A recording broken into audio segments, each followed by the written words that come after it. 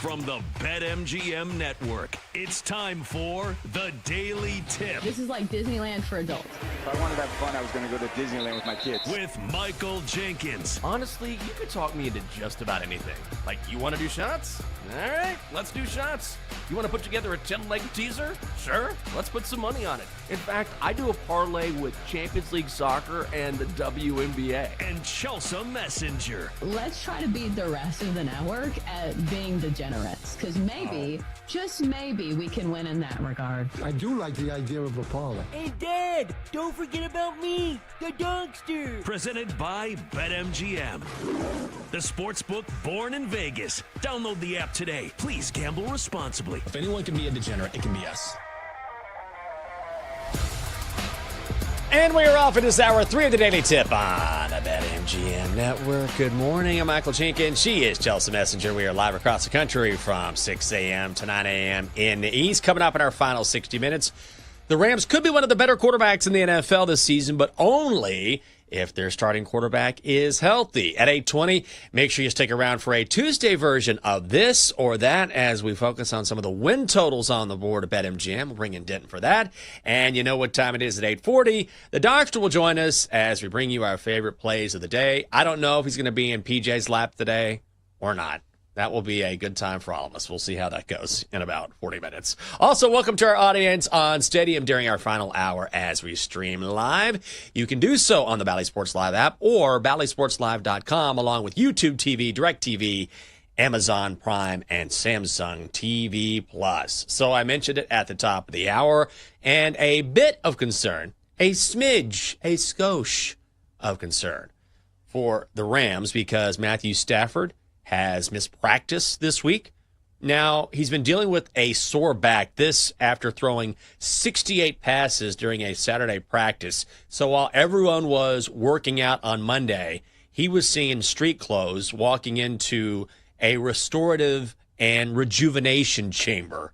Sean McVay says, we haven't talked about surgery. I'm not really worried about it. If the regular season started today, Matthew would start. He'd be our guy.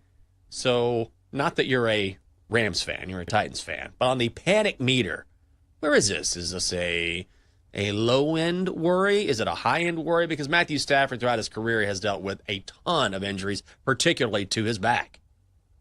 Yeah, worst case scenario, if Matt Stafford misses time, is this a team you believe can contend for the NFC? Answer's no. Yeah. So clearly Matt Stafford is a huge part of why people believe in the Rams. It feels to me, if you have Matt Stafford and you have Sean McVay, you have a great chance of, some level of success. And we have counted out the Rams before and said, they used all their draft picks. They're too old. They've got a young defensive line. And yet, last year, there they stood in the thick of things, contending for the NFC. So from that perspective, obviously, there is some panic involved. But if anybody can tough this out, it's certainly Matt Stafford. I saw it with my own eyes as a Titans fan, where I remember I was sitting in the stands and there was some report before the game where it was either he broke his clavicle or dislocated his shoulder on his non-throwing shoulder. And people like, oh, he's going to be like a statue in the pocket. No, he scrambled for first down after first down. I think he rushed for over 40 yards against the Titans that day. And, I know that's somewhat of an indictment on our defense, but still, somebody who has played through a laundry list of ailments throughout the course of his career and somebody who's known as an Iron Man. So if anybody deserves the benefit of the doubt when Sean McVay says, hey, we're not worried, he's still going to play, it's Matt Stafford. Yeah, he's just done this forever. Like, his injury history is absolutely wild. And even back with the Lions, and doesn't that seem like ages ago, by the way, that he played for the Lions?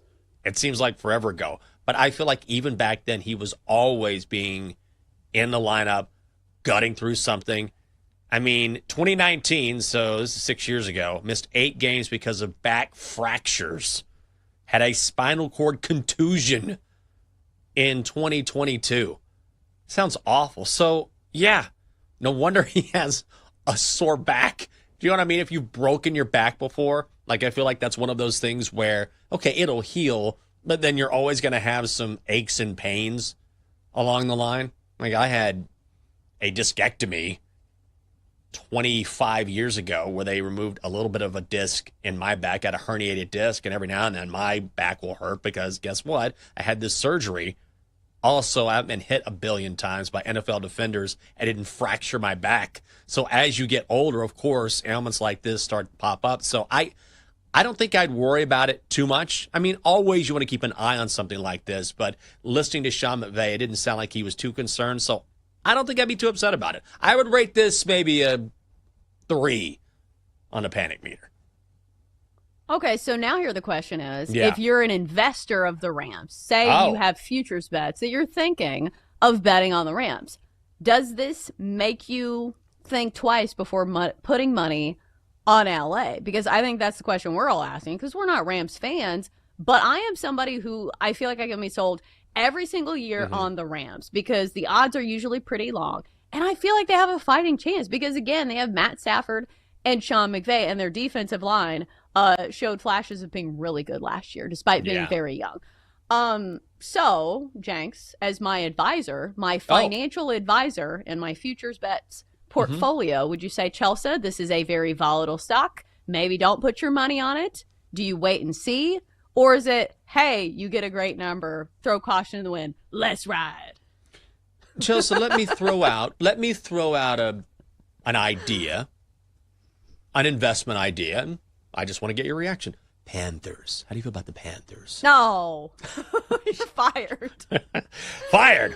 Sir, let me see your certificate. Did you go to school? I did not. You know, I like the Rams a lot. And it's tough because, well, like any investment, there is some risk involved, right? It's just how much risk do you want to take on? With the Rams, if you are banking on the Rams, you're banking on Matt Stafford being the guy, and if he's not the guy, it's Jimmy G. The one thing I do like about the Rams, though, and why I think it is an investment worth your money, or at least worth a look, is that Matthew Stafford has been there, done that. Let's go through this again, shall we? In his career, he has had injuries with his hip, shoulder, knee, thumb, ribs, finger, ankle, groin, quad, arm, hand, foot. It just goes on and on and on. Dislocated patella, separated shoulder, lost 2 legs, had those reattached. Like, this guy's unbelievable. Still playing after all this time. And yet here he is on offense with Devontae Adams, Puka Nacua, Kyron Williams. You have a great head coach in John McVay. That Rams defense is underrated. They're young. And you're talking about playing in a division where I think San Francisco is overrated. Like, I feel like they missed their window. That defense is not nearly as good as it was a couple of years ago. You're always going to risk a Matthew Stafford team having Matthew banged up and maybe not playing, but ultimately he's done this his entire career. So, yeah, if you can get the Rams, which you can, to win the division at plus 175, I'd take it. I just imagine Matt Stafford as Lieutenant Matt with his legs reattached. Lieutenant Matt. Lieutenant New Matt. legs. Oh, he is from Georgia. But here's the other thing. So if Matt Stafford misses some time and we get Jimmy Garoppolo, who has been a serviceable backup before, I think Sean McVay deserves a level of trust to where he has shown that he's gotten the most out of even below average quarterbacks. Yeah. Maybe this is not a below average quarterback, but I remember very specifically, it was either last year, well, it wasn't last year, it was maybe the year before, where Baker Mayfield came to town for the LA Rams. And it was mid-season. He didn't have time to practice, prepare before they had some prime time game. And Sean McVay threw him in there and had a great game plan that played to Baker's strengths. And I'm pretty sure they won a game, and it was a year they weren't even supposed to be good. So my point being is that Sean McVay has proven that he can do more with less. So even if it is Jimmy Garoppolo, I feel like there is still that level of trust there where I feel like the Rams can still win games, even if it's Jimmy G under center for some of these games. Are they going to win the NFC Championship? No. But I think that he will be a fine stand-in until Matt Stafford, takes over the reins. Yeah, no, I totally agree with you. And it's amazing how an offensive-minded head coach, how a really good head coach can bring along a quarterback. So we saw that last year with Bo Nix, right? Playing for the Broncos under Sean Payton, who is a noted offensive quarterback guru. And even I was reading an article that Trey Lance, now he's not going to start for the Chargers, but he has looked really good in the preseason.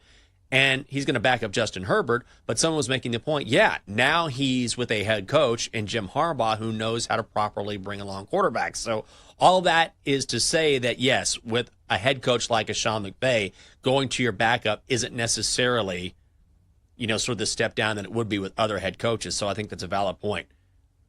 Who do you think's more handsome, Jimmy G or Sam Hartman, by the way? Ooh, this is a tough one. It's a tough one. I feel like I need to do some research. Okay. Do I need to pull up a picture? I like how Dylan answered this before you. He's like, Jimmy G. It's definitely Jimmy G.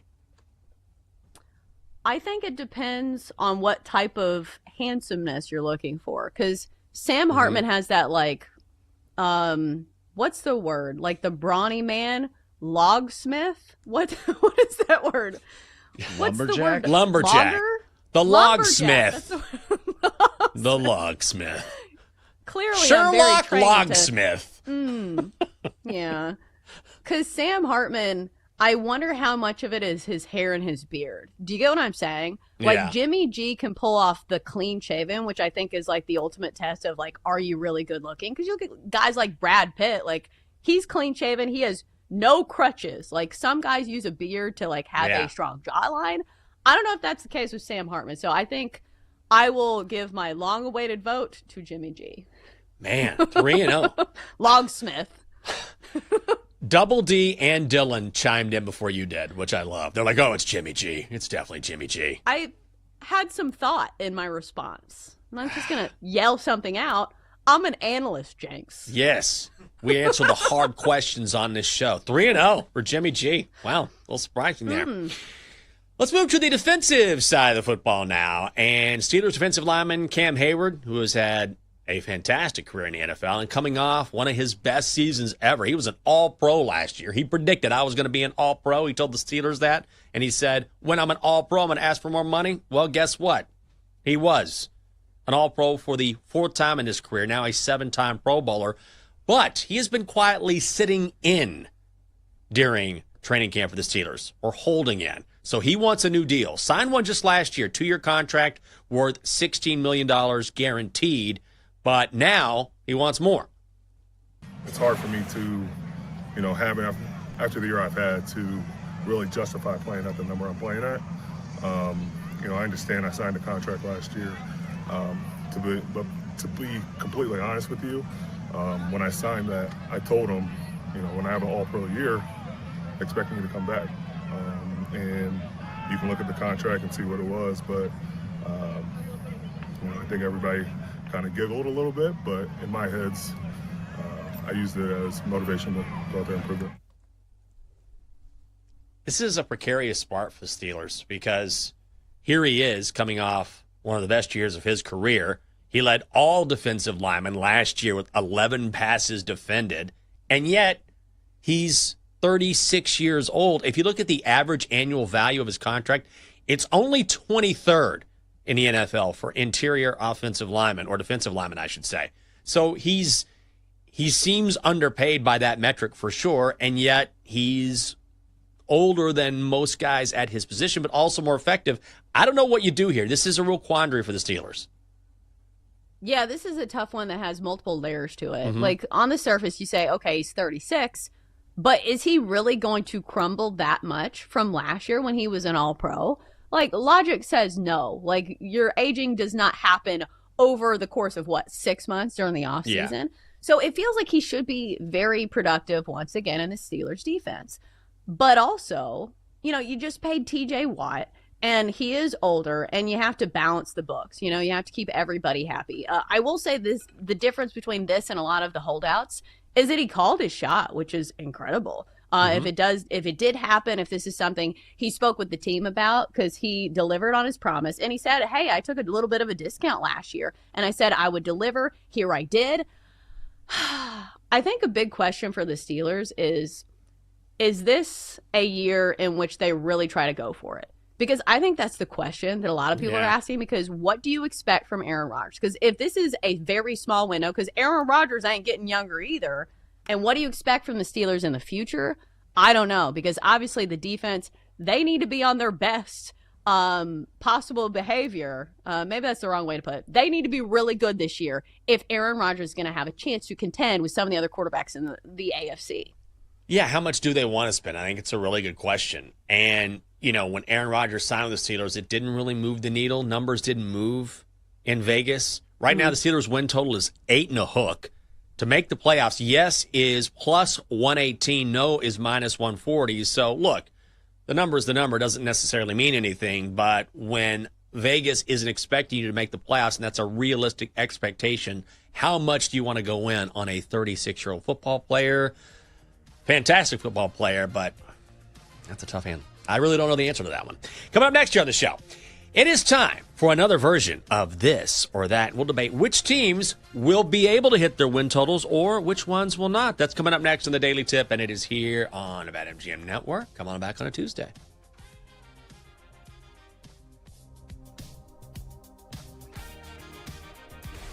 PJ Glasser here. The Bet Sweats NFL preview rolls on. Tuesday morning at 9:20 Eastern. What's the ceiling for CJ Stroud and the Texans? Tuesday on Bet Sweats.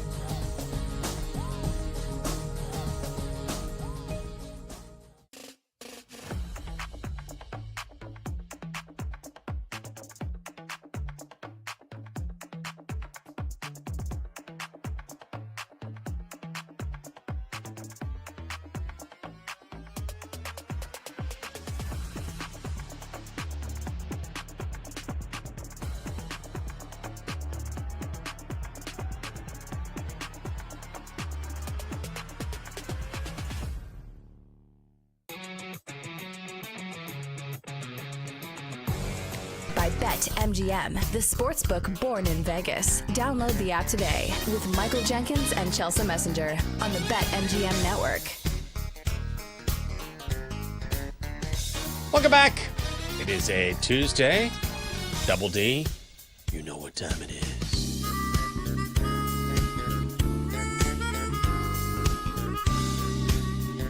I'll say it. Tuesday morning, good time edition. That's right. I mean, my Friday. 40 more minutes. Let's go. Come out with the show. We'll look at win totals in the NFL and decide which ones we like and which ones we don't. We haven't talked about the Browns today. People are like, thank God. Please don't. But did you see that Myles Garrett was issued a citation for speeding on Saturday morning? 100 miles an hour in a 60-mile-per-hour zone. It's going to be fine.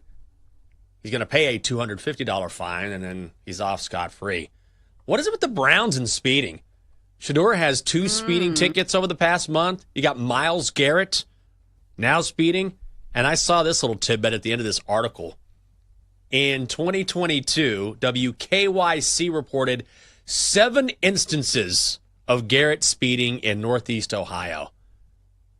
Is there just nothing going on? You're like, you know what? Might as well drive fast. Just get to where I'm going. Nothing else to do here in Cleveland. I mean, what's going on?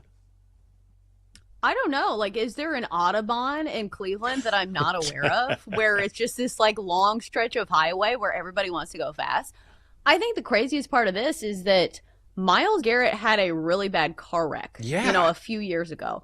And one would think that you live and you learn. And you say, hey, maybe I shouldn't be speeding and going recklessly fast on these roads around here. So it is concerning, especially, for him as a human being. Not just a football player, but somebody we want to keep on this earth. So I don't know what's going through his mind here. I understand he's still, he's not that young. I try to, say, he's still in his 30s. Maybe just hasn't learned yet. But, if I'm his wife, I don't know if he's married. If I'm his family, I sit down with him and say, hey, we like having you around, bud. Can you please not do that? Maybe just go 80 as opposed to 100? Yeah. You think you went to school in Georgia. The Bulldogs have a huge issue with speeding, all the time. It's I don't know what's going on in Athens. They're always racing each other, or guys are speeding. They've had some, some lawsuits down there and a death. It's been awful down there. So I don't know what's going on. But I'm also, when I see something like this, 100 miles an hour in a 60-mile-per-hour zone. Also, I'm not a good driver. I don't have a car.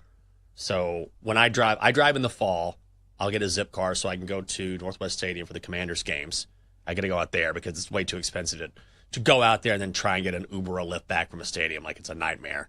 But I don't drive that often. And even if I did, you would not catch me going 40 miles per hour over the speed limit. Maybe I'm a wuss, but no, I would wreck. Yeah, I'm not going 100. I am so cautious. I'm somebody who goes below the speed limit. But I know that's probably not people with nice sports cars. I understand if you have a fancy sports car, you probably want to go fast and maybe it doesn't even feel like you're going that fast. Yeah. Going back to Georgia, it's wild to me that Georgia has this problem that has spanned coaches. Because it used to be, Mark Richt has lost control of Georgia. And he's passed the baton to Kirby Smart. So I don't know if Athens has a road like this where everybody just wants to go really fast. Crazy. But we've seen this in the NFL have dire consequences as well, the Henry Ruggs scenario.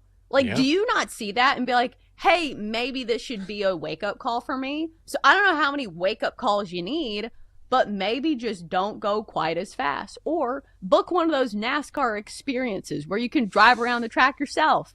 Go to Germany and go to the actual Autobahn. You make enough money to do these things instead of having to break the law in Cleveland. I think they follow the Chelsea Messenger track. Does that say 65? 45 it is. And guess what? I'll see you in the left lane. Slowing down traffic. Just go on around. I don't go that slow. I know. But I'll tell you where this started is that when I was working in Fort Myers, they had GPS trackers on all of the news vehicles. And if you went above 60, it sent an email to our news director. What? The speed limit was 70. because they had one of the satellite trucks tip, and one of the reporters got very, very injured. Oh. So I think they were trying to not have that happen again. But like, we weren't driving sat trucks. But I think from then on, I was so nervous that an email would get sent to my news director that I just don't speed anymore. Oh my God. What was that Geo? The Geo Tracker? Do you remember that from back in the day? Oh. Let me tell you something. Those things were so dangerous. Those were some of our news vehicles, and it had that warning like on the visor. It was like, hey, don't turn too sharp. This vehicle will roll over. I'm like, then how is this a vehicle? This is like late 90s. It wasn't like the 40s or something. So, all right. Those were so ugly. Yeah, they were so ugly. Not cute cars. Not surprisingly, that brand out of existence. Okay, let's make some choices in the National Football League.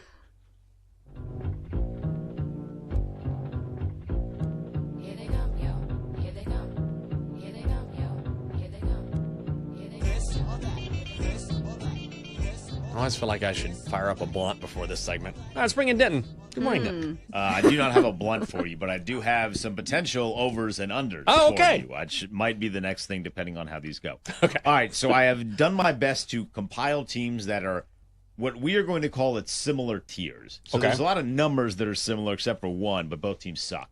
So then we'll cross that bridge when we get there. Okay. So we're going to start with good teams. Would you rather take the 49ers to go under 10.5 wins or the Lions to go under 10.5 wins? Oh.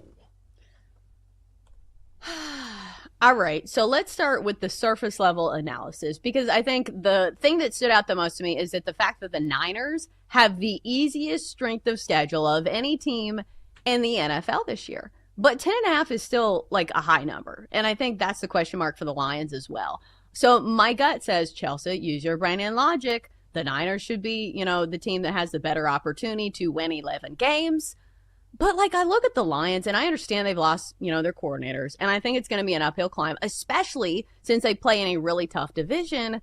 But I just can't do it. I still feel like the Lions are still a much better team. I think regular season, if we're talking about those games, they still are going to win a lot of games. So I think my brain says, Chelsea, you should take the Lions. But I don't want to, so I'm going to take the Niners. I'm going to go Niners. Like, the Lions are still mega talented. They were crazy. Actually, I'm going to go with the Niners for under. So I'm much more bullish on the Lions is what I'm trying to say, because the Lions were really banged up last year.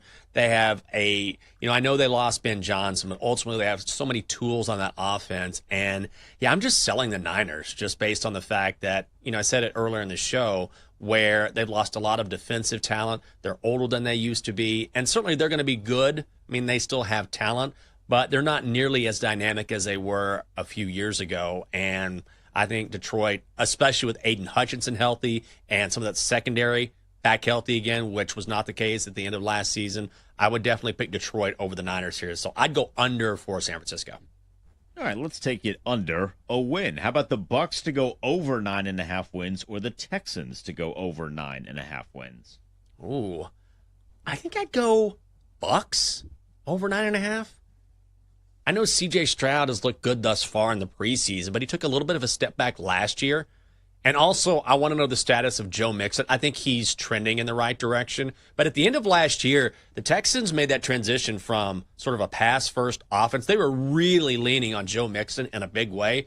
But the Buccaneers, man, they have their entire offense back. They drafted another weapon for Baker and Emeka Egbuka. They already have Chris Godwin and Mike Evans.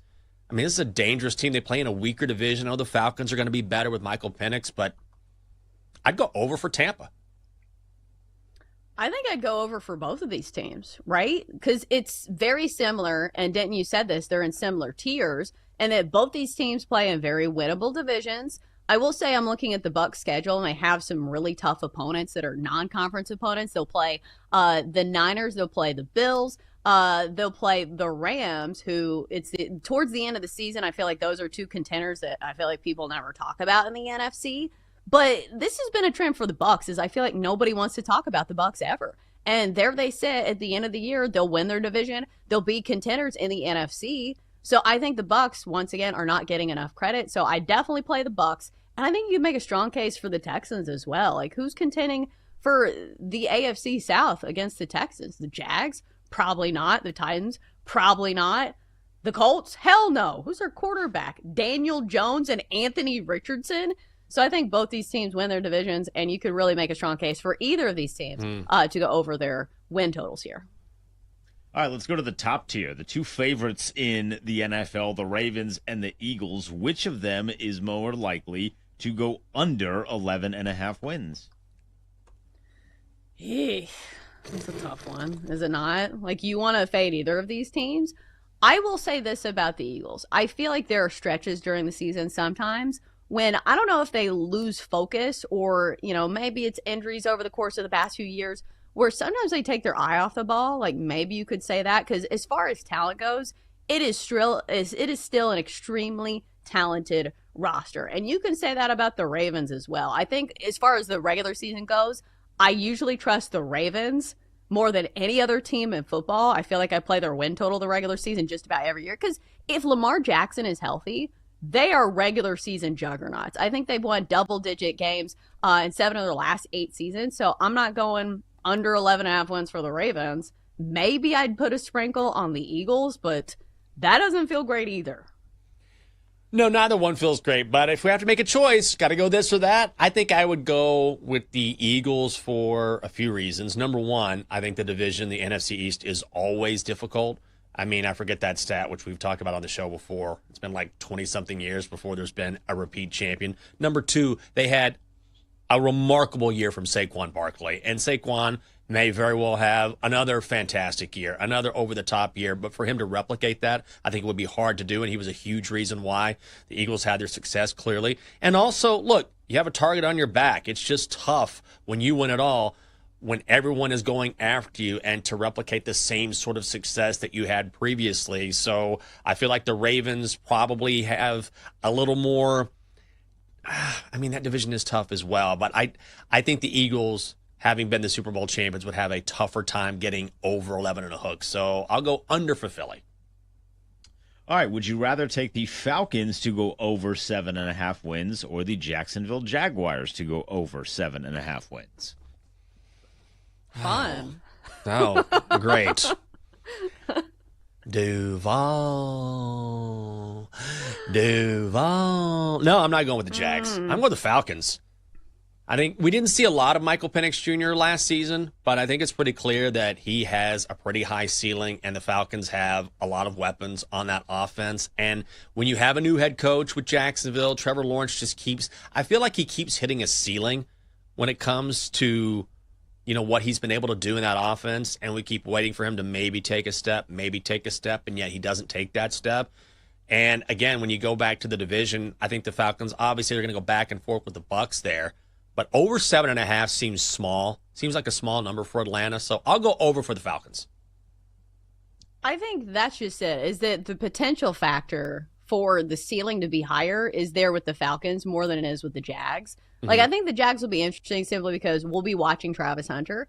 And also, I think Trevor Lawrence is one of those quarterbacks where I tend to give him more credit than maybe he deserves because his numbers have not gone up. I think that's the concerning part of Trevor Lawrence, is that his completion percentage has gone down over the last few years. So he started as a rookie, 59.6% completion percentage, not great. So he went up to 66% in his second year, 65%, and then last year down to 60%, which is not great for a fourth-year quarterback. I know he missed some games last year. He was not 100% healthy, so there is some room for improvement. And they do have a good receiving core in Jacksonville, but I don't know. I think maybe I'm giving up on Trevor Lawrence a bit as far as being one of the best quarterbacks in the NFL. So I'll give the Falcons the slight nod here.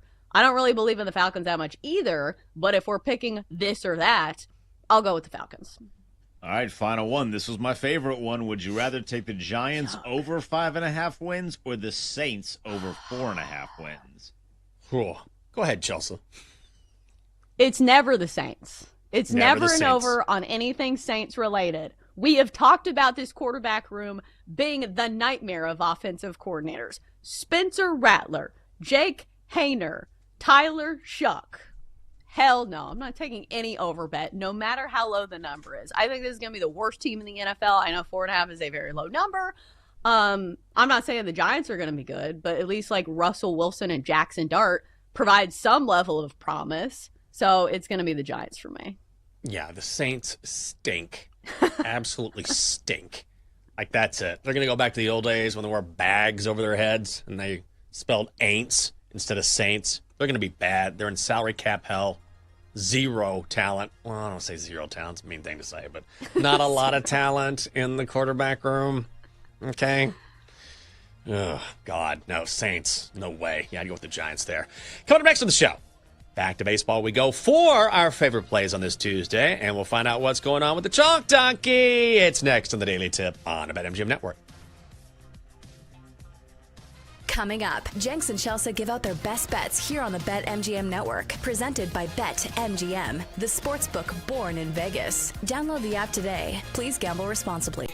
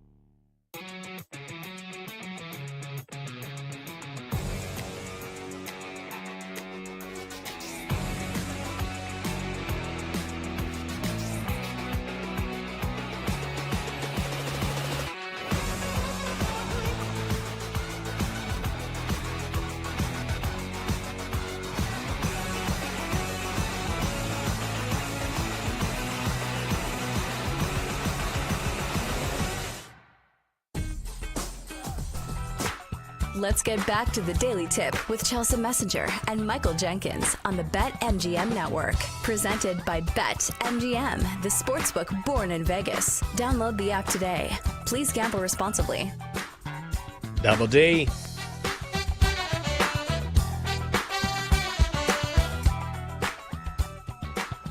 Great to have you with us on a Tuesday.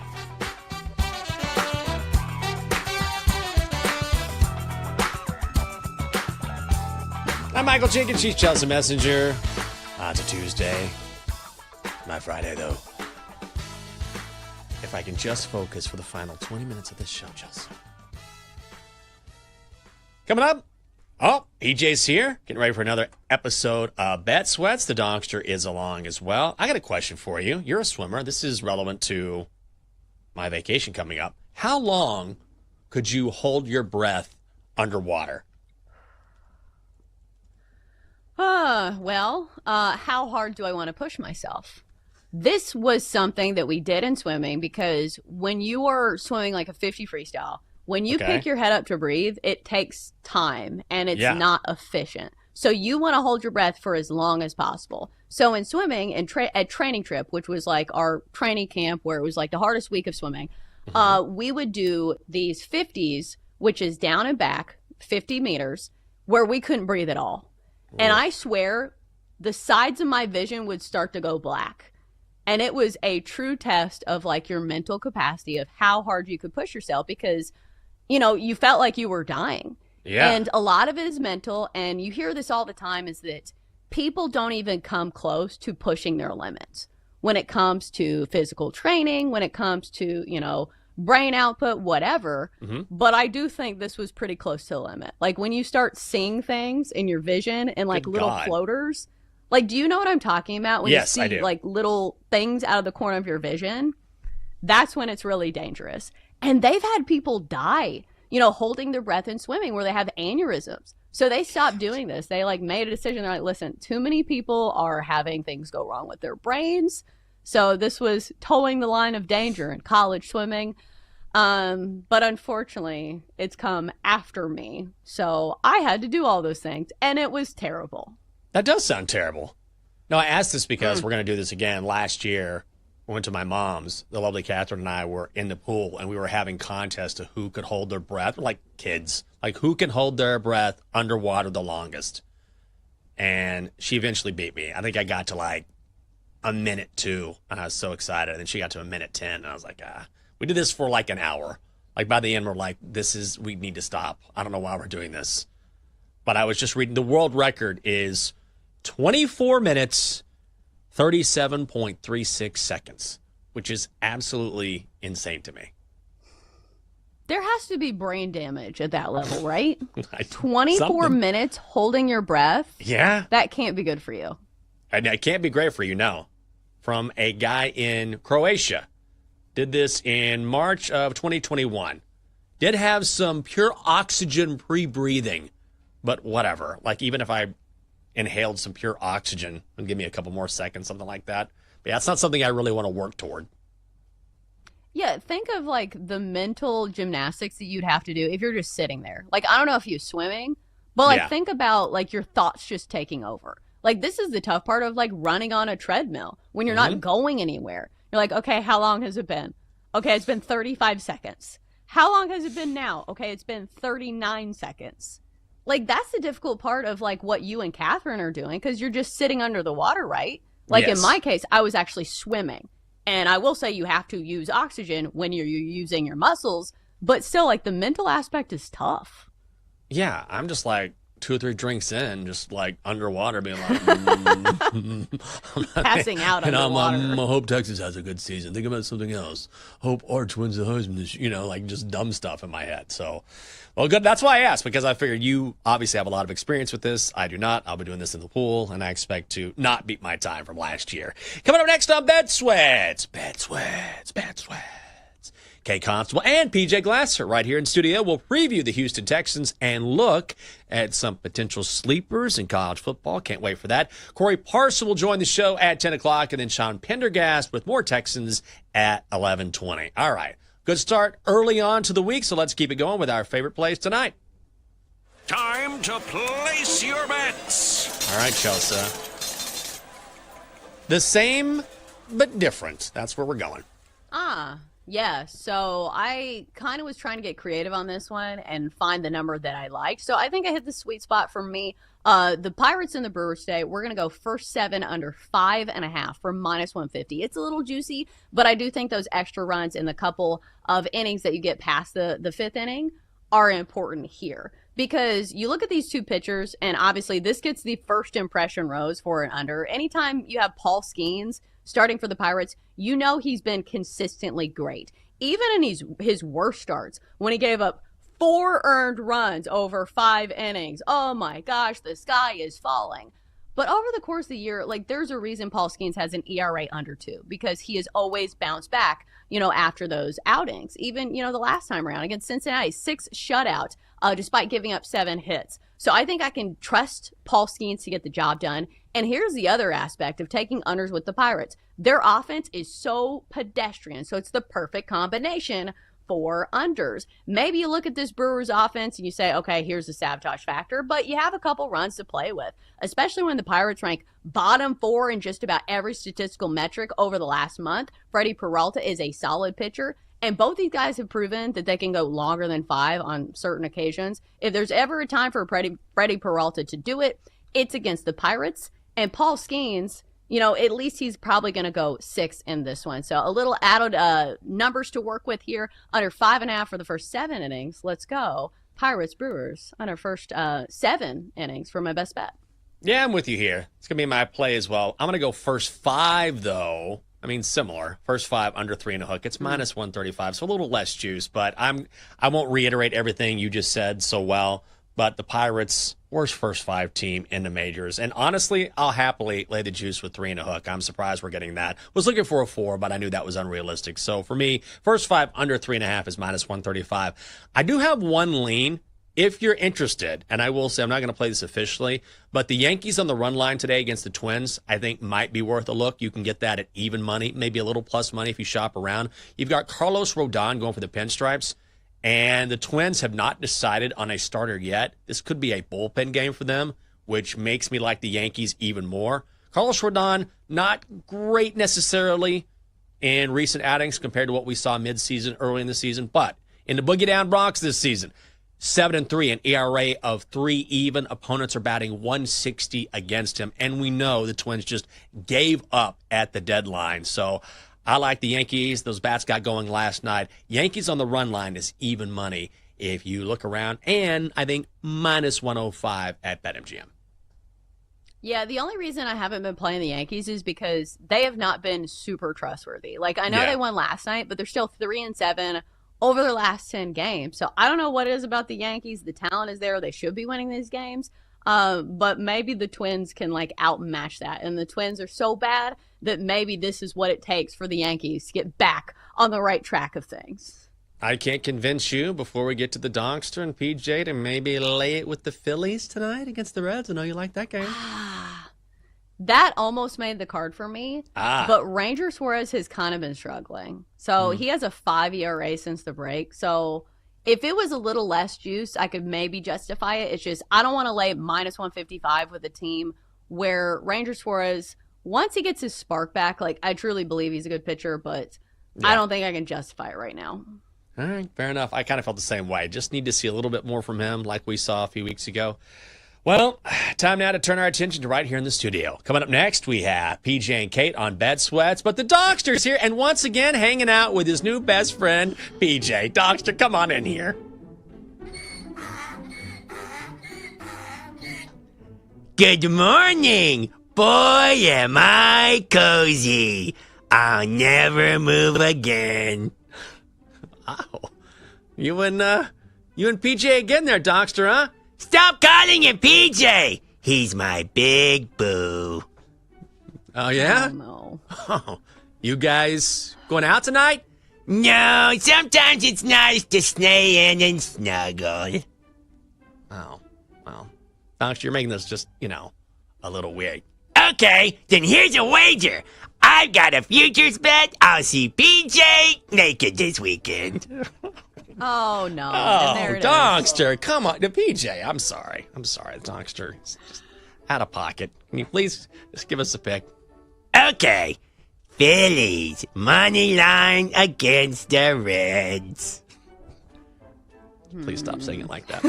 Okay. Coming up next on Bet Sweats, that's our guy, PJ. Hey, listen, if you enjoyed our show, just wait till PJ comes on the microphone. Good morning, PJ. Good morning. Guys, Donkster's on one this morning. I tell you what, He man. really is. Oh, man. Insatiable. PJ, this get guy. ready to learn the people who work in the HR office, because it sounds like you will be going there immediately following Bet Sweats. They're going to call you. They might. They could. No, it's all fun and games. Glad the Donkster have you back for another day. So, yeah. What's going on in the show? We have Corey Parson coming up, which is going to be a lot of fun. Talking fantasy football with him, some college football as well, and then we're talking Tennessee Titans Houston Texans. Texans on the show today, not Chelsea's team. I know, I'm sorry to do that to you. I knew it was the AFC South. It was in my head. Wrong team. Houston Texans we're talking on the show today. I just had a flashback of what was that famous fight between, who is it, Andre Johnson? You remember the Texans and the Titans fight? Cortland Finnegan. Oh, yeah. That's Cortland Finnegan. All-timer, Chelsea. Hell yeah. So, needless to say, we hate the Texans. Yeah, that's fair. And, if Donkster keeps making some of the comments that he is, we might have Cortland Finnegan, Andre Johnson 2.0. So we'll see. We'll see. Have a punting contest. See how far they can punt the Donkster. I like that. Well, PJ, we'll slide on out of here so you can get in here. By the way, just quick tease, you bullish on the Texans this year? Not bullish. I do like them to win that division, though. Okay. But not to win the AFC or anything like that. Well, Chelsea, you always have that fight. Much. You got something there. Well, that's going to do it for us here on the Daily Tip on the BetMGM Network. Do not go anywhere. Kate and PJ coming up next for Denton, Dylan, Double D, Chelsea. I'm Jinx, the Donkster, and PJ. New best buddies. I'm Jinx. Have a fantastic Tuesday. I'll see you next week, but make sure you're here bright and early tomorrow at 6 a.m. Bye.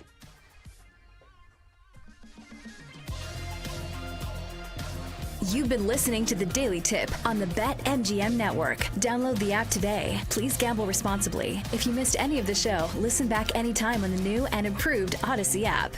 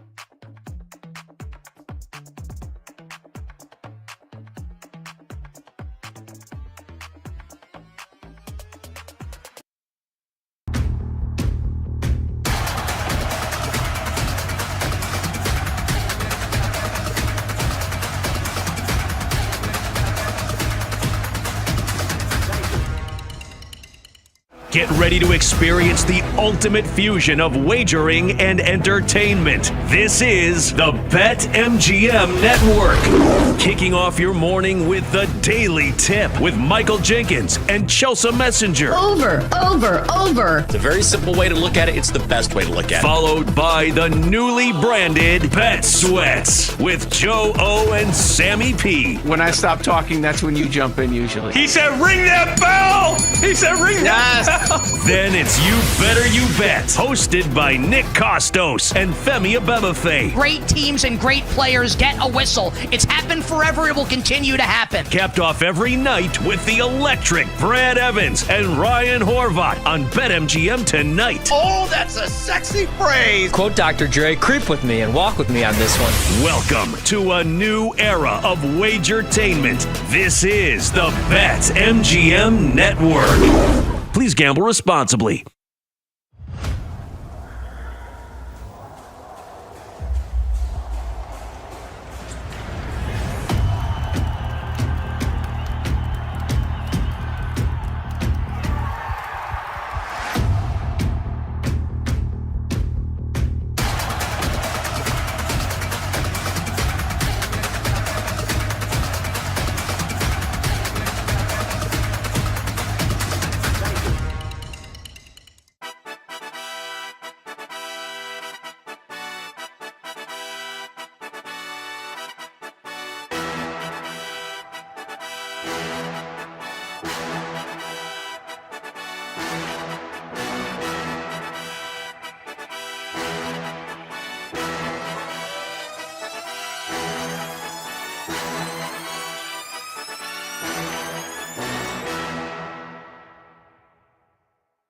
Get ready to experience the ultimate fusion of wagering and entertainment. This is the BetMGM Network. Kicking off your morning with the Daily Tip with Michael Jenkins and Chelsea Messenger. Over. It's a very simple way to look at it. It's the best way to look at it. Followed by the newly branded Bet Sweats with Joe O and Sammy P. When I stop talking, that's when you jump in usually. He said, ring that bell! He said, ring that bell! Then it's You Better You Bet, hosted by Nick Costos and Femi Abebefe. Great teams and great players get a whistle. It's happened forever. It will continue to happen. Capped off every night with the electric Brad Evans and Ryan Horvat on BetMGM tonight. Oh, that's a sexy phrase. Quote Dr. Dre, creep with me and walk with me on this one. Welcome to a new era of Wagertainment. This is the BetMGM Network. Please gamble responsibly.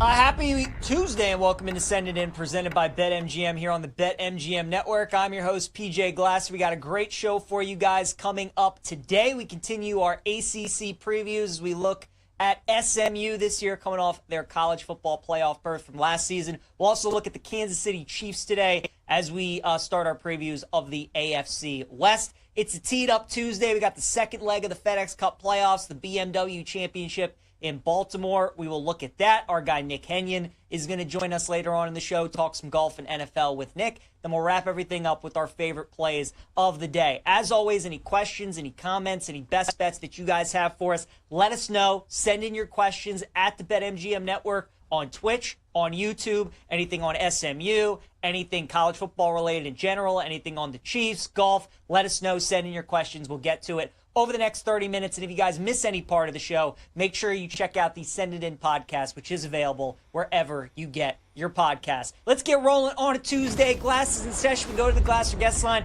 Check in with Dean Rolski, who joins us. Give Dean a follow on X at Dean Rolski, staff writer for the On the Pony Express, covering SMU. And Dean, it's been a historical AP poll that dropped for SMU yesterday. First time they find themselves in the top 25 since 1985. Obviously coming off the college football playoff berth from last season. So how are Rhett Lashley, SMU, how are they handling expectations going into this season?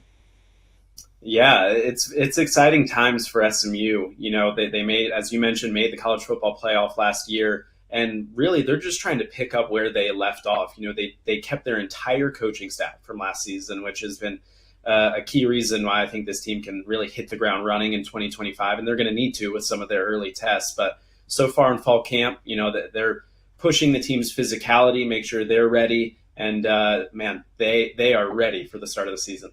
They definitely are. I'm sure Kevin Jennings is ready for the start of the season too, Dean, because the last time we saw him, he had a game he wanted to forget against Penn State. And I think that's why SMU is interesting this year, because you and I both know how good Kevin Jennings is, but a majority of people saw him in that Penn State game and probably formed their opinion on what they think. But with him back, and obviously the motivation of how last season ended, what are you expecting out of Jennings this year? Yeah, he's talked about it a lot this offseason, that the ending of the 2024-2025 seasons allowed him to really have this chip on his shoulder. Unfortunately, it was probably a lot of people's first time watching Kevin Jennings against Penn State, but people don't realize that he got them to that game.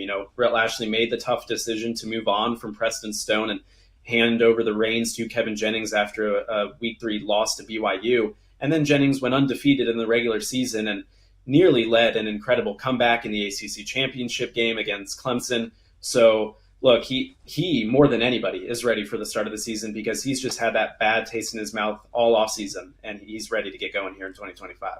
So Jennings comes back, Dean, but they lose their top running back, wide receiver. So who are some skill position guys that we could keep an eye out this year? Who do you think will be Jennings' favorite target? Maybe who are some running backs that can help him out as well? Yeah, so we'll start with the running back position. Obviously, SMU loses Brashard Smith to the Chiefs, who I know you'll talk about later in the show, and what he's doing so far there is a little exciting. But the Mustangs have redshirt freshman Derek McFall, who could very well start Week 1 for the Mustangs. He played in 4 games in the regular season and then played in both postseason games. They thought about burning his redshirt last year because the depth at running back wasn't really there, but they were able to redshirt him, and he's ready to really take a huge step forward today. We actually got to talk to him after practice today. He's put on some big weight. He's talking a lot about how he's able to pick up some of those pass blocks. So he's an explosive speedster running back. And then another running back to take note of would be the UCLA running back transfer TJ Harden, who led the Bruins in rushing yards in 2024. He came to SMU late, arrived in late July, just got here before the start of fall camp, and actually wasn't even cleared to practice until last week. He was still waiting to be officially graduated from UCLA. So we've gotten to see our first few practices from him, and he is a super physical, I think 6'2", 230-pound running back, so a big-time running back that's going to fall downhill. At wide receiver, they bring back Jordan Hudson, who is a senior leader, and they are expecting big things from him in 2025. He looked really great in the spring. He transferred in from TCU a few years ago and has just slowly climbed up the depth chart, and this is his year to really shine. Another wide receiver would be Romello Brinson. He actually snuck in a redshirt. They were planning on him to play last year, but he got banged up, and he was just never back to 100%, so they were able to redshirt him last year, and he's someone who's got a 40-inch vertical, so can just go up and catch those deep balls if you put it in his vicinity. And just the last thing I'd want to add, too, is SMU thinks they've got one of, if not the best tight end rooms in the country. When you talk about R.J. Maryland, who had some preseason hype last year and was really building on a strong season before he had a tough ACL injury in the middle of the year. And then Matthew Hibner emerged in Maryland's absence. And so to have both of those guys back this year can be a real game changer for SMU. I like it. So the tight end room is going to be really strong. Quarterback, obviously, with Jennings is going to be strong. And then this O-line is going to be really good too, Dean, isn't it? Yeah, they did lose a couple guys, to graduation to the NFL, but they're excited about this room. And talking with some coaches, they think this offensive line can take a step forward from last year's team. They've got P.J. Williams at right tackle, who has a chance to be all ACC first team. I think he'll get all ACC honors for sure, but it's just a loaded tackle position in the ACC, truth be told. They've got a senior leader in Logan Parr at left guard, who's going into his 6th year of college football, getting his 2nd master's degree at SMU, so just a do-it-all guy there, and they're really excited about him. They bring in a couple of transfers, and Addison Nichols from Arkansas, played 12 games there, and Josh Bates, who played at Oklahoma, and both of those guys are going to be on the interior. Still waiting to see who's going to play center and who's going to play right guard. In the spring, it looked like maybe Nichols would play center and Bates right guard. It switched in the fall, so the depth chart is not fully complete for SMU, but they're excited about that room for sure. On the other side of the ball, Dean, I certainly think the defense is the question mark for SMU. I expect the offense to be terrific, but they lose a lot of starters on the defensive side of the ball, and that's really what has led SMU being so good the past 2 years, is how good they've been on defense while kind of the offense gets all the recognition. How do you think the defense is going to be this season? Yeah, that defensive line, like you mentioned, just loses a ton of production from last season, but they did bring in a bunch of guys in the portal. They retained Isaiah Smith and Cam Robertson on the edge, a couple of really impressive pass rushers. And so they're expecting big things from those two guys. And then on the interior, You bring in a guy like Jeffrey Embaugh, transfer from Purdue, 6'6", 300 pounds, can just absorb blockers and is just a pure power type of defensive tackle. And then they brought in Terry Webb from Texas State, who's an interesting prospect. He's got really nice finesse moves on the interior and has, had a couple coaches saying wow during practice. So they're very excited about him. They brought in some depth guys on the edge as well and on the interior, just really trying to reload that group. You think about Wu Spencer from Louisville. You talk about DJ Warner from Kansas, who may not be the biggest guy, but man, he is fast coming off of the edge there. And then Ja'Kai Lang from Missouri as well, as someone they're hoping can contribute. Had 3 sacks as a Missouri Tiger last year. So they've got the pieces for SMU. It's just a matter of coming together, it all coming together on that defensive line. We're talking with Dean Rolski here on Send It In, staff writer on the Pony Express. Give Dean a follow on X at Dean Rolski. Dean, let's dive into the schedule that SMU has, because I think it's an interesting one. They play a lot of the top teams in the ACC this season, and then they also have 2 difficult non-conference games against teams from the state of Texas as well. What were kind of your overall takeaways of the SMU schedule? It's an exciting one for sure. For a lot of people last year maybe said, well, SMU had the super favorable run, and then they saw the Penn State game, and SMU didn't get to prove a lot of people wrong. So even though SMU knows they had a successful season in 2024, they're still hungry, right? They've got, as you mentioned, these 2 key out-of-conference games against Baylor and TCU, which are not only big just for this season, but, man, for bragging rights and recruiting and just that area of Texas, some huge games right off the gate. And then you've got Clemson, Miami, and Louisville all on the schedule in ACC play. You'll have the ACC championship rematch in Death Valley in October. SMU would like to think they're undefeated going into that game, and that could be a big-time matchup in the ACC. And then they'll come home a couple weeks later against Miami for homecoming. That'll be a fun one. Carson Beck, of course, coming to town. Miami, high hopes. And then Louisville, a team that a lot of ACC people think could make their way to Charlotte if a few things go their way. They've got, of course, that running back room of Isaac Brown and Duke Watson, a very exciting room there. And then you bring in Miller Moss at quarterback. So, you mentioned that the defense has some question marks. Well, we're going to find answers to those really quickly when you think about the quarterbacks SMU's facing and Sawyer Robertson and Josh Hoover, Cade Klubnik, Carson Beck and Miller Moss to finish it off. So some real tests for SMU this year. I mean, you mentioned, Dean, right now people that are watching on YouTube and Twitch, they can see that Clemson is the favorite, followed by Miami and then Louisville. So SMU going to play all 3 of the teams. What do you think is the pecking order in the ACC? Clemson's the best team. Do you think SMU's 2? Are they 3? How do you see them amongst some of the ACC's best? In my preseason poll that I submitted at ACC Media Days, I did have SMU second. Of course, Clemson's number 1. You can't argue against that with all they bring back. With Miami, they look super strong in the trenches, right? On offense and on the defensive line as well. But you lose your top 6 pass catchers from last year, and you bring in a new quarterback, and you lose Damian Martinez at running back. Now they've got Mark Fletcher there, who they think is capable, but that's a lot of question marks as well. I'm not one of those who's worried that Carson Beck's health is necessarily an issue, but when your top receiver from last year was your 7th best pass catcher, that's going to cause some concerns. And then the defense, look, they've got the talent. You bring in Corey Heatherman as the defensive coordinator. How quickly can he turn that group around? I still think we have to wait and see. And then Louisville, I've just got questions on defense. I think the offense can be terrific and high scoring, but when you think about some of the games Louisville got into last year, that game against Miami, they got up into the 40s, if not the 50s, but they just couldn't stop Miami.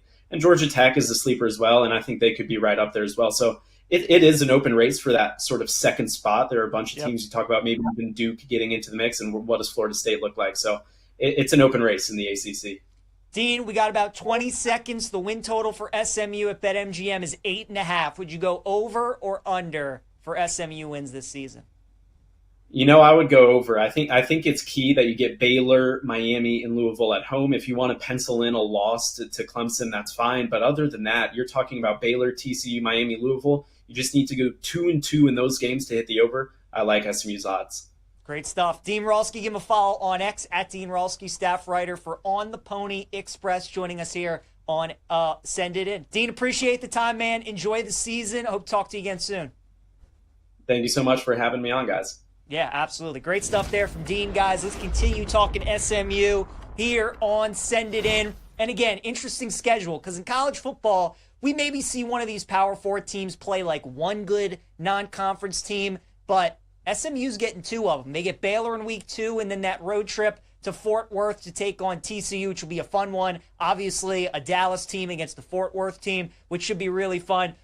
Big advantage for SMU. Baylor does have Auburn in week 1, while SMU has East Texas A&M. So really, SMU can use their entire offseason to just prep for Baylor and get ready for that game. So that is a big advantage, and certainly a game that when you look at the win total, one of those swing games potentially. Then they have Missouri State, another kind of bye week type game before taking on TCU. So even though they do have two difficult non-conference games on paper, they have cupcake opponents before those games. And the fact that Baylor has to play Auburn the week before, definitely a benefit for SMU. And then look, if you're betting a future on SMU to go to the ACC title game, win the ACC title, I mean, they're playing everybody that they want to play. Clemson's the favorite to win the league. Miami's second. Louisville's third. They get to play all those teams. And as Dean mentioned, the Miami and Louisville game are both at home. So probably going to be favored in both of those games. Maybe Miami, depending on how their season goes, is a small favorite in that one. But even though there are some tricky games, the schedule does kind of set up nice for SMU. I am worried about that defense because Rhett Lashley, their head coach, is an offensive guy. Their offense has been really good the last couple of years, but it's been their defense that has been what's carried them and got them to the college football playoff last season. Losing 9 starters on that defense, that's going to be a lot to replace. So maybe look at some overs in those early SMU games when the offense is going to be really good. Defense is still a work in progress. I think the over between Baylor and SMU is going to be a great bet. I think TCU, SMU over is going to be a nice bet as well. But then that defense, by the time they get to Clemson, should have things figured out. And I agree with Dean. I would go over 8.5 wins. I think this is about a 9-win football team. For them to make the ACC title game again is plus 500. And again, they're playing all the teams that you would probably want them to play to have those tiebreakers against. I don't think that's a terrible bet either. All this talk about Miami, Louisville, Georgia Tech, but we might just get a rematch of the ACC title game that we got last year between Clemson and SMU. And Kevin Jennings is a good quarterback, and I think that's why there's some value on SMU as well, is because people are going to see that he's returning at quarterback. We all remember the game against Penn State. Everybody's just going to use that one game to form their opinion on Kevin Jennings, and I think they're going to be down on this SMU team, but as Dean said, he was the reason they got to the playoff in the first place. He's a good quarterback. He's a year older. He's a year wiser. He's got a good offensive line. One of the best tight end rooms in the ACC. Their offense is going to be good, and I think Jennings is going to play really good this season for the Mustangs. All right, let's talk a little Kansas City Chiefs now here on Send It In. See, you guys got some questions in the chat. Absolutely love it. Reed Phillips, if healthy, I like Xavier Worthy to have a good year. Took his season over 900 yards and a sprinkle on Offensive Player of the Year. That's a nice price on Offensive Player of the Year. Reed, I do like the over 900 yards as well. Rice is going to come back at some point during the season, but even when he does, I mean, Worthy's speed, he's obviously a game breaker. Anytime he touches the ball, he can go to the end zone. If he stays healthy, I think he can be an 1,000-yard receiver this year, so I do like that bet. You also bet Mahomes to win MVP. I'll discuss that in a second. And then Jim Lucas, what's your favorite award in the NFL? I think it might be Patrick Mahomes to win the MVP. It was Amarion Hampton, Offensive Rookie of the Year, and I still like that a lot. The Rashawn Slater injury, though, definitely not great. One of the best offensive linemen in the NFL. Still like that, but I do like Pat Mahomes to win the MVP this season for the Kansas City Chiefs. And there's a couple reasons why. The first one is the price. Like Reed was talking about, Lamar's the favorite, followed by Josh Allen, Joe Burrow. Like, when's the last time you've seen Mahomes as the fourth betting favorite to win the MVP? A lot of this is recency bias because Lamar easily could have won the last 2 MVPs. Josh obviously won last year. Burrow has maybe the best offense in the NFL with him at quarterback and those 2 wide receivers. And with the defense that they had, he's going to have to put up a lot of points this year if they want to win games. So it makes sense why those guys are the top 3. But Mahomes hasn't won the MVP in the last 3 years. So you do have kind of enough time that has passed by where I think these voters, if Mahomes gets up back to this season where he's throwing for 40 touchdowns, nearing 5,000 yards, where he definitely can put himself in the conversation. And I think the Chiefs are going to take the regular season a lot more seriously than they maybe have had the last couple of years. I mean, you guys watch these games. It just feels like Kansas City the last 2 years have kind of put it on cruise control in the regular season. They do just enough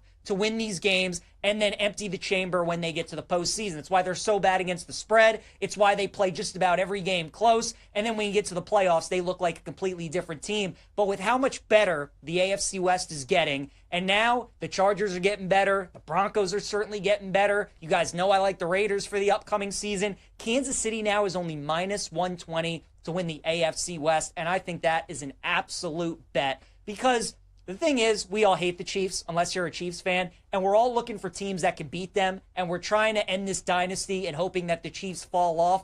But are we really sure that the Broncos are ready to take that next step? After one season of Bo Nix, are we really sure the Broncos are ready to win that division yet? The Chargers just lost Rashawn Slater. Justin Herbert, I don't think's won a big game in his entire life. Are we sure that he can beat Mahomes and Andy Reid and win the division? And then I like the Raiders a lot. I think they could be a potential surprise playoff team in the AFC. Do I think they're beating Kansas City to win the division, though? No, I do not. So I think the Chiefs to win the division is a good bet, and then Mahomes to win MVP. Rice is going to come back. Year 2 is Xavier Worthy. Full year of Hollywood Brown as well. Pacheco should be healthy at running back. And Kelsey's lost some weight. He looks better. He should be better than he was last season. And again, because the Chiefs got embarrassed in the Super Bowl against the Eagles, and Baltimore and Buffalo are favored over them right now to get to the Super Bowl, a team that obviously Kansas City, they've owned both of those teams, especially in the postseason. I think there's a chip on their shoulder. I think there's a chip on Mahomes' shoulder. I think he's going to have a great regular season. I love the price at plus 700. So I like him to win MVP, and I like the Chiefs to win that division as well. All right, a promo from our friends at BetMGM. It's in any sport odds boost token. No matter where the action is, will supercharge the odds on your next sports bet. Use this odds boost token to boost your potential payout from a winning bet. All right, it's a Tuesday. Let's check in now with our guy, Nick Kenyon. Give Nick a follow on X at Nick Kenyon, senior writer for BetMGM. Nick, we got a golf tournament in my backyard this weekend, my friend. BMW Championship. I'll be out there on Saturday. Looking forward to it. What should we know about this course this year out there at Caves Valley? Yeah, hi PJ. Good to see you as always. The one big change you need to know for Caves Valley this year, it's not going to play very similarly to the last time we saw it host the BMW Championship. That was a par 72 with 4 par 5s, transitions to a par 70 this year with 2 par 5s becoming par 4s. They've also lengthened it quite a bit since it last hosted the BMW. So really you need to look for guys who are excellent off the tee, long and straight. That's the recipe for success off the tee this week.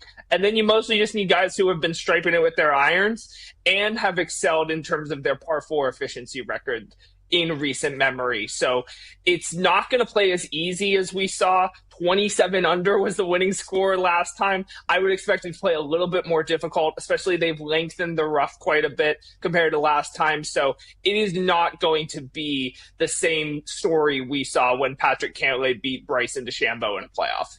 I think that grounds crew took offense, Nick, when it was 27 under was the winning score. They're like, if we get this tournament again, that is not happening. So agree with everything that you said. Who are some golfers that you like this week? You said we're looking for long and straight, good iron players. Who are some guys that made your card?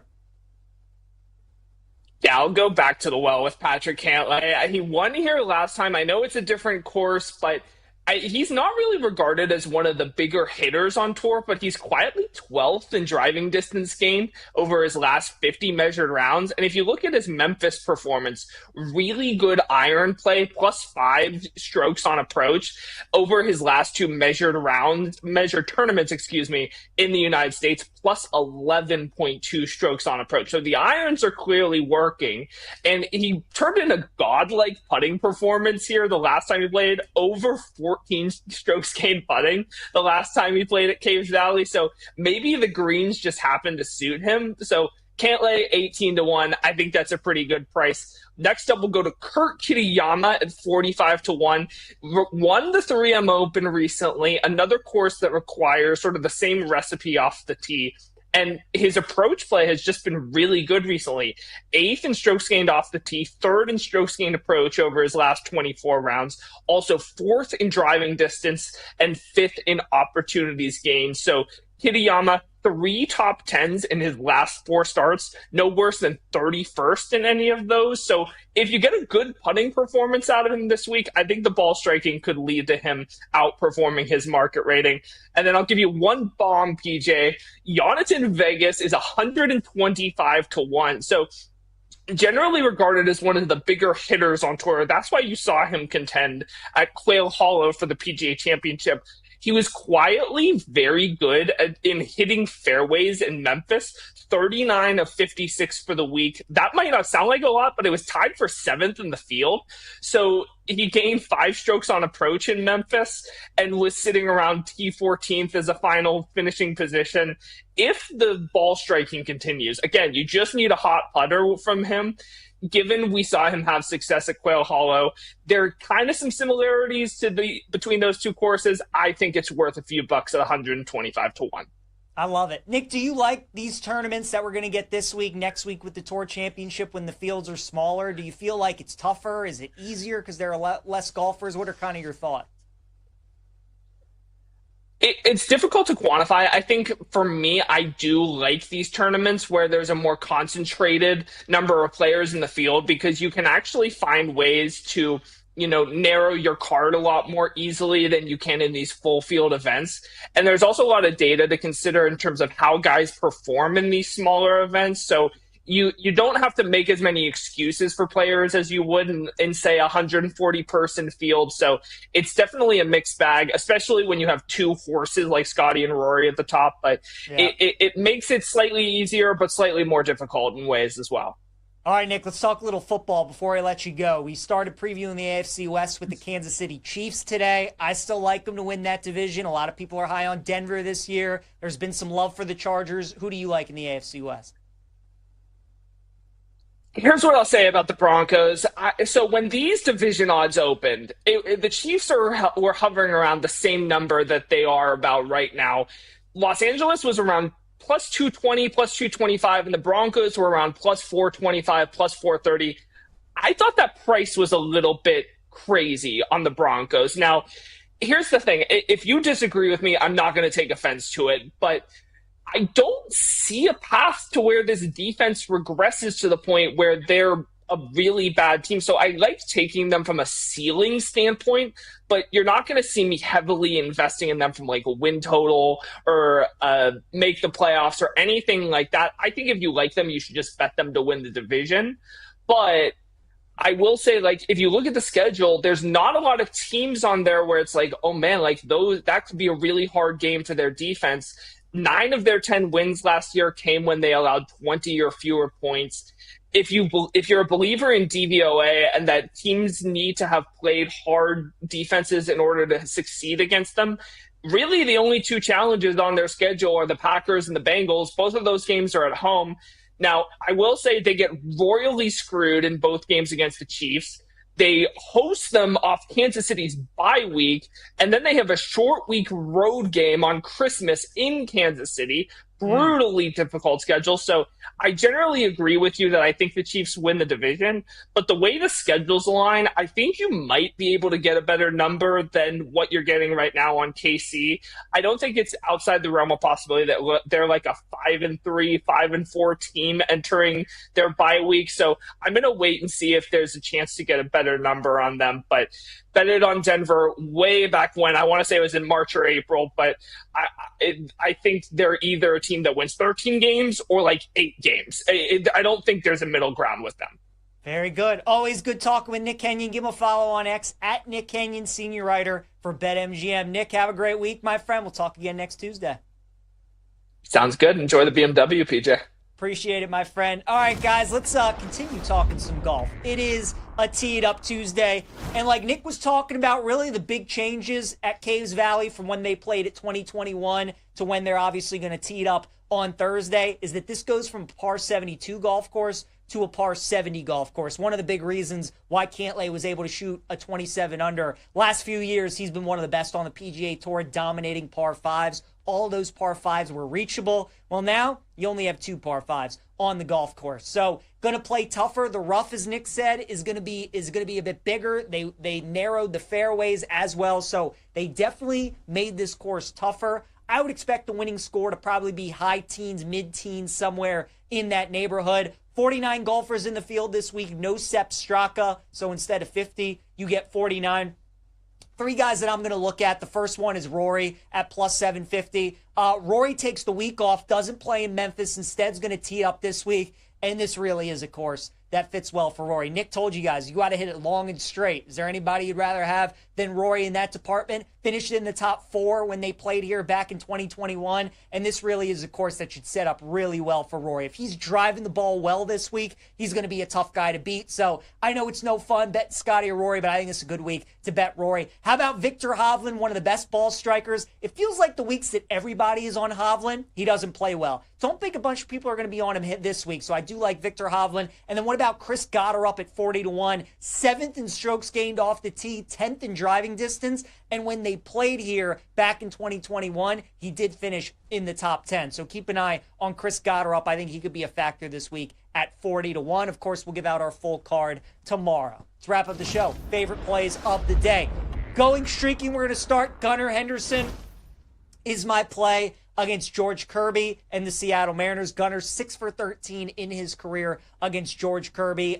Kirby's faced the Orioles a lot here over the last couple of years, so we'll take Gunnar as going streaking. Prop lock, Paul Skeens over 17.5 outs at minus 150. The Brewers against Paul Skeens in his career, they have a 113 batting average against Skeens.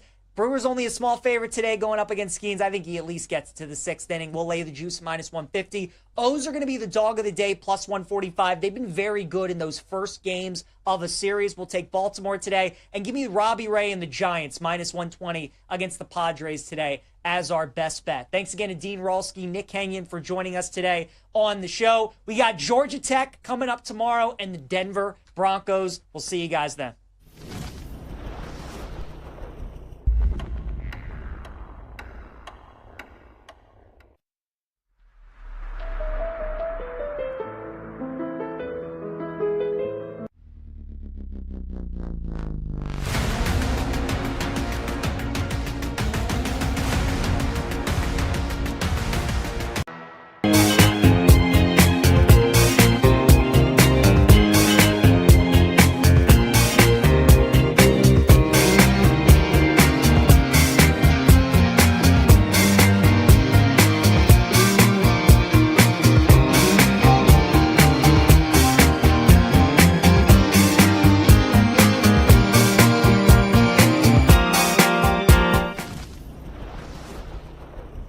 Happy Tuesday and welcome into Send It In, presented by BetMGM here on the BetMGM Network. I'm your host, PJ Glass. We got a great show for you guys coming up today. We continue our ACC previews as we look at SMU this year, coming off their college football playoff berth from last season. We'll also look at the Kansas City Chiefs today as we start our previews of the AFC West. It's a teed up Tuesday. We got the second leg of the FedEx Cup playoffs, the BMW Championship in Baltimore. We will look at that. Our guy Nick Kenyon is going to join us later on in the show, talk some golf and NFL with Nick. Then we'll wrap everything up with our favorite plays of the day. As always, any questions, any comments, any best bets that you guys have for us, let us know. Send in your questions at the BetMGM Network on Twitch, on YouTube, anything on SMU, anything college football related in general, anything on the Chiefs, golf. Let us know. Send in your questions. We'll get to it over the next 30 minutes. And if you guys miss any part of the show, make sure you check out the Send It In podcast, which is available wherever you get your podcast. Let's get rolling on a Tuesday. Glasses in session. We go to the Glasser guest line.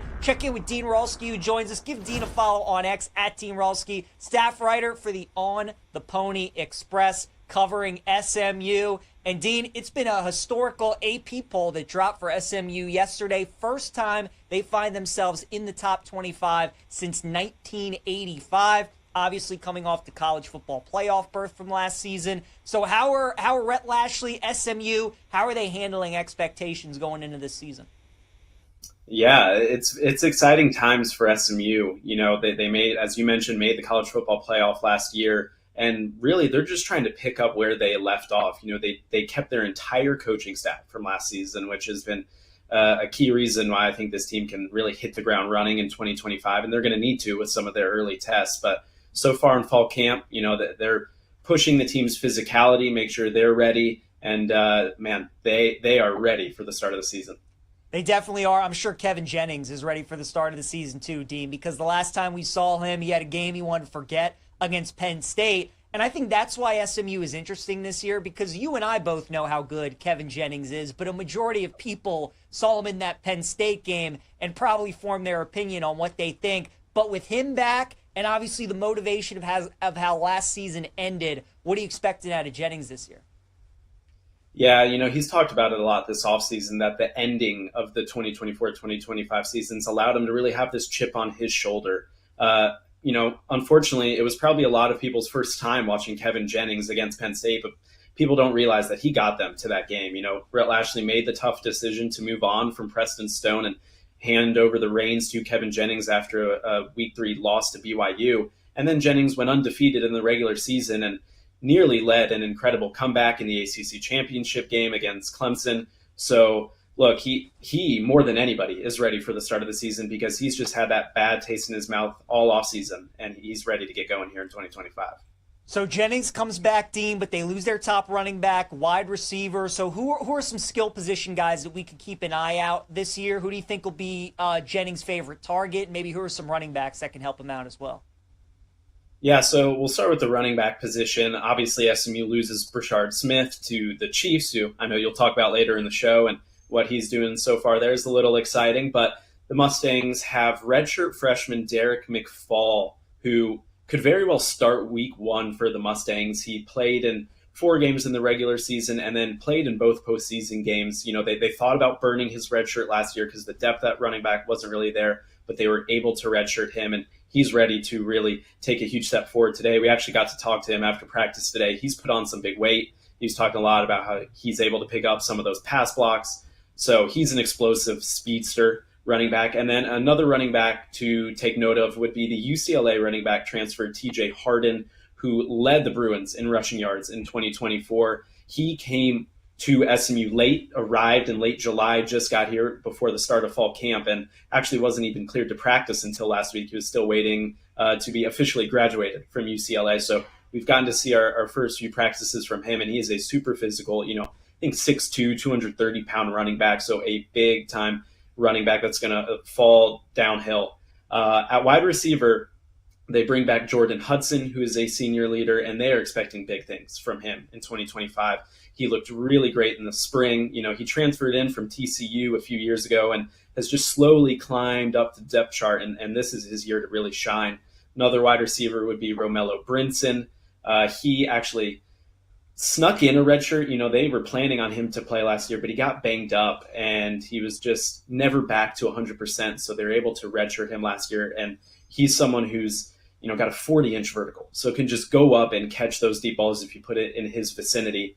And just the last thing I'd want to add, too, is SMU thinks they've got one of, if not the best tight end rooms in the country. When you talk about R.J. Maryland, who had some preseason hype last year and was really building on a strong season before he had a tough ACL injury in the middle of the year. And then Matthew Hibner emerged in Maryland's absence. And so to have both of those guys back this year can be a real game changer for SMU. I like it. So the tight end room is going to be really strong. Quarterback, obviously, with Jennings is going to be strong. And then this O-line is going to be really good too, Dean, isn't it? Yeah, they did lose a couple guys, to graduation to the NFL, but they're excited about this room. And talking with some coaches, they think this offensive line can take a step forward from last year's team. They've got P.J. Williams at right tackle, who has a chance to be all ACC first team. I think he'll get all ACC honors for sure, but it's just a loaded tackle position in the ACC, truth be told. They've got a senior leader in Logan Parr at left guard, who's going into his 6th year of college football, getting his 2nd master's degree at SMU, so just a do-it-all guy there, and they're really excited about him. They bring in a couple of transfers, and Addison Nichols from Arkansas played 12 games there, and Josh Bates, who played at Oklahoma, and both of those guys are going to be on the interior. still waiting to see who's going to play center and who's going to play right guard. In the spring, it looked like maybe Nichols would play center and Bates right guard. It switched in the fall. So, the depth chart is not fully complete for SMU, but they're excited about that room for sure. On the other side of the ball, Dean, I certainly think the defense is the question mark for SMU. I expect the offense to be terrific, but they lose a lot of starters on the defensive side of the ball, and that's really what has led SMU being so good the past 2 years, is how good they've been on defense while kind of the offense gets all the recognition. How do you think the defense is going to be this season? Yeah, that defensive line, like you mentioned, just loses a ton of production from last season, but they did bring in a bunch of guys in the portal. They retained Isaiah Smith and Cam Robertson on the edge, a couple of really impressive pass rushers. And so they're expecting big things from those two guys. And then on the interior, you bring in a guy like Jeffrey Embaugh, transfer from Purdue, 6'6", 300 pounds, can just absorb blockers and is just a pure power type of defensive tackle. And then they brought in Terry Webb from Texas State, who's an interesting prospect. He's got really nice finesse moves on the interior and has had a couple coaches saying wow during practice. So they're very excited about him. They brought in some depth guys on the edge as well and on the interior, just really trying to reload that group. You think about Wu Spencer from Louisville. You talk about DJ Warner from Kansas, who may not be the biggest guy, but man, he is fast coming off of the edge there. And then Ja'Kai Lang from Missouri as well, someone they're hoping can contribute. Had 3 sacks as a Missouri Tiger last year. So they've got the pieces. For SMU, it's just a matter of coming together, it all coming together on that defensive line. We're talking with Dean Rolski here on Send It In, staff writer on the Pony Express. Give Dean a follow on X at Dean Rolski. Dean, let's dive into the schedule that SMU has, because I think it's an interesting one. They play a lot of the top teams in the ACC this season, and then they also have 2 difficult non-conference games against teams from the state of Texas as well. What were kind of your overall takeaways of the SMU schedule? It's an exciting one for sure. For a lot of people last year maybe said, well, SMU had the super favorable run, and then they saw the Penn State game, and SMU didn't get to prove a lot of people wrong. So even though SMU knows they had a successful season in 2024, they're still hungry, right? They've got, as you mentioned, these 2 key out-of-conference games against Baylor and TCU, which are not only big just for this season, but, man, for bragging rights and recruiting and just that area of Texas, some huge games right off the gate. And then you've got Clemson, Miami, and Louisville all on the schedule in ACC play. You'll have the ACC championship rematch in Death Valley in October. SMU would like to think they're undefeated going into that game, and that could be a big-time matchup in the ACC. And then they'll come home a couple weeks later against Miami for homecoming. That'll be a fun one. Carson Beck, of course, coming to town. Miami, high hopes. And then Louisville, a team that a lot of ACC people think could make their way to Charlotte if a few things go their way. They've got, of course, that running back room of Isaac Brown and Duke Watson, a very exciting room there. And then you bring in Miller Moss at quarterback. So, you mentioned that the defense has some question marks. Well, we're going to find answers to those really quickly when you think about the quarterbacks SMU is facing and Sawyer Robertson and Josh Hoover, Cade Klubnik, Carson Beck and Miller Moss to finish it off. So some real tests for SMU this year. You mentioned, Dean, right now people that are watching on YouTube and Twitch, they can see that Clemson is the favorite, followed by Miami and then Louisville. So SMU going to play all 3 of the teams. What do you think is the pecking order in the ACC? Clemson's the best team. Do you think SMU's 2? Are they 3? How do you see them amongst some of the ACC's best? In my preseason poll that I submitted at ACC Media Days, I did have SMU second. Of course, Clemson's number 1. You can't argue against that with all they bring back. With Miami, they look super strong in the trenches, right? On offense and on the defensive line as well. But you lose your top 6 pass catchers from last year, and you bring in a new quarterback, and you lose Damian Martinez at running back. Now they've got Mark Fletcher there, who they think is capable, but that's a lot of question marks as well. I'm not one of those who's worried that Carson Beck's health is necessarily an issue, but when your top receiver from last year was your 7th best pass catcher, that's going to cause some concerns. And then the defense, look, they've got the talent. You bring in Corey Heatherman as the defensive coordinator. How quickly can he turn that group around? I still think we have to wait and see. And then Louisville, I've just got questions on defense. I think the offense can be terrific and high scoring, but when you think about some of the games Louisville got into last year, that game against Miami, they got up into the 40s, if not the 50s, but they just couldn't stop Miami. And Georgia Tech is a sleeper as well, and I think they could be right up there as well. So it is an open race for that sort of second spot. There are a bunch of teams you talk about, maybe even Duke getting into the mix, and what does Florida State look like? So it's an open race in the ACC. Dean, we got about 20 seconds. The win total for SMU at BetMGM is 8.5. Would you go over or under for SMU wins this season? I would go over. I think it's key that you get Baylor, Miami, and Louisville at home. If you want to pencil in a loss to Clemson, that's fine. But other than that, you're talking about Baylor, TCU, Miami, Louisville. You just need to go 2-2 in those games to hit the over. I like SMU's odds. Great stuff. Dean Rolski, give him a follow on X at Dean Rolski, staff writer for On the Pony Express, joining us here on Send It In. Dean, appreciate the time, man. Enjoy the season. Hope to talk to you again soon.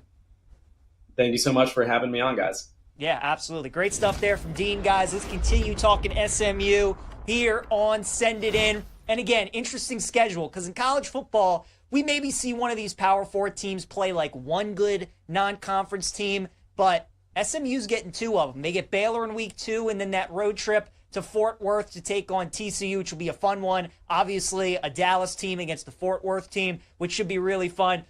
Big advantage for SMU. Baylor does have Auburn in week 1, while SMU has East Texas A&M. So really, SMU can use their entire offseason to just prep for Baylor and get ready for that game. So that is a big advantage, and certainly a game that when you look at the win total, one of those swing games potentially. Then they have Missouri State, another kind of bye-week type game before taking on TCU. So even though they do have two difficult non-conference games on paper, they have cupcake opponents before those games. And the fact that Baylor has to play Auburn the week before, definitely a benefit for SMU. And then look, if you're betting a future on SMU to go to the ACC title game, win the ACC title, I mean, they're playing everybody that they want to play. Clemson's the favorite to win the league. Miami's second. Louisville's third. They get to play all those teams. And as Dean mentioned, the Miami and Louisville game are both at home. So probably going to be favored in both of those games. Maybe Miami, depending on how their season goes, is a small favorite in that one. But even though there are some tricky games, the schedule does kind of set up nice for SMU. I am worried about that defense because Rhett Lashley, their head coach, is an offensive guy. Their offense has been really good the last couple of years, but it's been their defense that has been what's carried them and got them to the college football playoff last season. Losing 9 starters on that defense, that's going to be a lot to replace. So maybe look at some overs in those early SMU games when the offense is going to be really good. Defense is still a work in progress. I think the over between Baylor and SMU is going to be a great bet. I think TCU, SMU over is going to be a nice bet as well. But then that defense, by the time they get to Clemson, should have things figured out. And I agree with Dean. I would go over 8.5 wins. I think this is about a 9-win football team. For them to make the ACC title game again is plus 500. And again, they're playing all the teams that you would probably want them to play to have those tiebreakers against. I don't think that's a terrible bet either. All this talk about Miami, Louisville, Georgia Tech, but we might just get a rematch of the ACC title game that we got last year between Clemson and SMU. And Kevin Jennings is a good quarterback, and I think that's why there's some value on SMU as well, is because people are going to see that he's returning at quarterback. We all remember the game against Penn State. Everybody's just going to use that one game to form their opinion on Kevin Jennings, and I think they're going to be down on this SMU team, but as Dean said, he was the reason they got to the playoff in the first place. He's a good quarterback. He's a year older. He's a year wiser. He's got a good offensive line. One of the best tight end rooms in the ACC. Their offense is going to be good, and I think Jennings is going to play really good this season for the Mustangs. All right, let's talk a little Kansas City Chiefs now here on Send It In. See, you guys got some questions in the chat. Absolutely love it. Reed Phillips, if healthy, I like Xavier Worthy to have a good year. Took his season over 900 yards and a sprinkle on Offensive Player of the Year. That's a nice price on Offensive Player of the Year. Reed, I do like the over 900 yards as well. Rice is going to come back at some point during the season, but even when he does, I mean, Worthy's speed, he's obviously a game breaker. Anytime he touches the ball, he can go to the end zone. If he stays healthy, I think he can be an 1,000-yard receiver this year, so I do like that bet. You also bet Mahomes to win MVP. I'll discuss that in a second. And then Jim Lucas, what's your favorite award in the NFL? I think it might be Patrick Mahomes to win the MVP. It was Amarion Hampton, Offensive Rookie of the Year, and I still like that a lot. The Rashawn Slater injury, though, definitely not great. one of the best offensive linemen in the NFL. Still like that, but I do like Pat Mahomes to win the MVP this season for the Kansas City Chiefs.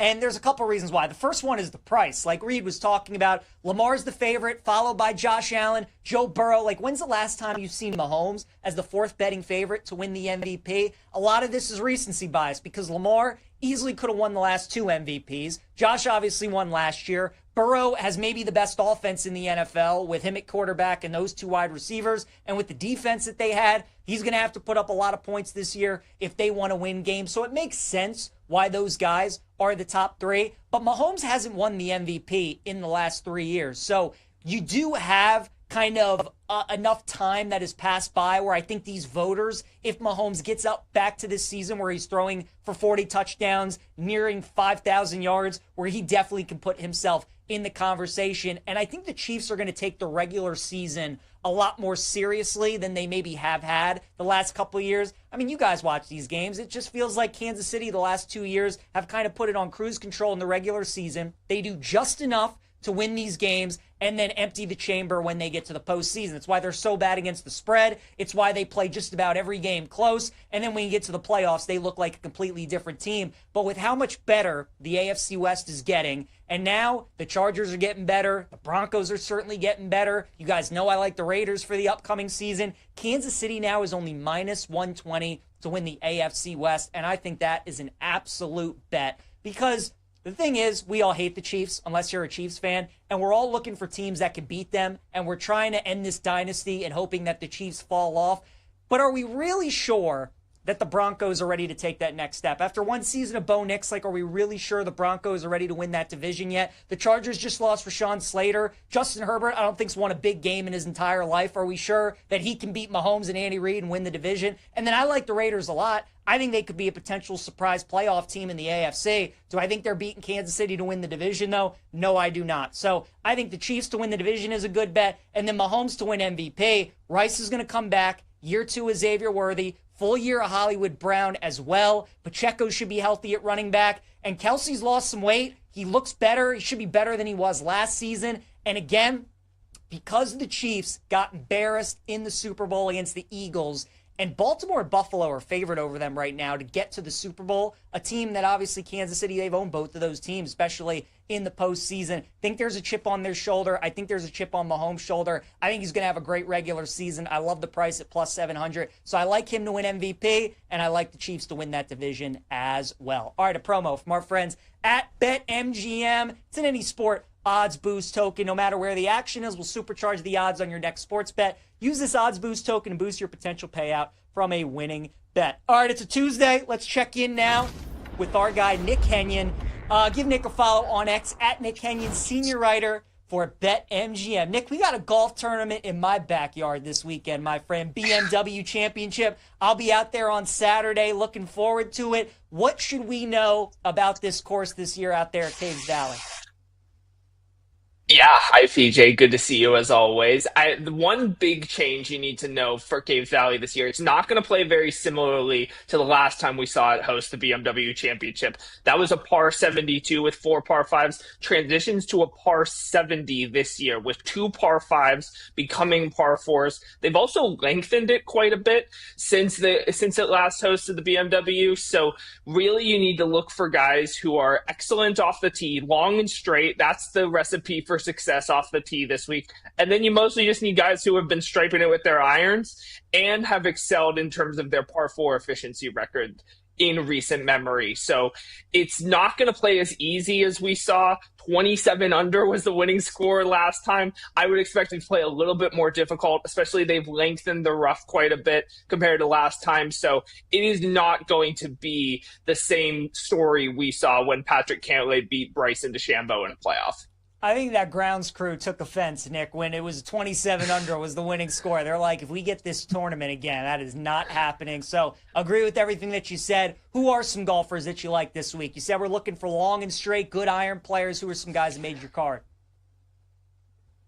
Yeah, I'll go back to the well with Patrick Cantlay. He won here last time. I know it's a different course, but He's not really regarded as one of the bigger hitters on tour, but he's quietly 12th in driving distance gained over his last 50 measured rounds. And if you look at his Memphis performance, really good iron play, +5 strokes on approach over his last 2 measured tournaments, in the United States, +11.2 strokes on approach. So the irons are clearly working.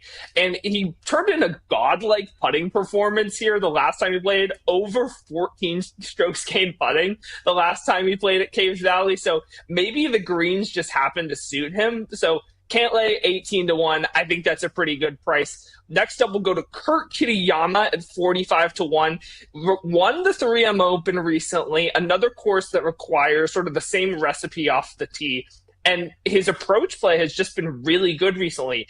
8th in strokes gained off the tee, 3rd in strokes gained approach over his last 24 rounds. Also 4th in driving distance and 5th in opportunities gained. So Kitayama, 3 top 10s in his last 4 starts, no worse than 31st in any of those. So if you get a good putting performance out of him this week, I think the ball striking could lead to him outperforming his market rating. And then I'll give you one bomb, PJ. Jonathan Vegas is 125-1. So generally regarded as one of the bigger hitters on tour. That's why you saw him contend at Quail Hollow for the PGA Championship. He was quietly very good in hitting fairways in Memphis, 39 of 56 for the week. That might not sound like a lot, but it was tied for 7th in the field. So he gained 5 strokes on approach in Memphis and was sitting around T14th as a final finishing position. If the ball striking continues, again, you just need a hot putter from him. Given we saw him have success at Quail Hollow, there are kind of some similarities between those two courses. I think it's worth a few bucks at 125-1. I love it. Nick, do you like these tournaments that we're going to get this week, next week with the Tour Championship when the fields are smaller? Do you feel like it's tougher? Is it easier because there are less golfers? What are kind of your thoughts? It's difficult to quantify. I think for me, I do like these tournaments where there's a more concentrated number of players in the field because you can actually find ways to, narrow your card a lot more easily than you can in these full field events. And there's also a lot of data to consider in terms of how guys perform in these smaller events. So you don't have to make as many excuses for players as you would in say, a 140-person field. So it's definitely a mixed bag, especially when you have 2 horses like Scotty and Rory at the top. But yeah, it makes it slightly easier, but slightly more difficult in ways as well. All right, Nick, let's talk a little football before I let you go. We started previewing the AFC West with the Kansas City Chiefs today. I still like them to win that division. A lot of people are high on Denver this year. There's been some love for the Chargers. Who do you like in the AFC West? Here's what I'll say about the Broncos. So when these division odds opened, the Chiefs were hovering around the same number that they are about right now. Los Angeles was around plus 220, plus 225, and the Broncos were around plus 425, plus 430. I thought that price was a little bit crazy on the Broncos. Now, here's the thing. If you disagree with me, I'm not going to take offense to it, but I don't see a path to where this defense regresses to the point where they're a really bad team. So I like taking them from a ceiling standpoint, but you're not going to see me heavily investing in them from like a win total or make the playoffs or anything like that. I think if you like them, you should just bet them to win the division. But I will say, like, if you look at the schedule, there's not a lot of teams on there where it's like, oh man, like that could be a really hard game for their defense. 9 of their 10 wins last year came when they allowed 20 or fewer points. If you're a believer in DVOA and that teams need to have played hard defenses in order to succeed against them, really the only 2 challenges on their schedule are the Packers and the Bengals. Both of those games are at home. Now, I will say they get royally screwed in both games against the Chiefs. They host them off Kansas City's bye week, and then they have a short week road game on Christmas in Kansas City. Brutally difficult schedule. So I generally agree with you that I think the Chiefs win the division, but the way the schedules align, I think you might be able to get a better number than what you're getting right now on KC. I don't think it's outside the realm of possibility that they're like a 5-3, 5-4 team entering their bye week. So I'm going to wait and see if there's a chance to get a better number on them. But betted on Denver way back when. I want to say it was in March or April, but I think they're either a team that wins 13 games or like 8 games. I don't think there's a middle ground with them. Very good. Always good talking with Nick Kenyon. Give him a follow on X at Nick Kenyon, senior writer for BetMGM. Nick, have a great week, my friend. We'll talk again next Tuesday. Sounds good. Enjoy the BMW, PJ. Appreciate it, my friend. All right, guys, let's continue talking some golf. It is a Teed Up Tuesday, and like Nick was talking about, really the big changes at Caves Valley from when they played at 2021 to when they're obviously going to tee it up on Thursday is that this goes from par 72 golf course to a par 70 golf course. One of the big reasons why Cantlay was able to shoot a 27 under. Last few years, he's been one of the best on the PGA Tour, dominating par 5s. All those par 5s were reachable. Well, now you only have 2 par 5s on the golf course. So going to play tougher. The rough, as Nick said, is going to be a bit bigger. They narrowed the fairways as well. So they definitely made this course tougher. I would expect the winning score to probably be high teens, mid-teens, somewhere in that neighborhood. 49 golfers in the field this week. No Sepp Straka. So instead of 50, you get 49. 3 guys that I'm going to look at. The first one is Rory at plus 750. Rory takes the week off, doesn't play in Memphis. Instead, is going to tee up this week. And this really is a course that fits well for Rory. Nick told you guys, you got to hit it long and straight. Is there anybody you'd rather have than Rory in that department? Finished in the top 4 when they played here back in 2021. And this really is a course that should set up really well for Rory. If he's driving the ball well this week, he's going to be a tough guy to beat. So I know it's no fun betting Scotty or Rory, but I think it's a good week to bet Rory. How about Victor Hovland, one of the best ball strikers? It feels like the weeks that everybody is on Hovland, he doesn't play well. Don't think a bunch of people are going to be on him this week. So I do like Victor Hovland. And then what about Chris Goddard up at 40-1? 7th in strokes gained off the tee, 10th in driving distance. And when they played here back in 2021, he did finish in the top 10. So keep an eye on Chris Goddard up. I think he could be a factor this week at 40-1. Of course, we'll give out our full card tomorrow. Let's wrap up the show. Favorite plays of the day.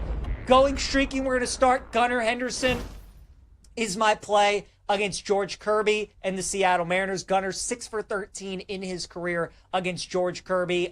Kirby's faced the Orioles a lot here over the last couple of years, so we'll take Gunnar as going streaking. Prop lock, Paul Skeens over 17.5 outs at minus 150. The Brewers against Paul Skeens in his career, they have a 113 batting average against Skeens. Brewers only a small favorite today going up against Skeens. I think he at least gets to the 6th inning. We'll lay the juice minus 150. O's are going to be the dog of the day, plus 145. They've been very good in those first games of a series. We'll take Baltimore today. And give me Robbie Ray and the Giants, minus 120 against the Padres today as our best bet. Thanks again to Dean Rolski, Nick Kenyon for joining us today on the show. We got Georgia Tech coming up tomorrow and the Denver Broncos. We'll see you guys then.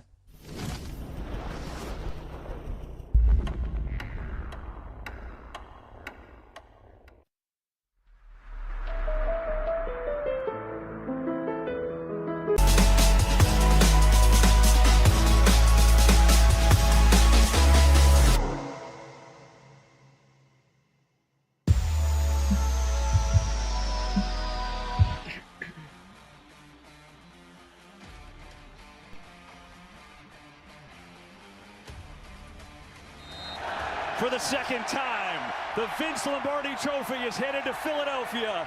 Eagles fly in Super Bowl 59. Welcome back to Bet Sweats on the BetMGM Network. Eagles avoided a serious issue with Landon Dickerson. His knee injury carted off the field yesterday. Isn't as serious as one initially thought. Sounds like he'll be back or potentially could be back at the start of the regular season. That was the Super Bowl call last year. PJ, do you think we could hear Drew Brees ever call a Super Bowl? He has called 2 games now. Last one, 2022 Raiders-Bengals playoff game. NBC put him in the booth. He'd only called 1 game before that. It didn't go well for him, but Brees thinks that he could succeed getting another shot at it. Do we ever hear Drew Brees calling a Super Bowl? I think we maybe could. I think on NBC would obviously be the most realistic when Collinsworth steps away. Because you have Romo with that long contract on CBS, and then Brady's at Fox, right? So Breeze is already starting to do some stuff on NBC. I think there is a chance, yes, because he is such an all-time great quarterback. I think these networks love having coaches or quarterbacks call games because obviously the quarterback is the most important position in sports. They kind of know what everybody's job is. They really do a great job of dissecting games. And Breeze, who was so much of a guy throughout his career, like a Brady, like a Peyton Manning, who relied so much on knowing what the defense was going to do and obviously having a plan to beat that. He would be great to listen to in the booth. And, obviously the more comfortable he gets with it and the more reps that he gets, he's going to be better at it. He's certainly a big name. So I think we do, Kate. I think we do. Now, when is that going to happen? I don't think it'll happen until probably like 2030 or somewhere even, farther along than that. But if you're asking me yes or no, Breeze calls a Super Bowl, I think he does at some point. I can see that too. I think he needs a lot of practice from now until then. Maybe some media training, some broadcast training, because it was pretty rough, that 2022 playoff game, and hasn't been back in the booth yet. I think NBC maybe deserves a little bit more of the blame for allowing Breeze to call that game because he had literally no experience. And as great of a football mind he has, it's a different ball game talking about football on a broadcast than just talking about football with your pals or even on a pregame set, something like that. Calling a game's different. But PJ, again, as great of a mind as he is, might be a little delusional in this aspect. He told Dan Patrick on Friday that he's currently one of the top 3 analysts in the NFL. He doesn't have a job right now. And he also said if he gets in the booth, he could be the best analyst, the number 1 analyst. That's a stretch to me. I agree. Yeah, that's a little crazy. That's a little crazy. If he was that good, Kate, I promise you he would have a job with some network because he is Drew Brees, right?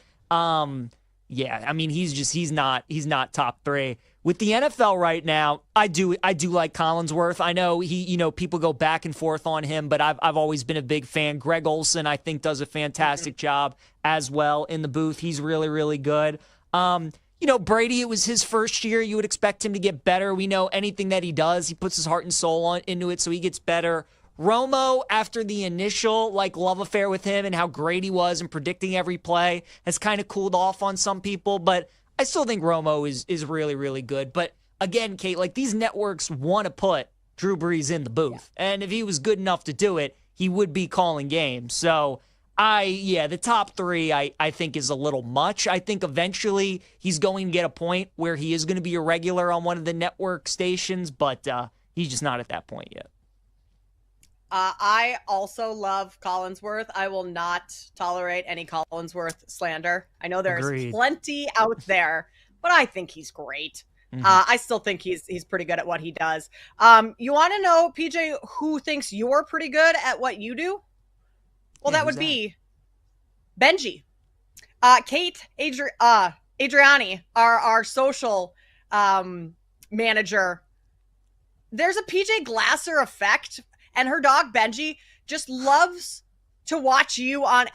Okay, we are a visual show, as Jake Hassan always says. You can go watch this on YouTube or Twitch. Right now, picture of Benji, golden retriever, beautiful dog, Kate, by the way. Just in total trance, relaxed, watching you, PJ. This is the PJ Glasser effect. I love it. I appreciate it, Benji. He's a member of the PJ fan club, I guess. He's member number 1, so we love that. Kate, when you said, do you know who's a fan of yours? I was hoping for Sophie Cunningham or Natalie Portman, but Benji is a nice second option. I appreciate that. I think animals, they obviously they're a good sense of who good humans are, good people. If they know what they're talking about, they respond well to people. So I appreciate that, Benji's a big fan, thinks I'm good at talking sports. Hopefully he agrees with some of my takes. Hopefully I'm winning Benji some bets here and there, but I appreciate it. Benji, I wish I was Benji right now. Benji's looking pretty cozy. He's got his little stuffed animal with him, just chilling, watching our show yesterday. Just the soothing voice of PJ Glasser. The PJ Glasser effect. You're also going to have to fight Jake Hassan for Sophie Cunningham. Jake, famously, big Sophie Cunningham guy. I mean, luckily PJ might have an upper hand right now. Aren't we all? Aren't we all? Jake, is she your celebrity crush at the moment, you think? I'd say so. Yeah, probably. Yeah. I think that's fair. PJ, who was your celebrity crush last year that you got a ton of slander on the network for? It was Natalie Portman. That's who they were coming at me for crazy. And like, I was more so talking about like Natalie Portman, like when she was younger, but still right now, I think Natalie Portman's aging like fine wine. I've always been as somebody that fan. was there for that conversation. It wasn't the Natalie Portman part that was getting the PJ the rightful slander that he was receiving. It was the fact that he then followed up with, I don't get the hype about Sydney Sweeney. To me, she's a Creighton or a Baylor, a 4 seed. And that was where we had to draw the line. It's true. It's true. Don't know that I disagree, PJ. I don't know that I disagree. Thank you, Paul. See, Paul gets it. Paul gets it, Jake. He gets it. A 4 seed. Creighton? That's crazy. Hey, Jake, I backed Creighton a couple years ago, and San Diego State is still like that. They still haven't found San Diego State or whatever, the call that went the wrong way in the Final Four, Elite Eight, whatever it was. So I'm a fan of Creighton. Yes. But they're Creighton. Like, they're not Kentucky. Creighton's also been historically a great covering team. Yeah. They have. Actually, we're not going to talk about Duke. Duke is actually, whoever the worst person in the world is, that's Duke, actually, after this past year. I think everybody on this network hates Duke. I think Duke screwed truly everyone on this network. It's unbelievable. And the way that they did it against Houston was just like 90%. Like painful. 90%, 92% to win that game, something like that. That was tough. Yeah. What number did you have on them, Paul? Like, what did you just have them in like all your bracket pools, or did you actually like have a decent future on them? No, I had like a plus 650 or something, but if they won that game, my brother ships Joe's Survivor pool, or at least splits the top prize. Yeah, we watched that game together. Talk about walking out of a bar and seeing someone that looks like a goat, like they've been punched in the like I'll never forget that feeling. And it wasn't even mine, but like, yeah. So for the Paul, Final even Four, talking right now, you sound like somebody just shot your dog in front of you. Just talking about it 5 months after the fact. Yeah, Still I felt like that. Yeah, it's tough. So never Duke. Never Duke. And this is after, by the way, this is after 2010, whatever the Butler year was, where Gordon Hayward almost made the shot. If like missing a free throw on purpose that could put you up 3, where you literally could not lose the game, if they just make the free throw instead of missing it intentionally, I ship a block pool for like, I don't know, a good amount of money too. So like I'm out on Duke forever. Duke, I was all in. I was ready to like Duke redemption, and now I hope they basically get the death penalty, like the Pony Express back in the early whenever that was. We all have that team. For me, especially when it comes to March Madness, it's Missouri. I absolutely hate Missouri. I despise them. I had them going far this year, but where they really screwed me was when I had them winning the national title the year they lost to like Norfolk State when they were a 2 seed. PJ, I'm going to say that's a you thing. That's Missouri. No, I know. That's for me. That's my team. That I just like. We all have our teams. Kate, do you have a team that like, especially for March Madness? Anyone in the Big Ten. The Big Ten always disappoints in the tournament, it feels like. Also, yeah, Maryland's had some deep runs. Yeah, I mean, my Iowa Hawkeyes, I will never bet them in the tournament if they even make it. Yeah. They were supposed to go to the Final Four, like 2021? That was their year. Everyone was high on them. Bounce in the first round. Yeah, that's it for me. It's tough. It is tough. I did have them in the Final Four that year too when they lost to Richmond. I remember it clear as day. And people are like, "You're really gonna trust Fran McCaffrey?" Yeah, I'm really gonna do it, and worked out well. But Kate, the new guy that you hired from Drake, McCollum, really good. Yep. Really good. Got a good I like coach. him.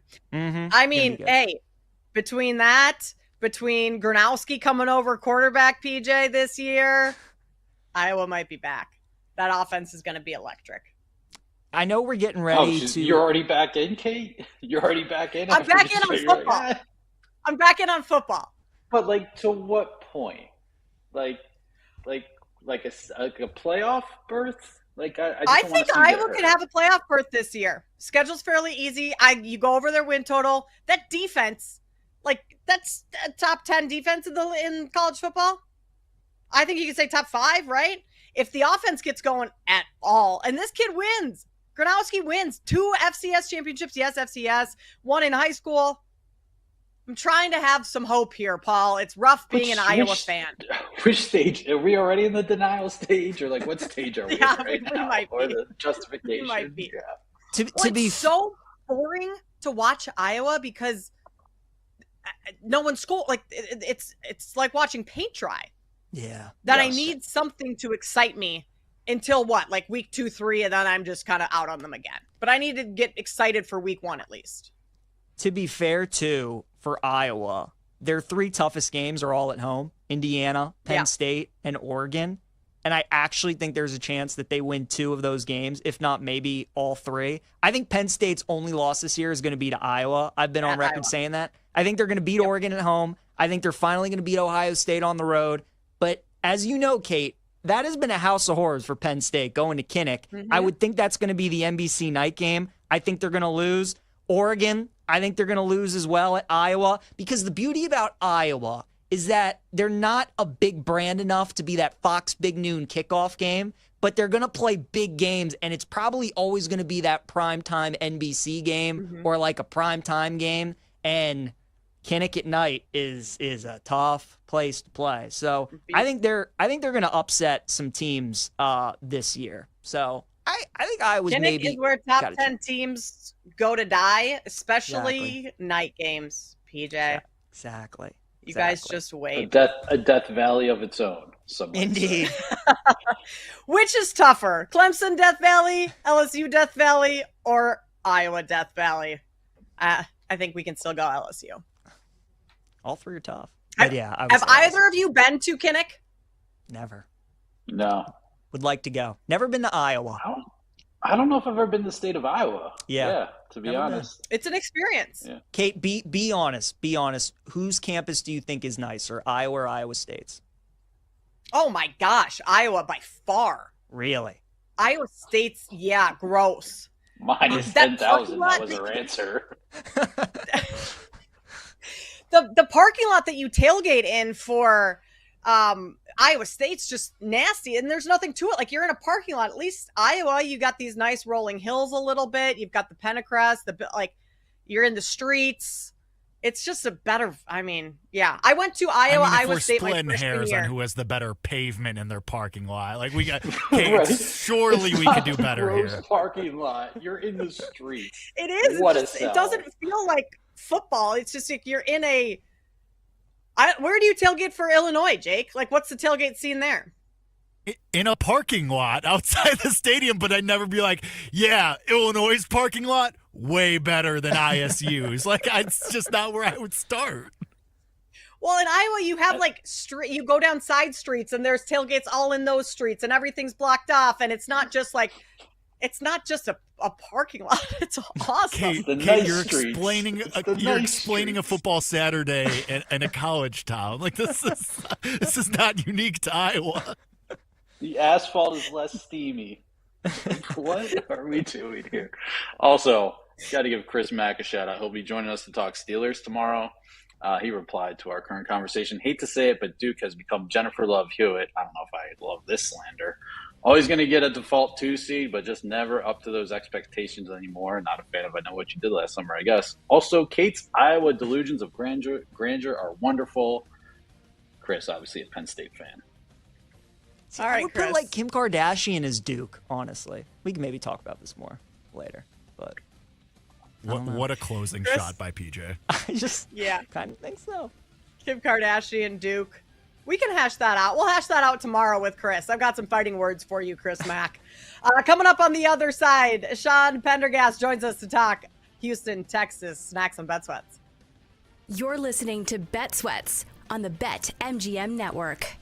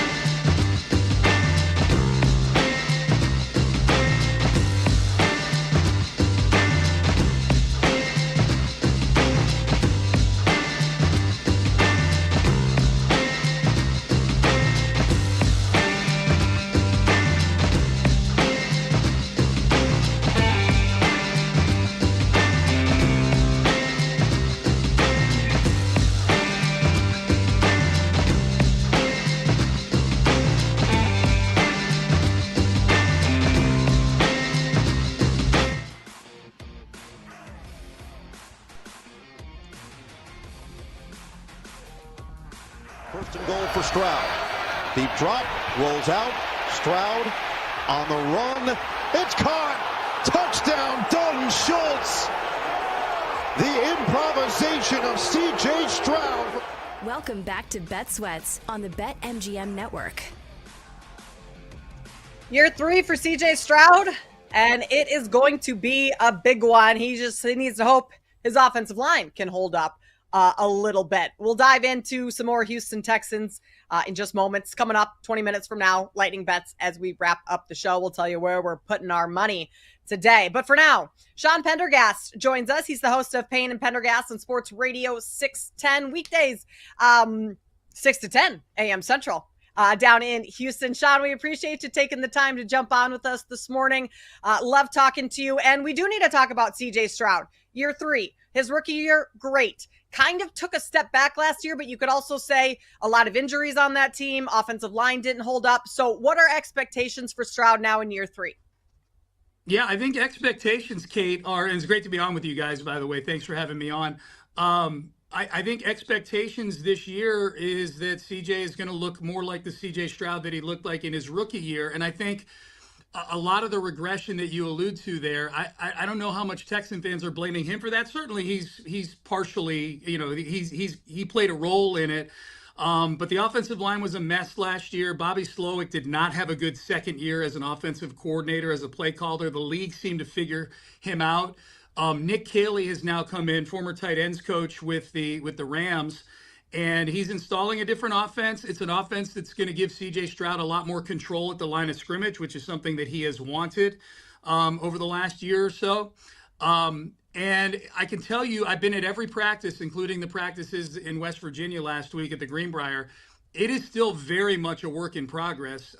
C.J. Stroud has the challenge right now at these practices of installing a new offense, doing it with an offensive line that is going to, at a minimum, have 4 new starters in front of him, maybe 5 playing different positions. Titus Howard is going to start on this offensive line, but he might start at right guard, which he's never played before. And then add in the fact that the first string, in D'Amico Ryan's world, the first string goes against the first string every 11-on-11 period. It's 1s against 1s, 2s against 2s, 3s against 3s.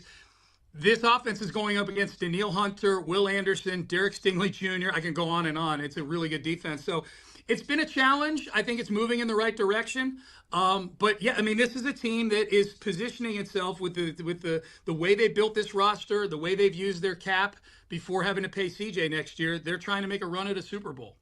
Sean, what do you think the running back room is going to look like, especially early on in the season with the Mixon injury? They bring in Nick Chubb, who's obviously aging. How do you think that running back room is going to look like early in the year?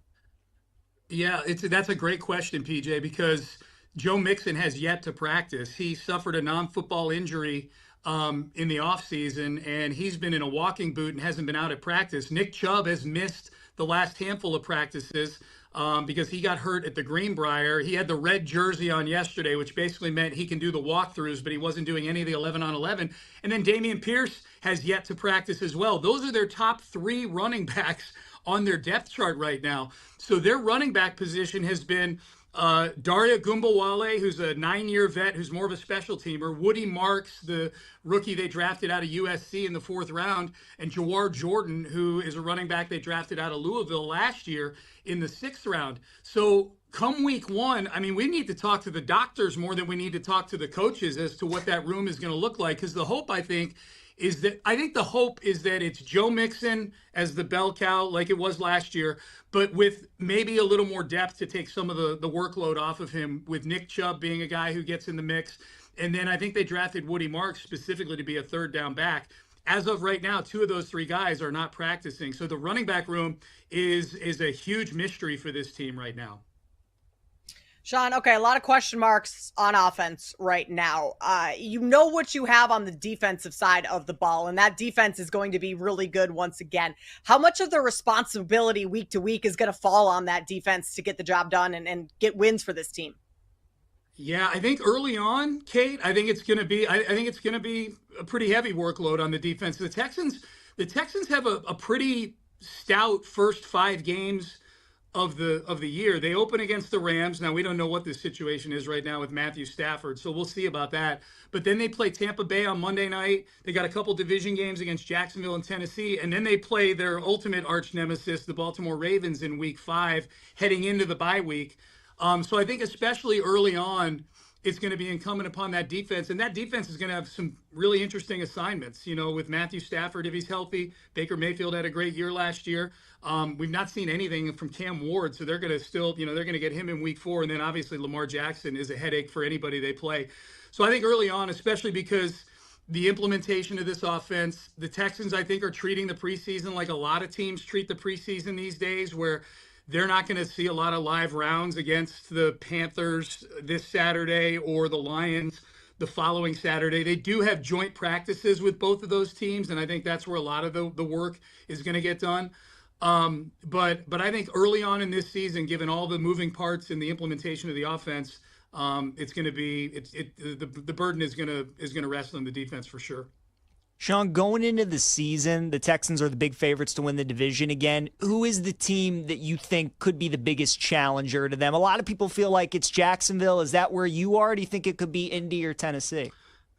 Yeah, I've said for the whole offseason, PJ, that my biggest fear, and this is even before the Jags had hired Liam Cohen, my biggest fear with anybody threatening the Texans right now would be if the Jacksonville Jaguars get their head coaching hire right, and it's somebody who can unlock the probably 10 to 12 really good games we've seen out of Trevor Lawrence. Is the end of that 2022 season where he was able to get them into the playoffs, and then the first 10 games or so of the following season where he wasn't great, but the team was 8-3.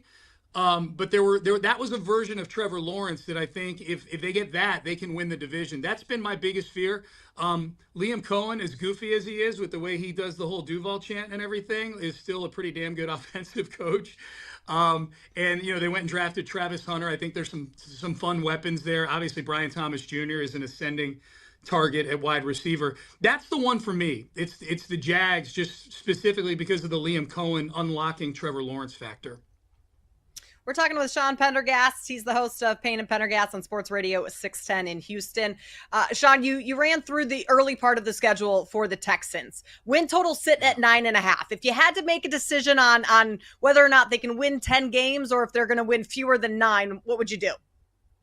They've won 10 the last 2 years, and I feel like they've improved in the offseason. And I know it feels counterintuitive. People outside of Houston go, what do you mean? They traded their best pass protector. They traded an offensive lineman who's a perennial top 100 guy and a perennial Pro Bowler in Laramie Tunsil. I think people, if you're around the team, it's really weird. I do a lot of these Twitter polls, and as the Texans were getting skewered for the Laramie Tunsil trade, 88% of Texan fans were in favor of the Laramie Tunsil trade just because he's got a very laid-back vibe and was put in a leadership position in that room. And I think it had an adverse effect on the dog factor in that room. They've done a good job of finding guys that are at least, like, they love football, they love practicing, they're hard-nosed. I think they've changed the culture of that offensive line room.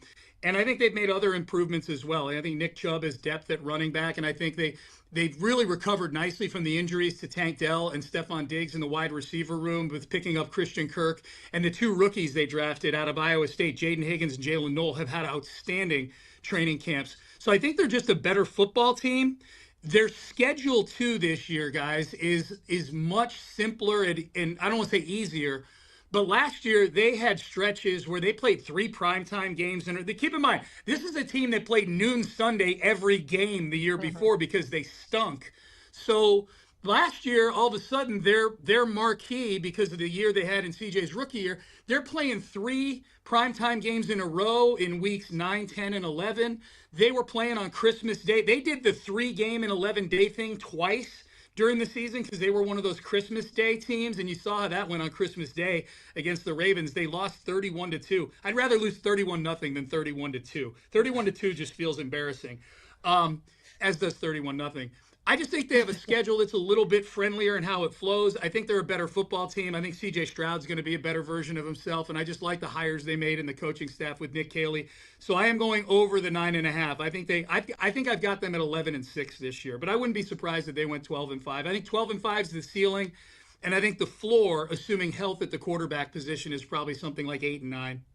Sean, as you know, the last 2 years in the AFC, it's been the same 4 teams to make it to the divisional round. It's been Kansas City, Baltimore, Buffalo, and Houston. We all kind of think of those top 3 teams, Chiefs, Bills, Ravens, probably one of those teams going to make it to the Super Bowl again this year. What is it going to take for Houston to get in that conversation? What's that next step for them to beat one of those teams and get to the AFC title game? I think the biggest, to me, PJ, the biggest thing is that they've got to win the games in the regular season. They've got to stop losing games in the regular season to horrible teams. I think the key to get into that mix, and really the goal here, they've never been to a conference title game, the Texans. So that's sort of the stated goal. I know it sounds weird, like the stated goal should be the Super Bowl, but DeMeco Ryans has openly said, we want to get to the AFC title game. And I think the feeling there too, like analytically, is if you get to the AFC title game, then you're in the mix and it's going to be partially luck and things like that. But they have lost games in DeMeco Ryans' first 2 seasons in the regular season that are just disgraceful losses. His first year as head coach, they let Desmond Ridder throw for 350 yards on them against the Falcons. They lost to Zach Wilson with the Jets. Last year, they lost to Will Levis at home in a game where they sacked him 8 times. They lost to the Jets again last year on a Thursday night game, a Halloween game with Aaron Rodgers. They have a tendency under DeMeco Ryans to play in games that are a whole lot closer than they should be. They win a lot of them, but they let bad teams hang around, and it's come back to bite them at least 2 or 3 times in DeMeco's first 2 years.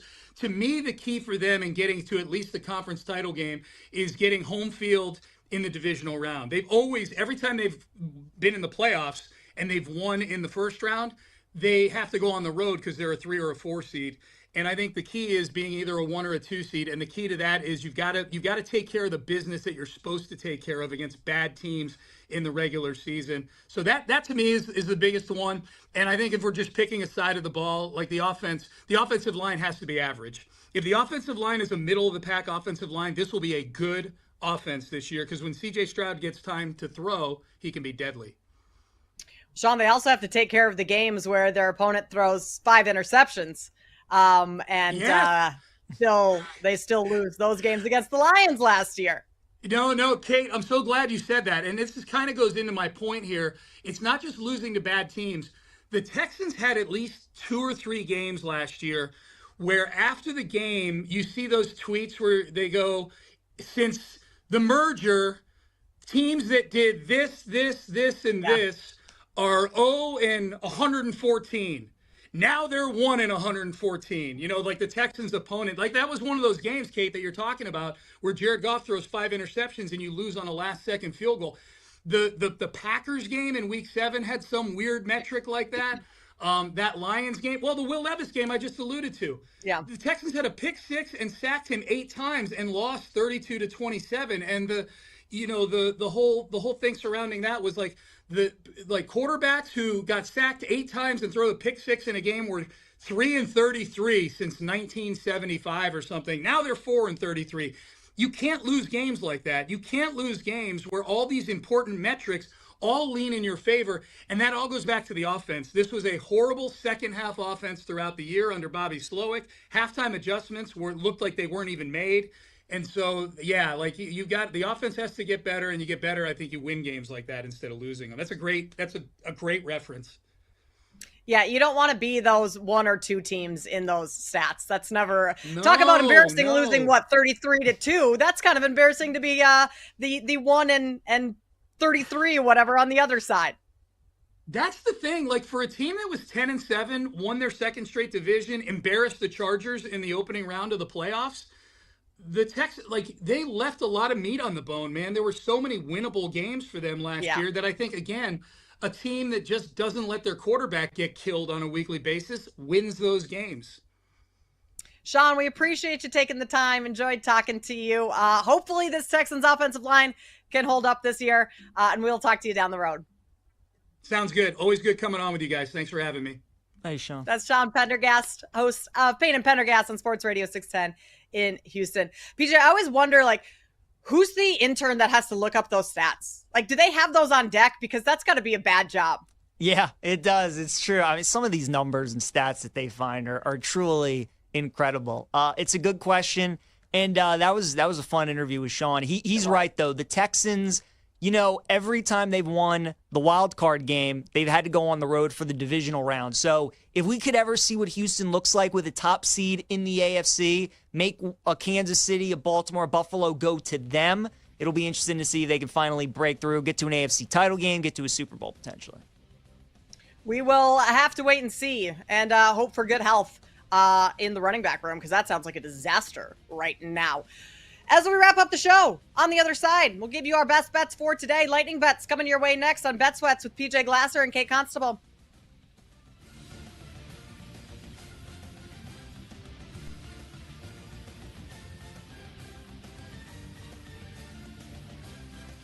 You're listening to Bet Sweats on the BetMGM Network.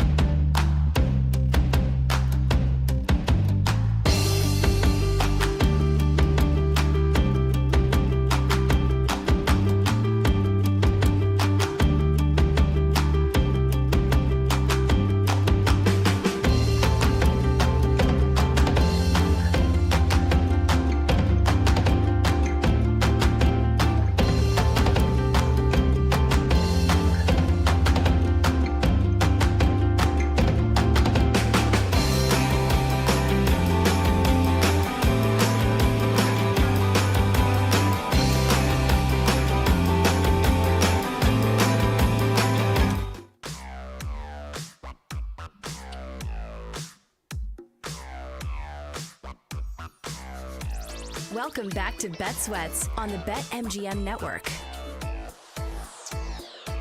Wrapping things up here on Bet Sweats, PJ Glasser, Kate Constable in this week for Joe and Sam, taking their last little vacay before NFL season officially begins in a few weeks.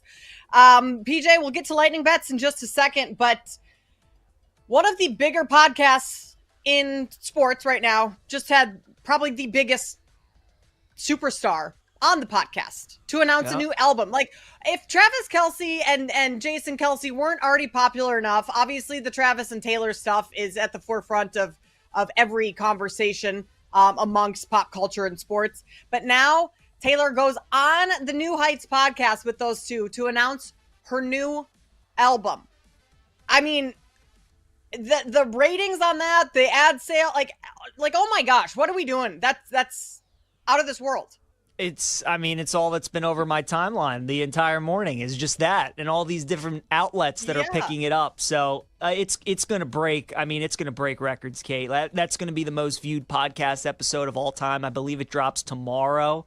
To be honest with you, when obviously it became official that they were dating and whatever, and the Kelce brothers are doing the podcast, and everybody eventually wanted Taylor to go on, I didn't think she would. I went back and forth on whether this would ever happen, on whether she would do that, take attention away from Travis and Jason, and, you know, if maybe necessarily they would want to put her in that spot as well. Just a lot of different things. I don't know if I'd ever think it would happen. But now that it is, Kate, I mean, it's... to be honest, like, I'm probably going to tune in, listen, you know, see what she has to say. Like, I can't even lie. I'm sure a bunch of people feel that way. But did you ever think that this would happen? Like, did you actually think she would go on an episode? Not in a zillion years. No, because they've been so private too. And like, they're both so public facing in their respective entities, of her with music and him football. But like, they kind of keep their private life private. This is the first time we've ever seen them do any sort of interview together. I mean, I don't follow all her stuff super closely, so like maybe there's something that I've missed, but like for the most part, we've never seen them interact in an interview setting on camera. Like, sure, they've hugged, kissed after the Chiefs won the Super Bowl. That's about it. I'm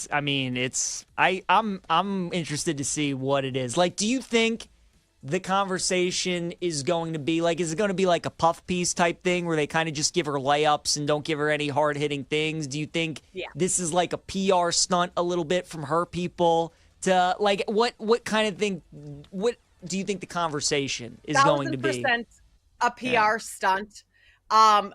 This is her 12th album. I think the title has something to do with 12, and the album drops on August 12th. Today, I believe. So it was all like adding up to 12, 12, 12, 12. But I think it's going to be a puff piece, basically. I don't think they're getting into anything hard hitting on that podcast. But I mean, like you said, I haven't listened to New Heights probably in the last year. I listened to it a little bit at the beginning. I'm gonna tune in on this episode and see what this is all about, which is like probably every other person, both in the pop culture world and where you're going to get a bunch of random sports people that didn't tune in before, but now kind of want to see what this is about, like you and I. Yeah, it's going to be crazy. Gonna do a ton of records. So we'll see. It's also one of those where I'm going to have to watch it with like a video, you know, like on YouTube or something. Like I can't just listen to it. I want to see like the reactions, like when she's talking and everything. So it's going to be huge, Kate, for sure, when that episode drops. I'm interested, too, like, how long they have her on for, you know? Is it, like, 20 minutes? Does she give them, like, an hour? So, again, comes out tomorrow. Probably, the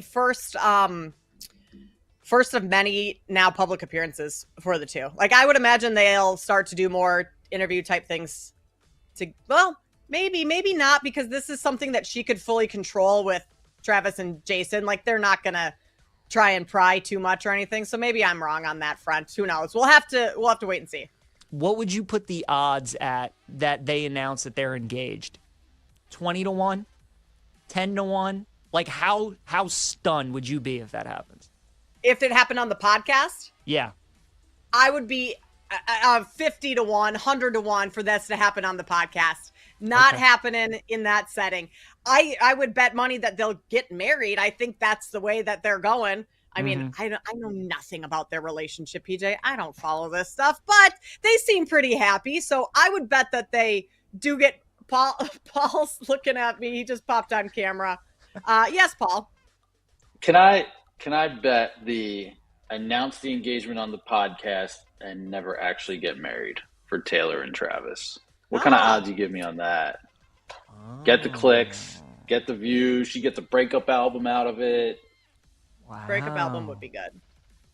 I mean, that would still have to be like massive odds, but that's interesting. Yeah, that's interesting. I think you probably like 50 to 1, 40 to 50 to 1. Yeah, that's where I was thinking. Sold. Now, I mean, is this her first appearance on it? Yes. Yeah.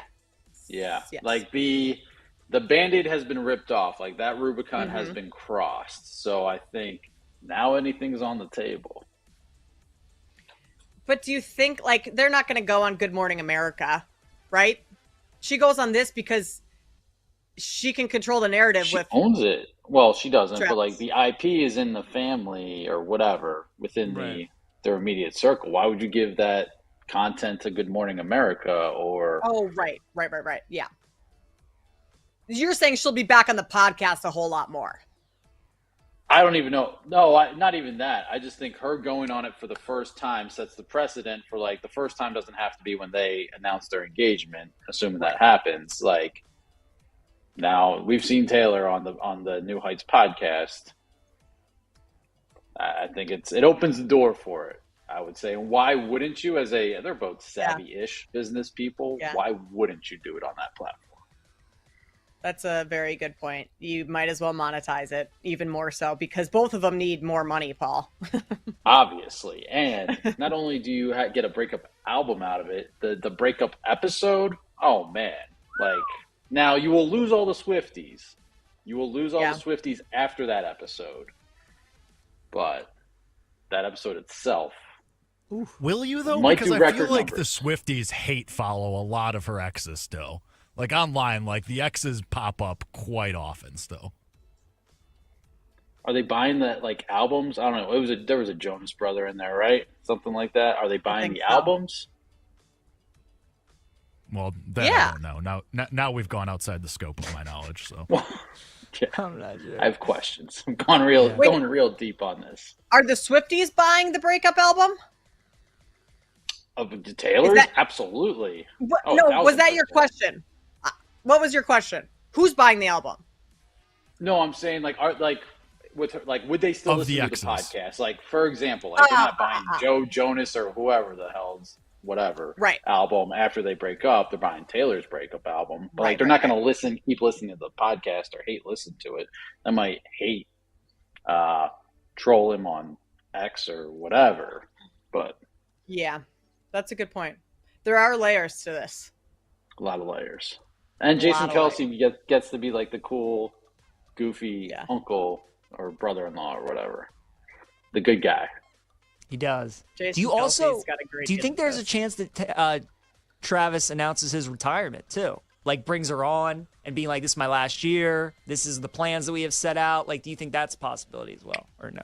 PJ, I think you milk this thing for everything you can. I think, I think you got to slow roll those plans. Absolutely, it's a multi-week rollout. Yes, you don't do it all in one episode. You need to, a retirement episode because he wants to spend more time with Taylor down the road, an engagement episode, all of that good stuff. I know. Yeah. Well, we've got this figured out, guys. We do. If only we had the same celebrity status as those two, we could be making quite a bit of money as well. But we can make some money on BetMGM with any sport odds boost token. No matter where the action is, we'll supercharge the odds on your next sports bet. Use this odds boost token to boost your potential payout from a winning bet. That is in any sport odds boost token over at BetMGM. So, PJ, knowing that you can go any sport, where are you going today in lightning bets? Going to Major League Baseball. A couple bets for me on the diamond. I'm taking the Giants on the money line at -120 against the Padres. We got Robbie Ray against Nestor Cortez. Big advantage there for the Giants. Ray's been terrific at home this season. And a lot of the Padres don't have too great a history against Robbie Ray. They haven't seen him as much, certainly, if they've seen Logan Webb or some of those other Giants pitchers that have been there in the division for a little bit. So I do like San Francisco tonight on the money line. And then we're going back to old reliable. Paul Skeens on the mound for the Pirates tonight. We're taking the first 5 under at BetMGM, and it's actually at 3 runs now, so no longer 3.5, it's at 3, but it is plus 105, so obviously if it's at 3, you push, and you get your money back, but Kate, I don't even think it's getting a 3. I think it's going to be scoreless, 1-0, 1-1, something, one of those scores, because that's just about every Pirates score going into the 6th inning when Skeens is on the mound. It's the perfect game to bet first 5 unders because he's not going to give up a lot of runs, and they're not going to give him much run support. So Giants money line, Pirates Brewers, first 5 under, 3 runs at plus 105. My 2 bets for today. Love it, PJ. I'm going to join you on the first 5 under, but that's not going to be one of my lightning bets for today. I'm going to go and fade the Cubs and their offense right now. Their top hitters just in a slump. I'll take the Blue Jays minus 125. I think that's a fairly short price. I like that today. And then I'm going to go over to the W. Another one there, Kelsey Mitchell, over 25.5 points and assists.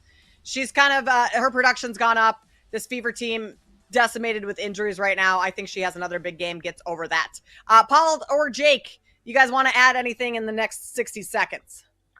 I'll just say, it's not a lightning bet for today. I'm not saying bet it today, but I would circle Georgia Southern plus 2.5 at Fresno State in week 2. Clay Helton told Phil Steele, this is the best offense, head coach of Georgia Southern. This is the best offense he's had in his 4 years there. Very short number for Fresno, a very short favorite, under a field goal in their home opener. That just sets off alarm bells. So Fresno has a game the week before against Kansas. I would just keep an eye on that one and look to back Georgia Southern. Agreed. I'll fade Ben Brown over 4.5 Blue Jays team total. I'll also go over 8.5 and Red Sox and Astros, 2 bad pitchers, and I'll take the A's on the money line. Jacob Lopez actually been good in Sacramento, so I like them. And we'll have a kickball update from Jake Hassan tomorrow. We'll see how that ankle is healing. Day by day. Jake, elevate some Advil, ice, get it all going today so we can be back on the field come Thursday.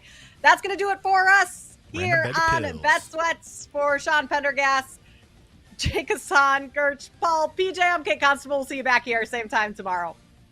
Thanks for listening to Bet Sweats. If you missed anything on today's show, make sure to listen back on the Odyssey app or wherever you get your podcasts.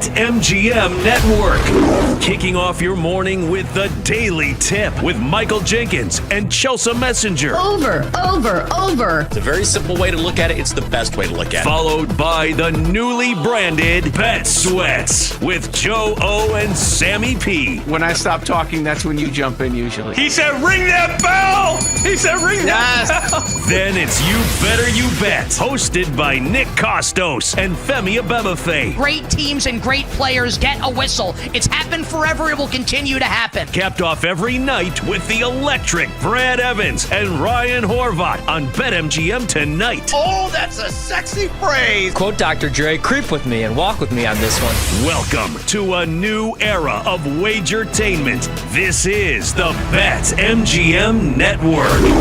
Please gamble responsibly.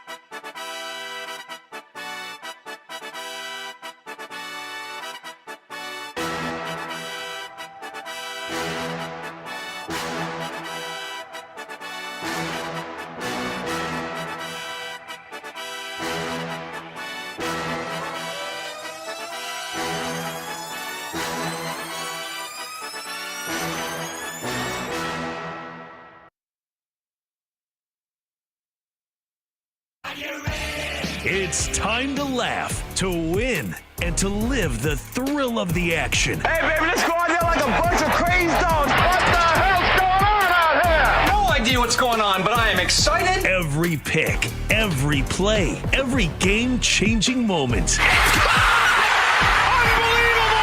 This is You Better You Bet, brought to you by BetMGM, the sportsbook born in Vegas on the BetMGM Network. It's a great day to be alive, and it's a great day to be a better. Welcome to another edition of You Better You Bet, presented by BetMGM, right here on the BetMGM Network. I'm Femi Abebefe, hanging out with you guys over the next 4 hours, where you can find us across a multitude of platforms. Make sure to watch us live 24/7 on the BetMGM Network and directly on the free Odyssey app. You can also check us out on Twitch at BetMGM Network and on YouTube at the BetMGM Network. You can watch us on YouTube TV, Roku, Fubo TV, Samsung TV Plus, and more. And if you want to listen to us live, you can go ahead and do so at Sirius Channel 160 and Sirius XM 205. And throughout these 4 hours, make sure you hit us up on social media. You can find me on Twitter at Femi Abebefe. You can find me on Instagram, Femi_Abebefe. Check out the show on Twitter at You Better You Bet, and the entire network at BetMGM Network over on Twitter. If you like our show, Bet Sweats, BetMGM Tonight, Daily Tip, all the shows that we have across the network, weekdays and weekends, once again, at BetMGM Network is where you can find all the Wagertainment. We got the crew hanging with us here on this Tuesday. We have Tyler Morales, Jay Kassan, Bill Zimmerman, Mike Brown, Sean Ha, Nick Costos of Prop Kings. He joins us 1 hour from now with his thoughts on Packers quarterback Jordan Love undergoing left thumb surgery. This one popped up earlier this morning with Jordan Love needing the surgery after the general manager, Brian Gutekunst, met with the media. So Nick will tell us his thoughts on Love needing surgery, and also the latest on Steelers defensive lineman Cam Hayward, who is currently holding in Pittsburgh Steelers training camp. All the biggest news from around the National Football League 1 hour from right now with our guy, Nick Costos. And as always, if you miss anything throughout these 4 hours, and we're going to hit a lot of stuff. We got obviously the NFL training camp news, NFL awards handicaps continue. We'll finish up Offensive Player of the Year, Handicap Defensive Player of the Year. I'll tell you who to bet in Offensive Rookie of the Year. How about Defensive Rookie of the Year? We're going to hit 4 different award markets today because that's the goal that we set out for ourselves because we're running out of days. So we got to start hitting this stuff out there now and put the content out there so everybody can make the bets prior to the start of the season. But we're going to talk a number of NFL awards, some college football, a bunch of things, baseball, of course, throughout the show. If you miss any part of it, make sure you check us out in podcast form. Just search You Better You Bet wherever you get your podcasts. And because we're going to put it on there on demand for you to consume, if you do miss the stuff, the least you can do is subscribe, rate, and review wherever you get your podcasts. We have two guests who will be joining us here on the program starting at 5 o'clock Eastern time. It's NFL analyst for NFL Network, Greg Rosenthal, who returns to You Better You Bet, host of the NFL Daily podcast. We're going to break down all the biggest stories from around the National Football League with Greg. Really looking forward to that conversation as we inch closer and closer to the start of the NFL regular season. And then during the Power Hour at 6:20 Eastern, college football analyst for On3 Sports, Andy Staples, will be joining us before we wrap things up. Of course, Andy is the co-host of Andy and Ari with Ari Wasserman. It's a great podcast. If you're into college football, an awesome podcast as the two of them break down all the biggest happenings from around the collegiate gridiron. He's going to get us ready for the college football season as we're now less than 2 weeks away from week 0. Like, I was looking at the calendar, obviously August 12th, looking at the odds board, and like, it's lighting up now. Like those week 0 games. I know we got the Iowa State, Kansas State game in Dublin. Like, we will have college football, not this weekend, but the weekend after that. So college football on the horizon here in the sports calendar, which we're very much looking forward to. But let's go ahead and get into last night's betting recap before we tackle the biggest news from around the National Football League. No pun intended, of course. That's just silly. I don't know why I said that. We'll tackle the biggest stories in the NFL. Like, it just came out that way. But here we are. But let's go ahead and get to last night's betting recap. Major League Baseball did treat us really well last night. The first 5 under between the Twins and the Yankees. That bad boy goes under the total. Our guy Zebby Matthews, who we found out yesterday, Zebulon, like, he was trying to give up some runs, man. He gave up 3 runs in the first 5. But we were able to get there with the first 5 under in Major League Baseball. Also, the Brewers outfielder Christian Yelich hit a home run, baby. Met the moment, read the room, left the yard. Let's go. Absolutely love to see it with Christian Yelich, plus 410 to hit a home run. Jordan Beck didn't do anything for us with the Colorado Rockies, but we did get there with Yelich and the Twins Yankees first 5 under, which was nice. We'll see if we can get some other bets in Major League Baseball later on this evening. Pretty much I want the NFL back. Like I love baseball, and last night was a winning night, and I was watching a little bit of the games, but like, betting the NFL preseason was like almost like a little bit of an appetizer. like you give somebody like an addict, you give them a little bit of something and it's like, oh baby, like I need more. Like I'm like the Tyrone Biggums meme. Like y'all got any more than preseason games? Like that's how I feel right now. But we don't have the preseason until Friday. But we do have a bunch of news from the National Football League. And the biggest news of the day comes out of Green Bay, where the general manager, Brian Gutekunst, was meeting with the media and told everybody that Jordan Love is dealing with this left thumb injury where there was a ligament tear in his left thumb. Of course, it's important to know that's the left thumb, which is the non-throwing hand for Jordan Love being a right-handed quarterback, but he's still going to have to undergo surgery. And I believe the procedure is happening this afternoon for Jordan Love. But the good thing for Love and the Packers and people like myself who want to bet the Packers this year, it sounds like Love should be able to return to practice next week. And if everything goes well, he should be able to play week 1 when they host the Detroit Lions. Like, that's the big part right there. The big thing is, can he actually play week 1 against Detroit? It sounds like he should be able to. I mean, barring any sort of setback, it looks like Love will be out there. But he injured the thumb Saturday night in their preseason game against the New York Jets. And you know what? Like, that's football. Injuries tend to happen. I know a lot of people that are like, oh, like that's why you don't play your starters. Like, no.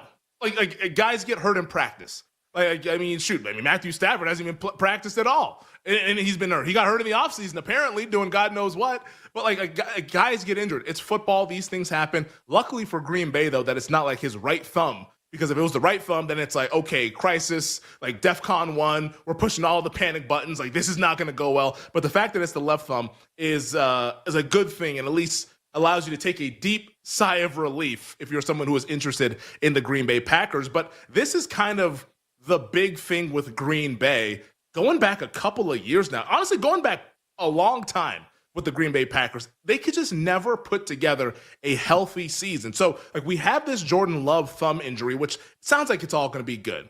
But, like, Christian Watson's already coming off the ACL that he tore at the end of last season. He's going to start this year on the PUP, as Brian Gutekunst told the media earlier this afternoon. Good news on Watson, though, is that it sounds like he's, like, really getting after it with the rehab and should be good to go after the PUP list there. So look for him in, like, maybe, like, October to return to the lineup for Green Bay. Jaden Reed, their other wide receiver, he's in a walking boot. Now they list him as, quote, day-to-day, but like the guy's in the walking boot and he's iffy for week 1 already. Like that's how Green Bay's story goes. Xavier McKinney, their stud safety, who like almost led the league in interceptions last year. He's expected to be back in week 1, but he's dealing with a knee injury. Like there's so many injuries to key players for the Green Bay Packers, and it's not going to move me off of Green Bay and my stance of the Packers being a potential number 1 seed in the NFC, but it does make you press pause a little bit of just like, whoa, man. Like, can this team ever stay healthy? I mean, like, think back to the year that they won the Super Bowl when it was Rodgers and McCarthy in 2010. Like, that Packers team, they had 15 guys on the IR and they won the Super Bowl. Like, they just seem to have like a litany of injuries every single year. Last year, it was Jordan Love, of course, dealing with like an ankle, a knee, et cetera, et cetera. There's just always something. But the good thing for Green Bay this year in this division in particular, the NFC North, is that there's something with all 4 teams. So I don't think it's going to be a big problem because you can go on down the line. Like, I mean, the Detroit Lions, how does it work out with the coaching turnover? All those guys that are now in new roles on Dan Campbell's coaching staff, what does that look like when we actually get the bullets flying live? The Minnesota Vikings, I mean, we're all wondering, J.J. McCarthy, probably the most interesting man in the NFL right now, as this could go really well, it could go really poorly. And the Chicago Bears, I mean, if you're on social media, you've seen how things have been going for the Chicago Bears at their training camp. So there's things that you can poke at all 4 of these teams. Going into this offseason, I felt that Green Bay had the least holes, but now the injury bug has bit the Packers once again. But if all of these injuries end up subsiding by the time we get to September in a few weeks here, then I think it's all systems go on the Green Bay Packers. So, yes, did my heart skip a beat a little bit when I saw Jordan Love needing thumb surgery on the notifications? It did.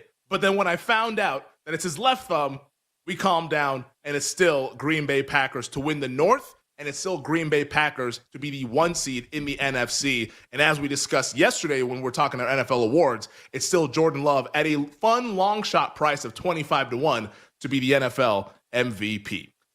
In other training camp news, as we switch on over to the AFC side, and this one, it feels like a tennis match. We keep going back and forth with the Buffalo Bills and James Cook. So James Cook ended his hold-in today and is back practicing with the Buffalo Bills. Head coach Sean McDermott spoke with the media, and he said, I would say things have changed. And yes, we have had conversations with James, good conversations that I've mentioned before. The information that we're getting is that he is moving towards practicing, and he did indeed practice this afternoon. Now, maybe a contract is coming soon for James Cook, who, like, initially earlier in the springtime during the OTAs, he was sitting out, but then he showed up for mini camp, and then he showed up for the training camp, but was holding in, then came back on the field, then started to hold in again, and is now back on the field. Like, in the grand scheme of things, I think this is like a nothing burger. like James Cook is going to be on the field, and he's actually got some work in already with the practice stuff. So, like, it's not like he's like missed the entire training camp and is going to try to show up for week 1. No, he's been out there, like, just kind of off and on, whether he wants to hold in or to actually be on the field. But the thing to me that's like so interesting about this story is that I feel like James Cook is getting some bad advice or weird advice. Like, I don't know what's happening here, because if you want the contract, which clearly he wants, and he has stated that multiple times to the Buffalo media, like, if you're going to hold in and don't practice. If you're going to hold out and not show up to training camp, hold out. If you're going to practice.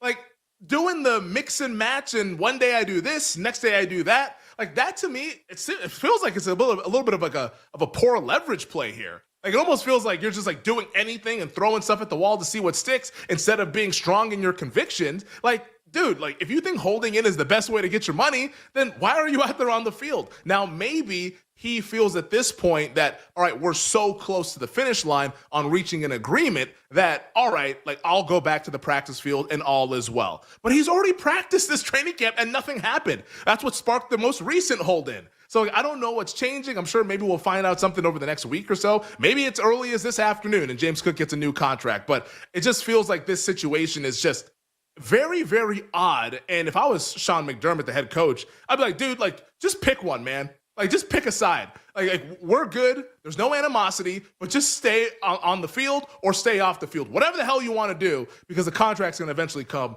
later on during training camp. But at the end of the day, he'll be on the field come September. But this is just a weird way of doing that. Like, the other guys that are holding out or holding in, they're not really, like, wavering. You know, like, Micah Parsons isn't doing this dance. Trey Hendrickson isn't doing this dance. And the next guy that we're about to talk about, he's not doing this dance either. And that is Pittsburgh Steelers defensive lineman Cam Hayward. Whoa, this one kind of came out of nowhere last week when we saw the initial reporting that, oh, by the way, Cam Hayward has not been a full participant at Pittsburgh Steelers training camp. And I was like, what's going on here? Because, like, didn't Cam Hayward just sign an extension last year? Like, what's happening? Why is he not practicing? Why is he angry? Why is he upset? Why does he want more money? Well, Cam Hayward right now is the 23rd highest paid interior defensive lineman. If you watched football last year, Cam Hayward was probably the best interior defensive lineman in the league. Better than Chris Jones, better than Jalen Carter. He was phenomenal, playing at an all-pro level at the age of 35, now becoming like the ageless wonder out there for the Pittsburgh Steelers defensive line. But I'm curious to see how this goes, because Cam Hayward, when he finally met with the media for the first time throughout training camp, he said that he is willing to miss regular season games and continue this hold in or maybe hold out once we get to September. Here's the quote from Hayward, which I found very interesting. He said this: "My goal is to be out here, and I don't know what's going to happen. I've had to be honest with myself to be ready for every option, and it has gone the way I wanted to go? No. If it did, I would be out there playing and practicing. But I'd like to put this in the rearview mirror and worry about ball and worry about the New York Jets in week 1. Look, I say this about a lot of guys, and I think it rings true, so it's something that we should continue to say. Cam Hayward is not going to miss games. Like, I don't think that's happening. And I think that quote from Cam Hayward and just the general vibe that he's putting out there, it's a negotiating tactic. It's a negotiating ploy. He's trying to put a little bit of pressure on the Pittsburgh Steelers by saying, hey, you know what? Yeah, everything's on the table. I could even miss games. Like, he cannot come out there and say, well, you know, like, once we get to September, I'll be back on the field. So this is, they're like, all right, well, we'll just wait then. And when you come back, we'll be good to go. Like, he has to make it seem like he's willing to go the distance. The problem is that, like, guys don't want to get fined.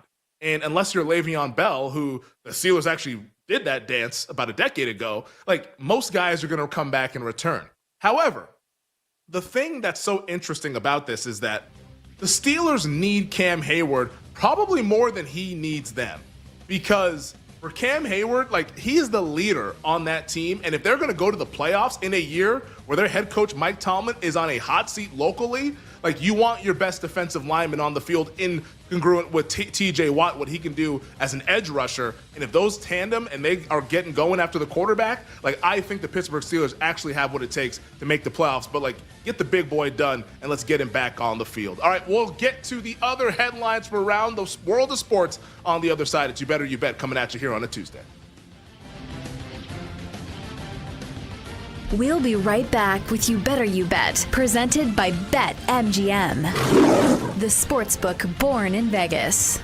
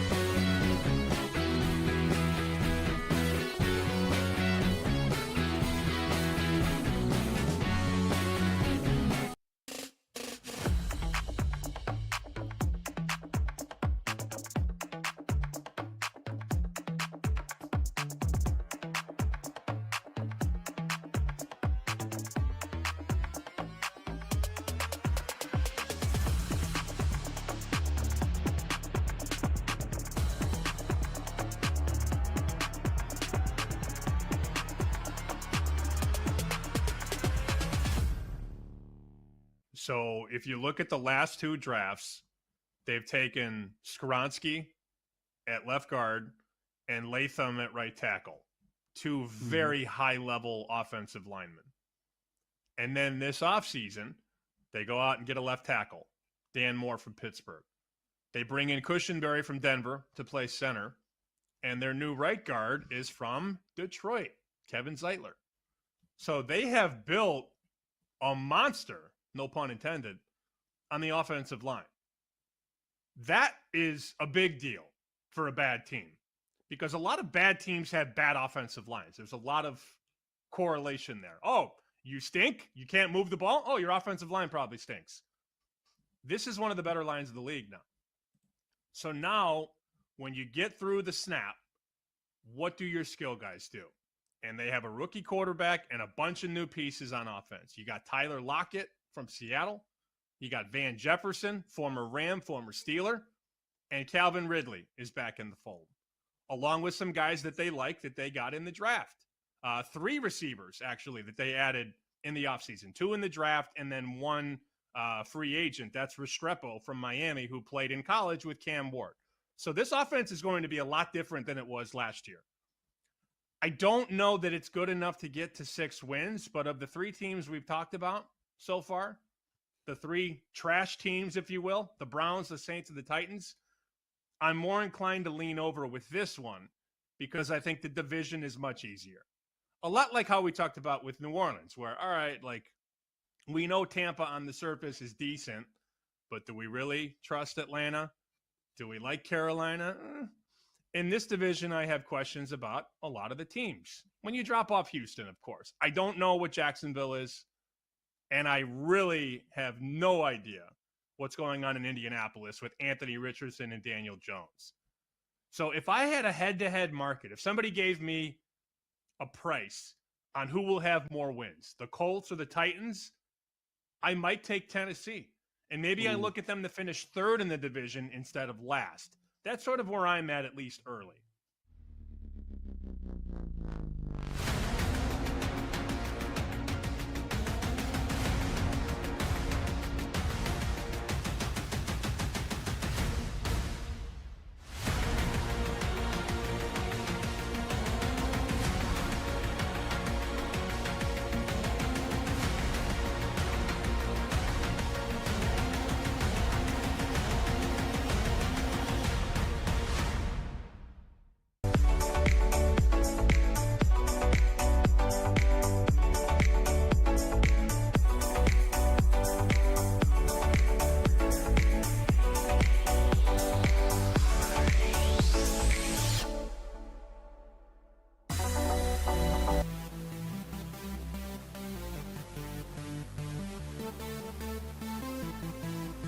Let's get back to You Better You Bet on the BetMGM Network. Welcome back. This is You Better You Bet, presented by BetMGM. Hanging out with you guys on the BetMGM Network. I'm Femi Abebefe.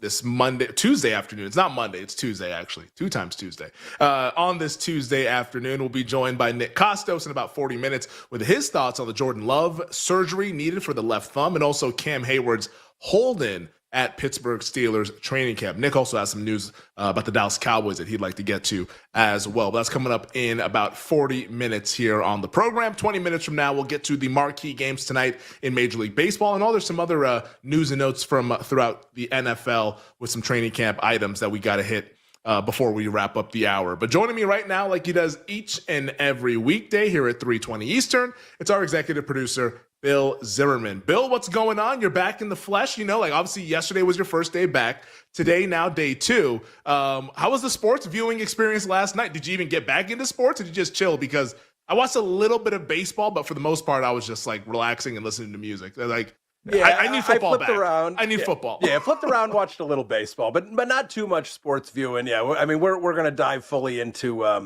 NFL preseason here this upcoming weekend. Looking forward to that. But, really just excited for what was announced today at 12:12. I know we were talking to Jake Hassan. He's doing backflips. He's a full-on Swiftie. I mean, the YBYB crew is excited for this upcoming Taylor Swift album. Yeah, I mean, she's announcing it on the Kelsey podcast, so we're very fired up. As somebody who has listened to 0 of Taylor Swift's albums, I've heard her songs. Like I'm not gonna be like, I've never heard Taylor Swift. No, I've heard Taylor Swift songs, and she has really good songs. Heard Taylor Swift. Yeah, it's an objective fact. Like, she's a great artist. I just don't really seek it out, but I'm sure it'll find me at some point on the radio or wherever. So I hope it's good, because we're going to probably hear it nonstop when it comes out. So hopefully it's not some garbage music, which I would be very surprised if it were, since she's like a global icon at this point. But yes, last night the Swifties were in a frenzy over Taylor Swift, even just hinting that the album is coming soon. But real quick, before we get to the headlines here about the world of sports, I feel like I'm at that point right now where, like, I don't really want to watch a ton of stuff that's not football. Like I was saying at the top of the show, like I got like a little bit of a taste of it over the weekend, and now I just like need it like mainline, like in my veins. Like give me football now. Like even baseball, like the baseball card went well last night, but I'm just like, oh cool, great, we won some bets. But like, what's the preseason schedule, and why is it not until Friday? Like that is what I need. Like you really get that taste, and that's all you want. Why is football meth, right? I mean, honestly, like somebody needs to study it. I say, like, why as a nation are we addicted to this violent sport that we love? And hey, you know what? It's been going for 100+ years, and 100 more years, I'm sure, on deck. But like, yeah, this is just like, please get me to the games as soon as possible. But enough of that. Let's get to the top stories that we have on this Tuesday. Bill, what's the number one thing we need to know this afternoon? All right, Femi. Well, it is about football, but it's not about the games, because apparently that's the way the Dallas Cowboys like it, because they are always in the headlines, as we know, whether it's an odd comment from Jerry Jones or how they are handling contract negotiations with one of their stars. Well, with Jerry Jones, he was discussing the upcoming here Netflix series on the Dallas Cowboys, and Jerry basically admitted that he and the front office like to create headlines. They like to make sure that their team is in the news. So, Femi, when we all just kind of assume that maybe the Cowboys are doing this on purpose, Jerry Jones is basically saying it is. No surprise here. I mean, it's just disgusting. It's disgusting, and it's unserious. And, like, he thinks, like, this is, like, some grandiose, like, big show. Like, bro, you run a football team. And, like, yes, like, the Dallas Cowboys are a brand, and it's America's team, and they're going to get all the eyeballs because of, like, the 70s and the 90s during the glory years, et cetera, et cetera. But, like, you also need to produce on the field. And he's so consumed about all of, like, the glitz and the glamour and, like, oh, like, they're talking about us. More concerned about that than what's actually happening on the field, in between the lines. It's why the Cowboys don't win. Like, last year, we're going all in. Are you? You did nothing. Like, you put McCarthy out there as a lame duck coach, and then you fired him at the end of the season. Well, I guess he didn't fire him. McCarthy probably fired them and said, I don't want to come back. Like that's how things went. And this year, they're just dragging out this nonsensical Micah Parsons negotiation where it's so easy to get the contract done. He's the best player on the team. Just give him highest paid non-QB deal and then move on with it and get him back out there on the practice field. But what really makes me sick to my stomach is that during the middle of training camp, last night, Jerry Jones on the red carpet promoting his Netflix documentary, The Gambler and His Cowboys, which, like, in his defense, I will watch just for the nostalgia purposes. But, like, that's what's important to him. It's like he's out there on the red carpet, like taking Q&A at the premiere of his Netflix doc. Like, come on, man. Like, that's what we're doing? Like, we don't have something like we could be watching training camp tape, evaluating the players. We couldn't be doing stuff like that, trying to make moves to improve the roster, offensive line. Maybe there's some holes there, defense. Boy, all the reports at the camp sounds like the defense sucks. Maybe we want to improve that. Like, these are things that Jerry Jones just seems to not care about. Maybe he's letting all the football people take care of that stuff, and he just gets to be the face of it and be the showman of the team. But, like, man, it leaves a bad taste in my mouth as a fan. And as a bettor, look, man, if not for Dak Prescott being on the team, I would have zero interest in betting a win total over. And I'm starting to cool on that interest in general because the other guy, Micah Parsons, who you need to be a part of the equation, is not practicing. And what does that look like when he finally gets on the field? I'm assuming like when they go back to Dallas, or maybe it's like the last week of August. Like, I just think that this Cowboys team might be up against it here in a division where it's not super difficult, but boy, you would expect them to get 8-9 wins. But if the Jerry Jones, the head man's head is not in the right place, I don't know how this thing is going to get off the ground here and be a bounce back year from what we saw in 2024. It's just all sorts of bad for the Dallas Cowboys. And you know what? I understand why people are looking to fade this team hand over fist, because there's a lot of signs that point towards this being a very unserious season from an unserious owner. Bill, hit me with the next story. Femi, we're just 2 preseason games away from regular season NFL football. So that means people are starting to come in with their predictions. Bettors are making their futures bets and all. We haven't heard much about the Kansas City Chiefs. The Denver Broncos are the team being heavily bet to win the AFC West. Multiple lists have come out. Patrick Mahomes no longer the top player in the NFL. We're hearing Joe Burrow, Lamar Jackson, Josh Allen. So the Chiefs just aren't getting a lot of love right now. But with all that swirling around the team, Andy Reid just wants to focus on football. We don't listen to all the noise. I mean, if you do that, you're going to go crazy. Then you're not going to have fun, right? But you don't use the noise? I don't care about the noise. That's why I love you. Let's go win the game. There you go. Not worried about the noise, doesn't care about the noise. So, Femi, are the Chiefs fading, or are we suffering Chiefs fatigue? Oh, man, it's ripe Chiefs fatigue, man. Like that, it's so ripe. Like that's what this is. And I don't know if I suffer from it, because hell, earlier this offseason I thought the Chargers might win the division. I have since backed off of that with the injuries on the offensive line with Rashawn Slater. But man, I think a lot of people are just overlooking this team because they're tired of them.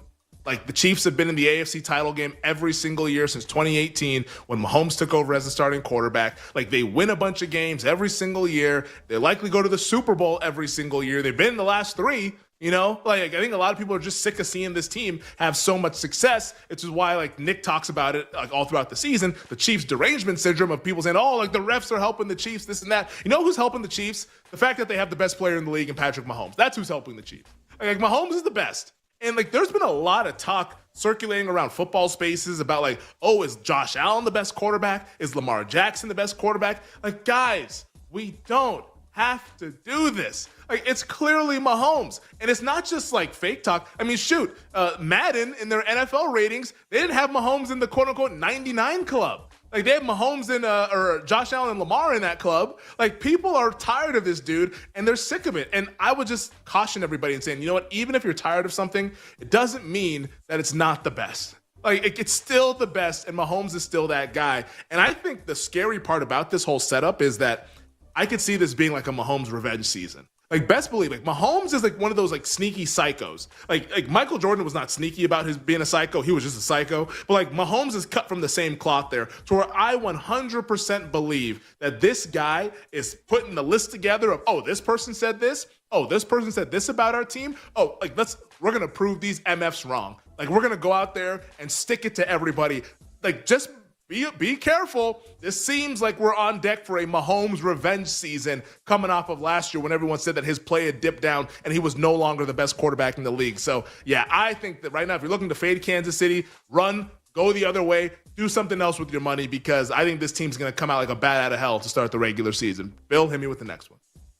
Let's switch over to college football, Femi, where we have a story here that's a little odd. Oklahoma starting quarterback John Mateer is under scrutiny after screenshots surfaced of Mateer's Venmo transaction history, where there are notes under transactions that say, quote, sports gambling.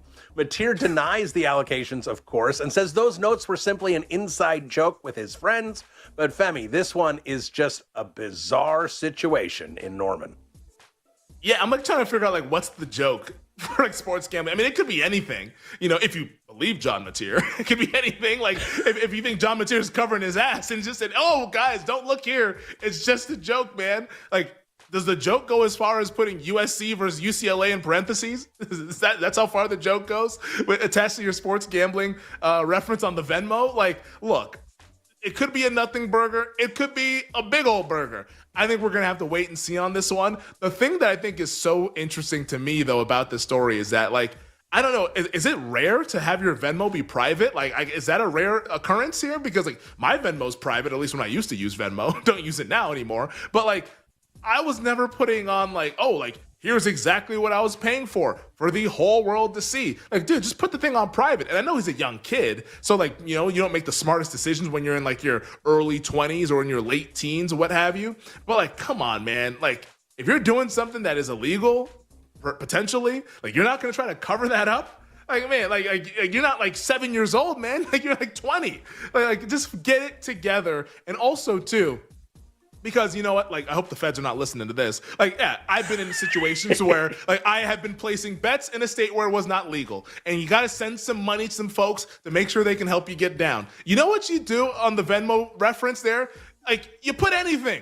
Put a burger. Put a piece of candy. Put a smiley face. Don't put sports gambling, man. And even if it's an inside joke, that's a terrible inside joke. I don't even know where he's going with that whole thing. So I hope for John Mateer's case that it's just an inside joke and he was just being a dumb kid. But if it's not, buddy, like, you are wrecking your career as a quarterback. So we're all excited to see him play, but this was just a lapse of judgment, which hopefully doesn't translate on the field, because I think he's actually going to be pretty good for an Oklahoma team that might be frisky here in 2025. Bill, hit me with the next one.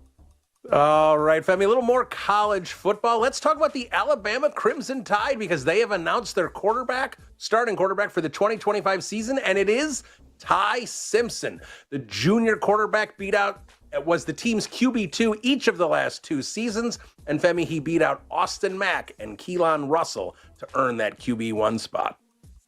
Yeah, let's see what this looks like for the Alabama Crimson Tide. You know, like, I think a lot of excitement about Ty Simpson throughout the spring practices and into this offseason. And it feels like, to me, Kalen DeBoer finally has the quarterback that he wants to work with. Like, the Jalen Milroe thing wasn't quite a fit for Kalen DeBoer. Like, Milroe, more of like a big-time athlete, not as good of a passer as he had a couple of years prior when he was in Washington with Michael Penix Jr., and they were able to go to the national title game. So maybe Ty Simpson can be more of what's in line with his offense. And also, too, the fact that he does get Ryan Grubb back.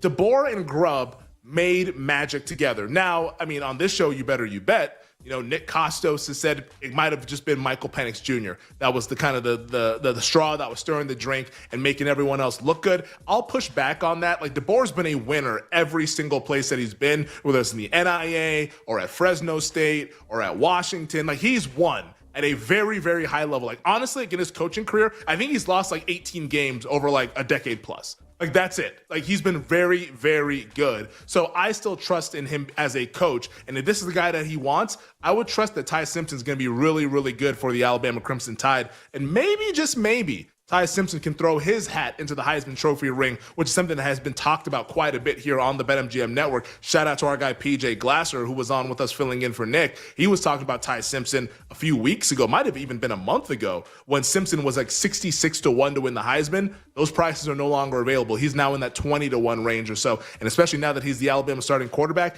might drop even shorter to some of the other guys like the Sayans and the Dante Moores of the world. There was no reason why Simpson was such a long price when we all figured he was going to be the Alabama Crimson Tide starting quarterback. All right, Bill, hit me with the next one. Femi, let's talk about the W, because the Indiana Fever, they sit at 18-14. They're just 2.5 games out of first in the Eastern Conference, and they've done it largely without Caitlin Clark, who has been out for most of the season with that groin issue. Now, according to the Fever, she is getting closer to her return, but the team still has not set a timetable as to when they expect her back. So, Femi, Clark will miss her 20th game of the season tonight. I mean, talk about a bad beat for the WNBA, right?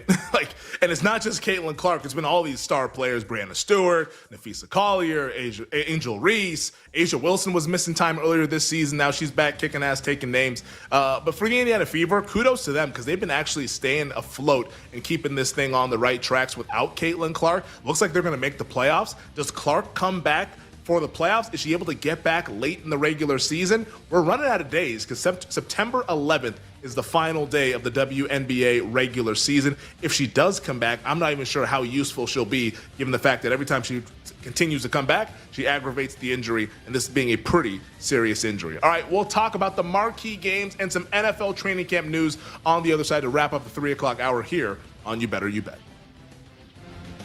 We'll be right back with You Better You Bet, presented by BetMGM, the sportsbook born in Vegas.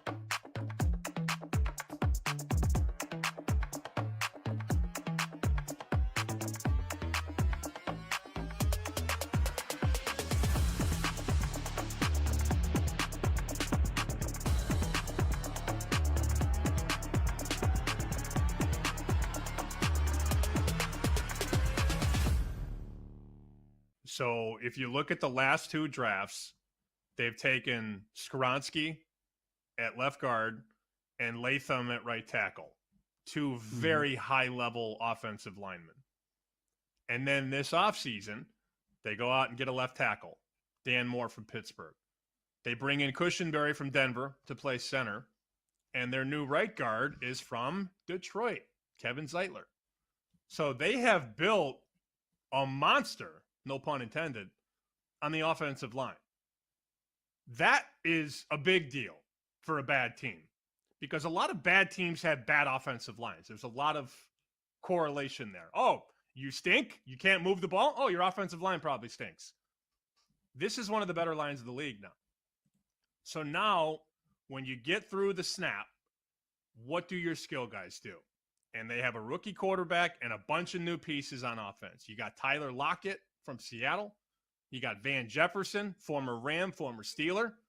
And Calvin Ridley is back in the fold, along with some guys that they like that they got in the draft.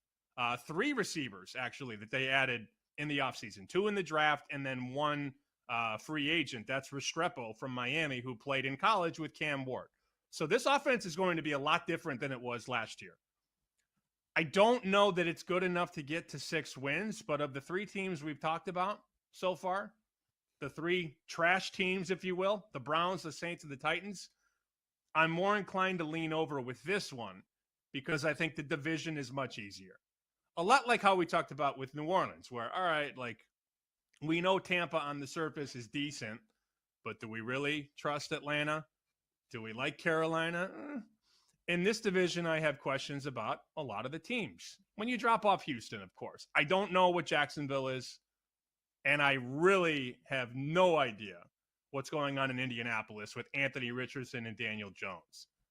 So if I had a head-to-head market, if somebody gave me a price on who will have more wins, the Colts or the Titans, I might take Tennessee. And maybe I look at them to finish 3rd in the division instead of last. That's sort of where I'm at least early.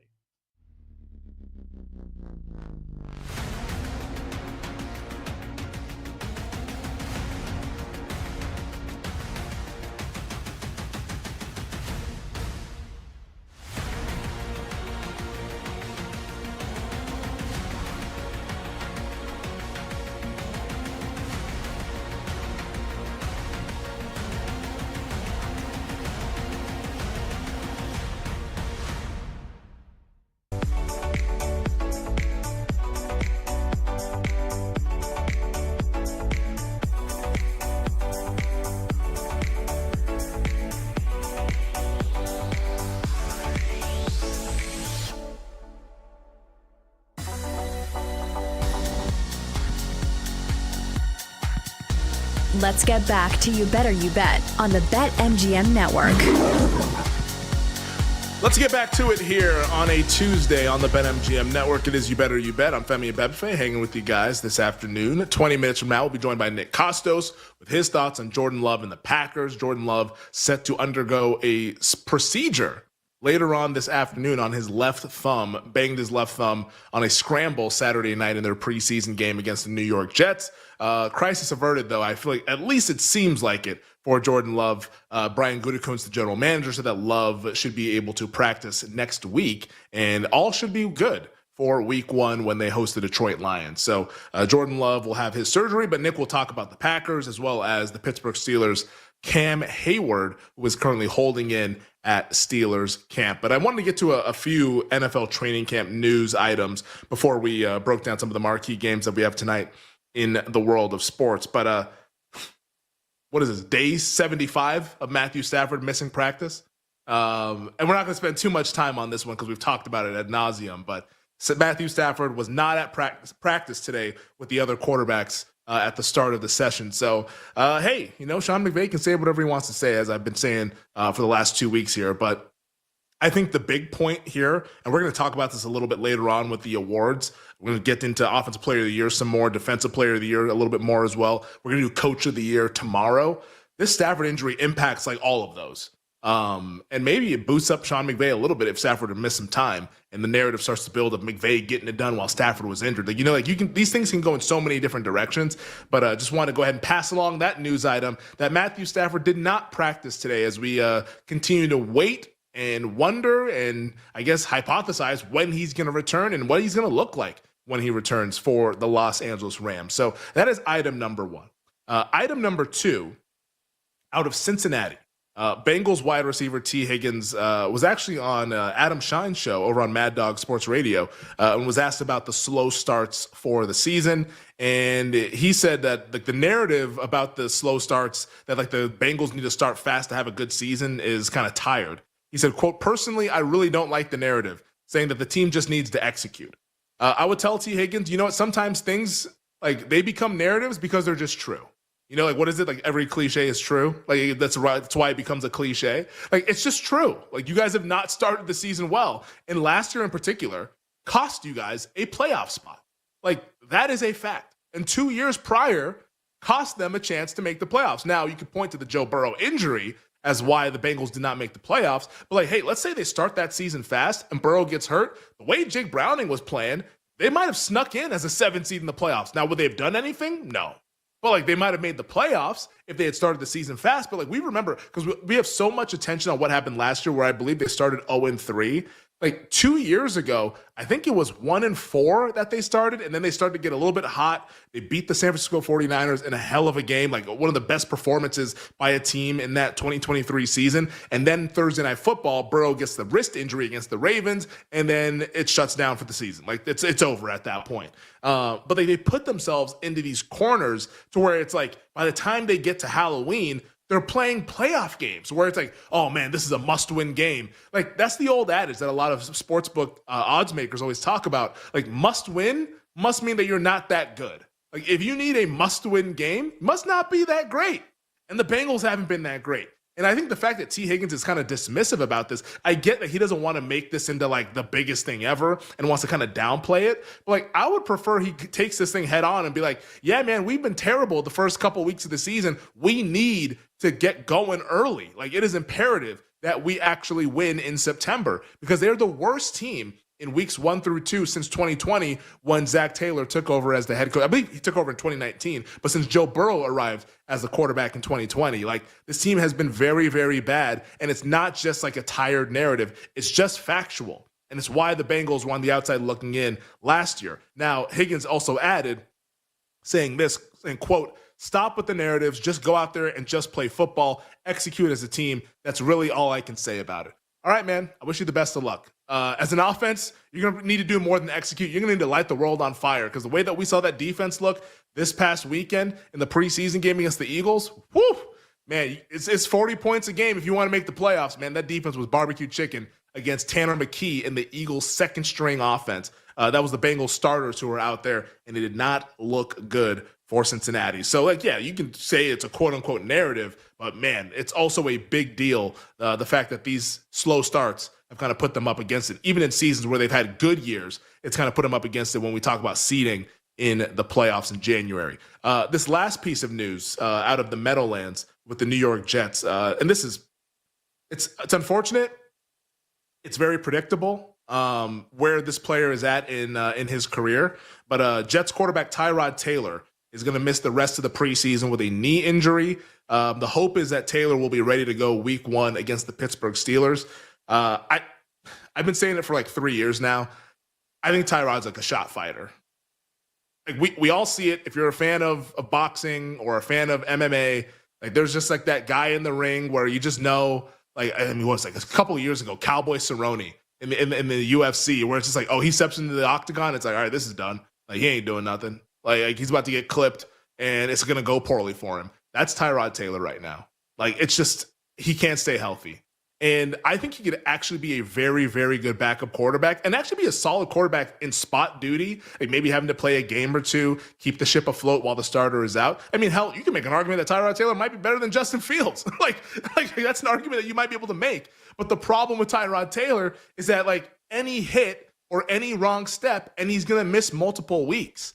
Like, he has been very injury prone over the last month or so. And now for the New York Jets, I mean, this sort of hurts their quarterback depth. And yeah, maybe he's ready for week 1, but that's until the next injury. And if something were to happen to Justin Fields, like we all thought the first week of training camp when the cart was out for Fields after he got stepped on, and it's like, hey, maybe Tyrod Taylor can be the starter. No, he can't. Like, you need another quarterback in there to help out, because Tyrod Taylor right now, like, he might as well be like a coach, honestly. Just like help out Justin Fields, help him prepare, do those kinds of things, because on the field, it's just not happening for Tyrod, which is unfortunate because he actually at moments had a solid career and actually led the Bills to the playoff. He was the quarterback when they ended that playoff drought for so many years. So it's just a tough look for him. And yeah, he'll be ready, but we'll see how long that lasts until the next injury, even if he's not even playing. That's how injury prone Tyrod ends up at this point in his career is currently at. Let's get into the marquee games though tonight in baseball, because there's 4 of them that are really, really interesting to me. Actually, more than 4, but I only want to talk about 4 in this segment because we don't got all day. The NL East, Braves at the Mets. This is a big, big game for the New York Mets. I mean, it's been disastrous for New York. Losers of 7 straight, 6 games back in the division of the Philadelphia Phillies. They are a favorite tonight with Clay Holmes on the mound going up against Spencer Strider. Mets right now -140, Braves +115. That total is at 8. New York is holding on to that final NL wildcard spot. I didn't think that they were going to be here. Like, I liked the Mets quite a bit. I thought the Mets had the look of a World Series team. Ever since I said that, they've not won a game.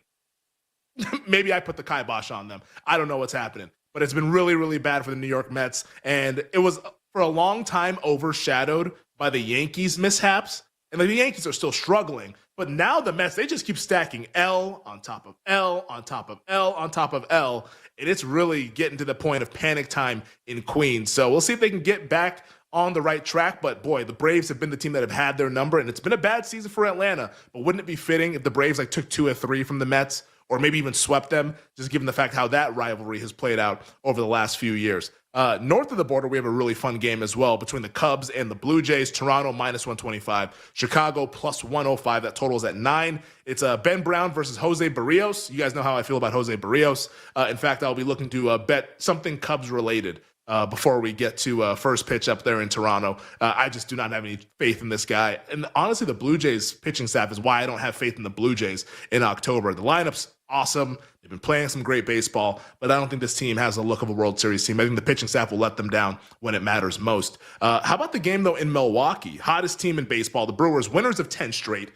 They're putting that win streak on the line against the best pitcher in baseball, Paul Skeens of the Pirates. This might be must-see TV, and I don't say that about any Pirates games, but Milwaukee -125, Pittsburgh +105. The total is 6.5, as Skeens will be going up against Freddie Peralta. Let's see, man, if Milwaukee can get by Skeens, they might just be the team that has the juice, at least in the month of August, but I'll be keeping a close eye on that game between the Pirates and the Brewers. Brewers winners of 10 straight. And then finally, a game that I'll definitely be keeping an eye on in the American League wildcard race. That is the Boston Red Sox and the Houston Astros. Let's go Boston. As a Mariners fan, I'm like, Boston, let's beat Houston. Let's get a tie going in the AL West division race. But the Astros right now -115, Red Sox -105. That total is at 8.5. We have Dustin May versus Spencer Arrighetti is the pitching matchup down there in Houston. It's kind of a weird spot because the Red Sox are on the heels of the Mariners in the wild card race, but the Mariners are on the heels of the Astros in the division race. So I'll be rooting for the Red Sox. Hopefully the Mariners can win the AL West by the end of the regular season, but a fun game in the American League. But let's go ahead and bring on our guys here on the program, Jake Hassan, Tyler Morales, to get their best bets from the night in sports. Jake, we'll start with you. What do you like tonight and why? First thing, I'll start with that Houston and Boston game. Everyone wants to bet the under in a Dustin May and Spencer Arrighetti started game. Okay, you all have fun with that. I'll be on the over. And also, I don't know how many times I have to tell you people that Ben Brown is the Noah Syndergaard of John Lackey's.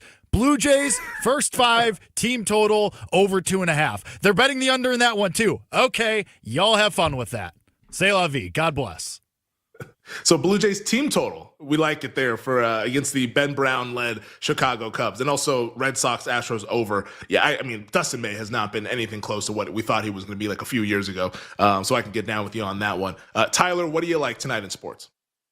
Kind of the same bet as yesterday. Reds, Phillies, I'm going to go full game under 9.5 here. Phillies lineup is they're becoming mid again, and they're not scoring many runs. And Ranger Suarez, I think, is due for a big bounce back spot here. Yeah, exactly. So it's the same lineup every year, and they slump sometimes. I think they're going through that right now. So let's go under 9.5. Phillies Reds under. Scale of 1 to 10, how much faith do you have in the Phillies in October? 1 being no faith at all, 10 being they're going to win the World Series. Like a 4. They just keep going backwards. Lost in the World Series, lost in the championship round, lost in the division series. I think they're just going to lose early again. It's the same lineup. There's no difference every year. They get cold in October. I'm good. Yeah, I don't know. It feels like it happens to them, and it's just like, all right, 1 guy's cold, now 2 guys are cold, and it's like contagious. It's like a virus that runs up and down that lineup, and then nobody can hit, and then they lose to some team that they're obviously much, much more talented than. I mean, the pitching staff for the Phillies, that is World Series ready. Like, those dudes are ready to win a championship. If only they could bring the lineup along with them. Unfortunately, that has not been the case over the last couple of Octobers. All right, on the other side, Nick Costos will join us with his thoughts on the Jordan Love injury and the hold-in by Steelers defensive lineman Cam Hayward. We'll be right back with You Better You Bet, presented by BetMGM, the sportsbook born in Vegas.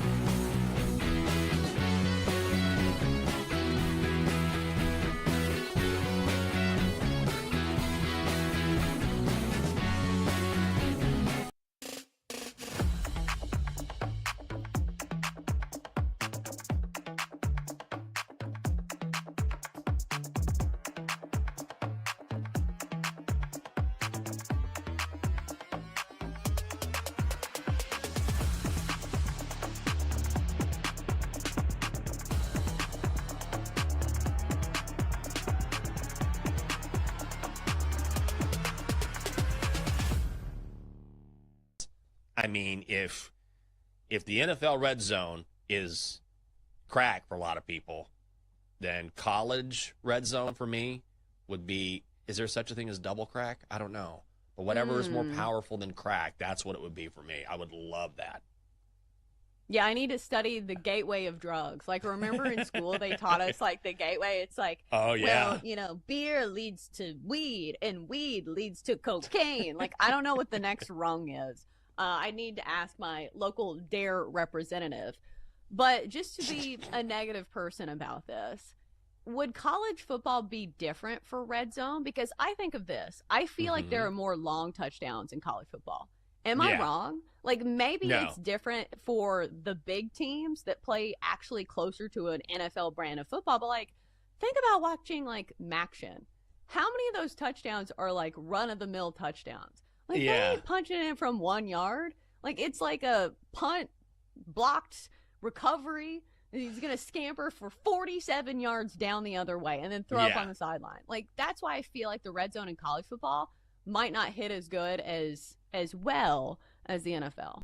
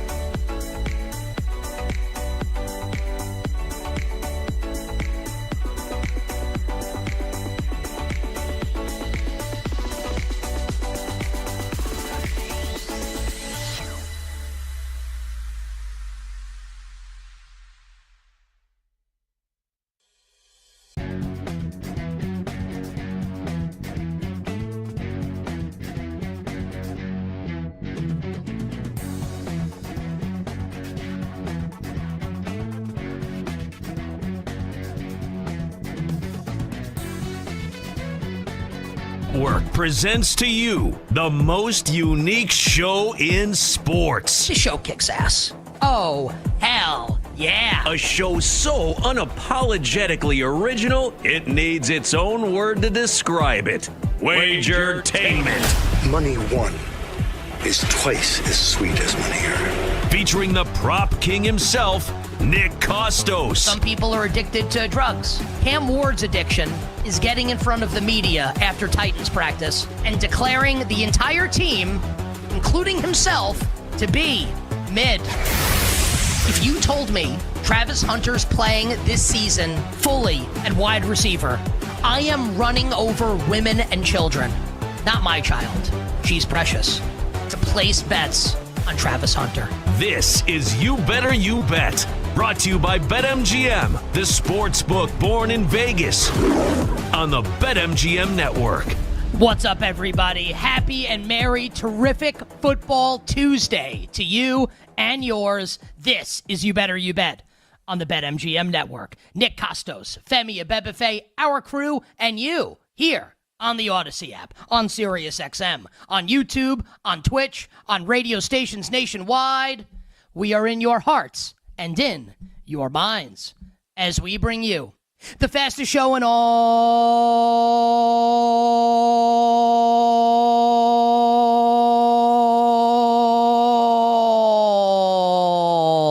of Wagertainment. Talking all things sports betting. The show presented today and always by the sportsbook born in Vegas, the great people at BetMGM. Download the BetMGM app and visit BetMGM.com. Coming up today on the show, awards talk. That was my impersonation of our voice guy, Russ. Femi Abebefe is here, and Femi Abebefe is locked. Femi Abebefe is loaded. Femi Abebefe is going to tell you, dear listener, and you, dear viewer, how to bet Defensive Player of the Year, how to bet Offensive Rookie of the Year, and how to bet Defensive Rookie of the Year. Can Patrick Surtain Jr. go back-to-back DPOY? Can Travis Hunter win the double? Both O'Roy and D-Roy. Femi Abebefe has the answers to those questions and more. Our award tour continues today on You Better You Bet. Two tremendous guests will join us, and we mean that. Both guests are sensational. That will be joining us on today's show. Greg Rosenthal, the host of NFL Daily, an awesome NFL media podcast. Love Greg Rosenthal, friend of the show. Greg will join us coming up at 5 o'clock Eastern, breaking down all things National Football League, including the latest on Rams quarterback Matthew Stafford. Spoiler alert, still not practicing.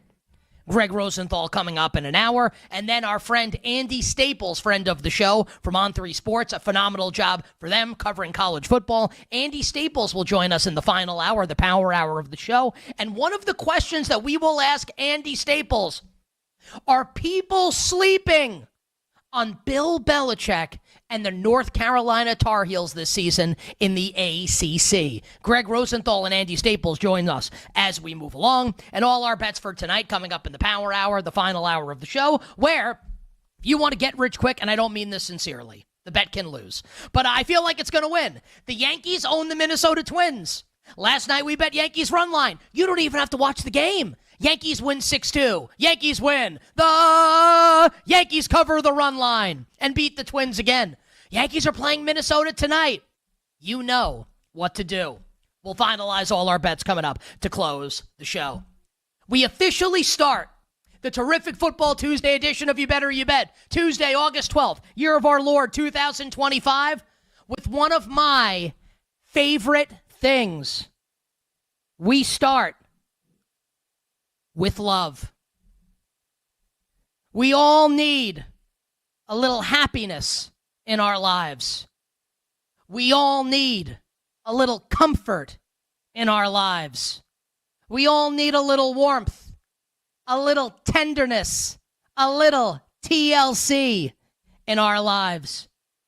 And we also all need a little love. You know who really needs love? Almost more than anybody. Because everybody on this planet, everybody could use a little love. But nobody can use love. And nobody needs love more than the Green Bay Packers. And if there were an entity on this planet that needed love more than the Green Bay Packers, it would be the people that are betting the Green Bay Packers to achieve big outcomes this season. And there are a lot of people out there that are really smart, that love, and the Green Bay Packers this year. Femi Abebefe, my co-host on You Better You Bet, said yesterday on the show, Jordan Love, 25-1 MVP. We'll talk to Femi about that later if he's scared off at all by the news I'm about to give. Femi likes Jordan Love and the Green Bay Packers this year. Our friend Jay Croucher likes Jordan Love and the Green Bay Packers this year. Our friend Drew Dinsick, the whale capper, likes Jordan Love and the Green Bay Packers this year. Many smart people think this is going to be a big-time year for Jordan Love and the Green Bay Packers. Now, the news that I'm about to give you does not mean that Jordan Love and the Packers can't get there, that they can't get home, that this can't be the season of love. But it certainly doesn't help. And in the words of former New York Yankees manager Joe Girardi, former Odyssey Sports Major League Baseball insider Joe Girardi, hashtag, it's not what you want. Jordan Love, the team announced today, the Packers announced today, going to undergo a procedure. Sounds awesome. Undergo a procedure on his left thumb. He is expected to return to practice next week. Packers general manager Brian Gutekunst said that Love is not expected to miss any time in the regular season.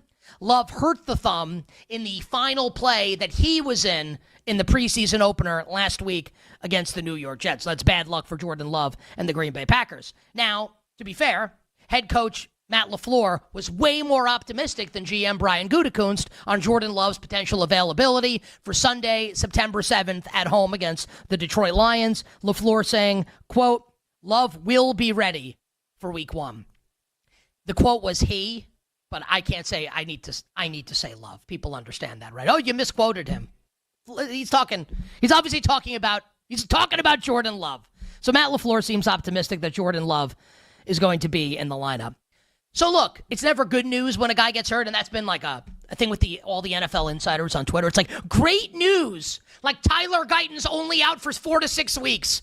No, that's horrible news for the Dallas Cowboys. Like, sure, like it's great that its ACL didn't tear, but it's not. You can't frame it as good news that like a really good player. So I'm not going to tell you, wow, great news that Jordan Love's only going to be out for a couple weeks potentially, or maybe even 1 week potentially. It's bad news.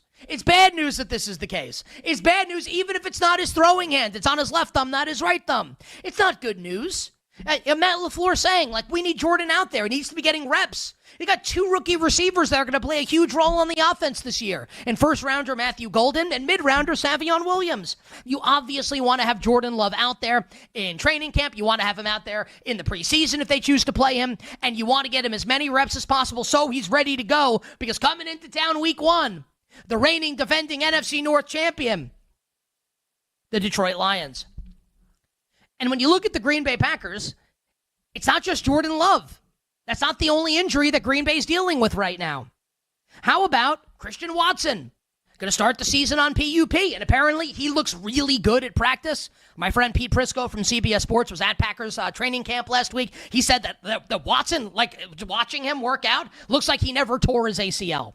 Also, he's going to start the season on PUP, and we don't know when he's going to be back, like running at full speed. He will be back this season, but we don't know when.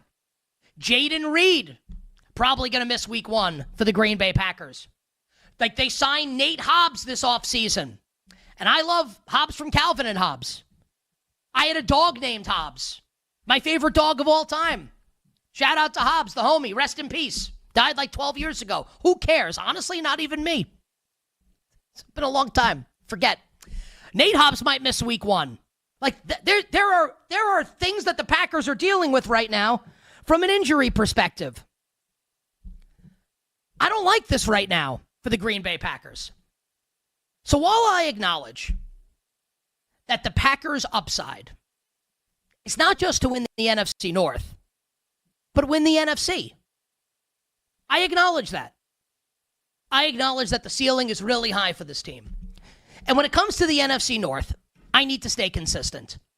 I've been saying for months that you could tell me that any of the teams in the division finished first, any of them finish last, and anywhere in between.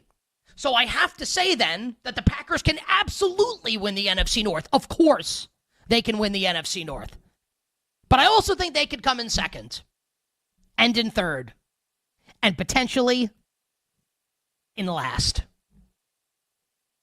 Now, if you've been watching this show or listening to the show for any period of time over the last couple seasons, you know that I love Love. I'm a Jordan Love guy. I think Jordan Love's a really good quarterback. Now, Love has yet to ascend to the pantheon of true greatness, but you could say that about a ton of different quarterbacks in the league. I don't know if it's an insult to say that Love is not on the Mahomes tier or the Lamar tier or the Josh Allen tier or the Joe Burrow tier, but he is a damn good quarterback. I'm a big fan of Jordan Love. And if Jordan Love stays healthy, I think the Packers are going to get really solid quarterback play this year. Solid to great, potentially, quarterback play this year. My issues with the Green Bay Packers, again, while acknowledging that the upside and the ceiling is high, my issues with the Green Bay Packers are not rooted at the quarterback position and are not rooted with Jordan Love, even though he does have the injured thumb right now. I look at this roster for Green Bay. The players that will be starting games for the Green Bay Packers, week 1 and beyond. I don't think they have that many great players. You can make the case that the Green Bay Packers are loaded with very good players. And I don't know that I could disagree with that. The Packers do have a good roster and a really good head coach. And I think a really good quarterback. But do they have top-end talent on either side of the ball? Not good, not very good. Top-end talent on either side of the ball. Let's examine the offensive line. I would consider to be average. It's an average offensive line for the Green Bay Packers. Now, I will say that Matt LaFleur and the way he coaches makes things easier on the offensive line. And this is where I think LaFleur does some of his best work in the run game and getting the ball out quick. But the offensive line is average. No one's going to confuse this with the 92 Cowboys or even last year's Detroit Lions or the Philadelphia Eagles. That's not what this offensive line, that's not what it is. The wide receivers, and I'm a big Matthew Golden fan. He has huge upside. He could win Offensive Rookie of the Year if he hits. But still, you're counting on a first-round rookie to be your number one wide receiver in year 1. Now, at price 30-1, now 25-1, I like Matthew Golden. But if he were the same price as Ashton Jeanty, I wouldn't like that bet. Jaden Reed's a pure slot guy. Romeo Doubs is just a guy. Dontavian Wicks can't catch. And whenever I say his name, I want to say it like Femi on Femi's Island. Dontavian Wicks. That's the absolute best. I am a huge Tucker Kraft fan, but again, Tucker Kraft is not Brock Bowers or Trey McBride, even though I think he's really good. Now, Josh Jacobs is pretty good. You're running back, whatever. You could probably put Emmanuel Wilson or Marshawn Lloyd there into Lloyd and still do pretty well. So I don't love the Packers skill position group. Then we go to the defense. Devontae Wyatt and Rashawn Gary on the defensive line, I would say are good to very good players. I would not say either is great. Kenny Clark is coming off a year last year where he was not as good. I'm a big Edger and Cooper fan at one of the linebacker spots, and his upside is to be a top 5 linebacker in the league. I don't like the other linebackers, though, on this roster. I like the safeties. I like Xavier McKinney a lot, former Giant. I like Evan Williams a lot. I think the cornerbacks stink. And, I understand letting Jair Alexander walk because of the issues with him, disciplinary stuff. He can't stay on the field. I get it. Also, watch Jair Alexander make the Pro Bowl this year for the Baltimore Ravens on a 1-year prove-it deal. I don't like this Packers secondary. And even the players and maybe you want to say Xavier McKinney's great. And I don't know if I can argue with you there, even as a star-crossed upset New York Giants fan. Maybe Xavier McKinney's great. Like, you can't tell me there are that many great players on this roster. Now, let's be objective for a second here. Who has more top-end talent? The Minnesota Vikings or the Green Bay Packers? Be honest. Not who's going to have a better record this year. You can make the case Green Bay's better. I'm acknowledging that. Who has more top-end talent, the Vikings or the Packers? Who has more top-end talent? The Lions or the Packers? I don't even think it's close. It's Detroit. And I think you can make a case that the Chicago Bears, this is going to sound blasphemous, have just as much top-end talent as the Green Bay Packers. So look, man, I love. They could win the NFC North, but I'm skeptical of the overall talent on this team getting them over the hump. So I disagree with Femi on Love MVP, and I disagree with all the people that think that this team's going to achieve big outcomes this season. On the other side, we will move from one team of royalty in the NFC to another, America's team. We'll be right back with You Better You Bet, presented by BetMGM, the sportsbook born in Vegas.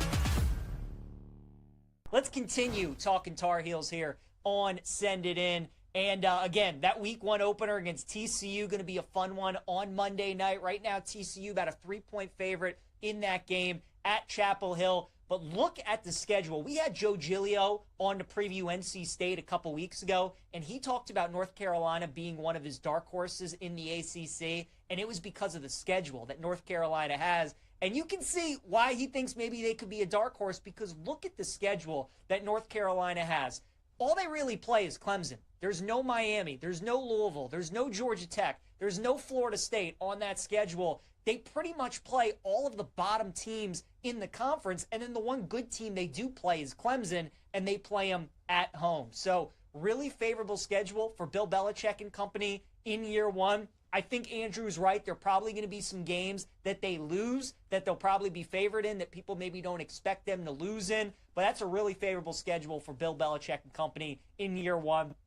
I totally agree with Andrew, though. Betting like the win total on North Carolina at 7.5 right now at BetMGM. The over is plus 140. The under is minus 165. Like, there's just no bet to be made at those prices and at that win total. For them to make the ACC title game is 10-1. Maybe that's worth a bet, like betting North Carolina to make the ACC, because, again, Belichick's arguably the greatest NFL coach of all time. The schedule is very doable. Like, if they go on a great run in a pretty weak ACC, avoiding just about all the top teams, maybe they do get to Charlotte and play for the ACC title game. So I think that would be the one bet in the futures market maybe I would take a look at.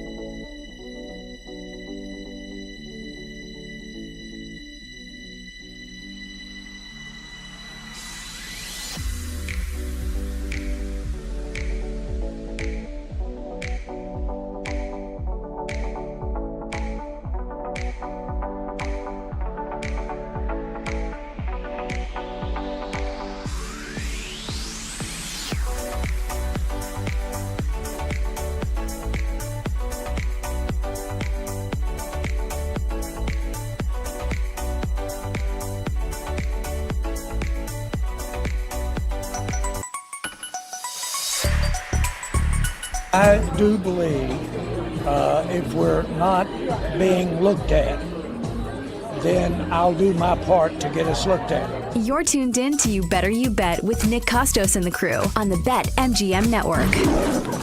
That the voice of Dallas Cowboys owner Jerry Jones promoting the new Netflix documentary.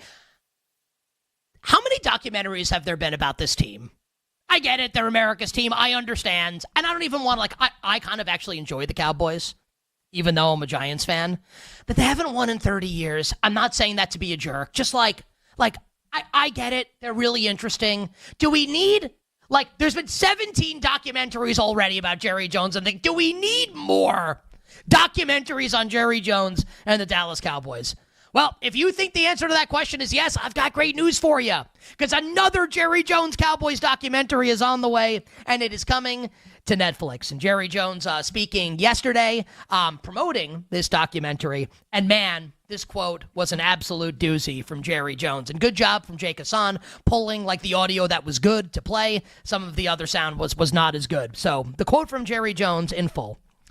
If we, the Dallas Cowboys, if we are not being looked at, I'm going to do my best to get us looked at. I'm going to stir it up. Controversy is the good stuff. Controversy is the good stuff. Not winning games. Winning the NFC East. Winning the NFC. Winning the Super Bowl. Nah. That's the bad stuff.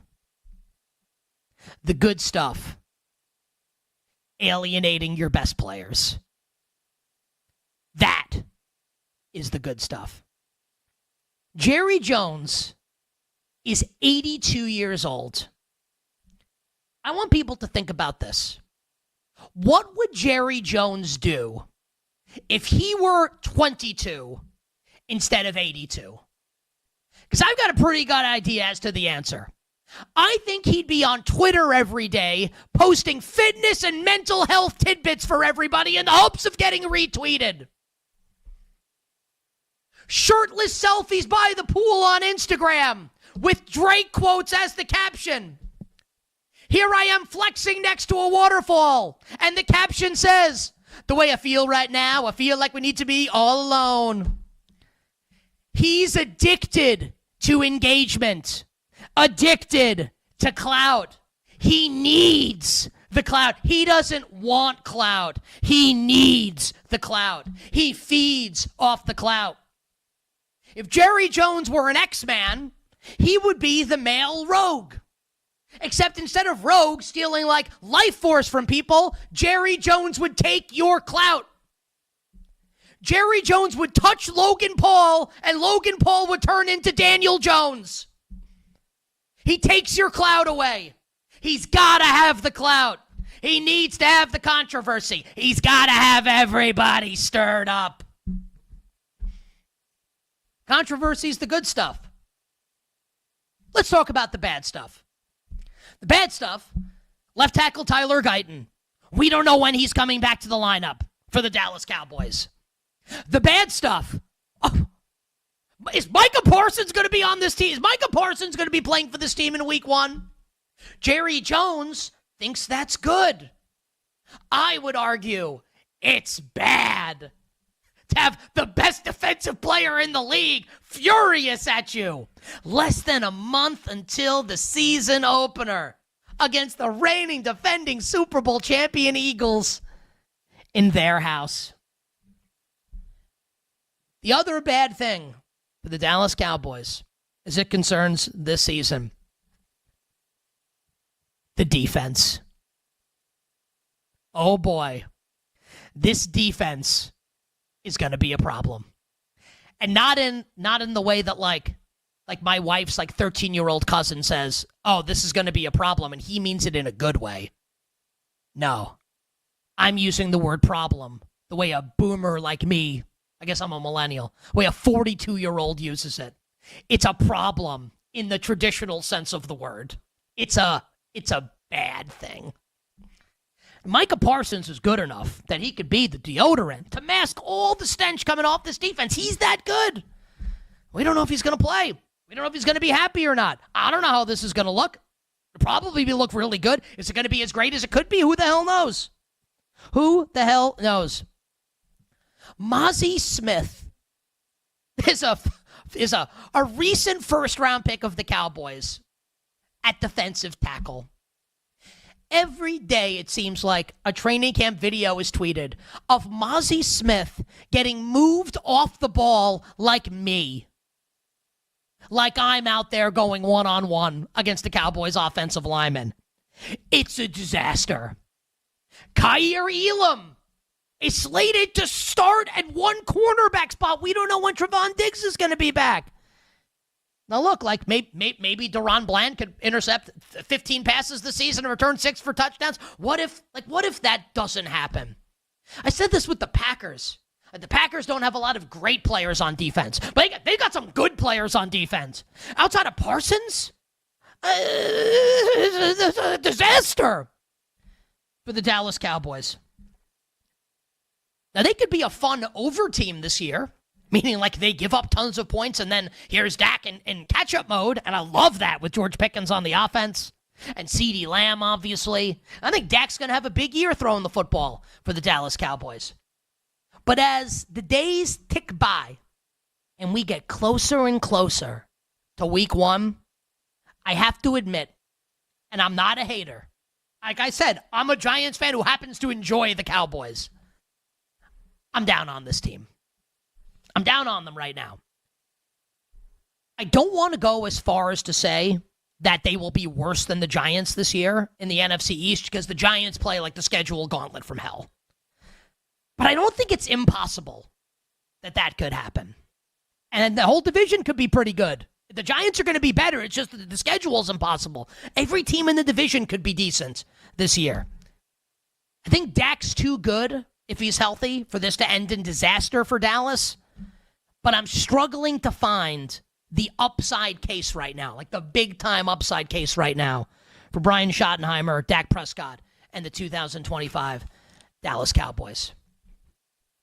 Controversy might be the good stuff, but at the end of the year, I think Jerry Jones is going to be left saying, man, that bleep sucked. That was the bad stuff this season in Big D. You bet on this Tuesday.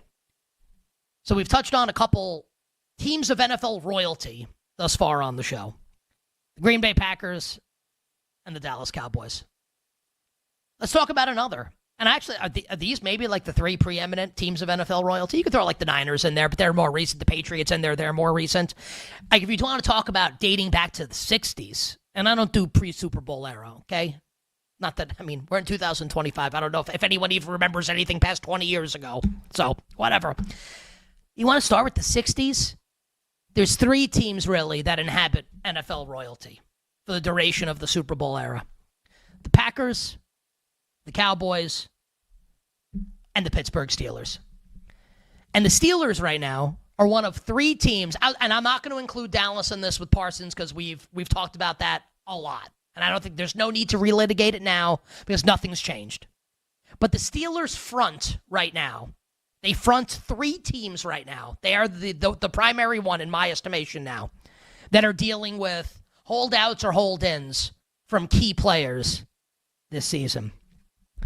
So let's talk about the Pittsburgh Steelers and their situation. Because right now there's drama at Pittsburgh Steelers training camp. And how about this? It's not because of the quarterback. It's not because of Aaron Rodgers. Like if I just told you blindly, like, hey, like a veteran at Pittsburgh Steelers training camp is making waves for nothing to do with what's happening on the field, Aaron Rodgers would be a minus 2,000 favorite. Like, what's a bigger favorite? Steelers veteran engaging in drama at training camp with nothing to do on the field, or Shohei Ohtani involved in some sort of ridiculous scandal that has nothing to do with Major League Baseball? It's close. It's Rodgers or Ohtani. It's close. I don't know which one would be a bigger favorite. But listen, everybody, Shohei Ohtani only cares about baseball. Wonder what Ippei Mizuhara's doing right now. It's not Aaron Rodgers that's causing the drama. It's all-world defensive tackle Cam Hayward, who I think is like a borderline Hall of Famer when it's all said and done. A great Pittsburgh Steeler who signed a new contract less than a year ago, 11 months ago, and is already demanding more money from the Pittsburgh Steelers. And Steelers fans on social media have busted out the black and gold pitchforks. Man, are they upset with Cam Hayward. Selfish, spoiled, entitled athlete. What? Is $15 million not enough for you this season, Cam Hayward? 11 months after signing a deal? It's his fault, right, that he signed the deal. Could have waited and got more money. He doesn't deserve anything else. Here's the problem with all of that. While acknowledging that all of it can be right, the Pittsburgh Steelers have painted themselves into a corner. They are all in on this season. Future be damned. Here's Aaron Rodgers at quarterback. Like, Aaron Rodgers coming in does not mean, oh, this is a 3-year plan. No, it's we need to win, and we need to win right now. Jalen Ramsey, Darius Slay. Look at the veterans on this team. The Steelers need to win, and they need to win now. I think Cam Hayward's a brilliant businessman. He knows that the Steelers need to win, and he knows that they need him to win. And he knows that they know that he needs, that they know, that he knows that they know. I painted myself into a word corner there. You know what I'm saying. He knows that they know, and they know that he knows that he's got to be great in order for them to win. So, yeah, you can be mad at Cam Hayward. You can, oh, my God, selfish athlete. It doesn't matter at all. The Steelers got to buck up and pony up and pay Cam Hayward. They have to. I love the Steelers this year. I love Aaron Rodgers. I love Mike Tomlin this year. I think they're finishing second in the AFC North. I think they're better than the Bengals. I think their top-end talent is good. I think the Pittsburgh Steelers are going to the postseason. I'd really like for this Cam Hayward situation to work itself out. Let's go from Pittsburgh to our nation's capital. Insert National Guard joke here for another show. Commanders wide receiver Terry McLaurin was seen at practice earlier today. Pictures tweeted out of Terry McLaurin having a chat with Commanders general manager Adam Peters. With the thought being, maybe they're close to getting a deal done. I'm going to be crystal clear on this. The Washington Commanders, forget about the streets of Washington, D.C. The National Guard, and I understand people get really mad at this stuff. I mean it purely in a comedic sense. So please, no one get upset. The National Guard and the military should be sent into the Commanders headquarters to and they should be taken out and arrested. Adam Peters and Dan Quinn and everyone for the Commanders if they don't sign Terry McLaurin. The Commanders are in big-time win-now mode with a star quarterback on a rookie deal. They are a veteran-laden, they are an old team that's built to win right now, this year, after going to the NFC title game last season. In case you didn't know, here are the other wide receivers on the Commanders roster outside of Terry McLaurin. Deebo Samuel. Okay, Deebo's had his moments. Been a really good player at points. Also getting a little long in the tooth. Noah Brown, who when he's not out there, you would think they're missing Jerry Rice or John Taylor. Luke McCaffrey, not Christian, not Ed, but Luke. Jalen Lane. Okay. The Burgundy Goblin, KJ Osborne. And Michael Gallup is somehow still in the NFL. Amazing. They got to get Terry McLaurin in. And this is easy. You pay him a deal in between what Cortland Sutton made and DK Metcalf made. Maybe a little bit more because you need him for this passing game to work this year. And if you out there listening or watching, you like the Commanders this year to do anything extreme, win the NFC East, get to the Super Bowl, etc., you need them to sign Terry McLaurin and you need them to do it now. Last team, Buffalo, where James Cook is back at Bills practice today, but he still wants his new contract. This is the one that I look at and give the shrug emoji and just go, okay, like maybe you give him a little more money. Maybe you give him the Kyron Williams deal. They have Ray Davis. They have Ty Johnson. To me, this is the one that gets the fart noise. Doesn't register with me at all as far as it impacts the Buffalo Bills this season. And I just wanted to sneak this in here briefly before Femi joins me on the other side. Just in case anyone was wondering, I have just refreshed Twitter. And no, Matthew Stafford is still not practicing for the Los Angeles Rams. Coming up next, Femi joins me to talk awards, Tuesday edition of the show, BetMGM Network. We'll be right back with You Better You Bet, presented by BetMGM, the sportsbook born in Vegas.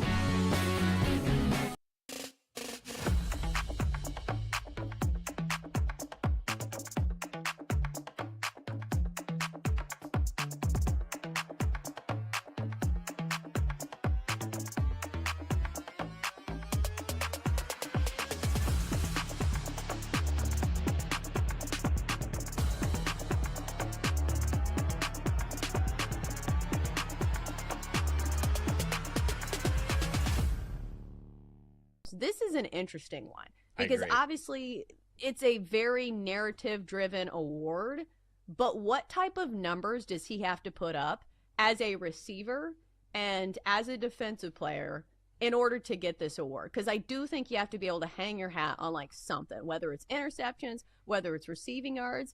And I'm not sure if Travis Hunter can put those up. Like, he's a really talented player. Yeah. But do you get what I'm saying? Like, you can't just be like, oh, he plays both ways. Let's just give him the award.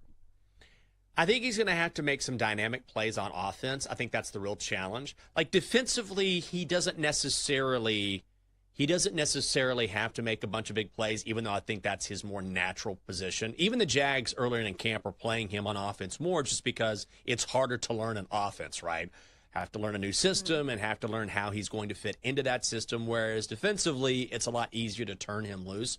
But you can be a great cornerback and not have amazing stats because you can shut down a side of the field, right? Like some of the best corners in the game, they may not have a lot of interceptions, and you say, oh, where are the picks? It's like, yeah, they're not throwing to that side of the field because nobody wants to challenge him. So in that respect, he could have a very good defensive year. I think to win it just playing primarily defense, he would have to be otherworldly. I don't think that's going to happen unless offensively he goes out there and he makes some plays on offense, which highlights not only what he can do offensively, but then people pay even more attention to what he's done on the other side of the ball. I will say at 10-1, I think there's some value on Travis Hunter. I think the Jags are absolutely going to take advantage of his athleticism and how dynamic he is. And only played 19 snaps against the Steelers. That's not a lot. But you have to think they're not going to wear him out in the preseason. So at 10-1, he's so different than any other player on the board. I like the odds.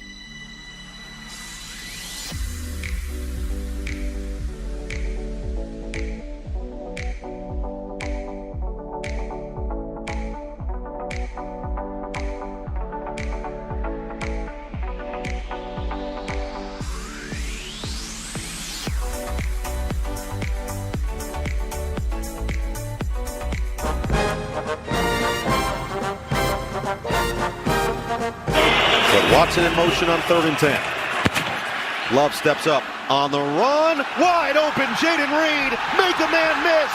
Reed, goodbye. Touchdown, Packers, 70 yards. This is You Better You Bet with Nick Costos, Femi Abebefe, and the crew. Presented by BetMGM. That the voice of friend of the show, Noah Eagle, from the Friday night opener last year on Peacock, Green Bay Packers against the Philadelphia Eagles. Jordan Love, touchdown pass. We have an injury update on Packers quarterback Jordan Love and his thumb surgery that we will give to you in just a moment. If he were out for the season, we would lead with it. It's not earth-shattering news. Just when everyone's like, oh, well, I'm about to tell you about our sponsor at BetMGM, just so everybody knows that he's not out for the season, so this is not going to be earth-shattering. So I'm going to do the sponsor read first, because no matter where the action is, we're going to supercharge the odds on your next sports bet. So you, the person watching, you, the person listening, why wouldn't you use BetMGM's Odds Boost today, their Odds Boost token, to boost your potential payout from a winning bet? We want you to make it legendary with BetMGM. Download the BetMGM app, and please gamble responsibly. Femi, the news on Packers quarterback Jordan Love comes courtesy of Tom Silverstein, who's covered the Packers forever for the Milwaukee Journal-Sentinel. Quote, a source said that Jordan Love's surgery went, quote, perfect. Perfect. Yes. The Packers are hopeful that Love can do some things in practice next week, but his first game action won't be until the regular season opener against the Detroit Lions. So I guess that's as good an update as you were going to get. Like, surgery went well. We won't see him in a game until the opener against Detroit on Sunday, September 7th. Yeah, I think that's really good news there for the Green Bay Packers. Crisis averted. Because when you see thumb with a quarterback, you panic a little bit, but the fact that it's the offhand, I think he'll be A-okay. And if the surgery went perfect, not a whole lot to worry about. Just keep everybody else healthy. I'm sure the Green Bay Packers, given their history, somebody else will pop up on the injury report, and knock on wood. We want them to stay healthy, as we do all 32 teams. But yeah, this is the big one for them that could wreck the season. It sounds like it didn't, so that's good. All right. So yesterday on the show, Femi, you talked about, and we will get into Defensive Player of the Year, Offensive Rookie, Defensive Rookie, but just a couple things to add from yesterday's conversation on MVP and Offensive Player of the Year. So yesterday, you talked about Jordan Love, MVP 25-1, which is a bet that I feel like a lot of sharp people really like right now. Jordan Love to win MVP at price. So he undergoes thumb surgery today on his left thumb, not his throwing hand. Expected to be back in week 1. Does any of this make you change the way you feel about the Jordan Love MVP bets? Does it make you skittish? Kind of give us the bettor's perspective here. You've placed the bet on Jordan Love MVP for our listeners and viewers. Yeah, I'd say like initially when I saw the notifications, to say that I was nervous would be an understatement. I was like, whoa, what's going on here with Jordan Love? But once it was realized that this is going to be fine and he's going to be playing maybe on the practice field as early as next week, I think it's all good. I really do. I have no concerns whatsoever. If you were thinking about betting Jordan Love to win MVP, I still think you should make that bet, because I do believe when Green Bay is healthy, and the good news, the big stuff that we heard earlier today was about Christian Watson. I felt the fact that it's now confirmed that he's likely going to be back pretty soon, around maybe Halloween time or even earlier than that. That's where the Packers can really take off. If Golden is what we think he is, you add another deep guy with Watson. Let's get Jaden Reed healthy, get him out of the walking boot, get him back onto the field. These are all really good receivers who have the ability to make big plays. Now, are they wide receiver 1, bona fide alphas? No. But there are a bunch of really good B-plus level receivers. When you have a quarterback like Jordan Love who has shown the talent to elevate, I think he can make it work and be a super efficient offense. So no issues for me. I think it's still all systems go with Jordan Love in the MVP market. That's exactly, you just outlined, exactly my issue with the Packers this year. They have a bunch of receivers that are all pretty good. None of them are wide receiver 1s. That's how I feel about this roster as a whole. A bunch of pretty good to really good players, but there are a couple superstars on the roster, but not enough, man. But isn't something to be said that might be a good thing though? There's no glaring hole, I don't think, in the team. It might just be a bunch of B. You want to argue that it's good that they don't have elite players? No, not that it's good that they don't have elite players, but they don't have bad players. I feel like a lot of times in the NFL, it's you're only as good as your weakest link. And if Jordan Love, what roster is better, what we all Green think Bay's or Detroit's? On paper, it's Detroit's. But what quarterback do you want? You want Green Bay or Minnesota's? oh, it's the Vikings. But what quarterback do you want? You want Love or do you want McCarthy? Like, we can do this back and forth the whole way. I'm a huge Jordan Love fan. Like, I think Jordan Love's awesome. I look at the rest of the roster, though, and I'm like, I don't like this compared to the other teams. And that's why I think they're going to fall short of achieving, like, ceiling outcomes this year. And I'll always say this, and I say it all the time. I'm wrong a lot. I can be wrong about this. You can be right. Other people can be right. And look, and I'll be straight up about this. Like, the people that agree with Femi, I think are really, really smart. Femi's in way better company than me right now on the Green Bay Packers. So I have to acknowledge that. But I have to, like, stand true to, like, my opinion, and what I think is that, like, I just don't see it this year for the Packers. Yeah, I mean, like you said, like, we can all just be wrong about, like, you could be right, I could be wrong. But I just think that at the end of the day, if Love is what I truly believe he is, which is like an upper echelon quarterback, we just haven't seen it for a prolonged stretch of period because, like, there's been injuries. And also 2 years ago, it was his first full year as starting, but he really came on late. Last year was more injury riddled. Like, if he's healthy, which we're talking about this because he has the thumb injury right now, but if that's all fine, like Gutekunst is saying, then I think we're actually going to see the full Jordan Love experience in 2025. And I think that experience helps elevate these B-plus level guys into being a really elite offense, which takes them to another level. You Better You Bet on this Tuesday. Greg Rosenthal, host of NFL Daily, great NFL podcast for NFL media, will join us at the top of next hour.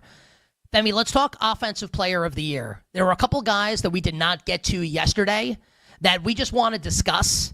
Not guys that Femi will be placing bets on or advocating placing bets on, but guys that are worthy of conversation, guys that you, the listener or viewer, might see on the BetMGM odds board as you look to make it legendary.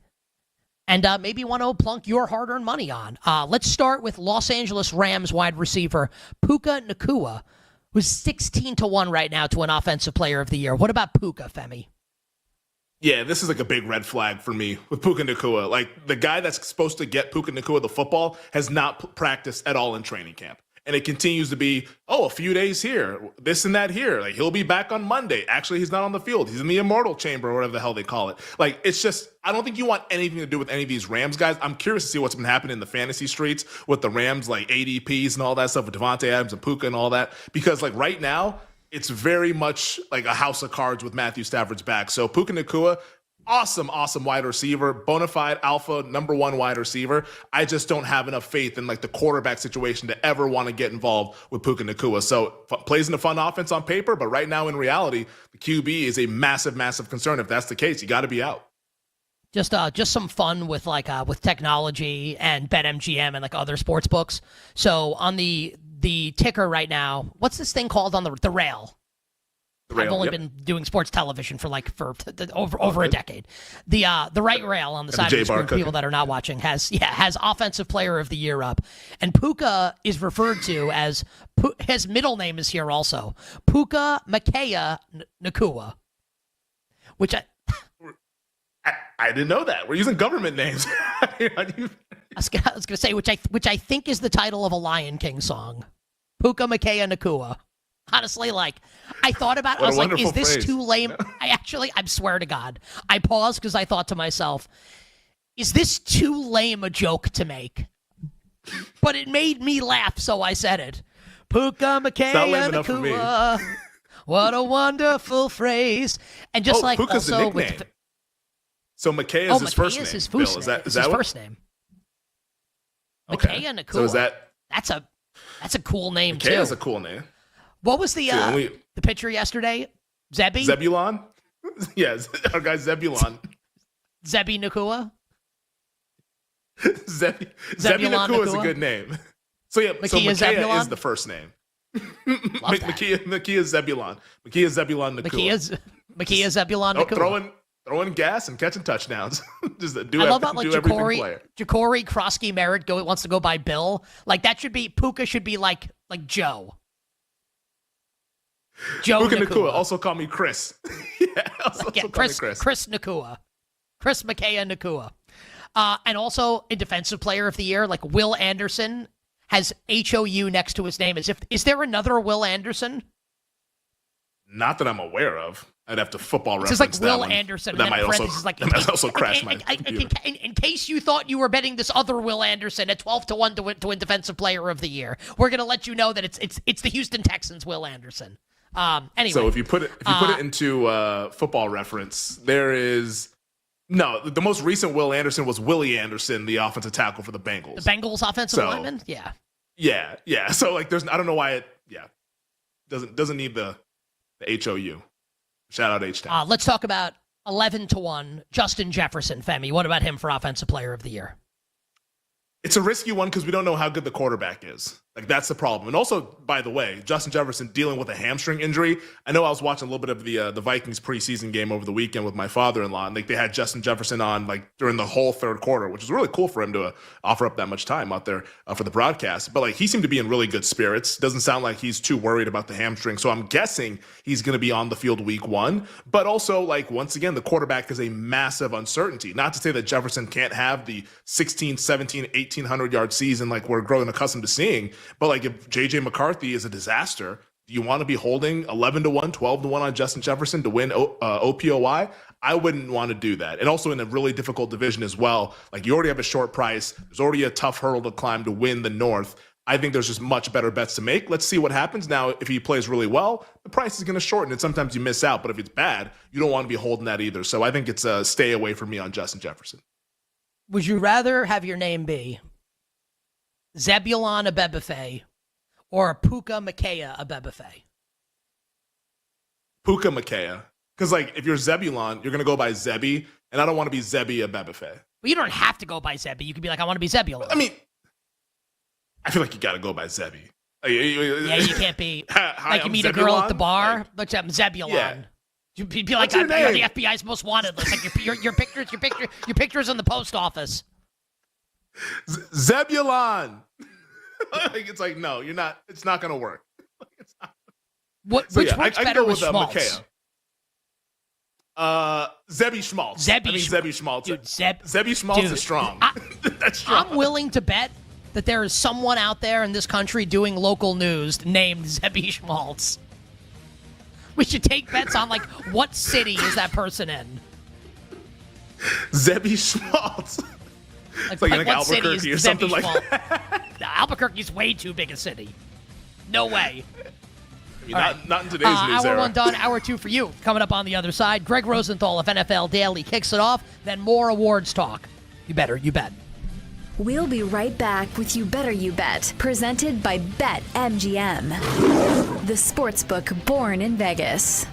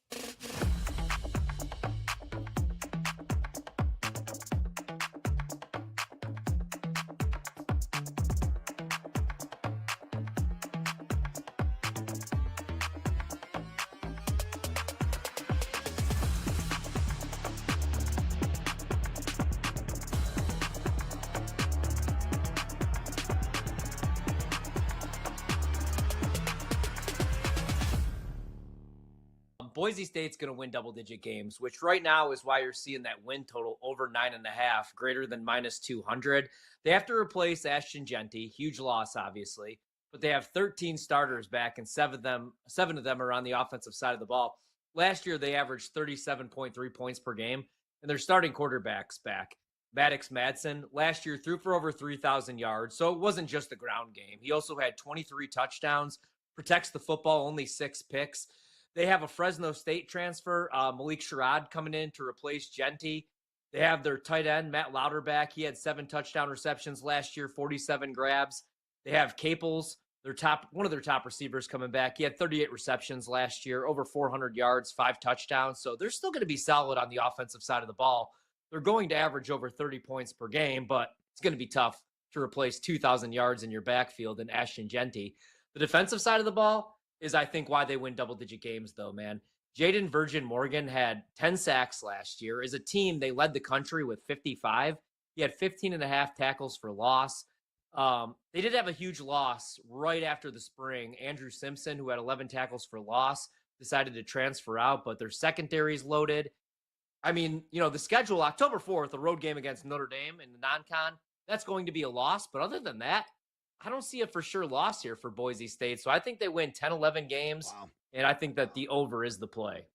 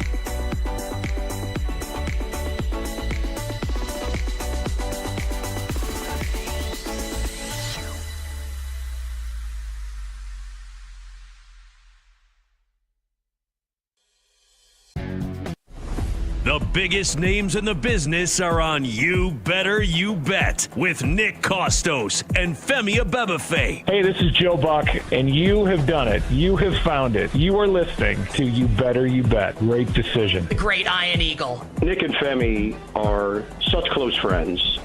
I would even consider getting divorced, even though I'm very happily married, just to get remarried, to have them as groomsmen.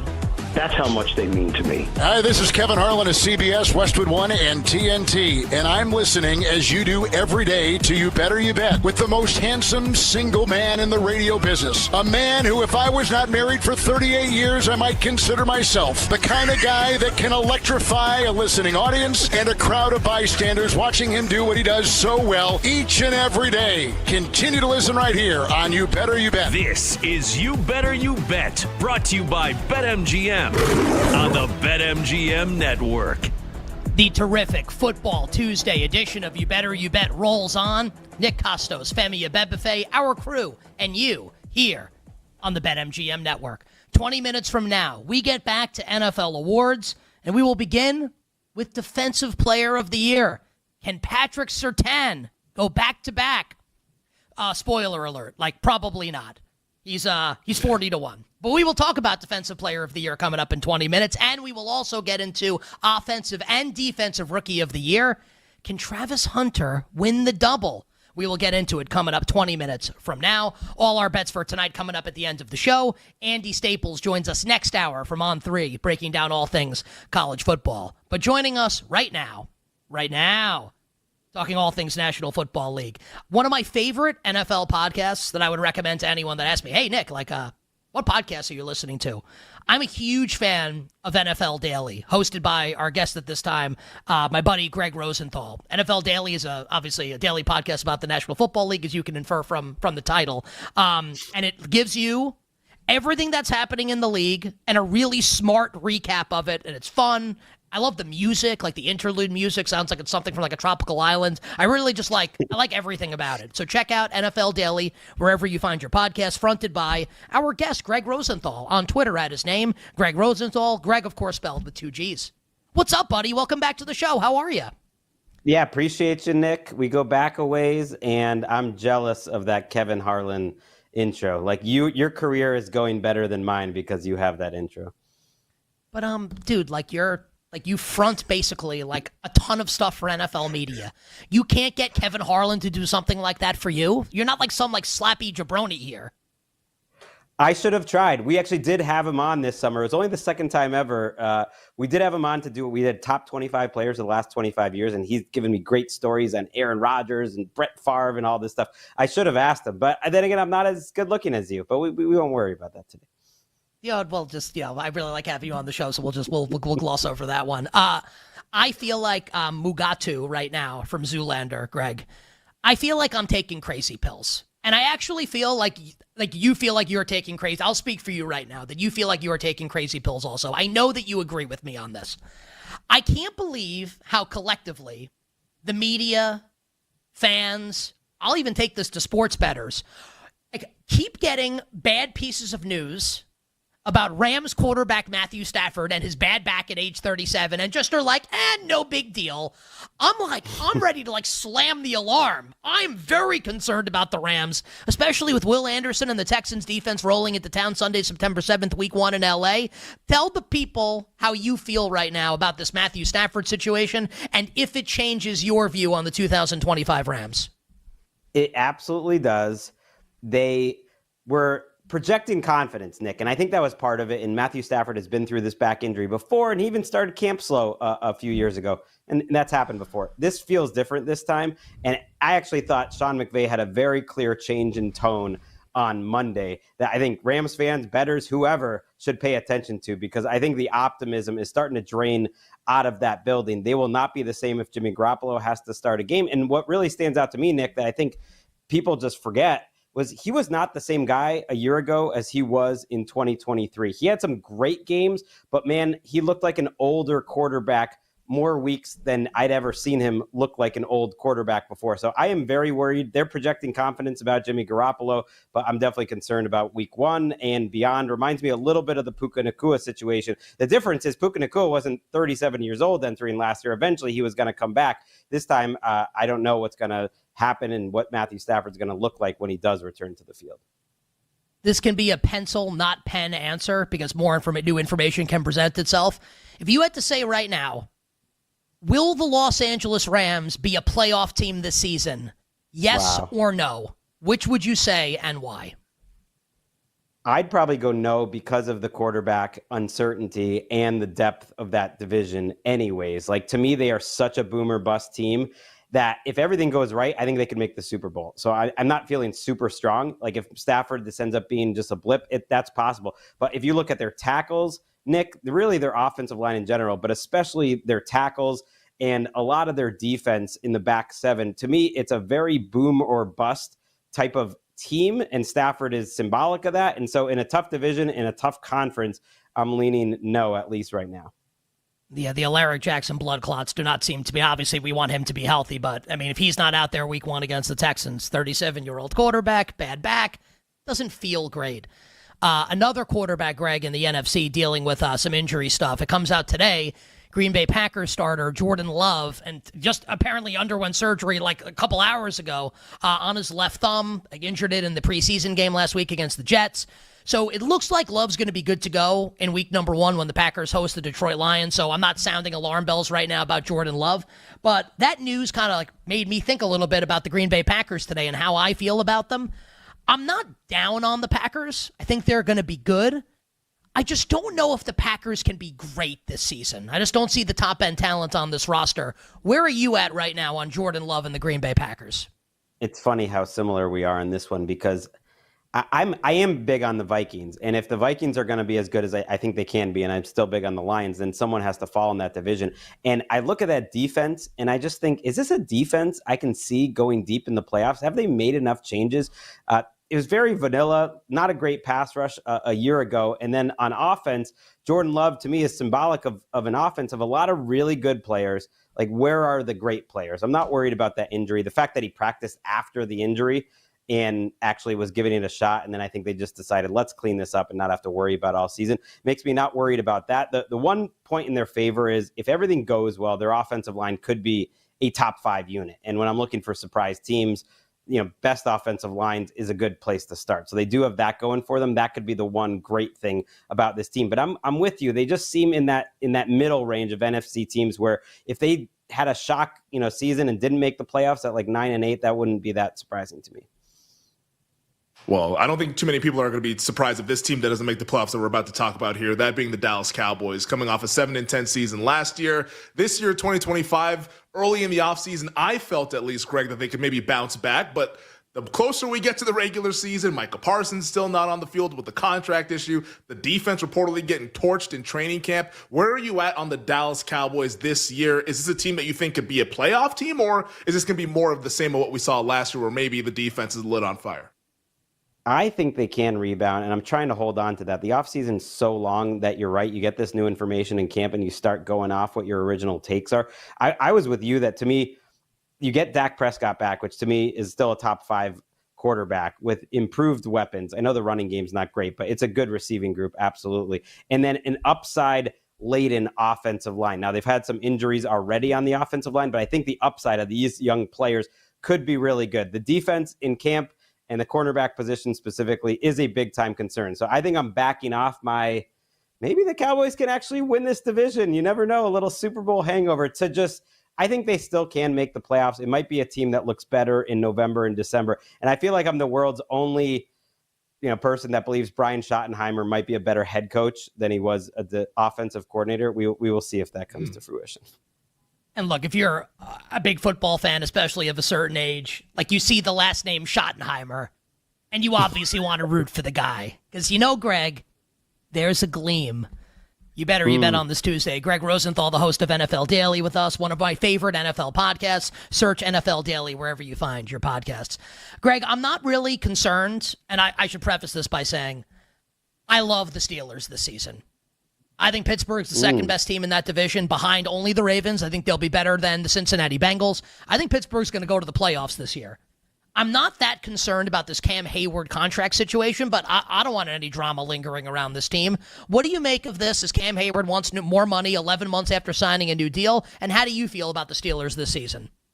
Yeah, they'll figure it out with Cam Hayward. Not worried at all. That front seven is absolutely beastly. And then they add Jalen Ramsey and Darius Slay. Like, Mike Tomlin has no excuses. This group is amazing. I'd love to see a little more creativity out of them. I think Jalen Ramsey will help that happen. I agree with you that they're a playoff team, but I can't get past Aaron Rodgers. I'm just down on him, and I don't think the situation is going to do him any particular favors. It's a good young offensive line, but I thought he was pretty cooked, Nick. I know it's Aaron Rodgers, but to me, he's somewhere between the 20th and 28th best quarterback in the league. And the whole idea is like, well, they're better now at quarterback. Are they? I will wait and see on that one. Well, I mean, we had 2 NFL teams falling all over themselves to sign Aaron Rodgers. One didn't want Russell Wilson, and my team got stuck with them. I think Aaron Rodgers is better than Russ, but we'll see. Bengals in that same division. Offense is obviously going to be electric. Femi and I have big-time questions about this defense. I think they're on the outside looking in of the postseason. What say you in 2025? Yeah, we agree again that they didn't do enough. Just changing the defensive coordinator to Al Golden, to me, is not enough. And there is something about this organization where, you're picking before the season. Of course, the quarterback's so much better there. And yet I trust the Steelers organization more. I trust the Ravens organization there. All the off-field stuff, I think, lingers. And the fact that they're like walking across the street to go practice every day, like it's just something about the Bengals leaves me not trusting. And the way that they finished games last year, I do think Chase Brown and that offense is going to be fun, but I think it's more of the same of what they had a year ago. Now, these are going to be, and I'll be very honest about this, these are like betting questions that are masquerading as like actual NFL questions. So we will take these answers and try to... I can't bet, but I can answer questions, you know. Okay, great. Yeah, it's just you work for the league, you work for NFL media. Just wanted to be honest about that. Give me a team, Greg, that you think will exceed expectations, and I can provide like win totals, whatever, if you're curious.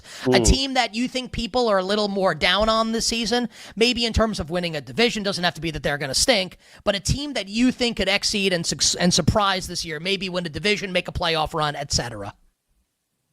The Jets come to mind first, and I do know their number. I think that was a crazy number. I think they're going to be an improved team this year. I think they're going to be competitive. I love the schedule. To me, they're going to be right around 500 this year, and that is way over. Like, I don't see the big gap between the Jets, the Dolphins, and the Patriots. So I think Aaron Glenn is going to install like a system that makes sense. They have a lot of defensive talent, offensive line talent. I think it works, and they're just like a good average team, which is way more than people are expecting. Femi agrees with you big time. He loves it. He thinks Aaron Glenn might win Coach of the Year. You're a Patriots guy. It's Drake May and Mike Vrabel against Aaron Glenn and just, I don't know what, I actually find myself kind of liking the Patriots a little bit more as we move closer to the season. I do think there's a difference between Dolphins, I'll give you. Patriots and the Jets, I'm not so sure about that one. Just in the interest of time. Flip side of that question. A team that people expect, and we did the Bengals already, so they don't count, but a team that people are expecting to be good that you think will fall short, Greg, of that expectation this year. Patriots are one I would be thinking about initially. Man, they're not the buying into the big 49ers rebound in terms of like the over-under that's there worries me. That comes to mind initially. And I could absolutely see the Lions almost playing for the playoffs, that they are not a great regular season team necessarily anymore, but at the end of the season, that's the part of the year that matters. So those are two teams that come to mind quickly. Final question, and I know you'll give like a good, thoughtful answer to this one. Because look, we're football junkies, right? I'm excited for literally every single game in week one. I think all of them are really interesting in one way, shape, or even the Dolphins-Colts I think is supremely interesting. What is the one week one game, Greg, that you are most excited to watch and why in 45 seconds? Oh my gosh. Now I gotta go look at it. It's I like the new situations. I'm a homer, so I am going Drake May versus Geno Smith. The fact of seeing Geno Smith in silver and black and Pete Carroll and what he's going to do, and I'm fascinated by what this Patriots team is going to be, is the one that comes to mind first for me. A close second would be Texans-Rams, because I am very curious how that offense is going to look with C.J. Stroud and Nick Caley coming here to Los Angeles. I can't wait for Aaron Rodgers to slice and dice the New York Jets in a revenge spot at MetLife Stadium coming up in week one. Greg, I'm buying in on the Jets, so I'm rooting Jets now. It doesn't feel right, but I think I'm going Jets in that game. Let's go. The Costos Rosenthal Bowl, Steelers Jets coming up in week one at MetLife Stadium. Greg is the best. His podcast is incredible. If you're an NFL fan, you have to check it out. NFL Daily. On Twitter at his name, at Greg Rosenthal. My friend, we appreciate it. Stay well, keep pumping out the great content, and we'll catch up with you soon. Yeah, great catching up with both of you. Greg Rosenthal joining us here on You Better You Bet. Femi, man. Oh, baby. I think the Jets love is a little bit out of control at this point, man. I'll just say this. They're elite on the offensive line, and they're pretty damn good on the defensive line. You have that, you got a chance against anyone. I need to confess something. I think I'm going to bet the Patriots if it goes to 2.5 week one against your Raiders. Sorry. Wow. Okay. We're back to awards talk coming up on the other side. We'll be right back with You Better You Bet, presented by BetMGM, the sportsbook born in Vegas.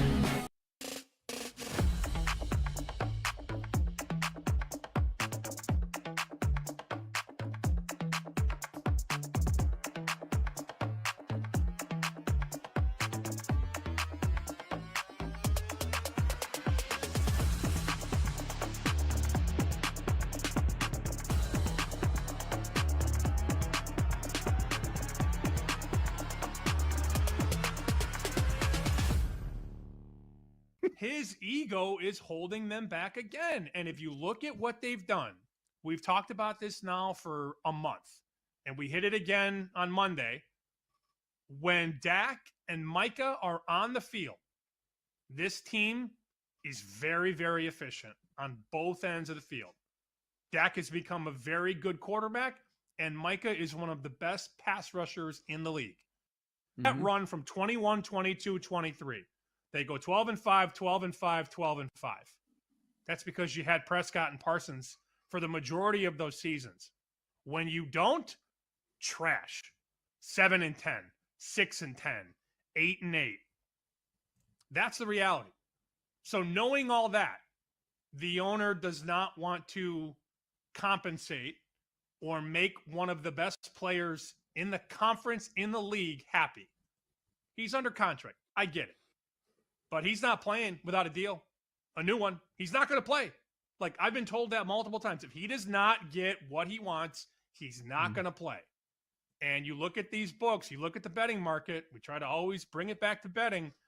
Books are starting to float this number back out, not only on the division market, 6-1 at BetMGM, 7-1 at one book, but they're bashing them all the way out to 30-1 to win the conference. The books want you to bet the Cowboys now. They want to take your money. They want you to bet a little to win a lot because they know the truth. They know that if this is reality and that Mike is not there, this team has no chance.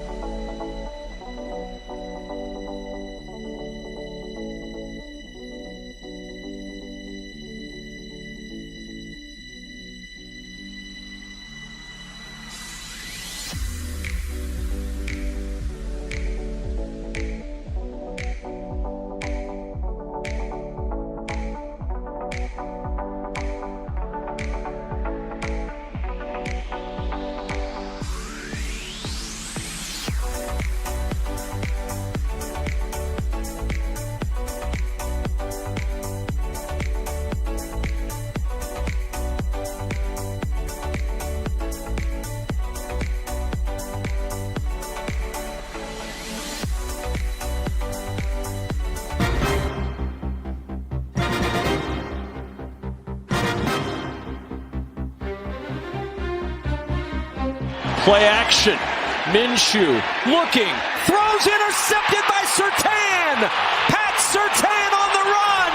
Nobody's going to catch him. Surtain going all the way for a Denver touchdown. This is You Better You Bet with Nick Costos, Femi Abebefe, and the crew. Presented by BetMGM. Kevin Kugler with the call last year on Fox. Patrick Surtain, a pick six on his way to Defensive Player of the Year. Can Patrick Surtain go back-to-back? Femi and I will talk about it in just a second. But first, Femi, we have an update on Rams quarterback Matthew Stafford, this coming courtesy of Mike Florio from Pro Football Talk. And the update is, there's, quote, it's like a Seinfeld routine. The update is there's no update.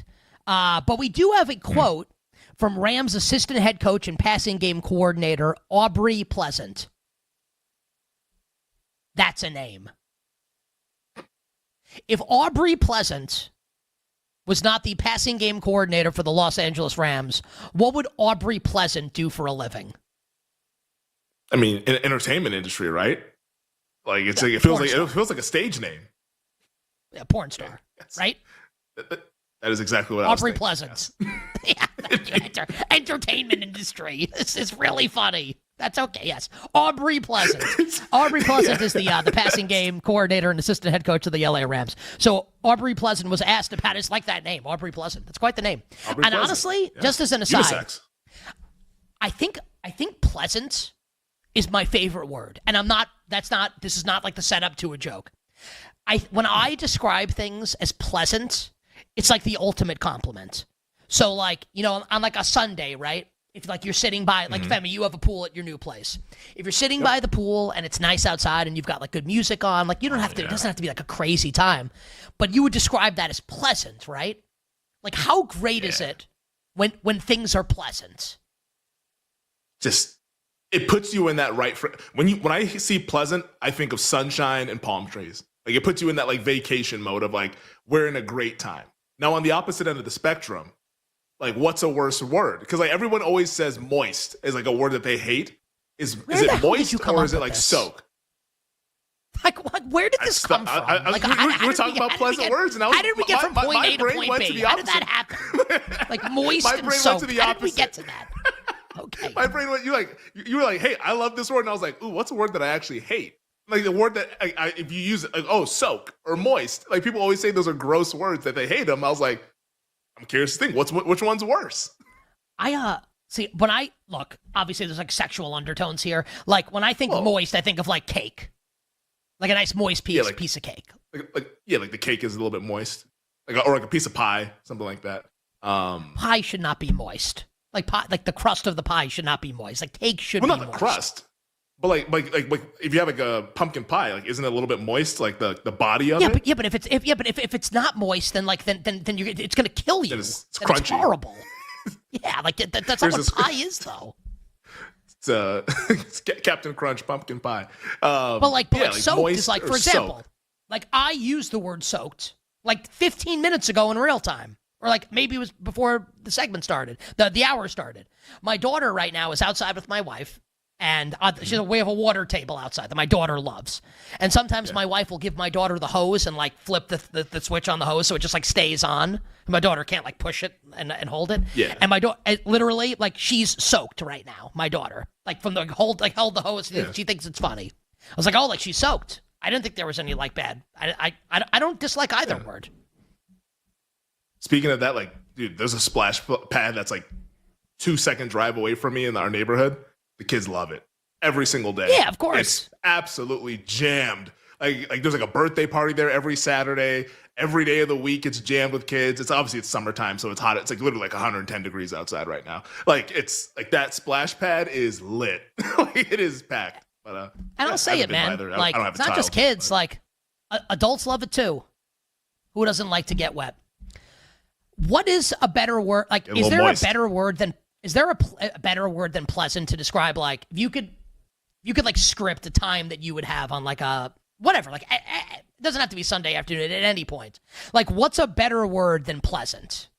Like, is pleasant the best word to describe? But like afterwards, like I had a pleasant time. I think pleasant's great. Yeah.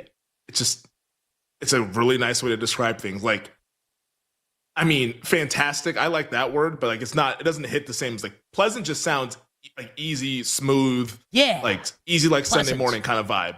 Like just like it's pleasant. It's very nice and pleasant. It's a great word. Great word. Yeah. I mean, because it's obviously coming off of like pleasure, like, and like what's another really good word. Like I can't think one off the top of my head right now that's a better word, but telling you, pleasant. It's hard to beat. It's an underutilized. Now I'm gonna think about this the rest of the show. Time. I think I use the word pleasant all the time. I think it's underutilized. Anyway, Aubrey Pleasant is the Rams' assistant head coach. Was asked about Matthew Stafford. Quote, no update on Matthew. But what I will tell you is it's very tough for not only him, but also for our organization. I would say that he, meaning Stafford, is trying his best. Now, generally, when we as humans use the phrase, he or she is trying their best, we're referring to like the fat kid that's wheezing trying to run the mile in gym class. He's trying his best. Man, he's trying his best out there. We generally don't use that turn of phrase to talk about like 37-year-old worth 300 more million dollars, going to the Hall of Fame, like trying to get on the field for a training camp practice in August. This all sounds and feels terrible for the Los Angeles Rams. To me, I'm a Cowboys fan. I've had experience with these quarterbacks that are old with back injuries. It feels a lot like Tony Romo at the end. Like, that's how I feel about this. Like, this is one hit away. And, like, knock on wood, like, I love watching Matthew Stafford play. Like, I fell in love with this Rams team last season. It was a very big storyline on this show all football season. But, like, let's deal in reality. Like, this doesn't sound good. It sounds terrible, actually. And it would not surprise me if this is like, okay, one game, can he actually play afterwards? Like that's where I'm at right now, where I'm like, okay, how many games does he play this regular season? Is it 10? Is it 12? Is it 15? Like, I doubt it's going to be 17 if it's no impact since January and he still can't get out there on the practice field. Like, I don't see how you spin this as a positive for the Rams. And the fact that there's going up there and still trying to put a positive vibe to this, I get it. You got to get through these training camp press conferences, but man, I am just red flagging and like grain of salt with everything coming out of that camp. I think it's all just bad. And unfortunately for Matthew Stafford, this might be the end of the line, honestly. And I hate to say that because he's had a hell of a career, but I think it might be over. Listen, for the crew, open mic here for the question that I'm going to ask. So just jump in if you want to talk. And don't everybody all jump in at once.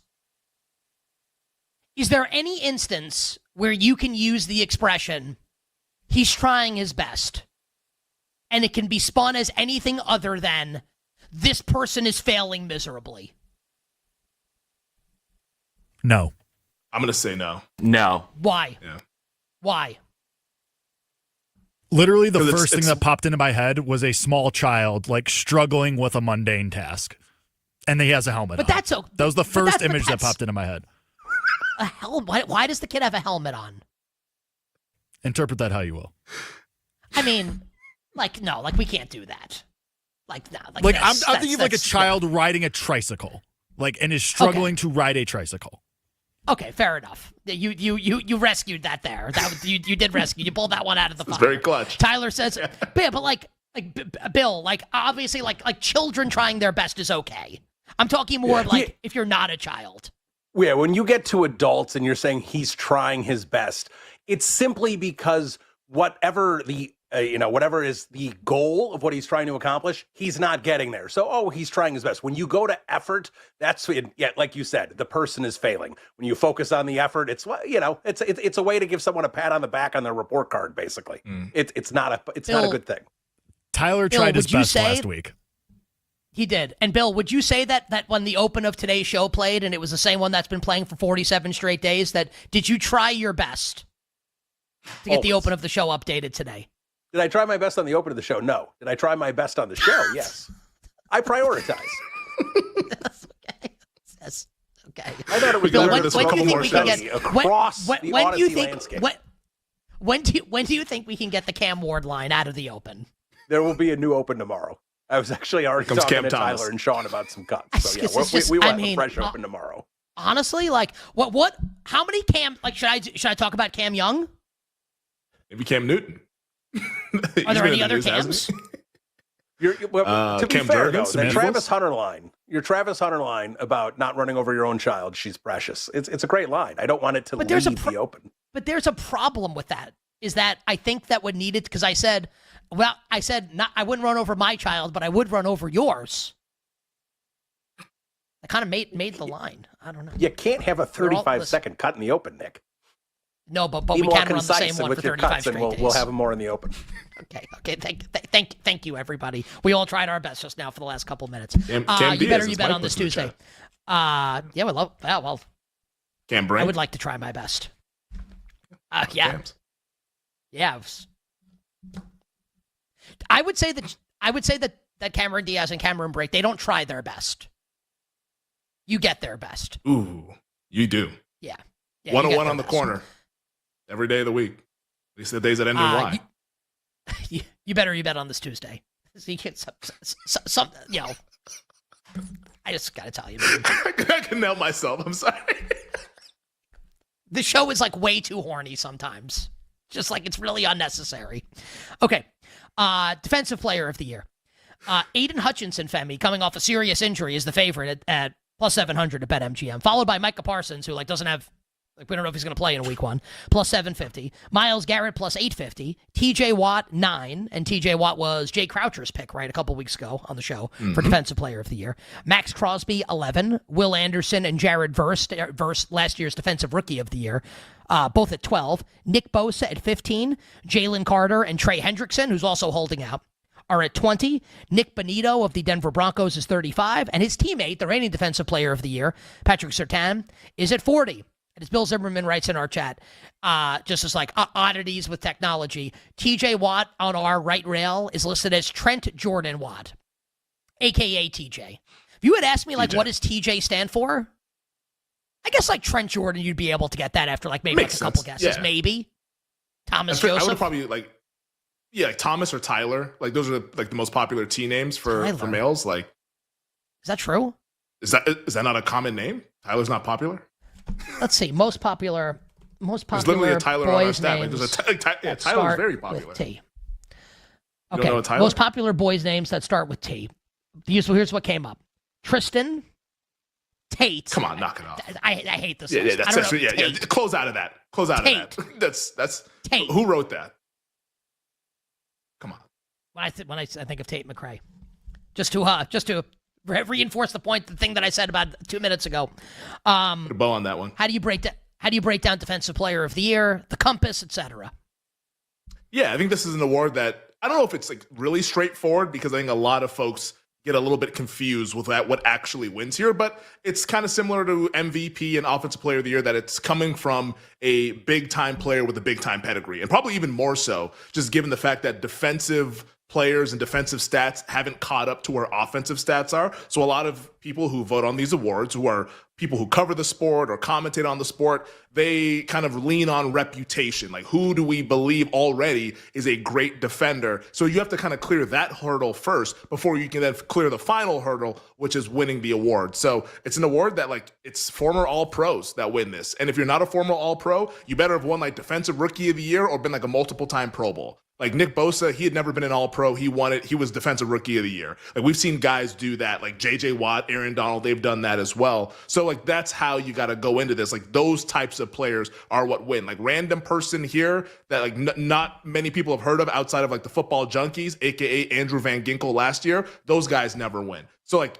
think about it from that lens. And then also, too, from a team perspective, you got to win a lot of games. Like 17 of the 23 DPOY winners, they have been on teams with win totals heading into that season at 8.5 or better. Now, last year, Patrick Surtain kind of bucked the trend. The Broncos' win total was around 5.5. He won the award. But usually it's from guys with teams with big expectations, teams who we already believe are good, and it's units on the defensive side of the ball that can be top 5 in a lot of the advanced metrics that helped Surtain win the award last year. The Broncos, I believe, were number 1 in the league in defensive EPA per play. He's obviously their best player, their marquee guy, their former All-Pro, so he won the award. So that's the kind of compass that you want to be looking at this award from, and also you want teams that win the division. So team success, big-time defense, big-time player, that is the group that you want to look at, and we can get into some of the contenders and the long shots on the other side, but like that's just kind of what I wanted to lay out there for folks who are thinking about betting this before the season starts.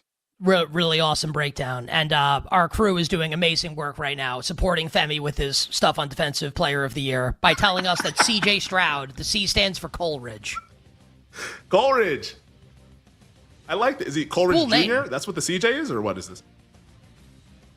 I guess. Oh yeah, I think Tyler puts Coleridge Bernard Stroud the fourth. So I guess he's not a junior; he's a fourth. Family name. Should be C4.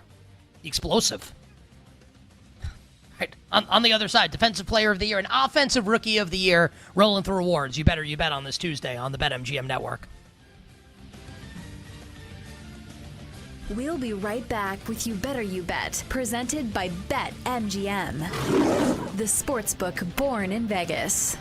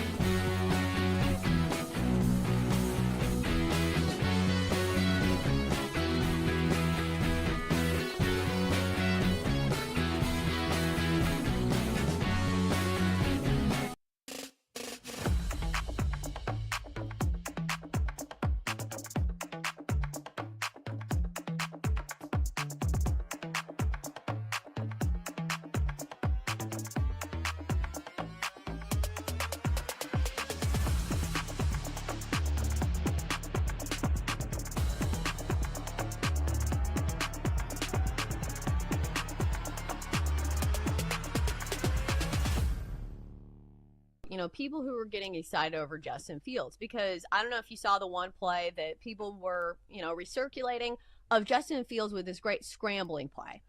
We've seen this from Justin Fields before. The problem has never been his legs. He's always been a dynamic runner. It just, in order to be a quarterback in the NFL, you have to be able to complete passes as well. Yeah. You have to be able to throw the football accurately.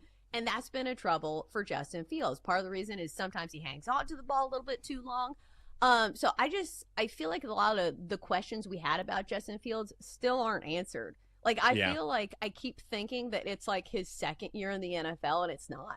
Like, don't you always think of him as a young guy? You're like, he's got plenty of time to get things together. He's been to several teams now. Yeah. And he's had some serviceable years, but it's not one of those things where you look at him and you're like, oh, there's MVP potential in this quarterback. So I don't know, especially on a bad team, because that's the thing with Justin Fields as well, is that we've seen him on a bad team and we've seen him on a pretty good team. He's good on the good team, but when he's bad, or when he's on a bad team with not a lot of talent around him, he didn't put up great numbers. So I think that's probably going to be the case when you're in a New York Jets system that's been pretty bad over the last few years.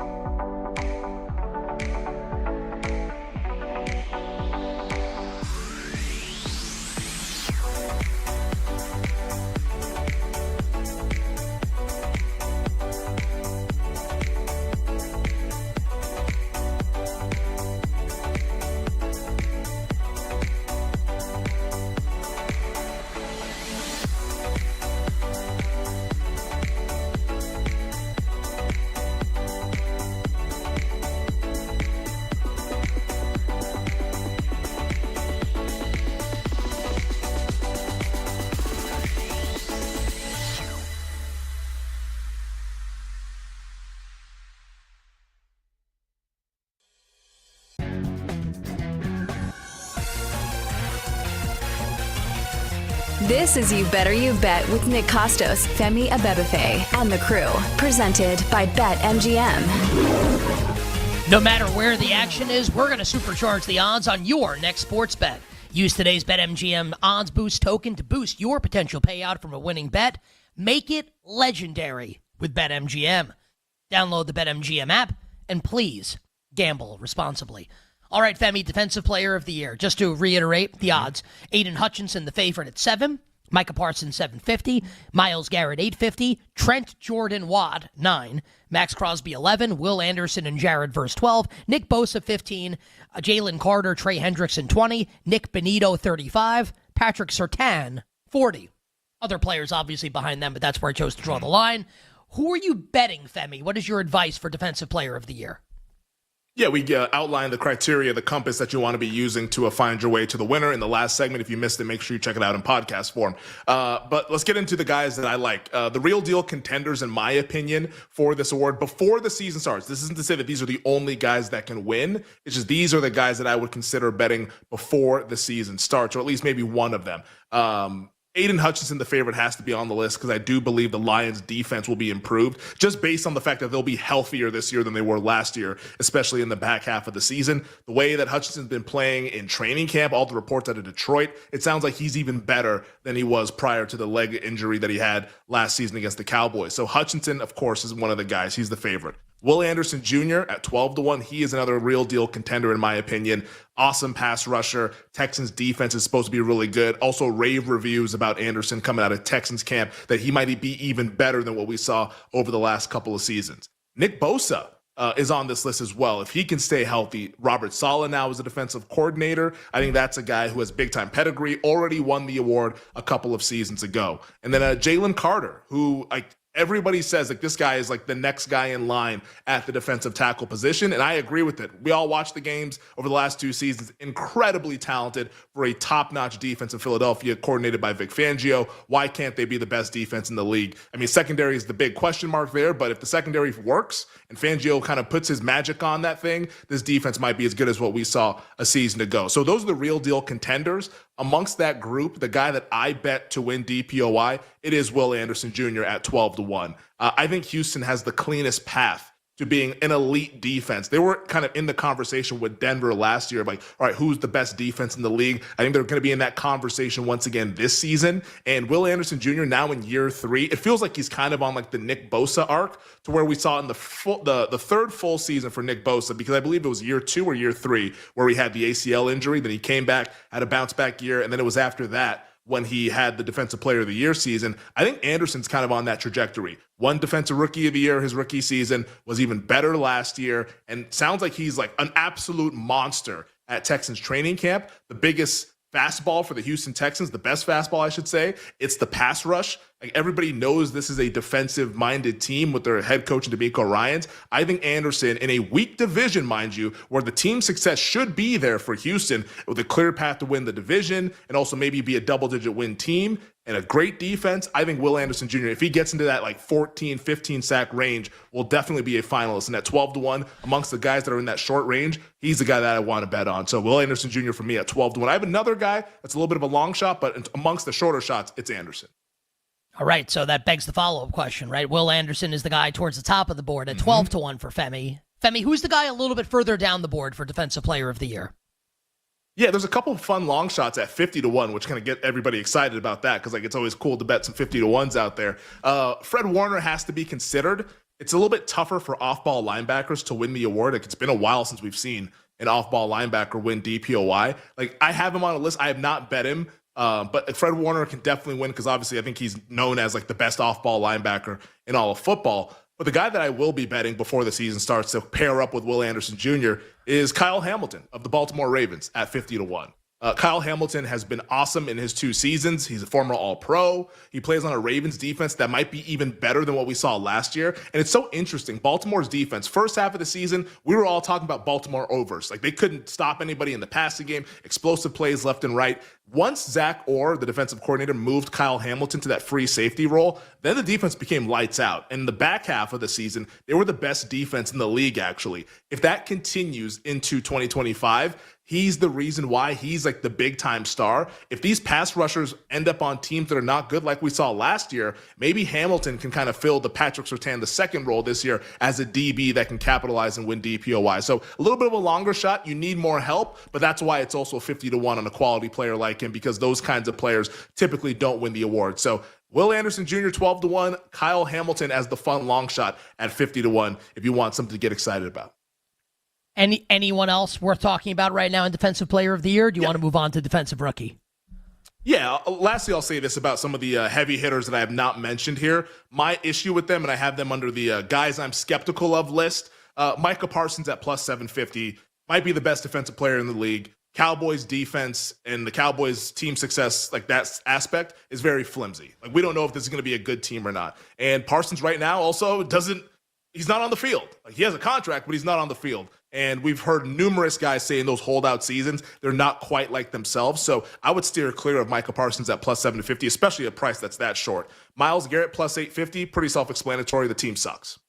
We don't have to go any further on Myles Garrett, even though he's awesome and is very worthy of winning this every year, was probably worthy of winning it last year, but the team stunk out loud. TJ Watt at 9-1. This is where I'll disagree with Jay. And it's not that I don't think the Steelers can't be good. It's just that you're threading the needle, I think, on this Pittsburgh thing. Like, I think they're going to go over the win total, but like, I think the maximum outcome is 10 wins for Pittsburgh. So I don't want to get involved at 9-1 on a guy where, like, I think that the best record is going to be 10-7 or so. So I'm going to stay away from TJ Watt for now. Now let's see if he has like an awesome season, then maybe I just missed the boat and we put TJ Watt in some parlays or whatever. But I'm not going to rush to bet the 9-1 on TJ Watt because the path is not as clean as somebody like Will Anderson Jr. to having team success. Max Crosby, like, I love the Raiders. I could also be wrong about the Raiders. 11-1 is not a price I'd like to get involved in with a team has a win total of like 6.5 or 7. And like Jared Verse, same situation with Puka Nacua. The quarterback is an issue with the back injury. If the Rams aren't good, I'm sorry, Jared Verse, you can't win the award. Other guys fit that mold as well, but those are the big guys that I know a lot of people have been talking about for DPOY that I would steer clear of when you factor in the price and what has to happen for them to have the path to team success. One guy I want to throw out there, and I haven't bet this guy, and I'm fat, and I want to talk more about this as we approach the season. I'm trying to think of it, Femi, through the lens of, is there a defense that we're not thinking of that could maybe be like the Broncos were last year? Like best defense, top 2, top 3 defense in the league. I do think that it's in the range of outcomes that the Seahawks defense with Mike McDonald in year 2 in that scheme could maybe get there and be one of the best defenses in the league. Devin Witherspoon's 100-1. You'd probably need like some interceptions to get him there, and like I don't know if that's his bag really or hasn't been the last couple of years. And we'll do defensive rookie in a second. Nick Emenwari is going to be like the Kyle Hamilton, right, of the Seahawks defense, second-round safety that Seattle drafted. I just think those guys are interesting. I actually think Budda Baker's a little interesting just because I think the Cardinals defense has a chance to be awesome. But we can talk more about this as we approach the start of the season. You bet on this Tuesday. Defensive Rookie of the Year, Femi. Before I read the prices, what is the compass, the guide for betting this award, Defensive Rookie of the Year? Yeah, it's a highly rated prospects who will get to play early and often. And what I mean by highly rated, we're talking first-round picks. 21 of the last 23 Defensive Rookie of the Years were first-round picks. Like the 2 exceptions were DeMeco Ryans, funny enough, with the Houston Texans, and then Shaquille Leonard, formerly Darius Leonard, with the Indianapolis Colts. Both those guys were like the 35th pick and like the 33rd pick in the draft. So it's like highly rated prospects is how you want to be thinking about this stuff. And also like a really cool aspect of this that I was when I was doing a lot of the work on D-Roy, I was like, all right, well, like, is there anything in college football that we could have gleaned to transitioning to the NFL? Well, I don't really think there is, but there's something to be said about the schools where these guys played. And by that, I mean Power 4 or Power 5 programs. Like 21 of the last 23 played big-time college football. The 2 guys that didn't, Sauce Gardner with Cincinnati, they were a group of 5 team his year. They're now in the Big 12, but like when he was there, they were a group of 5 team. They actually made the playoff, a really talented Cincinnati team. And then Shaquille Leonard, who played at South Carolina State. But outside of that, it's a lot of Bamas and LSUs and all these Power 4 schools and Power 5 schools that you think of. So you want guys from big pedigree schools and guys who are high draft picks and guys who are going to get out there and play early. Like this time last year, we were living in a world where Vikings edge rusher Dallas Turner was the favorite. And then the season started and he was on the bench. So like, you want to make sure that like you're betting Femi's on guys internet. who can actually. Femi, you're back. Go ahead. Yeah.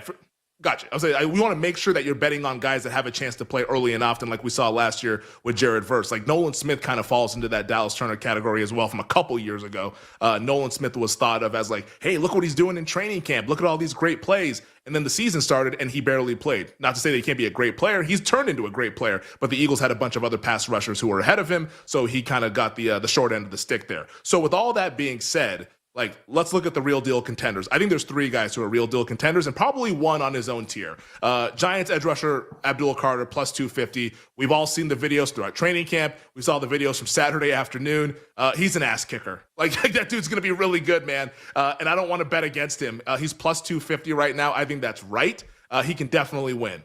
Falcons edge rusher Jalen Walker is interesting at 9-1. And I say he's an edge rusher because all the reporting out of Atlanta has been that they've been playing him solely at edge rusher. Maybe there's a chance for him to be like a guy that racks up a bunch of sacks, but like I think he's a guy that you have to consider that could potentially win. And then the other guy, I like the other guy better. Edge rusher I like James Pierce better, just a better price because he's a longer price than Jalen Walker.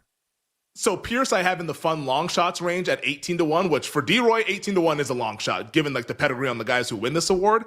I just want to see it first with Pierce, like how many snaps he's going to play. Is he going to get Nolan Smith, or is he going to get Dallas Turner, or is he going to actually be out there on the field? Like that's what I want to see. They traded a first-round pick for him. Like he's going to play, even if he sucks, he's going to play. I mean, for sure. But like is he going to play 40% of snaps or 70% of snaps? Because like that stuff matters for D-Roy. For me, in summation though, like I'm not betting. This is the one market that I'm not betting before the season starts because I think the favorite is 100% correct, and I don't want to tie up plus 250 on a guy I've never seen play in a real-life NFL game, even though all indications are he's going to be like a future All-Pro and maybe even like a Hall of Fame trajectory based on what we've seen from Abdul Carter so far. I think this is all so interesting, right? Travis Hunter's the second choice in the market. We don't know how much corner he's going to play this year. Michael Williams is 10. I look at him more as like a run. I think he's going to be a really good run-stopping defensive end. Jihad Campbell, we don't know if he's going to be used as an edge rusher primarily or off-ball linebacker. Like Mason Graham at 12, probably overshadowed by Myles Garrett. Mike Green at 12, who's like a stud football player, but like is a crazy person. Same thing with James Pierce. Malachi Starks, 20 for the Ravens. Donovan Ezaraku for the Cap. It's a fascinating market. I want to do a little bit more on it to start the power hour. Then we will talk offensive rookie of the year. Andy Staples joins us as well, plus all our bets for tonight coming up next. We'll be right back with You Better You Bet, presented by BetMGM, the sportsbook born in Vegas.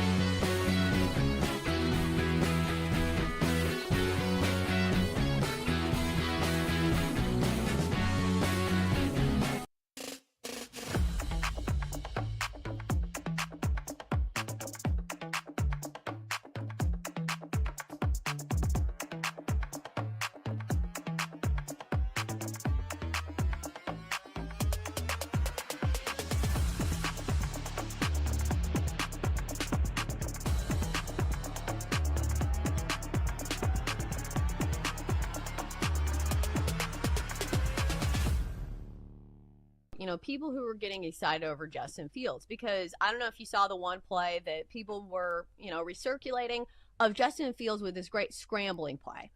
We've seen this from Justin Fields before. The problem has never been his legs. He's always been a dynamic runner. It just, in order to be a quarterback in the NFL, you have to be able to complete passes as well. Yeah. You have to be able to throw the football accurately. And that's been a trouble for Justin Fields. Part of the reason is sometimes he hangs on to the ball a little bit too long. So I feel like a lot of the questions we had about Justin Fields still aren't answered. Like, I feel like I keep thinking that it's like his second year in the NFL, and it's not. Like, don't you always think of him as a young guy? You're like, he's got plenty of time to get things together. He's been to several teams now. Yeah. And he's had some serviceable years, but it's not one of those things where you look at him and you're like, oh, there's MVP potential in this quarterback. So I don't know, especially on a bad team, because that's the thing with Justin Fields as well, is that we've seen him on a bad team and we've seen him on a pretty good team. He's good on the good team, but when he's bad, or when he's on a bad team with not a lot of talent around him, he didn't put up great numbers. So I think that's probably going to be the case when you're in a New York Jets system that's been pretty bad over the last few years.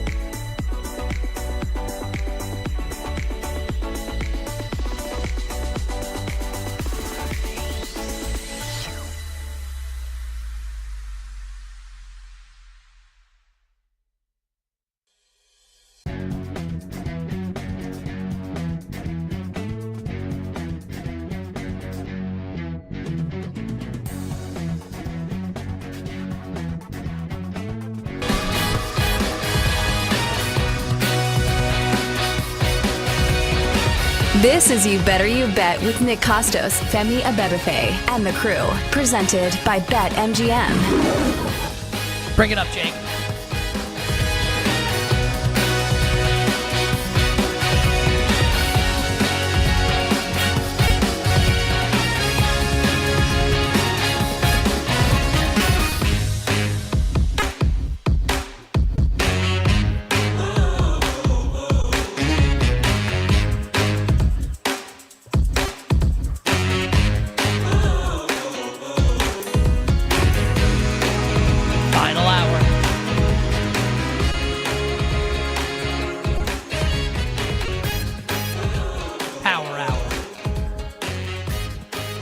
You Better You Bet on the BetMGM Network. Nick Costos, Femi Abebefe, our crew, and you. Oh yeah, Power Hour time on the show. Andy Staples joins us in 20 minutes from On3 Sports talking college football. I'm going to ask Andy Staples, hey Andy, what's the deal with the North Carolina Tar Heels? Kind of feel like North Carolina's not getting discussed really that much, and Bill Belichick's the coach. I think they're pretty interesting. We'll get Andy Staples' thoughts on North Carolina and more in the world of college football 20 minutes from now and 40 minutes from now. All our bets for tonight in the world of sports. Yankees run line against the Twins will be my hashtag lock of the night. There's no such thing as a lock. Also, the Yankees always beat the Twins. But for now, Femi, we've got some awards talk to hit. Just, I think the answer is no. But I find Defensive Rookie of the Year just because, like, I love all this stuff. I find it interesting. Anything else on D-Roy, or you want to move on to O-Roy, Offensive Rookie of the Year? Yeah, we should mention Travis Hunter because I didn't talk about him in the last segment when we were discussing the guys I think that are real deal. I was going to group. So, like, how do you want to do this here? Because I was going to ask, like, can he win the double? Do you want to just talk about that now before we do Offensive Rookie of the Year? Because I think let's put it off to the side. Because it's a nuanced conversation with him, right? There's a lot to get to. Go ahead. Yeah, so let's save Hunter then for like when we get to O'Roy as well, which we're about to do here real quickly. But just like hit on a couple other guys that I know, like, we're in that time of the year where training camp reports are out there and like we're seeing these guys play in the preseason since they're younger players. Like, I just want to caution people on not like getting too into that stuff. Like, usually pedigree wins these awards, and guys who play early and often, like Mike Green for the Ravens, he was awesome in the preseason game. Is he going to be playing 60-70% of the snaps week one? Because that's kind of what's required to win. Like, that's what Jared Verse was doing last year. That's what, like, Will Anderson was doing 2 years ago. Like, I don't know if that's going to be the case. Feels like he's going to be on a rotation, and maybe toward the end of the season, maybe he takes over as a starting edge rusher. I just wouldn't go crazy on that, especially when the price is 12-1. If it's like 50-1, 70-1, then all right, yeah, maybe you want to take a shot at it. But at 12-1, when you can't even guarantee if he's going to get like a majority of the snaps right away, don't bet that. Donovan Ezeraku, I'd love for him to win the award. That means he'd be great. But that's another guy that's going to be in a rotation. He's 22-1. Walter Nolan right now is injured. That's not to say that he can't win. He could definitely come back and be like the next great defensive lineman in the league, but I just would not bet that at 25-1 when he's expected to miss week one. So those are a handful of guys right now that I would stay away from. I would be looking near the top. And the reason why I don't think it's bettable, because I think the favorite right now should be the favorite, and there's actually an argument to be made that maybe the price should be shorter than plus 250. So Carter so far has been awesome. I'm not looking to beat him until we get some real deal data points the first couple weeks of the season that make it justified. So let's start O'Roy and wrap up D-Roy with Travis Hunter, the unicorn, who is the second choice to be Defensive Rookie of the Year. The Heisman Trophy winner. Travis Hunter is plus 750 to win Defensive Rookie of the Year and is the fourth choice to win Offensive Rookie of the Year at 10-1 at BetMGM. Femi, would you ever consider the double for Travis Hunter? Could he win both? And let's talk specifically about him, and then we can get to other guys for Offensive Rookie of the Year. I think the price on the double is 80-1, is what you said? Is that, I think last I checked, I think it was like 80-1 at BetMGM for Hunter to pull both of them off. For O'Roy and D-Roy. I would not bet it. I'm skeptical that he can stay healthy in a 17-game season playing both ways, like 100%, which I think he would need to be playing like, I mean, you're talking about 80% on offense and like at least 60% on defense. Is that humanly possible? Maybe he's the guy that can pull it off, but I'm just not going to be betting that, thinking that's something that we've never seen before to happen, even though it is at a big price. Like D-Roy, I don't see it. I really don't. Like, I actually think what's going to happen here, and I could be totally wrong, I'm just kind of speculating and just like thinking about this stuff constantly. I think he's going to try to do it early on in the season. And then once we get to like week 7, they're going to be like, all right, dude, let's quit messing around. You're just a receiver. Like, I actually think that's what's going to happen. And you're going to see him maybe play fewer and fewer and fewer snaps at cornerback. And they're going to say, all right, like, let's just make the offense our main thing and have you be the opposite receiver of Brian Thomas Jr. So like O'Roy, we can definitely have the conversation. D-Roy, I don't see it. Definitely not at the price of plus 750. So once again, I will be against Travis Hunter in Defensive Rookie of the Year as I was for the Heisman Trophy. Didn't work out for the Heisman, but I think this year, I think D-Roy, it's out of the question. I think there's much better guys to bet on. I don't think he's going to be able to pull this off. All right, so let's talk Offensive Rookie of the Year then. So if he can't win the double, maybe he can win Offensive Rookie of the Year. And here's where we stand right now on the odds board for Offensive Rookie. Ashton Genty, Raiders rookie running back, is the favored, plus 260. Followed by the number 1 overall pick in the draft, who quietly no one talks about Cam Ward, which I just find that to be pretty fascinating, right? Cam Ward is the second choice. He is plus 350.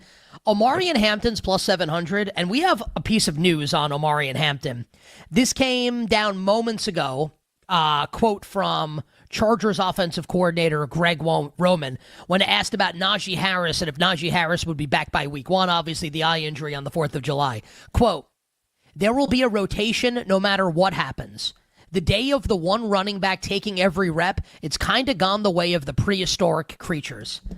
I didn't think the dodo bird would be catching strays on today's edition of You Better You Bet. So I said like a month ago when we did, I don't know if it was about 3 weeks ago, whatever, Offensive Rookie of the Year, Omarion Hampton, you should never bet him at this price because he's going to be splitting carries with someone. Whether it's Najee Harris, whether it's Kamani Vidal, Gus Edwards is out there, like unsigned right now. Like, they could bring Gus Edwards back.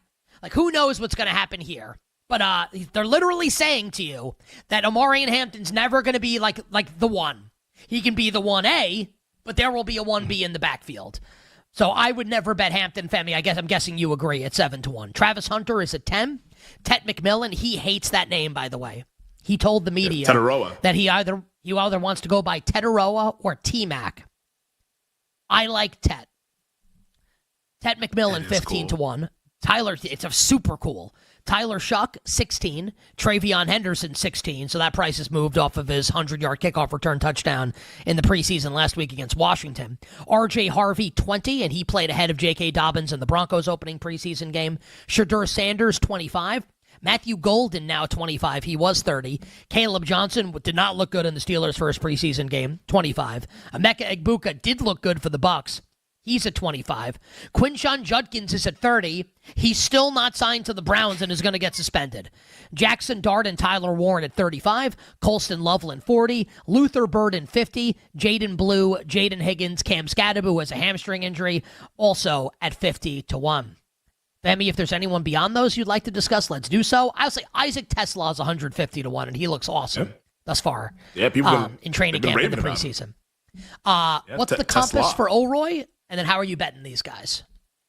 Yeah, similar to D-Roy, it's like it is very much electric. Wiggy, wiggy, wiggy, wiggy. Highly rated prospects are what you want from like these O'Roy and D-Roy markets here. That's what you want to bet. That's what the guys are the kind of ones that win these awards. Obviously, they're going to be producing early and often, similar to D-Roy. But 18 of the 23 O'Roy winners were first-round picks. Not all of them, but 18 of the 23 since 2002 when the league expanded to 32 teams, first-round picks. The non-guys that were not were Clinton Portis, Anquan Bolden, Eddie Lacy, Dak Prescott, and Alvin Kamara. Most recently, Kamara, like he won it because Watson got hurt in practice and tore his ACL. Like Deshaun Watson was going to win Rookie of the Year that season. Dak Prescott, pretty explanatory, won 13 games with the Dallas Cowboys. Like that's going to win Offensive Rookie of the Year as a quarterback. What's funny enough, though, is that the last 7 O'Roy winners, and I don't know if it's going to shake out this way this year. Maybe it does, maybe it doesn't. But the last 7 guys have been top 10 draft picks. Like Saquon, think about Garrett Wilson, the quarterbacks, whether it's Herbert or Daniels or Stroud, they've been top 10 guys. So it's like the top tier of the first round, not just first round, the top tier of the first round. And also similar to Defensive Rookie of the Year, a lot of these guys, all of them but one, came from a Power 4 or Power 5 school. So they were playing big-time college football, highly rated prospect, came into the NFL and produced immediately. The one guy that was not a Power 4 or Power 5 was Ben Roethlisberger back in 2003 from Miami of Ohio with that Steelers team where he like literally didn't lose a game into the AFC title game. We all remember that. But you also want guys that can play like once again week 1. You can miss week 1 and win the award. Odell Beckham Jr. did it. Justin Herbert did it, but also played week 2 after they punctured Tyrod Taylor's lung. But yeah, like you want to be playing early and often. They and meaning produce. the Chargers team doctor for people that don't remember. Yes, the Chargers, which we didn't. I mean, Herbert didn't even know until like 15 minutes prior to kickoff that he was playing. Like that was a crazy scenario there against the Kansas City Chiefs way back when. But the real deal contenders, now that we have the compass in line for what we want to be betting on, Ashton Jeanty, the favorite, definitely checks that box as a guy that can produce, because team success is not a factor in rookie awards. It might help because you get a lot of attention if you're playing on a good team, but it's not like a determining factor to win the award. Jeanty at plus 260, that makes sense. Cam Ward, first overall pick, plus 350. He's definitely a contender. And then it's the 2 receivers, Travis Hunter at 10-1 and T-Mac, Teteroa McMillan at 15-1. Those are the 4 guys that I think are real deal contenders who I think you should have something on. Like one of those guys you should have something on before the start of the season. We can get into the guys that we're skeptical of a little bit later on, but in terms of the bets that I'm going to make, it's going to be Teteroa McMillan at 15-1. To win O'Roy. Like Hunter can definitely win. He's a shorter price. I think he's going to be an awesome wide receiver. And like, if you wanted to bet on Hunter for something, it would be O'Roy. I'm just going to go with the much bigger, not the much bigger price, but the bigger price at 15-1. And also the guy that I think is going to be getting a wide receiver 1 workload immediately. Like, I think Teteroa McMillan, like he might have like 120, 130 targets this season if he stays healthy. Like that's the kind of pathway that's out there for him, because he's like the clear alpha number 1 guy from like how he's being viewed in that offense. We'll see if the production actually matches. But even in the one preseason game that we saw against Cleveland, first drive, boom, here's like a go ball down the sideline, and we're making big plays. Like I think you're going to see a lot of that out of McMillan, and like he draws the Mike Evans comparisons just because he's a big guy. It's an easy mover as well. But I like McMillan at price and with the opportunity. So before the season, 15-1, Teteroa McMillan is the guy that I'll bet, and we can get into some of the other guys that are near the top of the board that I do not like. Yes, go quickly on those, and then any long shots you've got. Yep. So yeah, the guys I don't like, Nick, you mentioned it, Amarion Hampton. He's going to be in a committee. Chargers offensive line is already kind of banged up. I don't want that. Tyler Shuck at 16-1. If he's named the starter, okay, maybe he's a guy that you want to bet on. Right now, we just don't know if that's going to be the case, so I would not bet that. Travion Henderson, it feels like there's a little bit of like just a FOMO that happened after the kick return. Now that he's 16-1, they still have Ramondre Stevenson. Let's see how they work through that backfield. I wouldn't be betting 16-1 though. And a lot of other guys like RJ Harvey, Caleb Johnson, I'm just kind of good on those guys before the start of the season. Like if they have good seasons or good week 1s or good first months, like, all right, cool, we can discuss it then. But before the season, like too many times we've fallen in love with the training camp all-stars that end up not playing as much as we think. Like I'm the guy that bet Romeo Doubs at 100-1 a handful of years ago to win Offensive Rookie of the Year because he kept making plays in training camp. And then the season came and he played, but not that much. So like that's like I've just lived that too many times to go out and bet those guys prior to the start of the season. Of course, like Jackson Dart, like I would love to bet him, but we don't know if he's going to be the week 1 starter. Probably not going to be the week 1 starter. Shedeur Sanders in that same category as well. And the 2 tight ends, Tyler Warren and Colston Loveland. It's funny, tight end has never won this award. I think that just happens to be random. I don't know if there's anything there to that, but like Warren 35-1, I just don't really see it. He could win, but like right now, I'd just be skeptical of that price. And then Loveland too at 40-1. He's like in a committee right now at tight end where he's like maybe tight end 2. Let's see if they make him tight end 1 later on in the season. But I think I'd just steer clear of those kinds of guys. So I'm looking at the heavy hitters, Jeanty, Ward, Hunter, McMillan. I'm going to go with the longest price. Tet McMillan's my guy. A couple long shots that you want to consider.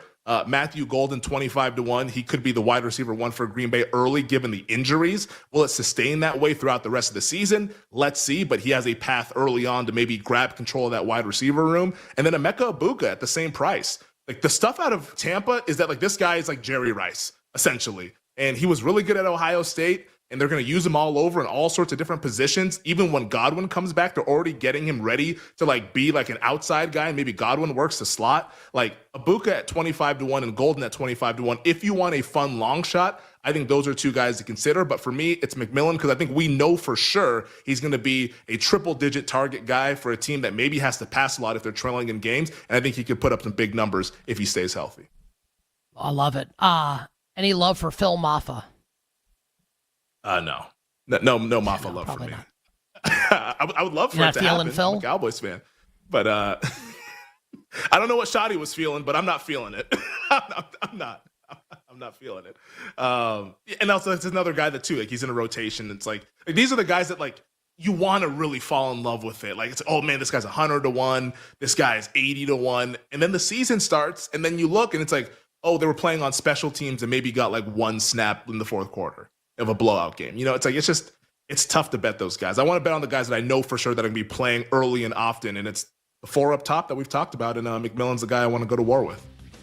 Awesome. Love it. Great job by Femi today breaking down the awards. Tomorrow we will hit you with Coach of the Year. Always a fun discussion. Baby. And Comeback award Player to of the Year, which used to be more fun a couple Least of years favorite. ago before everyone bitched and moaned and whined and complained. Yeah. Mr. Mar Hamlin Here's Joe did one a Burrow. couple of years ago. Thanks, everybody. On the other side, we'll turn our attention to college football. We'll be joined by the great friend of the show, Andy Staples from On3 Sports. We'll be right back with You Better You Bet, presented by BetMGM, the sportsbook born in Vegas.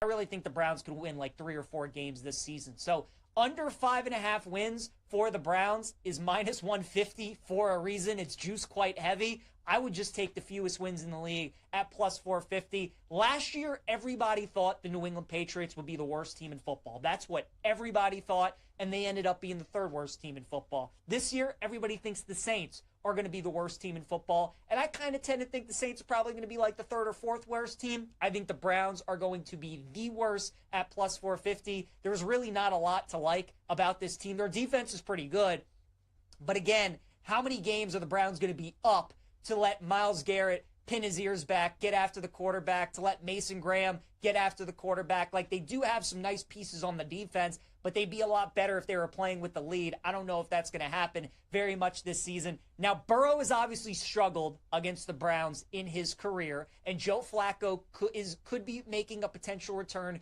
to Baltimore if he is the starter in week 2. So that could be something to look at for the Browns. Maybe they do win one of those games. Maybe they do get off to a better start than I'm imagining. But, I mean, I think it's realistic to say there's a chance the Browns start the season 1-5, potentially 0-6 to start the year. And if that happens, you guys, things could get real ugly real fast for the Cleveland Browns. I could see them making a change at quarterback and just seeing if they finally can find a franchise quarterback. That's really what this season is about. They're starting Flacco, but they're not going to end this season with Flacco. It's going to be Shador. It's going to be Pickett. Maybe Dylan Gabriel gets in there, whatever it ends up being. The Browns are just hoping that they can finally find a franchise quarterback. To me, that's what this season's about. It might start with wins and losses, but it's going to end up being about who their quarterback is. Browns' fewest wins, plus 450. That is the bet I would take.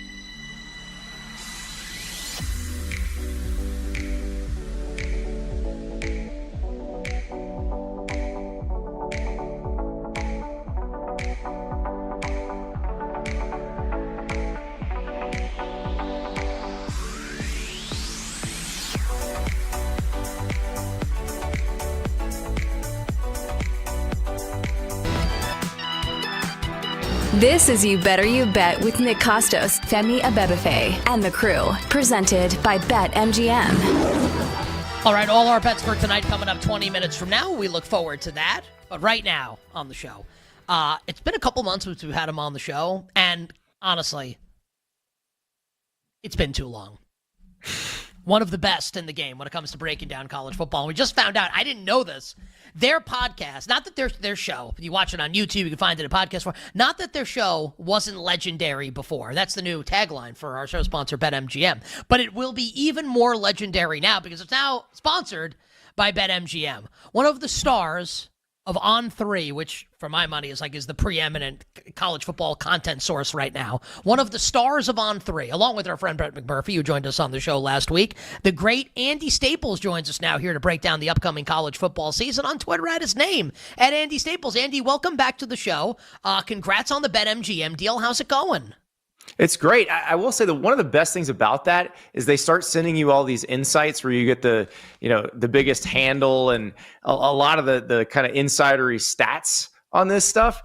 And that has been a lot of fun to go through with the college football stuff. Like just seeing, for example, Colorado, the win total, they're number 2 for the over and number 2 for the under. Like the second most taken over and the second most taken under. And it's just fascinating to me watching people's behavior when it comes to all this stuff. I guess that provides a natural segue. And I don't want to talk about this, but I guess we should because it is a sports betting show and it's a big story. Yeah. So Oklahoma quarterback John Mateer, who's getting some Heisman hype right now for Brent Venables and the Sooners, had screenshots of his Venmo posted overnight where he wrote in the description. And I just think it's serial killer psychopathic behavior to have public Venmo transfers. I've never once sent a public Venmo transfer. You make it private, no matter what it is. Why do you want people seeing your Venmo transfers? So it would say sports gambling, USC, which is really, some people will say it's not funny. It is. Sorry, we can say it's hilarious. It is funny. I saw the screenshot. I'm this cannot. I saw the screenshot. I'm this can't be true. Because this is too stupid to be true. Nobody would actually do that. And yeah, I'm an old. I grew up in analog times. I had a house phone growing up. So the idea of broadcasting my business, my private business all over the internet is weird to me. I do remember though, when I signed up for Venmo. So I have obviously athletes' numbers in my phone, and when you sign up for Venmo, you automatically it just connects to whoever you have in your contacts.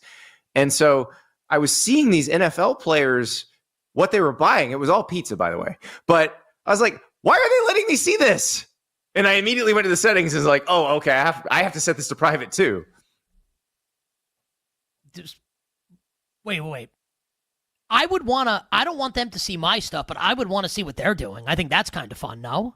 I do, and I still could because they didn't set theirs to private, but mine's all private. And also, as an added layer of security, I only put emojis in the "What's this for?" line. I do not. Me too. Put words. Yeah.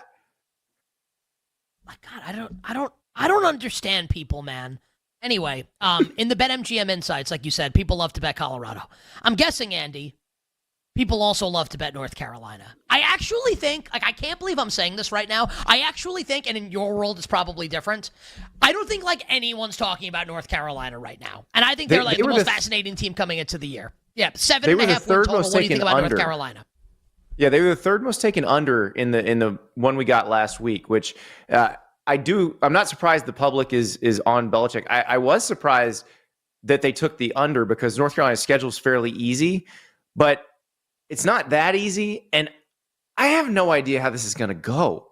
I said take because I think they opened it at 7.5, and I said take the under on that too because they lost so much from their roster. Now they went out and got Gio Lopez, the quarterback from South Alabama, but they do have to play Clemson. They have to play TCU to open the season. They have to play UCF. Duke is good now. NC State, CJ Bailey, one of the more underrated quarterbacks in the country. It's not going to be easy for them to get to 8 wins.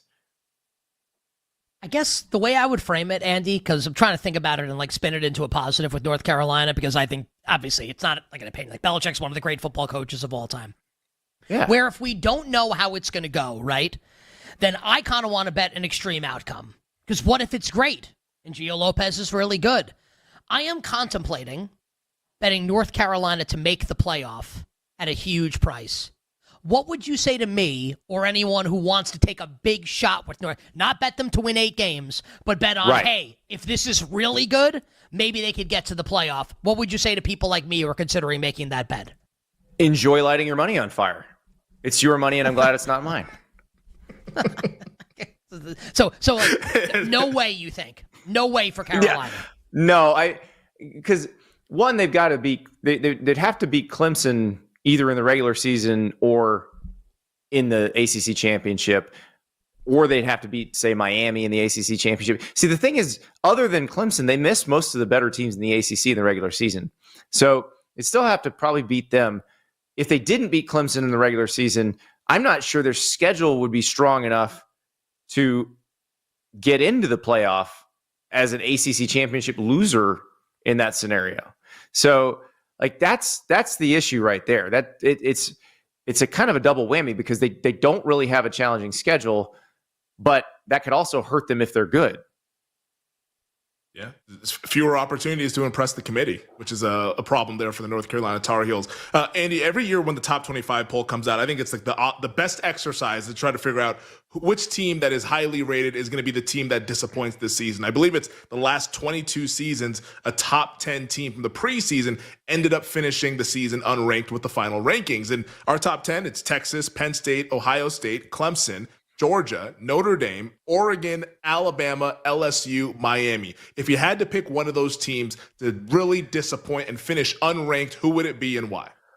That one is so hard because I look at all these schedules. I don't see any of these teams just completely flopping. Like I find it hard to find a scenario where anybody in here just completely flops. Like LSU, I could see them going 8-4. But at 8-4, they're probably somewhere still in the top 25, toward the bottom of it. Miami, we don't know how well the defense has been rebuilt. Obviously, Carson Beck is coming off the elbow surgery, but they've got Notre Dame and Florida in the non-conference, but they have a manageable ACC schedule. Like I have a hard time seeing them losing that many games. So I guess if I had to pick one, I'd say LSU. But I have a hard time seeing a scenario where they're not in the top 25. The thing about it, though, it's LSU. The last 3 coaches there have won national titles. If they went 8-4, that's pitchforks and torches from the fan base. They go nuts if they're 8-4. And that's not, I mean, that's a real possibility. Like when you look at some of these SEC schedules, LSU, Florida, Oklahoma, like you slip up one day wrong, you're suddenly looking at 8-4. You're suddenly looking at 7-5. And so LSU, they want to make the college football playoff. I would say their minimum standard this year is 10-2 make the college football playoff in terms of what will make their fans happy. But I'm telling you right now, that's going to be hard to get to because Florida wants the same thing. Texas A&M wants the same thing. Oklahoma wants the same thing. Alabama wants the same thing. These are all teams on LSU's schedule. Clemson wants the same thing. Mm-hmm. It's tough. I guess going off of that, like how many SEC teams do you think make the 12-team playoff? Because last year we only saw 3 do it, and the way that you're describing it, all these teams are going to kind of beat up on each other. Is this where maybe it's 3 again with like Georgia and Alabama and maybe one other if it's like a South Carolina or Florida, and then maybe it's the Big Ten that is able to capitalize like they did last year? Yeah, I mean 3 or 4. The question is, would 2 Big 12 teams have a chance to get in? And I think because that's where you would see kind of a situation where they would lose a spot or the Big Ten would lose a spot. You had 2 in the ACC make it last year. Would that happen again? Because if you only get 1 from the ACC, and then you probably get a 4th SEC team and a 4th Big Ten team.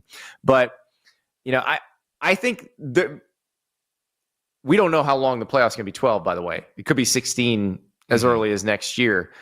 But I think most years you're going to see the Big Ten, and if they stayed at 12, you'd see the Big Ten and the SEC just kind of trading off there. So one gets 4, one gets 3, and then flip it the next year. Because I think the Big Ten schedules, there's no obvious super easy Big Ten schedule except for Maryland this year. And I don't really think Maryland's going to be good enough to take advantage of it the way Indiana was last year. Like Indiana, if they make the playoff, and by the way, they're going to be good again. But to make the playoff, it's going to be a much tougher road because they play Oregon. They got to go to Iowa. They play Illinois in week 4. So there's a lot that they're going to have to do. They play Penn State. Like, they're not going to just roll into it. This is You Better You Bet. Nick Costos, Femi Abebfe, hanging out with Andy Staples, our BetMGM teammate here, college football analyst for On3 Sports, co-host of the Andy and Ari show with Ari Wasserman. Make sure you check it out wherever you get your podcast. Well, I want to ask you the flip side of the coin that I asked you to start off here. Like, who's the unranked team that you think finishes in the top 10? Because that's another thing that happens year in, year out. A team that we're overlooking and kind of underrating and all of a sudden kind of bursts onto the scene and potentially makes the CFP. The one I think could be really interesting is Iowa because they have a quarterback transfer named Mark Gronowski. He came from South Dakota State, Walter Payton Award winner in 2023. So that's basically the FCS Heisman. Very successful quarterback throughout his career in the FCS. Got a lot of interest in coming up to the power conferences last year, but decided to stay at South Dakota State. Now he's at Iowa. This is potentially the first chance they've had for dynamic quarterback play in a while. I think if you ask the Iowa people, they'll say, since probably Nate Stanley. I'd say since maybe CJ Beathard, but even average quarterback play helps helps Iowa become a contender for maybe a playoff berth, a contender to maybe go 10-2. Above average to good quarterback play, because the defense is going to be good. Their special teams are going to steal yards. That suddenly makes them a real playoff contender. You could be sitting there watching Iowa, Nebraska the last week of the season, and if Iowa wins, they make the playoff. Lightning round to close here. We have about 3 minutes, 3 questions. Andy Staples, are you ready? Ready. I give you $100. I would never do that. Very cheap. You have to bet the team that's going to win the national championship. Who are you taking and why? Oh, this is brutal because I think anybody in the top 8 of both polls, and it's the same 8 teams, everybody's got the same top 8. You could make a very compelling case for any of them to win the national title, and I would believe you. I have Texas number 1, just like the people who vote in the polls, which makes me say maybe I shouldn't. So you know what I'm going to do? I'll take your $100 and I'm going to throw it down on Clemson. Why do you like Clemson? Great defensive line, which travels. One of their better offensive lines, veteran quarterback, finally has some dynamic receivers to throw to. And I do think they're just going to terrorize quarterbacks. Their biggest problem last year was the defense was not put in the right places by their defensive coordinator, who's since been fired. They bring in Tom Allen, who was at Penn State last year. The defense is going to be in the right place with serious NFL-bound talent. I can't wait for Clemson LSU coming up in week 1. Same question, $100. Who are you betting to win the Heisman Trophy and why? Man, this is another one because there's nothing obvious here. Like, everyone wants to say, Arch Manning for sure. I don't know, because it could be John Mateer. It could be DJ Lagway at Florida, because those are 2 guys that could kind of just lift their teams. Okay, I'll give you one, because I think this guy, if they make the playoff, he's going to put up massive numbers and he's going to be great. LSU's Garrett Nussmeier. I know I said that things could go badly for them, but if things go well for them, it will be very much because of Garrett Nussmeier, and he will be very much in the mix for the Heisman Trophy. Nussmeier up towards the top of the board, plus 900 at BetMGM. Co-choice along with his week 1 opponent, Cade Klubnik, Arch Manning of Texas, the sole favorite at plus 600 at BetMGM. Andy, final question, a minute to go. What is the best thing that you ate this summer? Ooh, man. So, went to a Mediterranean place in Orlando, and they did the salt-crusted, not a great start, whole fish. Oh, spectacular! It was great. I went to a Mediterranean place in Orlando. It wasn't like, hey, like this is not like a Disney World. So I grew up in Orlando, away from the tourist areas. This was in Winter Park. Like this is not at Epcot. So Okay, but it's not okay. But when I was confusing Winter Park with like Milan or like New York City as like a food capital of the world. I'm sure it was delicious though. Listen, everybody thinks they got to go to these fancy places. I've eaten in those places. This one's up there. Love it. This one's What's the up name there. of the place? Do you want to give them a shout out? It's called Ava, and it is literally one of the best meals I've ever had. I was not expecting that when I walked in, and it was kind of the Shaq, I didn't know your game. I wasn't aware of your game, son. I love that. It was pretty incredible. So, but yeah, they do you come in, they've got the fish market kind of there that was caught this morning. You pick it out, they bring it out in the salt crust, and it's love outstanding. That. Andy, you're outstanding. On3 Sports is outstanding. On Twitter at Andy_Staples. Enjoy the rest of the summer for however long it lasts, and we look forward to having you on hopefully during the season. Anytime. Well, we're going to take you up on that because you're great. Our BetMGM teammate, Andy Staples, joining us on You Better You Bet. All our bets for tonight coming up next. We'll be right back with You Better You Bet, presented by BetMGM, the sportsbook born in Vegas.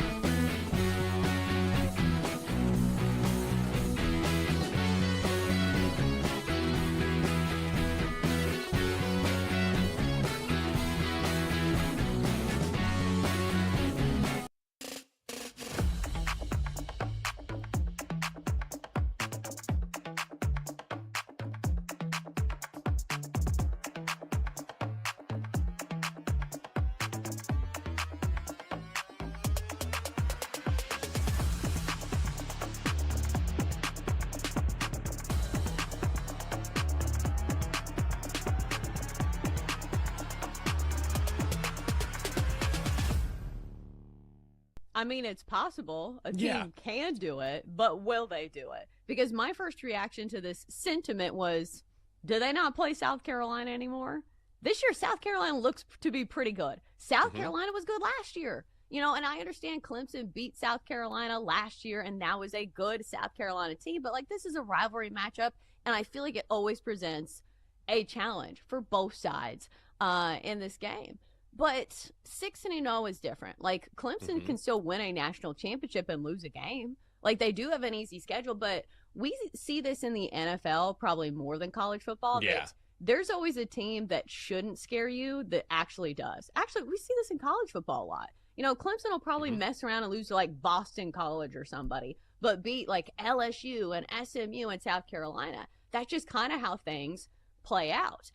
In the grand scheme of things, I don't think it ruins their chances to play in the college football playoff. I don't think it ruins their national championship hopes. But 16-0 is a much different accomplishment than winning a national championship because it means you have 0 slip-ups. And it's just hard to count on like 18 to, I was going to say 22-year-olds, but now it's like 25-year-olds to keep their heads on straight for an entire season. So maybe they could, if anybody has the schedule to do it, it's Clemson. But they start the season with LSU and they end the season with South Carolina. Those are two challenges that I feel like you cannot just assume that you will win.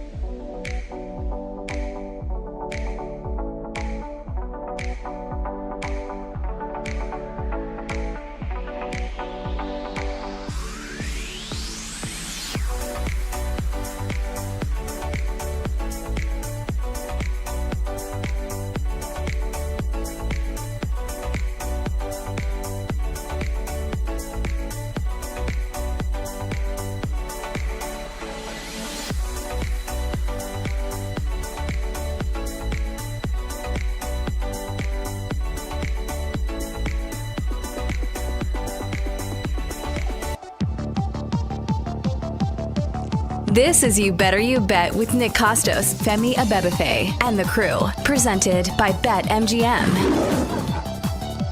All right, some thank yous to dole out before we wrap up the terrific Football Tuesday edition of You Better You Bet with all our bets for tonight in the world of sports. Two tremendous guests joined us on the show. We just had Andy Staples on, newly minted BetMGM teammate. BetMGM now a sponsor of his show. Andy and Ari is part of the On3 College Football Network. So thank you to Andy Staples for joining us on the show. Man, Andy doesn't like North Carolina. And I said to Femi on the phone earlier today, we're talking about the show, and I actually, and I'll phrase it this way on the air, I have no good reason, to bet North Carolina to make the college football playoff. I'm not going to lie to anyone. Where did Gio Lopez play before transferring? South Alabama? South Alabama is what he said.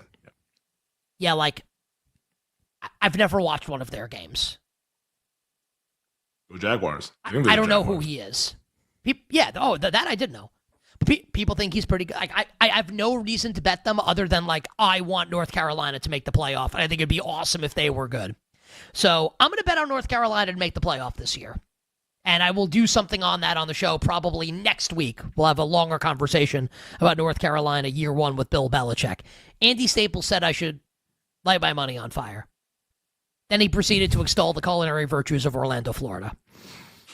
We appreciate Andy Staples' time on the show. It's Winter Park, not Orlando. And Greg Rosenthal, the host, yes. No one thought the meal was going to be. Let me tell you about this salami sandwich I was chowing down while I was taking a ride on Small World. That turkey leg hitting, boy. Taking a spin in the teacups while munching on the sausage and peppers.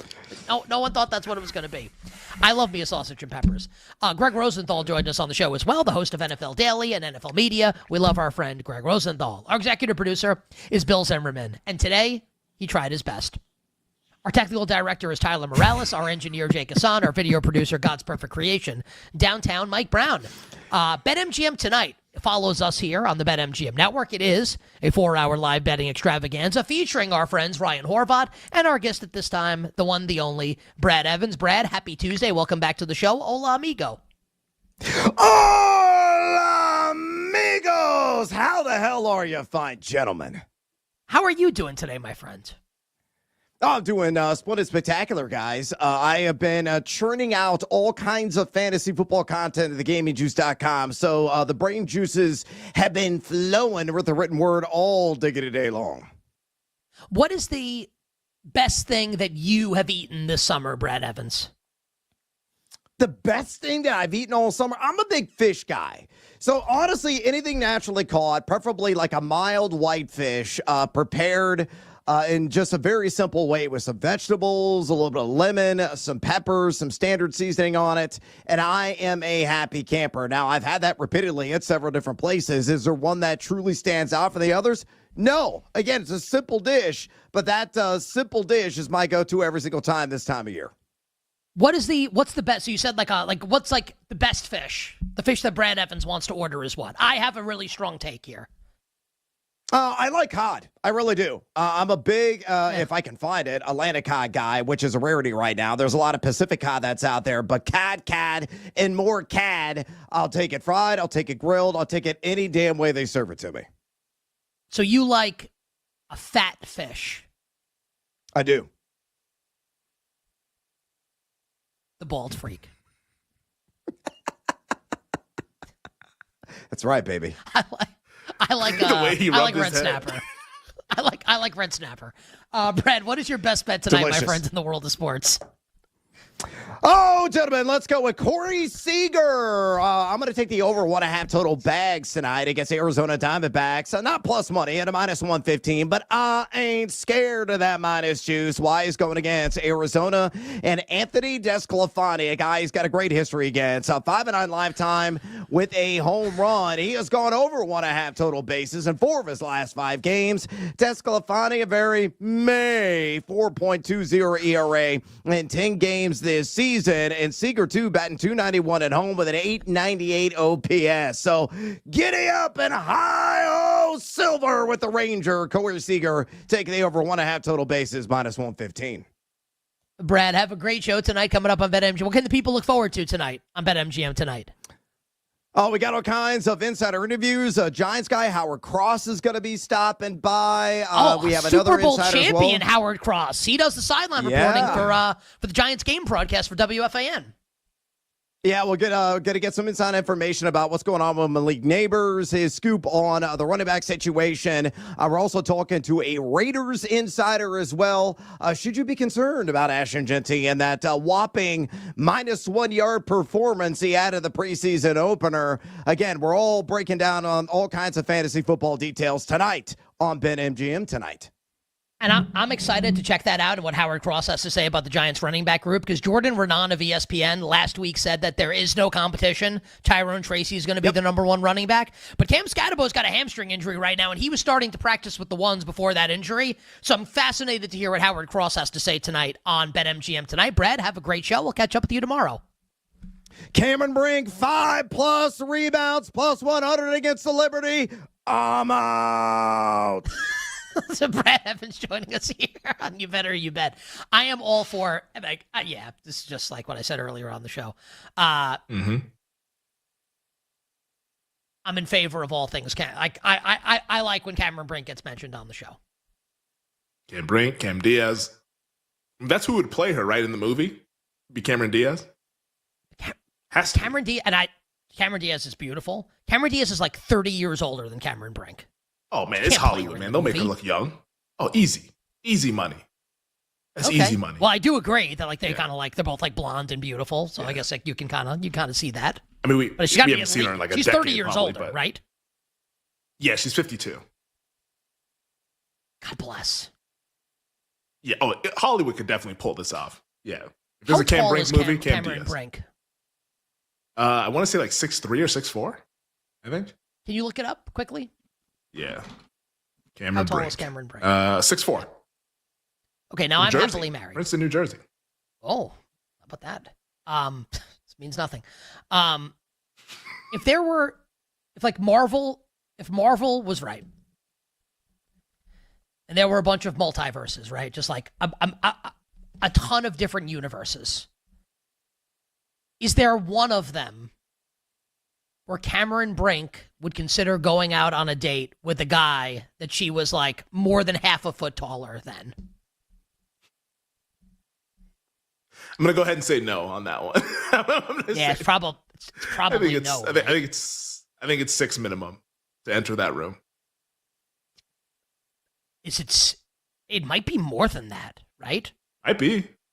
I mean, if she likes to wear heels, then it needs to be more. But if she's not like a heels gal, then maybe you can kind of get away with it a little bit. But yeah, I mean, like imagine you're 6'4", she puts heels on, she's towering over you. Yeah, I gotta tell you, man, there's no.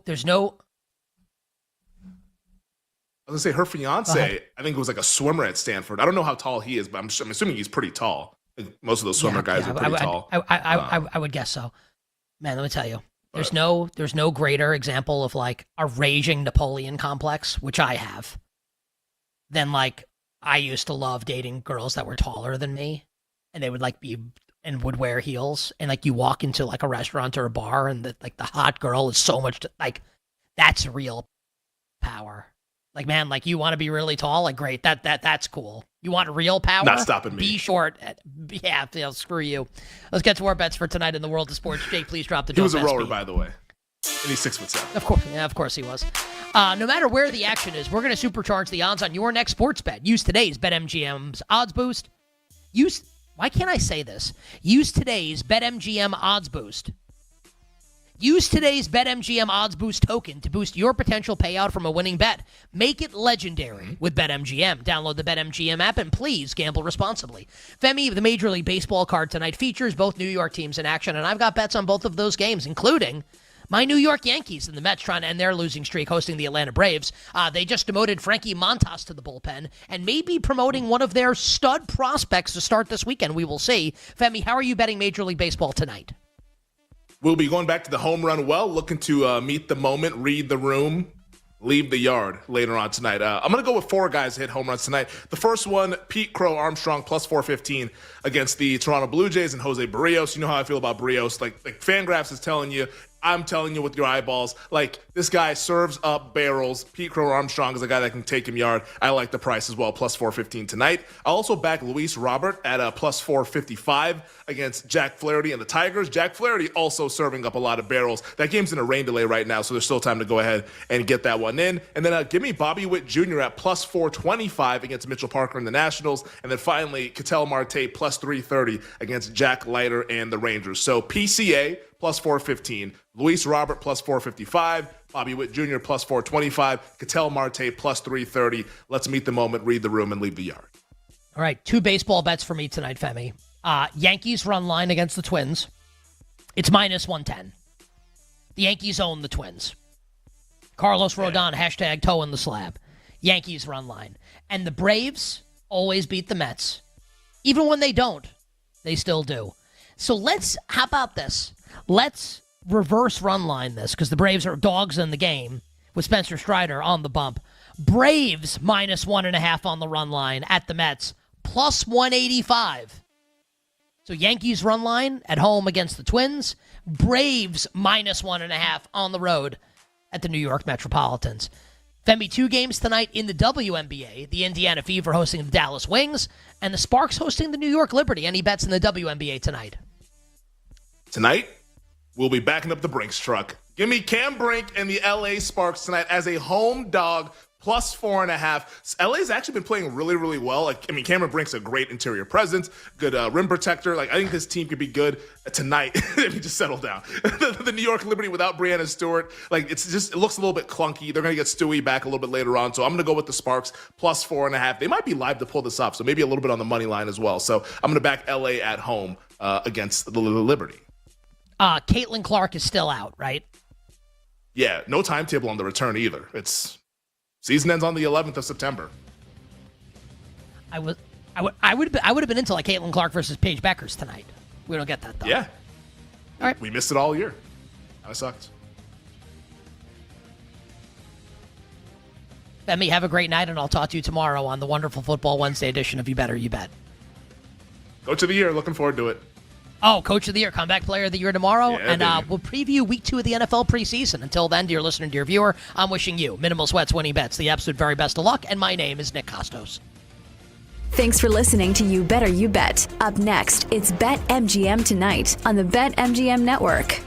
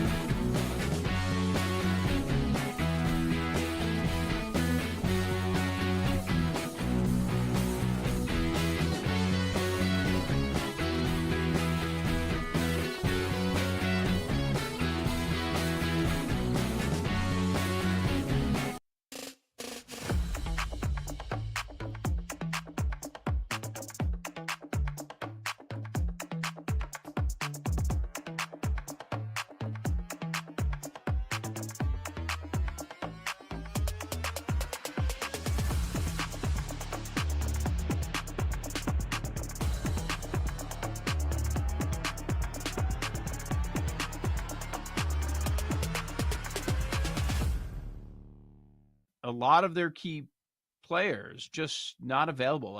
It felt like Vita Vea was on the injury list every single week. He ended up playing most games, but the guys in the secondary did not. Antoine Winfield, he missed half the year. I think he played in 9 games last year. Jamel Dean, their starting cornerback, always seems like a guy who's on their injury report. They might have some injury-prone players. And Otten is beat up right now. He missed a few games last year.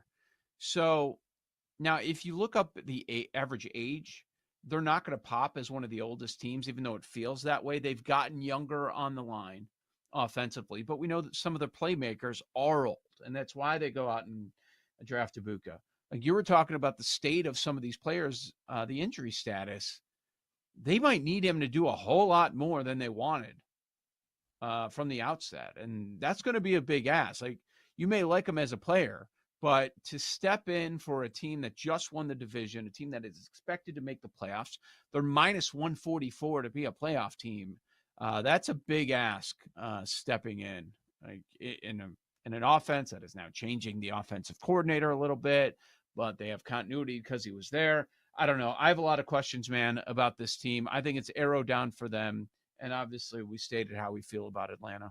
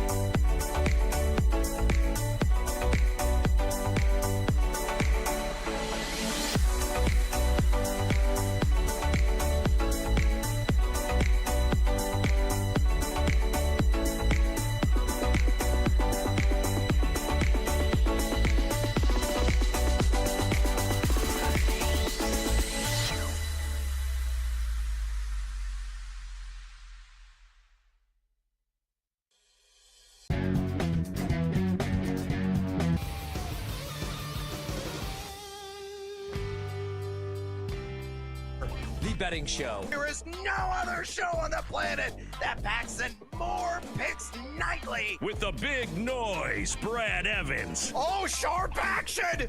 They gotta listen to the sharps! Get the heck out of here with that nonsense. I'm on JMU as well. Drake, hate the Drake. Love the Drake, hate the Drake. No, you never fade the Drake! And the mad better, Ryan Horvat. The Keep the Points special. I'll keep cashing tickets around here on Odyssey. Yeah, put me at night, baby. That's where we cash tickets. They're bringing the heat and helping you cash in big. It's a lock! It's over! It's a guarantee! It's easy money! Nobody wants to bet Seattle U, except for this guy. They're going to win this game outright, but I'll be safe and take the points plus 6.5. And delivering the late night sweats. And it's gone! It's gone! Oh, it is gone! No way! It's gone! Holy God! It is gone! I need to celebrate tonight with my family! Do it for my kids! Do it for my boy! It's BetMGM tonight on the BetMGM Network. Hola, amigos! It's time to bring the noise on another boisterous edition of BetMGM tonight. Brad the Big Noise Evans with you. My guy, Ryan Horvat in the house on this hashtag Team Huevos Tuesday. And we got an action-packed program for you tonight. First things first, we're going to review our cars this evening, our top 3 bets in the world of sports. We're going to also go do a little choose your adventure on a few hot button topics that have made the rounds in the world of the National Football League. League and how they impact your fantasy football drafts. From there, Parlay Pete's going to drop on by, get his parlay of the day on the board. We're going to say hello to our little friend, the Sledgehammer Special. We're going to roll the shoulders and get seduced by the juice and working some bonus time wagers as well. Then butter up in Major League Baseball. We got a 3-pack of games out on the left coast that we're going to handicap, whether on this side, the total, the run line, or some player prop action. Heck, I might build a couple SGPs in the matchups tonight out west. And we're going to have our crew to cash hot hit parlay. Freddie Freeman, you did us dirty last night. Hit 4 out of the 5 legs. We're going to run it back at significant plus money. Who do we expect to get as a crew to knock one into the outfield? You got to stick around for our batter up segment in Seg 3. Then Clay Baker is stopping by. We're talking all things Viva Las Vegas and the Las Vegas Raiders. Should you worry at all about Ashton Genty and what he showed, or lack thereof of what he showed in week 1 of the preseason? What about Jacoby Myers? Is he a guy that is a bit of a Rip Van Winkle right now?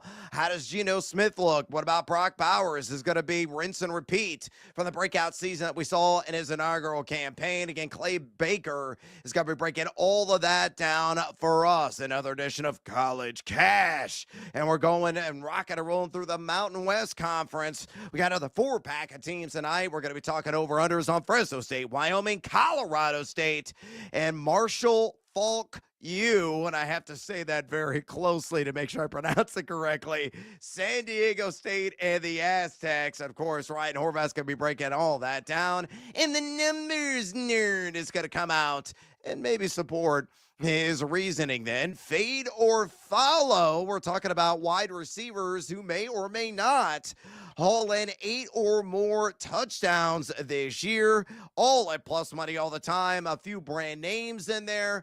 They could be supreme values, but Horvath and I are going to be breaking down whether or not we feel they're going to get the Ocho in the box score this season in TD receptions. And then we're going to be honored to join by Howard Cross, former Super Bowl champion and a man who knows the ins and outs of the New York Football Giants. We'll get the latest on Malik Neighbors. He's been nursing a little bit of a tender shoulder. What does it take on the running back situation with Cam Scattaboo out right now due to that gnarly hamstring setback? How long potentially could Russell Wilson be under center before the Jackson Dart era begins?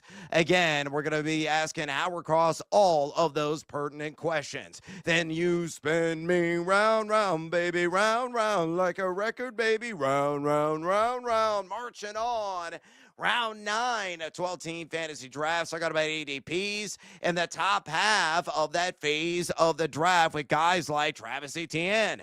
How much of a timeshare is it going to be in Jacksonville? Kyler Murray, the dachshund of the desert, is going to be moving those little legs this season. And what about Michael Pittman? Who the heck is going to be throwing him the pill in Indianapolis, and what are the fantasy repercussions as well? Again, Horvath and I going to be discussing all of that. And two, we want to talk to you, the 2.02 average listeners and viewers of this fine broadcast. If you have any fantasy football questions for us, if you want to talk betting in the NFL futures market, college football futures, Major League Baseball in the action tonight, or the WNBA, you absolutely can. Simple way to contact Tori and I, just pick up the phone and dial us fools at 833-732-3875.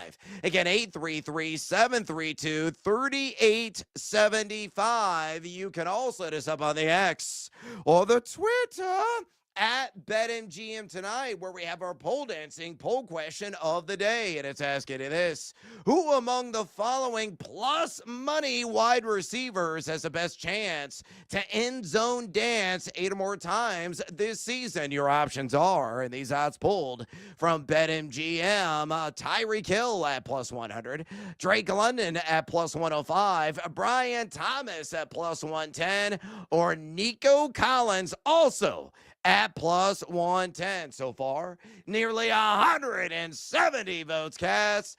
Make your voice be heard. Exercise your democratic right. Keep the votes coming and drop us a comment, aka bring the noise on X at BetMGM tonight. Again, on X at BetMGM tonight. All right, let's get after it here with my guy, Ryan Horvat. And again, Ryan, as I tease, it is Choose Your Adventure time. I don't know if you read those books as a kid. I love them. So we're going to apply it to some of the news and notes that have been circling around the NFL today. Do you want to discuss Brandon Ayuk, a man that Kyle Shanahan said likely is going to be back week 6? Do you want to discuss the bulky back of Matthew Stafford that still has him sidelined in Rams camp? Or do you want to talk about your boy, Green Bay Packers starter Jordan Love, who had a procedure on his non-throwing ham on his thumb specifically? Expectations are he'll be back week 1. So Jordan Love, Matthew Stafford, or Brandon Ayuk, choose your own adventure. The biggest concern that I have, being selfish here and being a homer, and also having money invested, though, in the Chicago Bears, and I'm considering maybe some Minnesota Viking futures as well, the way that J.J. McCarthy looked, granted short sample size, probably the Jordan Love injury that popped up out of nowhere. Didn't look all that great in a limited, sample size in the preseason, but also Green Bay, those wide receivers, man, had a ton of drops. Still really excited about Matthew Golden. Doesn't look like Christian Watson's going to be back anytime soon. Obviously, he's on the PUP list. Maybe at best week 12. Romeo Doubs is going to be what he is. But now this Jordan Love injury really worries me, man. They're saying that he's going to be ready for week 1. The good thing is it's not on his throwing hand. So that's my biggest concern. Just really quick hitting on the other two. Stafford, this was my concern with the Rams. I know they're a very popular pick for everybody, but I love Devontae Adams. He's 32 years old. I love Matthew Stafford. He can make all the throws, but he's 37 years old. And so that's why I took a shot with Arizona, going over 8.5 wins. And then when it comes to San Francisco, man, I think the Niners are back this year. I like what I saw from the defensive side of the ball with Robert Saleh back. And, fantasy purposes, I think it's going to be at least a big start to the season for both Juwan Jennings, if he's healthy, and he wants a new contract, and Ricky Pearsall. And our guy, Christian McCaffrey, I think this is big for him in PPR leagues especially. I think he's going to catch a ton of balls out of the backfield. So maybe we see more Isaac Guerrero in the backfield, McCaffrey lining up in the slot. But I think all three are big stories. But the one that really caught me by surprise is the Jordan Love one. I did not even know that he got hurt in that preseason game. And that's my concern with Green Bay, man, is that offensive line. Are they going to be able to protect him? Because he was beat up all of last year too. Yeah, and hold your breath. Hopefully he's going to be able to be under center week 1. Again, that is the expectation. The coaching staff and LaFleur really kind of talked that down today. Full, trend is that he will be available in week 1, and I hope so because I'm heavily invested in Matthew Golden, who honestly right now may be like the only healthy wide receiver that Green Bay has because Dobbs was dinged up in practice today as well. So hopefully it's going to be all systems go for Love. However, on a related note, Love may not be running as much as he anticipated. He said he wanted to use his legs a little bit more this season, but because of that dinged thumb, maybe he'll, play it a little bit more cautious over the first few weeks of the season. All right, let's go ahead and get after it with our cards this evening. These are our top 3 plays in the world of sports betting. As always, pick your poison. Horvat, what do you got at numero uno? All right, I am going to go tonight in the WNBA, actually, and let's go with the Sparks plus 4.5. They're 15-16 this season, but they've been playing much better ball. And New York has not been great on the road this season, only 7-7. Breanna Stewart is out right now with a knee injury, so we'll grab the 4.5. The Sparks have won 4 of their last 5 games. They got a solid team with Plum obviously on the perimeter and Stevens in the post, so we'll take a shot with them. This was 3.5. Now it's up to 4.5. So I like it a little bit better. You're getting the best number right now at BetMGM. So we'll go to the WNBA for the first time in a couple weeks and take a shot with LA tonight. Numero on my card. Let's go with a team that just refuses to lose. It's the Milwaukee Brewers. They are drunk right now, and they just keep racking wins. They're 30 games above 500. Much to our dismay as Chicago Cubs enthusiasts. So give me the Brewers plus 1.5 on the run line, and give me the game under the all total 8.5. They're taking on the Pirates, and Skeens. And I think Freddie Peralta will be able to hang tough in this game. So Milwaukee could still lose, but not by more than a run. I'll be cashing in that run line. Again, they've won 10 straight games. They're 5-3. ATS against Pittsburgh this season. Skeens has been magnificent. That's why he's a strong front runner when the NL Cy Young. Though he does have a 4.50 in 2 starts against Milwaukee this year. Peralta 3.86 ERA in his 2 games started against Pittsburgh. But he's been masterful at home, 2.13 ERA. So I think runs are going to be few and far between. That's why I like the under the all total 8.5. And I think the Brewers will hang tough plus 1.5. That checks out to an even Steven plus 100 juice at BetMGM. Numero dos onto your card. Please share. All right, 3 up, 3 down for these bums, but I'm going to take the Cubs tonight. Right now, you could actually get them, Brad, plus 128. They closed plus 105. Wow. I thought Ben Brown was going to get the start, but we're going to fade Jose Berrios. You know, on pace for some career worst numbers. If you look at the xERA, 4.60, 4.34 xFIP. And again, this is just a selfish play. I'm watching the game. I really need the Cubs to start winning some baseball games. So let's take a shot with them. They're plus money against Toronto, who's obviously been playing excellent baseball all season long. But let's take a shot here with the Cubs to get off the schneid, hopefully. Yeah, and hopefully that game will get in. There's some inclement weather on the north side of Chicago right now. Numero dos for me. Give me the Yankees. This game just underway, so a live dive. Minus 1.5 on the run line against Minnesota. Minus 105 is the juice currently at BetMGM. Carlos Rodon has been money in the bank, especially at home, and this one being played at Yankee Stadium. He's got 3.00 ERA, 7 wins, and 11 home starts. I know Minnesota's kind of playing out of their mind right now. They're 7-3 ATS their last hand. The Yankees just 2-8 ATS in their last hand, but I think the bats are going to come alive against Thomas Hatch, who's had like 1 lousy start this year, and that team usually tees off against lefties, which Hatch is. So give me the Yankees minus 1.5, the run line minus 105. Numero tres on your card. Bring it home. Yep, I'm going to go with the Brewers tonight, man, plus 110. We'll take a shot with Skeens. I know he rarely gets run support, which is why he's 7-8 this season, even with a 1.94 ERA. The whip is ridiculous. Only 34 walks to 162 strikeouts in 144 innings. That's like my created player in the show. We'll take a stab against fading Freddie Peralta tonight. He's been excellent this season. 13-5, 3.03 ERA, 141 Ks, only 49 walks. But, you know, he's been a little rough lately. If you look at his last 3 starts, 1-1 with a 4.50 ERA, a 1.64 whip. Let's go with the Pirates tonight and just pray that the Brewers finally lose a baseball game. But let's be honest, fading them, probably a dumb decision.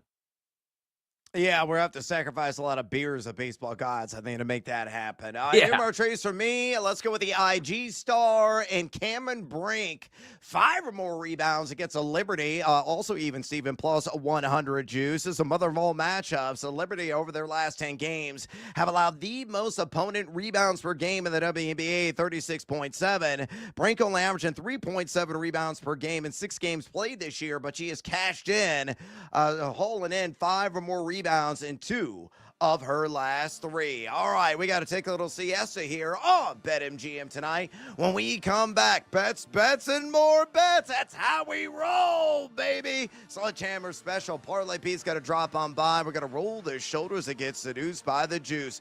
Don't you go anywhere, fools. This is BetMGM tonight on the BetMGM Network.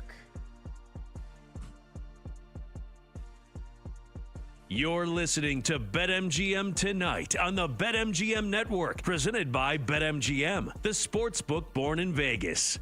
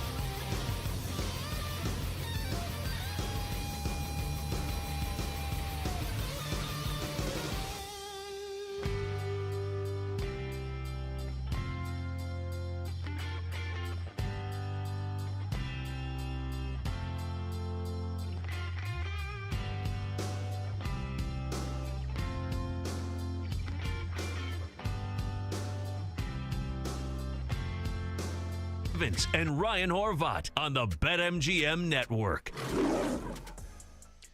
Welcome back to BetMGM tonight. Brad the Big Noise Evans with you. Ryan Horvat in the house on the Satchat team. Huevos Tuesday. We're going to be getting more bets on the board. Yes, here momentarily. Parlay P's got to drop on by. Get his parlay of the day locked and loaded. We're going to say hello to our little friend and wield the sledgehammer special. We're going to roll the shoulders, get seduced by the juice, and then work in some bonus time action as well. And I stand corrected. The Cubs actually not at home. They're on the road in Toronto. And guess what? They're losing already. Javier Assad getting the start tonight over Ben Brown. Just activated off the IL. It's 1-0. Toronto still 2 men on, 2 men out. Dalton Varsho at the dish here in the bottom of the first inning. We'll keep you up to date on that and the variety of other baseball games that are already underway.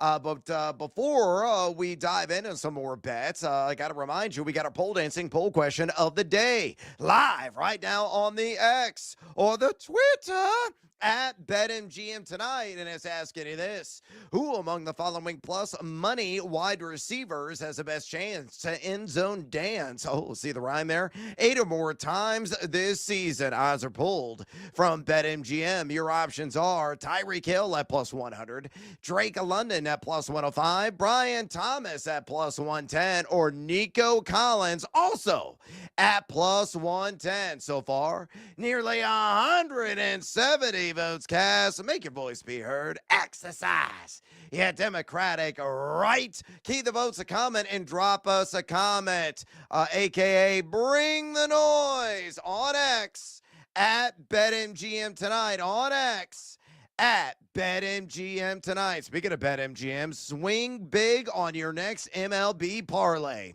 Use a Parlay Boost token to score a bigger payout if your baseball parlay hits. So opt in right now on the Parlay Boost token only at BetMGM. Build those legs, let it ride, and hopefully cash in some instant riches in the process. So again, opt in, Parlay Boost token on the MLB action at BetMGM. And pardon me for a second, I gotta yell at this idiot at the bar.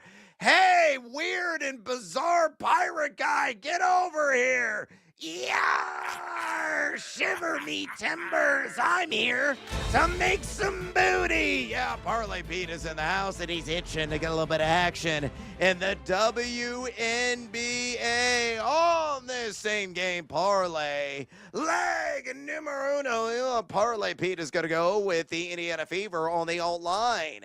Minus 5.5. And leg numero dos. Parlay Pete's taking Paige Beckers of the Dallas Wings, who the Fever are playing against, for 15 or more points. I'll hold off on giving you the juice, but straight from the cold dead end of one Parlay Pete. I got the reasoning right here. Again, leg numero uno, Indiana, minus 5.5 on that old spread. You look at the 3 prior matchups between the Fever and the Wings this season, and Indiana has won 88-78, 94-86, 102-83. I'm no math major by any stretch of the imagination, but all of those games covered the old spread of the 5.5. You throw in the fact as well that the Wings have lost 3 consecutive games, ATS, and throw in too that the Fever, even without Caitlin Clark, number 9, slightly higher in net efficiency with that 9 ranking than the Wings over the last 10 games. Dallas at number 11 says the Indiana Fever take care of business tonight and cover the 5.5. Meanwhile, leg numero dos, Paige Beckers, the former UConn standout, 15 plus points. She has gone 27, 22, and 21 points in her 3 games against the Fever this season. She has scored at least 15 in 9 of her last 11 games. And you look as well that Indiana, over their last 10 contests, they have the 4th worst defensive rating in the W, giving up 1.049 points per possession. So put all together, yeah, shiver me timbers. Parlay Pete rolling with the same game tonight in the WNBA. Indiana Fever minus 5.5 and Paige Beckers 15 or more points. They shakes out to a cool plus 114 only at BetMGM. All right, it's time to pivot, and say hello to our little friend, Ryan Horvat. What is the phrase that pays? Daddy wants, daddy needs, daddy's got to have it. Give me the sledgehammer, Ken.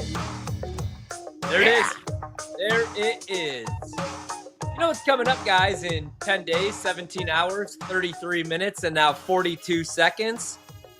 We got a revenge game in Dublin, Ireland. And right now, you could grab Kansas State. They're 3.5-point favorites. Or you could go with Kansas State on the money line, -164. I like them to win this game outright and avenge last year's 29-21 loss to Iowa State. That gave Iowa State their 10th win of the season. But again, I bet Kansas State at 6-1 to win the Big 12. Last year, they start 7-1. Then they kind of fall apart. They lost 3 of their last 4 games. But I also bet Avery Johnson at 50-1 to win the Heisman. They bring back Dylan Edwards at running back. Their leading receiver, Jace Brown's back. And on the defensive side of the ball, they bring back their top 2 tacklers. And with Iowa State, they overexceeded expectations, in my opinion. They went 11-3. That was their first double-digit win season ever. I really liked Matt Campbell as a head coach. Rocco Beck played awesome, but he also had Jaden Higgins. He had 2 really good wide receivers that he loses, and Jalen Noel and Jaden Higgins. Both of them had over 1,000 receiving yards. And usually you could count on Iowa State's defense to be a strength, but last year only 125th in sacks. They only had 16 all season long. Good luck against Avery Johnson, dual threat quarterback. And they were only 109th against the run. And I just talked about, obviously, Avery Johnson. He could rush for over 1,000 yards. And Dylan Edwards, averaged over 7 yards per carry. So let's go with Kansas State on the money line, or you could take them at 3.5. I like both. I think they win that game by 6 points. All right, I'm going to go to the diamond and pull the old records off the shelf. Daddy want, daddy need, daddy gotta have it. Let's go. Oh, yeah, we caught the reference. A little throwback to Bob Seger, which means I'm going to talk about another Seger, that being Corey Seager of the Texas Rangers. And I say, hi-ho, Silver. I'm going to take the over a 1.5 total bags tonight, taking on the Slithering Snakes of Arizona. Not plus money, but a -115. I'm still a willing customer on this wager. Look at Seager. He has done this in 4 of his last 5 games, and he has got a sensational history against Anthony Desclafani, who's going to be towing the rubber for the Diamondbacks tonight. He is 5-9 lifetime against Desclafani with a home run. Desclafani, a 4.20 ERA. Rather unexciting there in 10 games played. On top of that, Seager batting .291 at home this season with an .898 OPS. So again, recency bias injected in my veins. It is a hell of a drug. And I love the history against Anthony Desclafani. That's why I'm digging Corey Seager to rock out, baby, on the over 1.5 total bags against the Diamondbacks at a -115. All right, it's time to roll the shoulders, my man, and get seduced by the juice. Oh, plus money all the time. And thank you, bartender, as always, for the generous pour. So let's throw a couple of back, Horvey, and catch a buzz. Again, what do you like at plus money tonight? All right, this team can't hit right now, but actually, you know what? I'll be really quick because he's actually due up coming up here. So the Mets are already down 1-0 to the Braves. Gross. But we're gonna go with Pete Alonso. I took a stab on him to homer plus 300 because I thought the price was nice against Spencer Strider, who they keep pricing like he's going to be the Cy Young winner. I think that this is a pretty good matchup for Alonso. He's got 4 homers in his last 10 games. But I like this one. It's a little bit safer. Let's go over 1.5 total bags. We've had good luck with this. And right now you could get it plus 130. So Pete Alonso, over 1.5 total bases, plus 130. He's due up next. All right, and let's go in and stay in the same game, and I'm going to get seduced by the juice on a same game parlay. Give me the Mets, so they're already down 1-0. Probably get a better number in a live dive with this one on the money line.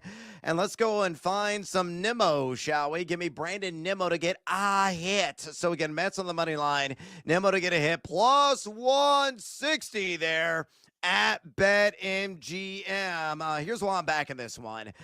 You look at Nemo. Yeah, he's in a massive slump right now. He's 0 for his last 14 over his last 7 games, but a great history against Spencer Strider. 9 for 22 lifetime, with well north of 1,000 OPS against him. That's 5 extra base hits. Actually, it's specifically 1,344 OPS in his career against the mustachioed hurler of Atlanta. You look at the Mets, they're just 2-5 against the ATL straight up this season. But Atlanta, they have dropped 7 of the last 10 games on the road. And Clay Holmes has been decent now. He's already given up an earned run, but he's got a 3.5 home ERA in the season and a 3.32 ERA in 2 starts against Atlanta. So to recap, same game parlay. Give me the Mets on the money line. Hopefully they'll come back. And give me Brandon Nimmo to get a hit against the Bravos. Both those events occur. It's plus 160 there at BetMGM. All right, we got some bonus time. Whether in Major League Baseball, maybe you're looking at the WNBA as well, or looking ahead to the college football futures market, NFL futures. I don't give a damn, Ryan Horvat. All that I require is for you to give me another bet. So give it to me. All right, I got a couple actually that I bet today again, and I went pretty hard on the under on New England, under 8.5 wins. That's a big adjustment from what they did last year. I really like Mike Vrabel. I like the offseason additions, especially on the offensive line and on the defensive side of the ball. And Stephon Diggs, even though he's 31 years old and he's coming off a torn ACL, I don't think he's cooked yet, man. He was on pace for his 6th straight 1,000-yard season. And he's going to be ready for week 1, most likely, and 100%, or at least close to it. I like Kyle Williams a lot. So I took a stab with Drake May, over 4,000 passing yards. You could get that right now, plus 390. I worry that they are going to run the football pretty well, and also that defense is going to be pretty good. But at plus 390, I really like this price. And if I'm wrong and they win 10 games and Drake May balls out, then I get some of that money back. But I like this one a little bit more. Drake May, over 475.5 rushing yards. He played 10 games last year and averaged 36 rushing yards. That would put him on pace for over 600, man. And we're getting a little bit of a discount here at 475.5. And this Josh McDaniels taking over as a play caller. So obviously Tom Brady wasn't running a lot and it was only a 1-year sample size, but Cam Newton scored 12 touchdowns on the ground and averaged just under 40 rushing yards. And that wasn't 25-year-old Cam Newton. So I like the rushing yards quite a bit on Drake May, over 475.5, minus 110. And Drake May to have 4,000 passing yards, plus 390. I bet both of those today. Small, but I started off my season playing him in fantasy, so it'll probably torch me. I actually wrote about Drake May and the New England Patriots today, another 3-point stance at thegamingjuice.com. My favorite bet for that team is the over 19.5 passing touchdowns with May. That's way too low. Love that. I think he's got the release 20. It's juiced up at BetMGM to minus 125 in the over, but that is still not too rich for my blood. So again, check out that article on my site. It's free, thegamingjuice.com. I stumbled across this bet as well. There's just so many player prop options in the season-long market available right now at BetMGM. So get lost in the numbers as I'm seeing the Cubs nearly give up a home run to Ty France. Just hit a leadoff double there in the 2nd inning. But Joe Burrow to throw for 4,500 pass yards is plus 175. And I asked the question, how? How is it plus money at 4,500 passing yards? I don't understand this. I think he's a threat to toss 5,000 this year because that defense is going to be rubbish. Rubbish this season. Mike Clay's got projected for 4,640 yards. He has done this in 3 of his last 4 NFL season campaigns. Again, the defense may be the bottom basement unit of the entire NFL this season. And you look at what he did last year. He was numero uno in total air yards, and he completed 70.6% of his attempts. And remember, he didn't have T. Higgins for a significant portion of the season. He will have him back. He got the best wideout in the league in Jamar Chase. Andre Yoshivas, a guy that get it done across the middle of the field. Chase Brown was very active as a receiver. Mike Gesicki can be a matchup nightmare. He's got weapons galore, and Burrow is very healthy and may have his best season to date. So 4,500 pass yards, a plus 175. Seems like a gift from the gambling god. And please give me his hair. It is beautiful. What do you think about this bet? Is it equally beautiful? I think it is. And I also wish that I could have that hair. That's why I got to keep it a little shorter now, man. I'm getting the grays on the side. So the trick is you just get those shaved every week, 2 weeks. Oh yeah, nobody sees it anymore. I got to be honest, man. I hate this Cubs team right now. No outs in a runner already in scoring position. Can't stomach it anymore. I might have to turn it off, to be honest. It's rattling me. Yeah, well, or we'll just have to chug an entire 30-pack of Old Style to try to numb the pain. Right now, we got to take a little siesta. We come back with a step to the dish and take more hacks and better up. And stick around. This is BetMGM tonight on the BetMGM Network. Don't go anywhere. You're listening to BetMGM tonight on the BetMGM Network.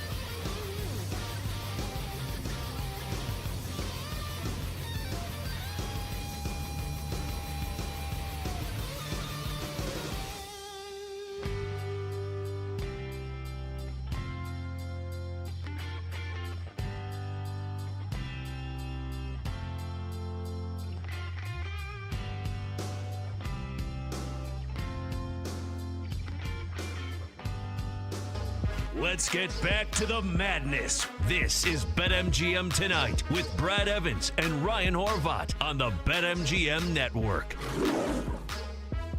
Welcome back to BetMGM Tonight on this hashtag Team Huevos Tuesday. Brad the Big Noise Evans alongside Ryan Horvat. And we're going to be 7th edition, taking some more swings on a few baseball bets. Of course, the Cubs already down in Canada, taking on the Toronto Blue Jays, but only 1-0. It's still early in that game. Going to the top of the third. Other scoreboard updates here before we get in our edition of Batter Up. Seattle up 1-0 at the end of 4 in Baltimore. Miami down 3-0, top of the 4th inning in Cleveland. Cincinnati up 3-0 in the bottom of the 5th inning on the Philadelphia Phillies. The Yankees and Twins are knotted up at 1. Aaron Judge went yard. Right now, they're in the bottom of the second. 1-1. Here come our Mets, Horvey. You and I both on them tonight. Atlanta and New York all tied up there in the bottom of the second inning. We got a rain delay in the south side of Chicago with the Chi Sox taking on Detroit. Washington, KC, Pittsburgh, Milwaukee just underway in St. Louis, Colorado. Also in a rain delay. Again, some inclement weather impacting some of those Midwestern matchups. I'm here at Casa de Evans, just outside of Champaign, Illinois, and it's raining cats and dogs right now. So I think that's definitely how it is a couple hours north of me in Chicago and about 3 hours southwest of me there in St. Louis. Friendly reminder, folks, if you want to talk MLB bets with us, you want to talk futures in college football, the NFL, WNBA, or our personal favorite, some fantasy football. Draft season is here, and you have questions, maybe got some keeper dilemmas. Ryan Horvat and I are here to help. Really simple way to contact the show. All you got to do is pick up the phone and dial us, fools, at 833-732-3875. 833-732-3875. You can also fire off your tweets or your X's on the X at BetMGM Tonight. Addie, who is producing the show, she'll notify us that we have a comment or a question on Twitter. We'll grab it and offer up our 2 cents. So keep bringing the noise on X at BetMGM Tonight. All right, without further ado, let's get after it with another edition of Batter Up. Let's cash in on the diamond. Ryan Horvat and Brad Evans are swinging for profits. It's Batter Up on BetMGM Tonight. All right, so we got 3 games on the late night tip out west that we are going to get some action on. We got the Battle of the City of Angels, game numero dos, as the Dodgers really got smashed early on, but they made it interesting late. Still lost last night 7-4. So we got Dodgers and Angels game 2. We got San Diego, San Francisco in the Golden State as well, and we got Tampa taking on the Athletics in the sack. So a lot of actions there. And going back to Cali for you LL Cool J fans in the house. So here's how this little ditty is going to work. Our resident Ricky Henderson has got a bat lead off. That is Ryan Horvat. He's got a lead speed. He's got to smash one into the gap, collect his base, maybe steal second, possibly steal third. Hopefully Canseco McGuire going to knock him in. Maybe even Terry Steinbach will do that for you old school RBI baseball fans on the original NES. My hand firmly raised on that. That was like one of my favorite sports games back in the day. So he's got to touch home plate. He's got to offer his bet. He's going to give reasons behind said bet. Hopefully he's going to cash in. Then he is going to drop a little baseball phrase. That's going to be a cue to Kenny, work on the board here on BetMGM Tonight, to drop a famous baseball call, to drop a movie reference. And then that will be my cue to pick up the torch and run with it and get another bet on the board. We're going to squeeze in tons of action, more than we probably possibly can here in this segment. Then at the end, we're going to do another edition of our Coup de Cash, our hot hit parlay of the night, a 5-legger, and Freddie Freeman did us wrong last night. He was the only leg that didn't come through, hit 4 out of the 5. Sadly, 4 of the 5 doesn't count in the world of sports betting. So let's go ahead and get after it. Ryan, step to the dish and better up. All right, after each bet tonight, Kenny, I will give a Bob Uecker quote because while I hate the Brewers, Bob was one of the best, the GOAT, him and Harry Carey. Yes. We'll go Harry Carey tomorrow night.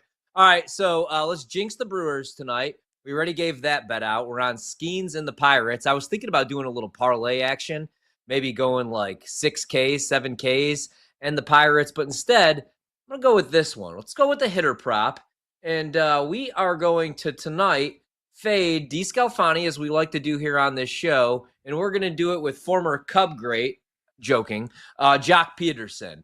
Not the biggest sample size, but in his career against DeScalfani, he's 9 for 19 with 4 homers, 6 RBI, a 474 betting average, and right now we could get that plus 350. So far this season, Peterson, only 4 dingers, 9 RBI, has been beat up, a 144 batting average, but I like this price. And I like the career history. Let's go with a little Major League quote. You could close the book on Kellner. Thank God. Just a bit outside. He tried the corner and missed. There we go. How about that? Oh, double down on the Yuka. I absolutely love that. Great call there. All right. My pick tonight, and I better take out an insurance policy, admittedly, on this one. Got to call the Geico Gecko, but I think Nestor Cortez will be somewhat nasty tonight. Give me the over. 15.5 outs.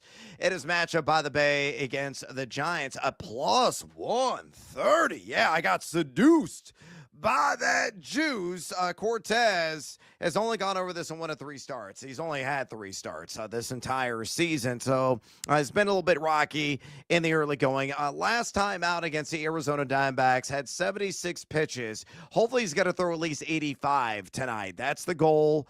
You look at San Francisco, they have been not so great offensively here of late. Over the last couple of weeks, number 25 in WRC plus, and on the year against southpaw pitchers, which Cortez is, even worse. They're second to last in Major League Baseball in WRC plus. So Nestor Cortez, I need you to go for at least 5 1/3 innings in San Francisco. Do that, I cash in at plus 130. Kenny, touch them all. Tell him, Wash. It's incredibly hard. Well, I definitely hope that you win your bet, but I hope we get like a nice 1-0 victory for San Francisco, because that's where I'm going to go. I'm going to go with the Giants minus 120 tonight, even though, like you just said, Brad, they just right now really cannot hit, especially against lefties in August. A 427 OPS, 25 WRC plus, and 100 plate appearances. Well, we got Robbie Ray on the mound, and right now he is dealing. Overall this season, he's got a 2.85 ERA. Hasn't allowed more than 2 runs, or he has allowed more than 2 runs just once in his last 8 starts. And the Padres have a 6.68 OPS, 107 WRC plus against lefties this season. So we will take a shot with San Francisco minus 135, just a bit outside. You play ball like a girl. All right, I'm going to go with Ramon Laureano on the over 1.5 hits plus runs plus RBI, also known as HRR, also known as Hair. He's now a member of the San Diego Padres, and of course on the road in this matchup again against the Giants. Laureano has been hot here of late. Over his last 15 games, batting .340 with 11 RBI. 5 times already in the month of August. He's cashed in on the over on the Her. And he's going against Robbie Ray. Great history against him. 5-9 lifetime with a double and a home run, including an RBI. Ray in his last 5, respectable but not outstanding, 3.72 ERA. Kenny, let's turn 2. Ball 4. Ball 8. Boy, how can these guys lay off pitches that close? You know, I was going to bet the A's tonight. I don't know that I want to do it and fade Tampa Bay. So instead, what I'm going to do is I'm going to double down on the Chicago Cubs, who right now, believe it or not, guys, actually have a runner in scoring position. and it's Dansby Swanson on second right now. So 1-0 Blue Jays. We're in the top of the third. The Cubs are right now. You could either go run line, just not to lose by 2 runs, plus 1.5, minus 130. I'll bet that small. And then we'll take the Cubs on the money line, plus 165. Again, hoping to get off the schneid. And just like that, we got 2 on with no outs, and you could still get the Cubs plus money. I got a good feeling they're going to win a baseball game tonight. So Cubs plus 165 and on the run line minus 135. Watch them strand both of these runners. But here's where Berrios, he's at 42 pitches. I think here's where we fade him. And here's a good little Bob Uecker quote for you guys. The way to catch a knuckleball is to wait until it stops rolling, then pick it up. There you go. You're killing me, Smalls. Oh, I love that call on the Cubs. I'm going to tell you right now. I'm logging in my BetMGM count quickly. I'm going to go Shea Langeliers to get an RBI at plus 120, taking on the Rays, who he's massacred this season. 6-12 against Tampa on the year. He's gotten a hit in 10 of his last 12 games, and over the last 30 days, batting .404 with a dozen homers and 22 RBIs going against Shane Baz, who was 3 for 6 against lifetime. Baz got a 9.5 ERA in his last 4 starts. So Shea Langeliers get RBI at plus 120. All right, it's time for our crew to cash. All these guys got to do is get a hit, and hopefully we will then cash in as a group. I'll bat leadoff, and I'm going to double down again on Shea Langeliers. Again, hit in 10 of his last 12 games, 6-12 against Tampa this season. He's batting over 400 over the last 30 days. Do you need any more evidence? Of course you don't. Ryan, who's your guy? I am a coward, and I am going to go with Shohei Ohtani, who's batting .284 this season with 42 homers and 78 RBI. No career history against the guys that he's facing tonight, but I don't care. It's Ohtani. All right, Kenny, who's your guy? Nick Kurtz, the Rookie of the Year. All right, go with Nick Kurtz of the Athletics. Addie. Yeah, give me Dominic Smith, who has a .343 batting average with 12 hits and a homer in his last 10 games. So feeling pretty good about that. Not like I was about Freeman. All right, and Monty's rolling with Helio Ramos, who's got elite matchup at batters-box.com. He's got a hit in 82% of the games when he has elite matchup. So again, Langeliers, Ohtani, Kurtz, Dominic Smith, Helio Ramos, Udo Dos Reis, Cuatro, and Cinco Mimigos, plus 324 at BetMGM. We come back. Clay Baker is going to be joining us talking Raiders. Stick around. This is BetMGM tonight on the BetMGM Network. Don't miss out on the action. If you missed the show, you can listen back on the always free Odyssey app. It's BetMGM Tonight, presented by BetMGM.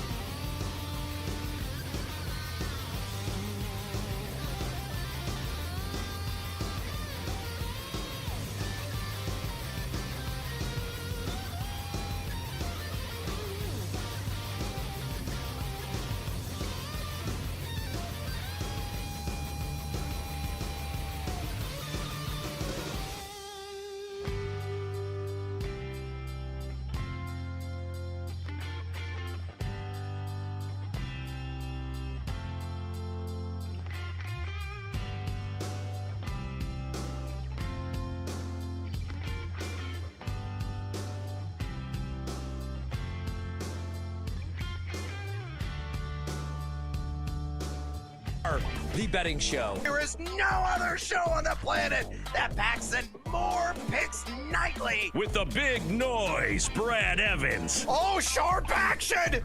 They gotta listen to the sharps! Get the heck out of here with that nonsense. I'm on JMU as well. Drake, hate the Drake. Love the Drake, hate the Drake. No, you never fade the Drake! And the mad better, Ryan Horvat. The Keep the Points special. I'll keep cashing tickets around here on Odyssey. Yeah, put me at night, baby. That's where we cash tickets. They're bringing the heat and helping you cash in big. It's a lock! It's over! It's a guarantee! It's easy money! Nobody wants to bet Seattle U, except for this guy. They're going to win this game outright, but I'll be safe and take the points plus 6.5. And delivering the late night sweats. And it's gone!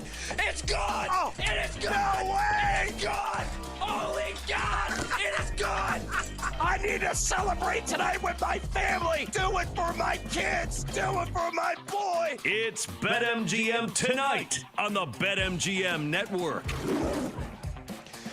Welcome back to BetMGM tonight. Brad the Big Noise Evans with you. Ryan Horvat along for the ride on this hashtag Team Huevos Tuesday. We're going to be talking Raiders with Clay Baker here momentarily. A lot of interesting questions that we are going to fire away in his general direction. But before we bring on Clay, a friendly reminder, if you want to talk fantasy football with us, how about NFL betting in the futures market, college football futures, Major League Baseball action tonight, or in the WNBA? Simple way that you can contact Tori and I. Just pick up the phone and dial us fools at 833-732-3875. 833-732-3875. Again, don't be shy if you have any fantasy football keeper dilemmas. Ryan and I are here to help. You can also fire your questions and comments.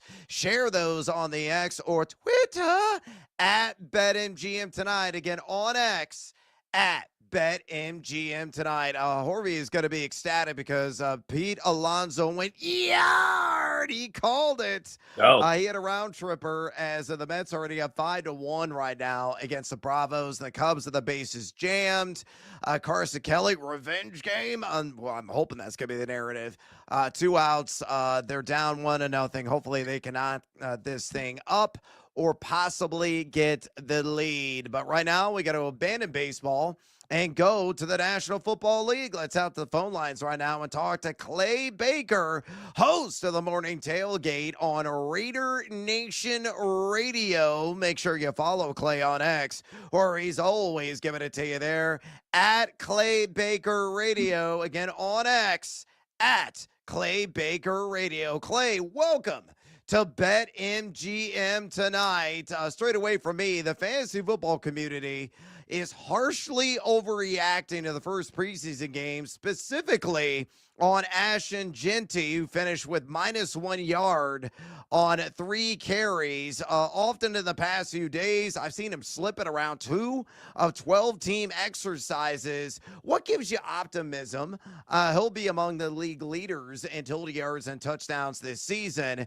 A few weeks back, this Jim Jack took the over on 999.5 rush yards for Genty at -115. Do you think that cashes? Just give me your general expectations of Genty in year one.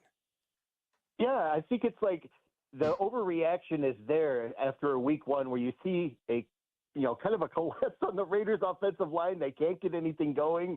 And at the same time, we are kind of like met with this resistance of like, well, what do we remember from our last look at Ashton Genty? Well, the last 2 years at Boise State, right?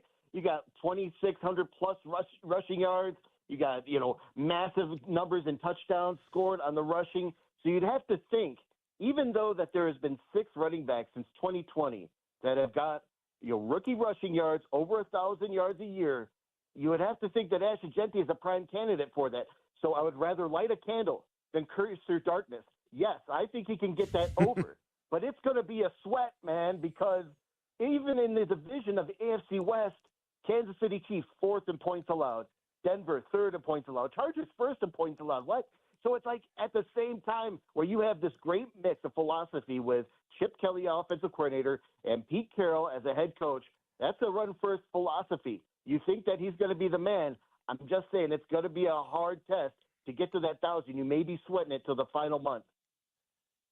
Clay, I'm glad that you brought up, the Chip Kelly hire, obviously Pete Carroll coming over, and this being maybe more of a run-first offense with the Ashton Genty draft pick, because I was looking at Geno Smith's season-long props, and his touchdown number seems short. It's only 20.5.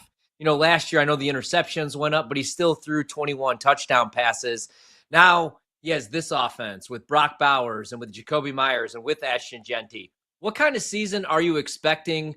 Did you like the pickup, especially when you consider the fact he's going to see the Broncos defense twice, the Chiefs defense twice, and then that Chargers defense twice? What kind of year are you expecting from Geno, year one with the Raiders? I still think he can get over that 20 as far as passing touchdowns is concerned. And it's because of a combination of things. And one of them is, of course, Brock Bowers. You got an all-pro tight end that is very, very, he and Geno already have this great chemistry. He is very, very pumped to have Geno on this team because of Geno's accuracy. But even at the tight end position, you still got somebody like Michael Mayer, who is a big body in the end zone.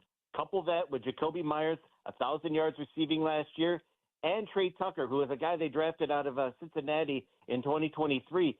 See, some of these guys, these wide receivers, they've been on the bench in a way. Like you feel like, yeah, they've been starting a bunch of games, but the past 2 seasons for the Raiders' anemic offense, they're not getting the rock. And if they are, it's like everyone knows that they are. It's been predicated. It's so predictable. But they got this one long threat. They drafted Dante Thornton out of Tennessee in the 4th round, and he also has built a great chemistry of going deep, going the long ball. We're talking like 4.3 speed, big target. That is somebody that's gonna really like relish the opportunity to have that big playability, like Tyler Lockett did with Geno Smith in that first year. So I still like them to get over 20, even though that seems to be unprecedented territory for the past 5 years in Raiders history, because even Derek Carr struggled to get to 20 passing touchdowns each year.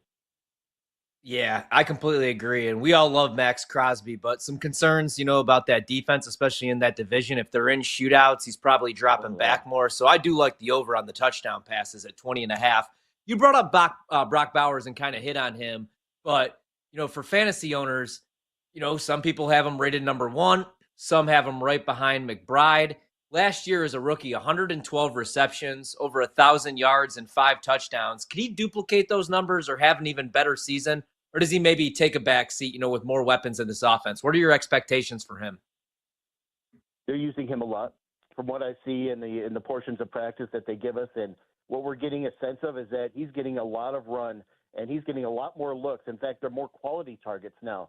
Because they're able to stretch the field with guys like Dante Thornton and another rookie, Jack Besh, that they got out of the 2nd round, they're really developing this wonderful bubble in the middle of the field for Brock Bowers. But let's also remember what he's able to do. He's somebody that can line up in all the positions, and you don't have to worry about him. So Brock Bowers in the slot at certain times, this is just consistently a guy that's going to get the ball, going to get yards after the catch, and he's somebody that's also going to be a red zone target. So I would have to think he duplicates that number pretty well, because Geno Smith is going to be that one guy that helps an offense like the Raiders stay on the field longer. So there's going to be more opportunities for somebody like Brock Bowers to attain to that level. But there's something very special about him. He is a guy that is constantly doesn't say very much on the field. He just constantly lets his work talk. And I think that's the perfect identity for what this Raiders team is trying to get. Just try to go under the radar. We're not going to do a lot of talking, but we're going to hit you very hard, being very physical. Brock Bowers embodies that. And I think he finally has a best friend in, somebody like Geno Smith who can accurately get him the ball in the right time and space. Yeah, no doubt about it. Brock Bowers, highly bankable in fantasy football this year. We're talking to Clay Baker, host of the Morning Tailgate on Raider Nation Radio. Give him a follow on X, would you kindly, at Clay Baker Radio. Again, on X, at Clay Baker Radio. Clay, over the weekend, this fantasy football loudmouth shelled out $18 for Jacoby Myers in a points per reception auction draft. What are your thoughts on Vegas's unheralded targets eater? Do you think he reaches 1,000 yards this season? You could bet on exactly him doing that at BetMGM right now at plus 240. Oh, that's juicy. That's kind of juicy because look at a guy like Jacoby Myers' career arc with bad quarterbacks, okay, with like below average quarterback play from Jimmy Garoppolo to Aiden O'Connell and Minshew last year. Enough already.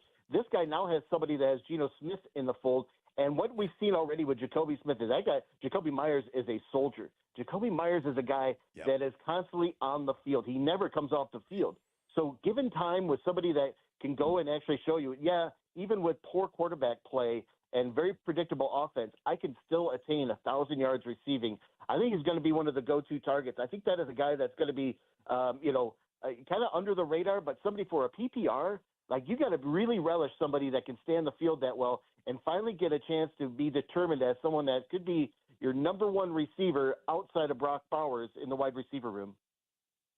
Yeah, I think a floor for him, assuming he plays 17 games this season, is probably 80 catches. And the fact you're getting me a plus 240 to get to 1,000 yards of BetMGM, I'll throw the phrase out there I often use here on BetMGM when I see a bet I love, Clay, is that is a gift from the gambling gods, to say the least. Clay, we'll get you out of here on this. Outside of the big offensive names on roster that we've already discussed, who could possibly make unexpected noise in Sin City this season? Has anybody in camp grabbed your attention? Okay, I'll go back to the Dante Thornton, the 4th-round pick out of Tennessee. Watch him, find him in the mid-levels when people have already started to, kind of dwindle on wide receiver opportunities. Yeah, it's kind of like wide receivers in the Raiders. They don't mix very well, but this guy is somebody who's now stretching the field. He's got this early chemistry with Geno Smith, and all they've been doing is going deep with Dante Thornton. He actually has made some nice catches in the recent practice, the open practice they had at Legion Stadium, as well as, a little bit in that game against Seattle. Let's watch what he does this week in joint practice, and then you'll really get a chance to see against the 49ers and in the preseason, because I have a feeling they're going to play pretty long with the starters, at least 3 series, and you'll get a chance to see how they are juggling the wide receiver that's going to go deep for that long ball until he gets figured out. Because Dante Thornton did play a couple years in Oregon, but we know how wide receivers that come out of Tennessee, they seem to be very, very limited in their route tree. Dante Thornton's not that guy. So don't think of him as like somebody that's just going to go on fly routes, because that's what he learned in college. He's getting great separation for a rookie wide receiver. That's something that you really got to take hold of. So as a sneaky pick, find Dante Thornton in the mid-levels, and you'll be laughing when it comes December. I could be laughing all the way back. Excellent call on Dante Thornton. Maybe some James Jett vibes that he's giving off to go old school Raiders on you. Outstanding stuff there from Clay Baker, host of the Morning Tailgate on Raider Nation Radio. Give him a follow on X at Clay Baker Radio. Again on X at Clay Baker Radio. Clay, we appreciate the time. And please, as the season gets underway, let's catch up as things unfold. Brad, Ryan, I would love that. I hope you have a very good and wonderful, prosperous night. Thanks for having me. Oh, fantastic. We hope to have a wonderful and prosperous night on Major League Baseball bets as well. That was tremendous. Excellent insights, and that's why I love talking a lot of boots on the ground. I mean, Dante Thornton, nobody was really remotely thinking about him in a fantasy draft right now. I think his availability is like 99.9%, but there are always guys every single year that emerge from the woodworks, that come out of left field and make an instant impact in the world of fantasy football. Maybe he's like the Bucky Irving of wide receivers this year, somebody that in a 14-team or deeper league can get ultra cheap and could make a sizable impact for you at some point this season. The one thing I want to get back to, though, was that Jacoby Myers question I asked. I mean, He described that bet of him hitting 1,000 receiving yards as very juicy at plus 240. I saw that price and I was dumbfounded. Again, I think BetMGM is just, luring people to take their money, purposely so, because Meyer should be able to get there. He looks like the WR1 uncontestably in this offense, so you can maybe argue that Brock Bowers truly is the WR1. Yeah, man, especially, if you're talking fantasy purposes, once Devontae Adams left for New York, he was wide receiver number 18. He was a top 20 wide receiver, and he was 19th in target share. So the targets are going to be there even with Brock Bowers. And now, they're going to be quality targets. I thought that was a really good point. You got to look at who's who's been behind center for the Raiders. You know, it's been Aiden O'Connell and Jimmy Garoppolo. Now you upgrade with Geno Smith, depending what you think about Geno. So, yeah, I think he could be a top 20, top 25 wide receiver, man, because the targets are going to be there. And, I mean, I like, Thornton as well. I really liked him at Tennessee. He's kind of thin for 6'5". He's like 205 pounds. But I think he could eventually be a difference maker, but he's not going to steal many targets away from Jacoby Myers, man. So I think 1,000 yards is very doable as long as he stays healthy, plays 13 to 14 games even. Yeah, I think he's a surefire WR3 on the premium high end through and through is one Jacoby Myers. All right, we got to take a little siesta here on BetMGM tonight. When we come back from the Pro Gridiron to the junior version, we're going to do another edition of College Cash, continuing our preview of Mountain West Conference schools. Don't you go anywhere, fools. This is BetMGM tonight on the BetMGM Network. Don't go anywhere. You're listening to BetMGM tonight on the BetMGM Network.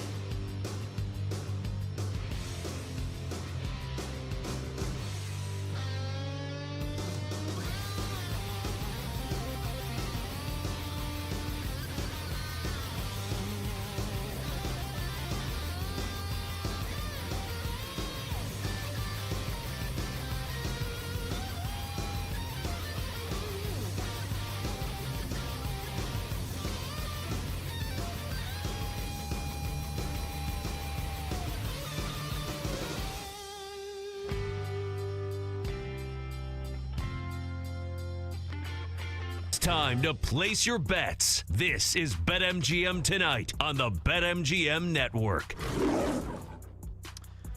Welcome back to BetMGM Tonight. Brad the Big Noise Evans with you. Ryan Horvath, who just shouted right before I jumped on air, "Oh my God," because Ernie Clement just went yard. 4-0 Blue Jays in Canada against our beloved Chicago Cubs. Javier Assad, welcome back to the rotation. We thought this may be a shot of adrenaline in the arm for a team that's really struggling right now. Certainly not the case as Clement hits his 9th bomb of the season. Bottom of the 4th inning, 4-0 Toronto Blue Jays over the struggle bust, bound Chicago Cubs, who just seem they're belted in right now. They're fixed. They can't get out of that seat on the struggle bus, man. That team is just sinking and sinking fast. It would not remotely surprise me if they missed the playoffs in their entirety. Other action right now in the world of Major League Baseball, 1-0. End of the 7th inning, Seattle over the Baltimore Orioles. 3-3 now. Miami has tied it up. Heading in the bottom of 6 in Seatown, taking on Cleveland. We're in a rain delay. Reds were up on Philadelphia, but again, that one is in a stoppage. A lot of big storms popping here in the Midwest. The Yankees up 4-1 on the Minnesota Twins, heading in the bottom of the 4th inning, and 4-0 Blue Jays over our Cubs. The Mets were up 4-1. Now it's 5-3. Over the Atlanta Braves in the top of the 4th inning. Chicago, the White Sox still in that rain delay against Detroit. 1-0 Kansas City over Washington. 1-0. Debt, taxes, and Brewers wins. They're winning again. Now they're up 2-0. Just add another run on the board against Paul Skeens. Wilson Contreras with an RBI double. Sal Frelick just scored, and he scored the other run because he knocked himself in with a home run, a solo shot. We're in a rain delay in St. Louis with Rockies and Cardinals, 0-0. Rangers, D-backs, 0-0. Red Sox and Astros, those 2 games early on. We'll keep you up to date on the action on the diamond. But a further reminder before we get to college cash, if you want to talk fantasy football with us, you want to talk college football futures, NFL futures, Major League Baseball bets, or in the WNBA, you can contact Ryan Horvath and I. And don't be shy. We don't bite. And we would love to hear whatever pressing fantasy needs that you specifically have. Simple way to contact the show. Just pick up the phone and dial us, fools, at 833-732-3875. 833-732-3875. You can also drop off your comments or questions via the X or the Twitter at BetMGM Tonight. Again, on X at BetMGM Tonight. Speaking of this fine program, listen to the BetMGM Tonight podcast, Apple Podcasts, Spotify, or wherever you get your podcasts. We got awesome interviews. We're breaking a lot of fantasy football thoughts down. We had a terrific guest talking on Las Vegas Raiders. Very insightful stuff from Brock Bowers, Geno Smith, Ashton Genty, and Jacoby Myers. He also had a really deep sleeper to Clay Baker in the last segment. So if you missed all of that nitty-gritty, you can always go back and listen at your leisure to the BetMGM Tonight podcast, Apple Podcasts, Spotify, or wherever you get your podcasts. All right, with that out of the way, it's time to get after it with another edition of College Cash. It's time for chaos. They're back now to the 30. They're down to the 20. All the band is out on the field. It's time for tradition. It's time to make the college cash. All right, we're moseying through the Mountain West Conference today. We got another 4-pack of teams to break down. Again, our resident college football aficionado is the one, the only, and the outstanding Ryan Horvath. He eats, breathes, and sleeps the junior circuit in the world of pigskin. I'm going to play the numbers nerd and give you a little bit of background from an advanced statistics point of view on each one of these teams. I'm going to throw out then the total of BetMGM along with the juice on the over the under. And then I'm going to ask Ryan Horvath the very simple question. You going over or you got to live in a land down under?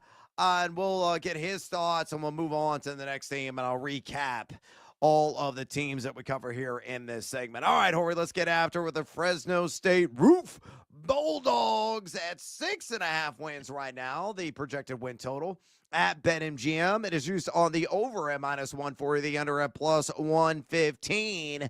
Numbers near time of Fresno State, number 78. According to ESPN's Football Power Index, they have them projected for just above 6.5 at 6.8 wins, giving the Bulldogs a 75% probability of winning 6 games this season. Strength of schedule only number 104 in the country. But according to the analyst.com, number 113, I should say, an offensive rating is a projection there. And number 73 in defensive rating. So with all that information coursing around your cerebral cortex, over or under Fresno State, 6.5 wins. Yeah, I'd have them right at 6, but if I had to make a bet, I would only bet the over. I don't want to lay the juice, but they're just consistent, man. They've made 13 Bulls in 18 seasons, and they've done it with 5 head coaches. They have a new head coach coming over again this year, Matt Entz, who was the linebacker coach a couple of years ago at USC. They do rank bottom 30, though, in returning productivity on both offense and defense. Only 2 starters back on the offensive side of the ball, which is usually a strength. From 2018 to 23, they averaged 30 points per game or more. Last year really took a step back, only 26 points per game. Josh Davis is the new offensive coordinator. He was at South Dakota last year. The offensive line should be a strength. It should have been last year, but they had a ton of injuries. And then their new quarterback is E.J. Warner, who started at Rice. He started at Temple. It's Kurt Warner's son. He's been around forever, and he's had some good moments, but he's also thrown 37 interceptions the last 3 seasons at both of his stops. So he's got to limit the picks. Their running back, Bryson Donaldson's back.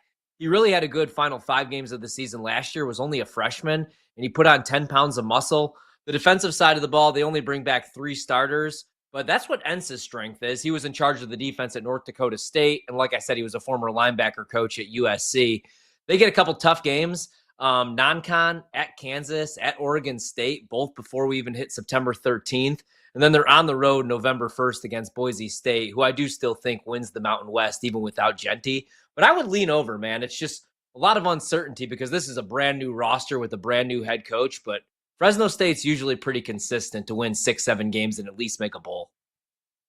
All right, so slight lean on Fresno State. The fighting Trent Dilfer's there at 6.5 wins. Let's go to Wyo, the fight Josh Allen's 5.5 wins on the Wyoming Cowboys. Right now, it is juice weighted the under at -175, the over at +145. Numbers Nerd says this team number 122 in the country according to ESPN's Football Power Index. That's no bueno. Projected to win just 4.1 wins at the 4-letter network. Again, the line is 5.5 wins. 24.2% chance, that's it, to win 6 games this season. Strength of schedule, number 116, so it's a really light slate to say the least. But you look at the analyst.com, yikes, 117 in projected offensive rating, 112 in projected defensive rating. So what are your thoughts on the Wyoming Cowboys? Are they going to shoot blanks this year?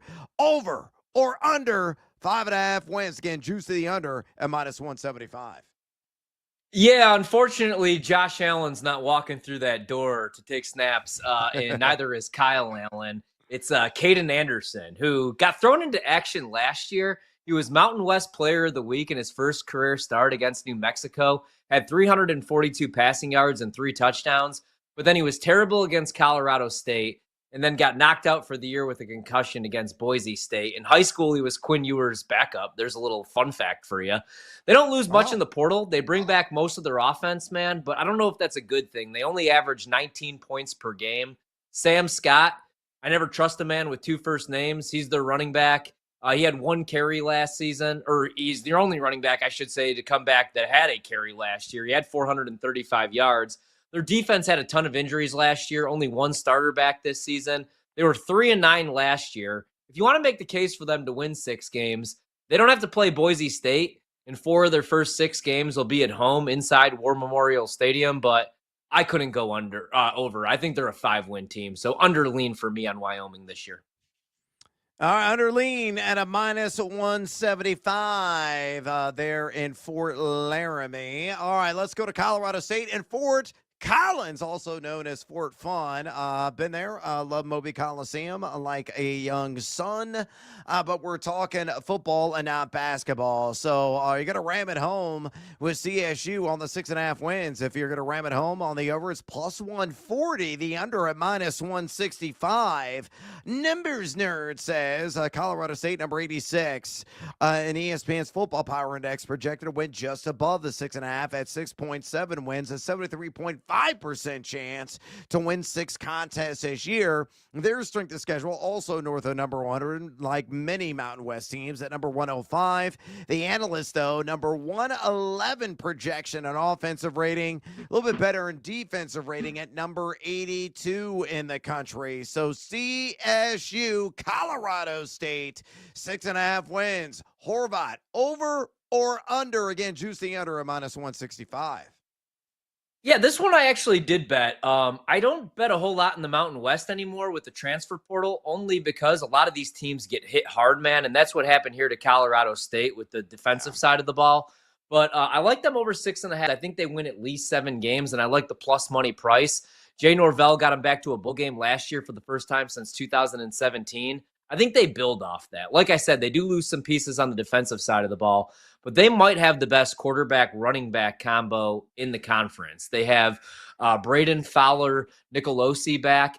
He's 3,000 yards away from breaking the school's all-time passing record, and they have Justin Marshall coming back. They do have to replace 3 starting offensive linemen and their star wide receiver, Torrey Horton. They have some good young wide receivers, though, that I'm excited to watch, man. Jordan Ross, Tommy Maher, and they're going to run a bunch of 2 tight end sets. They have Rocky Beers coming over, who I like at Florida International. And then they have Jackson Warren, who missed all of last year with the shoulder injury, but I think he could have a monster year too. 4-headed attack at running back. Norvell called them this spring the best running back room he's ever coached. Offense last year was run heavy, but he says they want to do more quick passing. The defense is the question mark because they let go of their defensive coordinator, Freddie Banks. They bring in Tyson Summers, only 1 starter back. They're going to run more of a multiple defense. They want to be more aggressive, blitz the quarterback, attack the backfield. Their 8 wins last year, their most since 2015, and they're moving to the Pac-12, what's left of it, in 2026. Schedule's a little bit tougher, but there's pressure, man, for Norvell, and he's been pretty good in his 3 years, 16-12, so not a huge bet, but I did bet them to win 7 games. I like them a little bit this year. All right, taking the over a plus 140, certainly attracted juice there on Colorado State. All right, let's finish things up with the Marshall Falk University, and that is San Diego State. It's just 4.5 wins for the Aztecs. Minus 165 on the over, plus 140 on the under on this team. So just flipping the script there compared to CSU. The Numbers Nerd says San Diego State, number 117 in ESPN's Football Power Index, projected to win 4.7 wins, just barely above the 4.5 number. Have a 34.1% chance of winning 6 games this year. 127 with the softest strength of schedules in the country, though the analyst.com has them projected for 126 ranking offensive rating, 119 in defensive rating. So what are your thoughts on the Aztecs of San Diego State, over or under 4.5 dubs?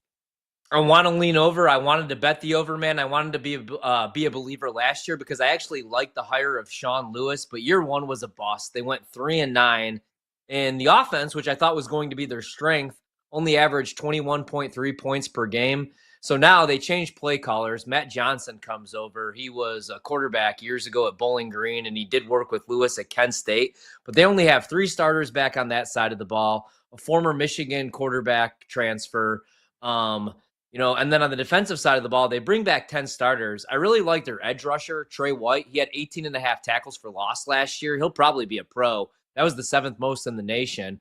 But they're not great up front. They, against the run, gave up 200 yards per game. But they should have some solid pieces in the secondary. Chris Johnson was all conference, but they only had 7 interceptions.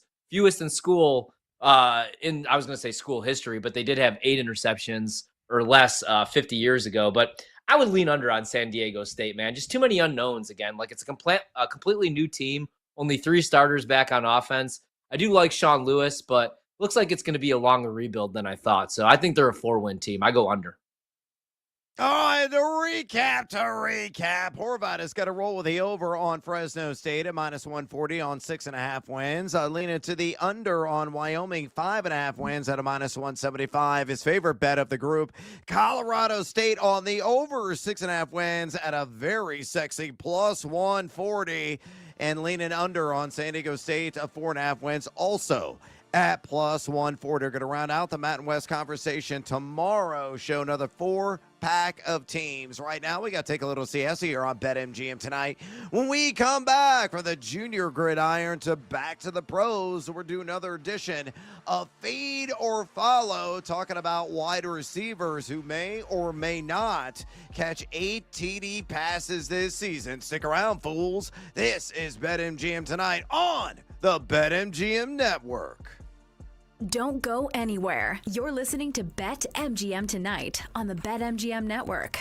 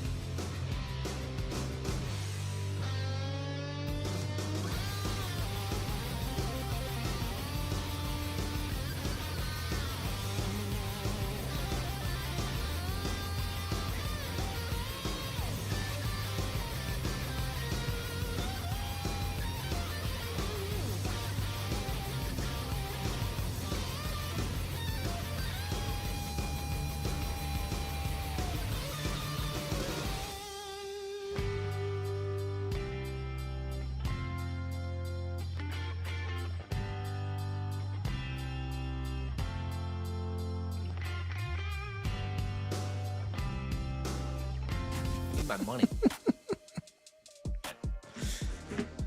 Let's get back to the madness. This is BetMGM Tonight with Brad Evans and Ryan Horvat on the BetMGM Network. Welcome back to BetMGM Tonight. Brad the Big Noise Evans with you. Ryan Horvat in the house on this hashtag Team Huevos Tuesday. A little balls of wall here in this segment. We're going to be doing another edition of Fade or Follow. All wide receivers and whether or not they're going to score 8 or more touchdowns this upcoming NFL season. Further reminder before we get to that, we got an awesome pole dancing poll question of the day for you, and we demand your input. It's asking you this: who among the following plus money wide receivers, it might actually have to do with this segment, has the best chance to end zone dance 8 or more times this season? Your options are, and by the way, these odds were pulled from BetMGM: Tyreek Hill at plus 100, Drake London at plus 105, Brian Thomas of the Jaguars at plus 110, or Nico Collins of the Texans also at plus 110. So far, nearly 170 votes cast. Make your voice be heard. Exercise your democratic right. Keep the votes a comment and drop us a comment, a.k.a. bring the noise on X at BetMGM Tonight. Again, on X at BetMGM Tonight. Speaking of BetMGM, no matter where the action is, we'll supercharge the odds on your next sports bet. Use the odds boost token to boost your potential payout on a winning bet only at the King of Sportsbook, that of course being BetMGM. So opt in right now and use that odds boost token.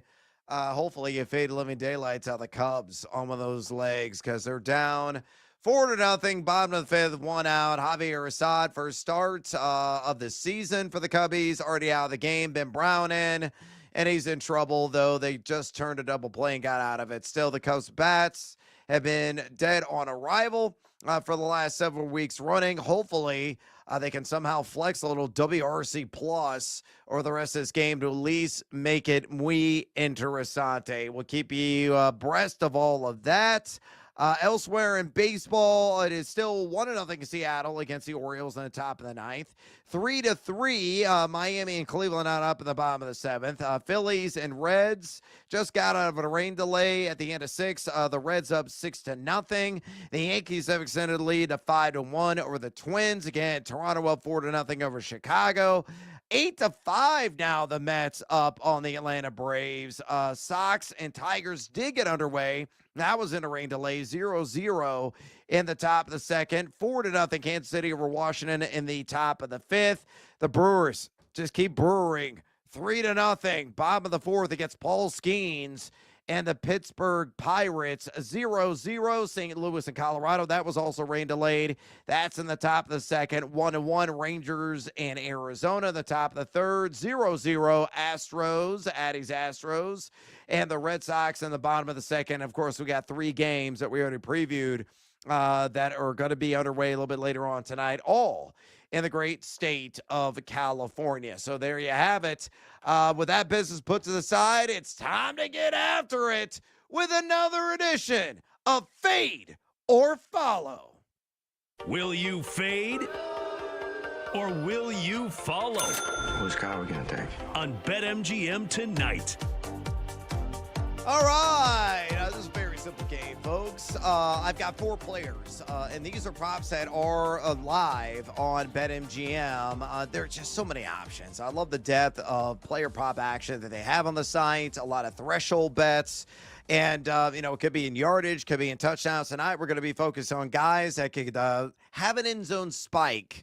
A multitude of them this season. So we're looking at wide receivers who could score 8 or more times this upcoming NFL season. And they're all brand name guys, especially for you fantasy football players that are out there. So here's what I am going to do. I'm going to toss out the player. I'm going to toss out the juice of said player. And then I'm going to ask Ryan a very simple question. Horvey, is so-and-so going to score 8 or more touchdowns? You going to fade? Or are you going to follow? And then he's going to give the answer, reasons behind it, and I shall do the same. Horvat, are you ready? Oh, I'm ready. Let's do it.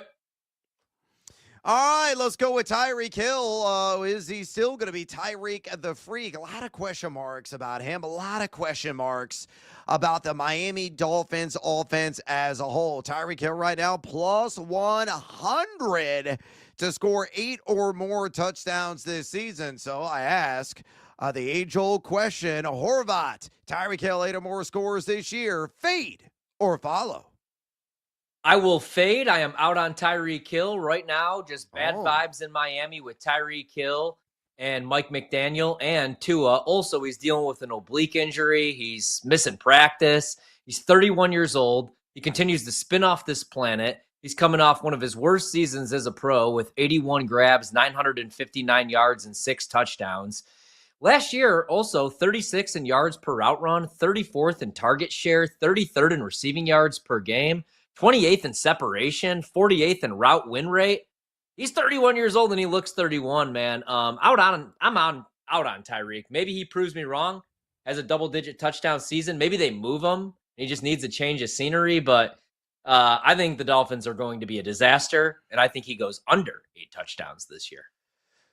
All right, I'm going to qualify my answer here. I am fading him scoring 8 touchdowns as well, but I think he's still got gas left in the tank. I don't know if he is going to put up stupid numbers in touchdown category. I think he's going to finish with 7 right on the dot, but he can still have a very meaningful season in terms of catches, in terms of yards.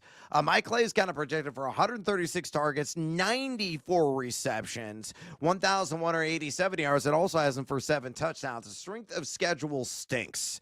It is the 3rd hardest Miami has for fantasy wide receivers. And you look at the last 3 seasons, 7 touchdowns, 13, and 6. I think he's motivated to get back to being, possibly an elite wide receiver. He's still got the separation skills. He was number 13 last season in route win percentage, according to PlayerProfiler.com. He was also an attractive number 10 in total red zone targets. But can you trust that Tua's getting play 13 games this year? I can't. No. Can you trust that Tyreek Hill is not going to endure some nicks and scrapes and all of a sudden disappear in second halves like he did numerous times last year? I can't do that either. So put it all together. Again, I think he'll have a rock-solid season. I still think he can, profit at his WR15 price right now, largely going in the 4th or 5th round of fantasy drafts, but I don't think he's going to get to 8 touchdowns, so I'm going to fade him doing exactly that. Let's go to London Calling. And Drake London of the Atlanta Falcons, he is plus 105 to score 8 or more times this season. So again, I ask, Ryan Horvat, you got to fade or are you going to follow Drake London scoring 8 or more touchdowns in 2025? This one I will follow. Last year, he was 3rd in targets with 157. He had over 100 receptions, 9 touchdowns. And if you look at the splits, even if, let's say it's a bizarro world and Kirk Cousins sticks around and wins that starting job, with Cousins, 24.6% target share, 65.5 receiving yards, 2.24 yards per route run. Those were good numbers. And it was only a 3-game sample size. But with Penix, man, he had a 39% target share, 3.74 yards per route run. I think there's a good chance he could have 13 to 15 touchdowns if Atlanta's offense looks the way that I think it can. But we'll see how that quarterback situation works out. But I think he scores a minimum of 9 touchdowns. So this one I'll follow. I love Drake London this year.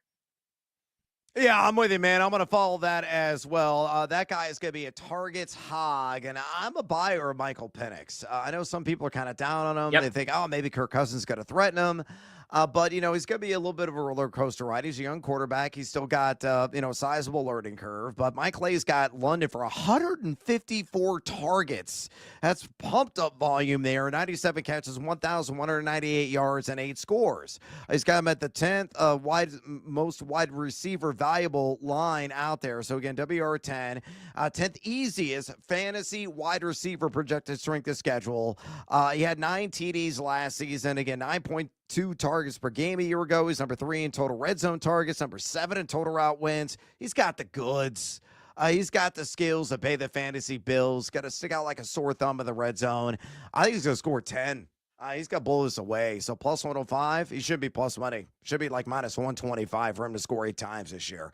All right, let's go to Brian Thomas, a guy who was a sensational first-year player last year.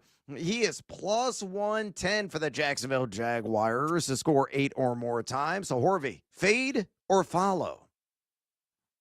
Yeah, this one I'm following, man. Now, I'm a believer in the Jags this season. I know some are down on them. I like the over on the win total, 7.5. Took a stab on them to win the South. I'm a believer in Liam Cohen.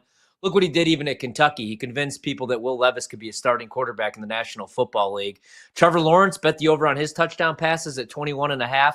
I think Travis Hunter is going to catch a ton of screens, but Brian Thomas Jr. is going to have an even better year than he did last year when he was 5th in deep targets and 15th in red zone targets. Even if you're not a believer in Trevor Lawrence, I think you have to believe that he's better than Mac Jones. So I think he scores double-digit touchdowns this year, Brad. Man, that's a really good line. I think it's going to be right at 8. So, yeah, I will follow Brian Thomas. It's going to be really close, though. I like the strength of schedule, and I love that Liam Cohen offense, as you mentioned. Quickly, Nico Collins, plus 110, 8 or more touchdowns. Fade or follow. Go.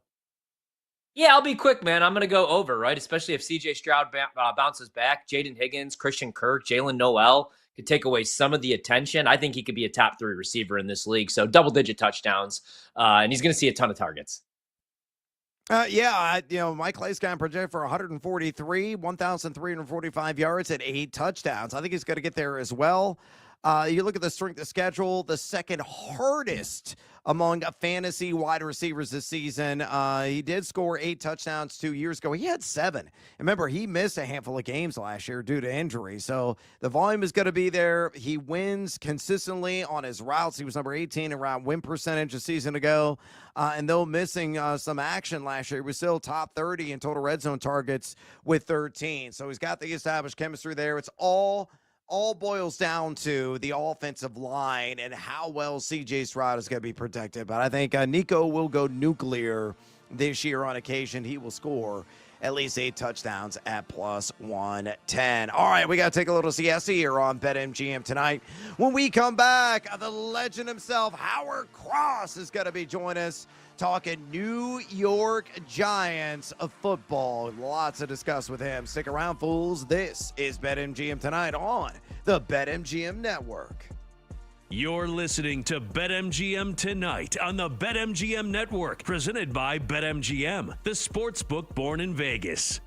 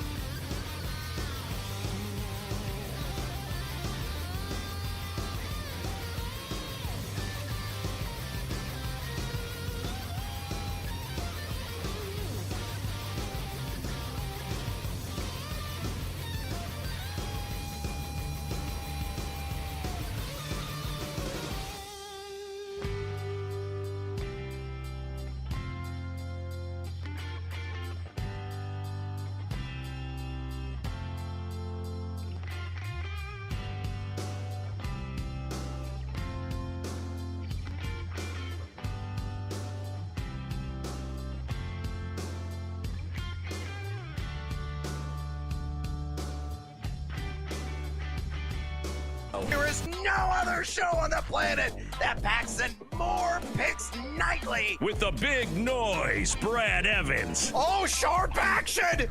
They gotta listen to the sharps! Get the heck out of here with that nonsense. I'm on JMU as well. Drake, hate the Drake. Love the Drake, hate the Drake. No, you never fade the Drake! And the mad better, Ryan Horvat. The Keep the Points special. I'll keep cashing tickets around here on Odyssey. Yeah, put me at night, baby. That's where we cash tickets. They're bringing the heat and helping you cash in big. It's a lock! It's over! It's a guarantee! It's easy money! Nobody wants to bet Seattle U, except for this guy. They're going to win this game outright, but I'll be safe and take the points plus 6.5. And delivering the late night sweats. And it's good! It's good! Oh, and it's good! No way! It's good! Holy God! It is good! I need to celebrate tonight with my family! Do it for my kids! Do it for my boy! It's BetMGM tonight on the BetMGM Network. Welcome back to BetMGM tonight. Brad the Big Noise Evans with you. Ryan Horvat in the house on this hashtag. Team Huevos Tuesday. We're talking to the man himself, Howard Cross. All things New York Giants here momentarily. But before we bring Howard on, a friendly reminder, if you want to talk fantasy football with us, of course you do. Draft season is here. The peak of it right around the corner. Maybe you got some trade offers already. Maybe you're racking your brain at some sleeper potential picks that you want to take, or some of those keeper options that you currently have. Simple way to contact Ryan Horvat and I so we can help you out with all of your various fantasy football conundrums. Just pick up the phone and dial us fools at 833-732-3875. 833-732-3875. You can also hit us up on the X or the Twitter at BetMGM tonight, where you can also fire off your comments and questions there. Addie, who's producing the show tonight, will notify us. She will share that comment or question, and we'll give you your 2 cents live right here on air on BetMGM tonight. All right, let's go out to the phone lines right now and talk to Howard Cross. Howard is a broadcaster for the New York Giants radio network, 13-year NFL tight end for the G-Men, and you can follow him on X, where he's always giving it to you there, at Howard Cross 87. Again, on X, at Howard Cross 87. Howard, welcome back to BetMGM tonight. First question from me go straight away. Let's calm the nerves of the fantasy drafters who are looking to spend late first or early second round capital on wide receiver Malik Neighbors. Now, he missed practice today, nursing that shoulder. Is there anything to ultimately be alarmed about? Do you see his numbers as well? Assuming that he's A-okay, improving, staying about the same, or regressing from last year? Right now at BetMGM, he's plus 125 to get the 1,250 yards this season. So, Howard, what are your thoughts on Malik Neighbors? Well, I think that's the biggest thing for Malik Neighbors and the quarterbacks is the offensive line. In the first preseason game, the offensive line kind of exerted themselves pretty well, giving all 4 quarterbacks time to throw the ball. And if you have time to throw the ball, somebody like Malik Neighbors will just have a windfall of catches, and there's no telling what kind of record he might set as a receiver if the offensive line holds up. If they don't hold up, it's going to be kind of close to the same as last year. He'll be the guy that they'll be looking for first because he runs incredible routes. He gets open fast, and he can beat you deep with that speed. Yeah, that's a great point, Howard, about the offensive line, which is why it makes sense to go with Russell Wilson, the veteran, to start the season, a guy with a ton of success. But, how many more good years does he have left in him? And then now I know Giants fans, some of them overreacting a little bit because Jackson Dart throws a touchdown pass, uses his legs a little bit, comes from a really quarterback-friendly offense at Ole Miss with Lane Kiffin. But what are your expectations for him this season? Do you think we see Jackson Dart before it's all said and done, or do you think Russ keeps the job all year long? Well, if Russ keeps the job all year long, that means the Giants are pretty close to the playoffs, and that's where they really, really want to be for their fan base. They've been struggling the last 3 years because that offensive line, like I said, has just fell apart. And when it falls apart, the entire team falls apart behind it. So if Russ is in there for the majority of the year or most of the year, That means the team itself is playing pretty well, and they're going to make a playoff push, or at least win 8 to 9 games and be in the conversation. That's what the entire organization is hoping for. Nothing against Jackson Dart. I think he's a great kid. I think he's going to have probably a very successful career. But if he's coming into the game early, then that means that the Giants are struggling early, or that Russell got hurt. So let's try to keep him on the bench this year. Let's try to have Russell have a great season, and let's see what happens. But Dart has a lot of talent, big kid. He can run and throw the ball, so it should be fun to watch. Yeah, I hear a lot of people, making the case against the Giants this year. It's a low win total, around 5.5. They have the worst odds to win the division. But I think that defense, man, can keep them competitive in a lot of games. I mean, you already like Brian Burns, Dexter Lawrence, Abdul Carter, even as a rookie, I think could win Defensive Rookie of the Year and have a monster season. How good do you think that defense could be? Do you think they could be top 15, top 10, especially that pass rush, and keep them competitive to maybe compete for a wild card spot? Yeah, and they drafted a kid, a deep tackle that's supposed to come in to try to help. I think he's like a 5th-round pick or so. It's going to come in and help stand beside Dexter in that run game, because the biggest thing with the Giants in the past, they just couldn't slow the run down. They couldn't fill the gaps and get the guys off the field. If they can stop the run, the 4 guys up front with Dexter, Thibodeau, Burns, and Carter, they could be like the 4 horsemen of the apocalypse. That kid, Carter, is a real deal. And I don't say that about a lot of guys, and I don't give him a lot of credit or anything, but this kid, when I'm watching him, he's doing stuff that's unbelievable. And I'm like, it's like he's not even trying yet. So I'm really interested to see him get after the quarterback. If they can fit him in the run game somehow, he's going to be dynamic in that as well. But his big moment, his big push will be when he's rushing the passer. And he's like old school, almost Derek Thomas like. That's a high compliment, me calling him somebody like my old roommate. Yeah. We're talking to legend himself, Howard Cross, 13-year NFL tight end for the New York Giants. Man who's a broadcaster as well for the New York Giants radio network. Make sure you follow him on X, where he's always giving it to you there, at Howard Cross 87. Again, on X, at Howard Cross 87. Howard, I personally feel that Tyrone Tracy is one of the most undervalued running backs in the world of fantasy football. He's a guy that's going around pick number 90 overall. A lot of people are giddy about Cam Scatterbo, but he's dealing with that hamstring injury right now.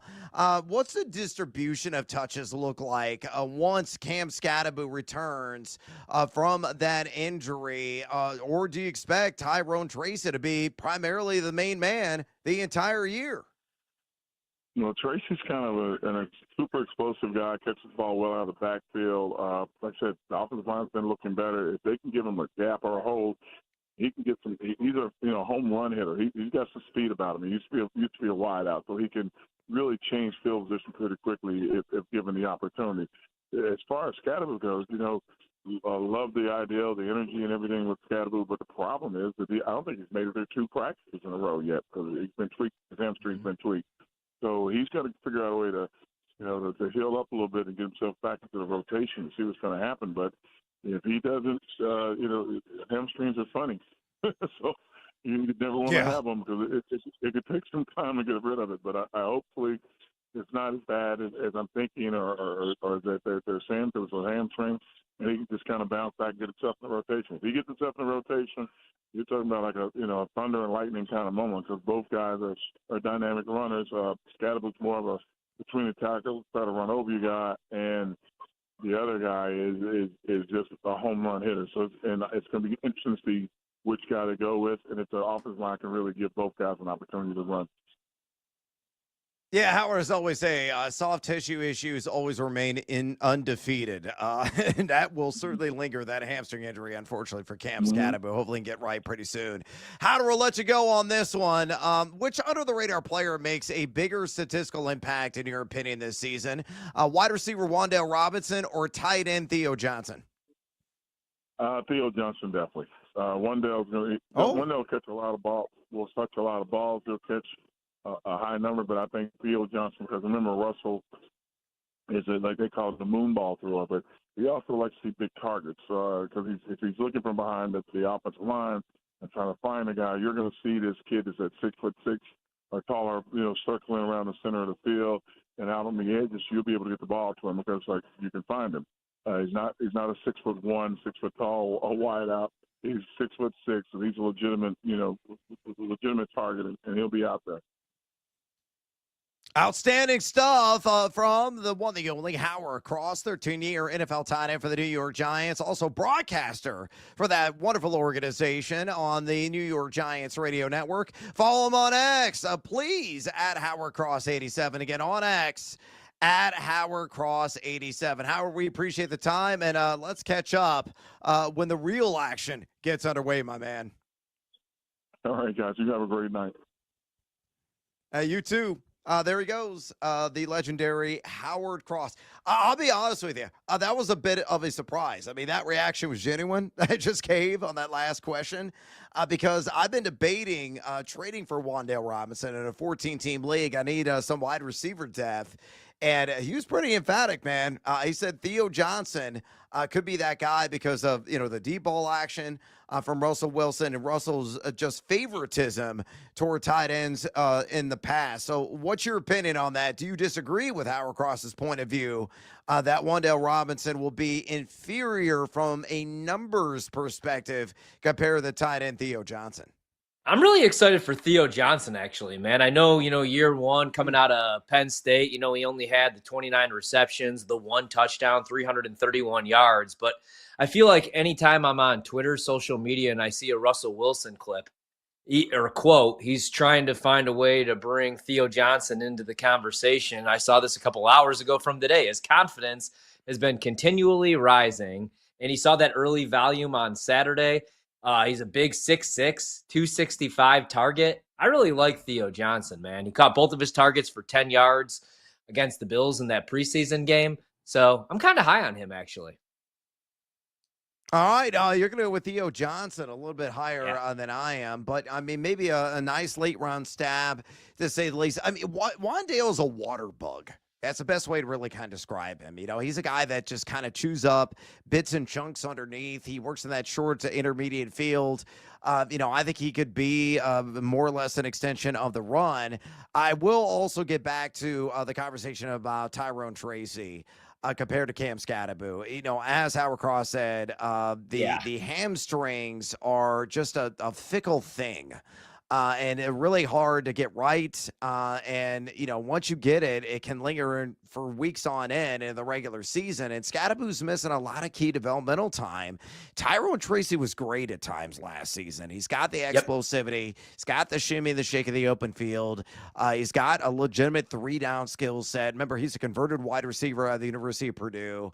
I think he's grossly undervalued right now, going again right around pick number 90 overall, wide receiver 29. I wanted him badly in the Kings Classic auction draft. I just ran out of money, unfortunately, when his name came up. So what are your thoughts on this backfield? And let me ask you the question.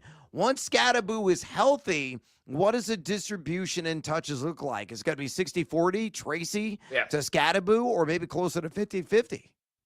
I was thinking 60-40, man, right? Just because we were big Tracy fans last year, really after week 5 when he won that job. His only issue was because he had the 23rd most touches among running backs last year, tied for the 3rd most fumbles at the position, right? You can't fumble the ball 4 times in a season. But that's also a little bit like my concern about Scatterbo, right? He had 4 fumbles last year as well. Now, granted, it was 338 touches compared to Tracy's 230 carries. But I worry a little bit about injuries. He's always out there throwing up and playing with a sprained ankle. He's a very violent runner. I like Tracy a lot, man. I mean, maybe they could give you that lightning and thunder committee, but I would say 60-40, and Tracy is still the lead back this year, as long as he protects the football. Because if he has a game where he fumbles, especially in a key spot, he's going to lose touches to Scatterbo. But right now, I think he has the leg up because of these injuries that keep popping up with Scatterbo. You got to make it through a practice. And that would be my concern, though. Fumbles for both guys if they're going to lose touches. But I like Tracy a lot. I'll go 60-40 distribution.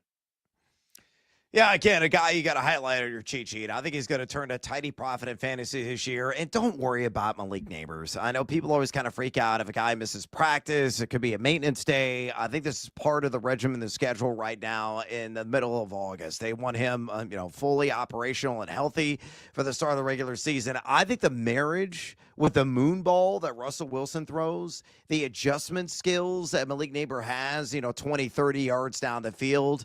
I mean, it could be the stuff of legend. I think those guys can make beautiful music on the field starting day one. So have supreme confidence in drafting Malik Neighbors, even if he slips in like the early portion of round 2, pounce like a panther, wow, and grab his services because I think it's going to be a monster year for the New York Giant. All right, we got to take a little siesta here on BetMGM tonight. When we come back, we're talking more fantasy football, another edition of Spin Me Round, hanging around 9, part 1. Don't you go anywhere, fools. This is BetMGM tonight on the BetMGM Network. Don't go anywhere. You're listening to BetMGM tonight on the BetMGM Network.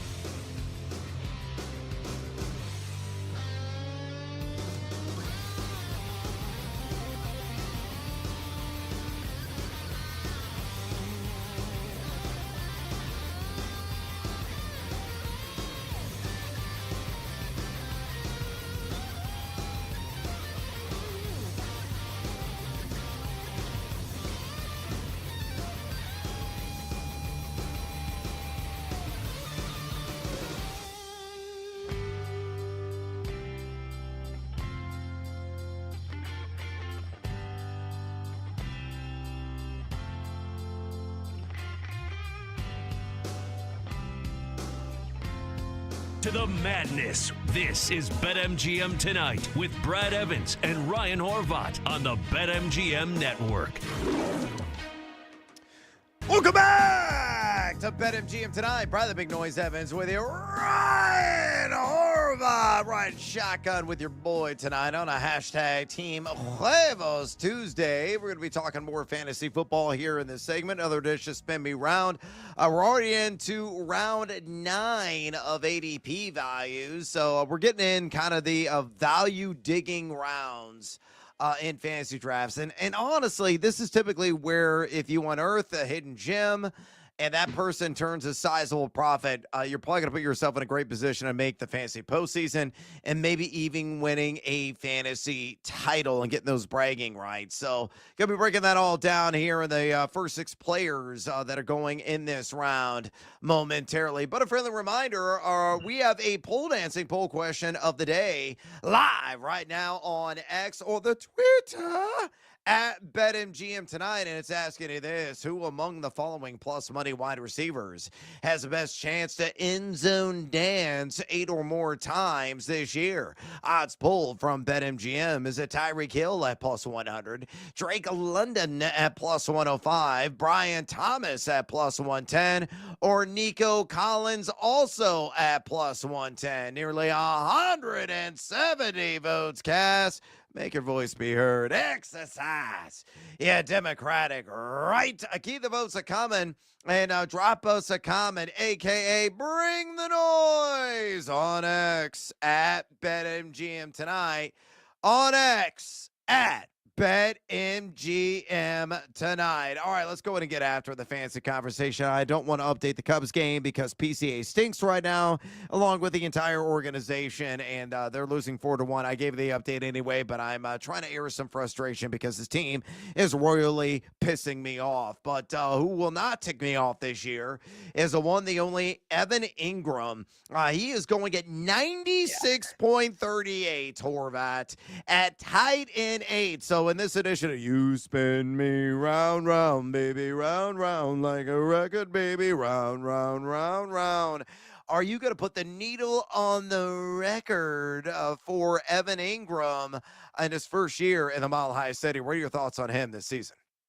Yeah, for sure, man. I think he could smash his ADP, especially if he is Sean Payton's Joker, right? I mean, I know last year was a little bit of a down year. He was 20th in yards per route run.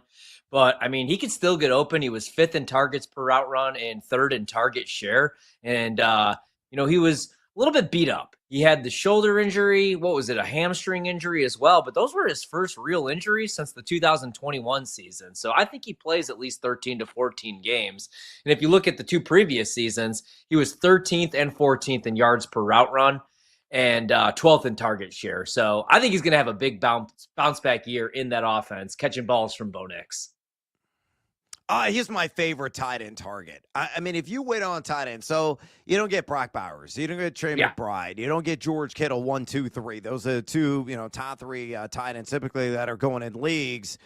I mean, Evan Ingram has got to be your dude, right? I mean, you could wait virtually to pick number 100 overall.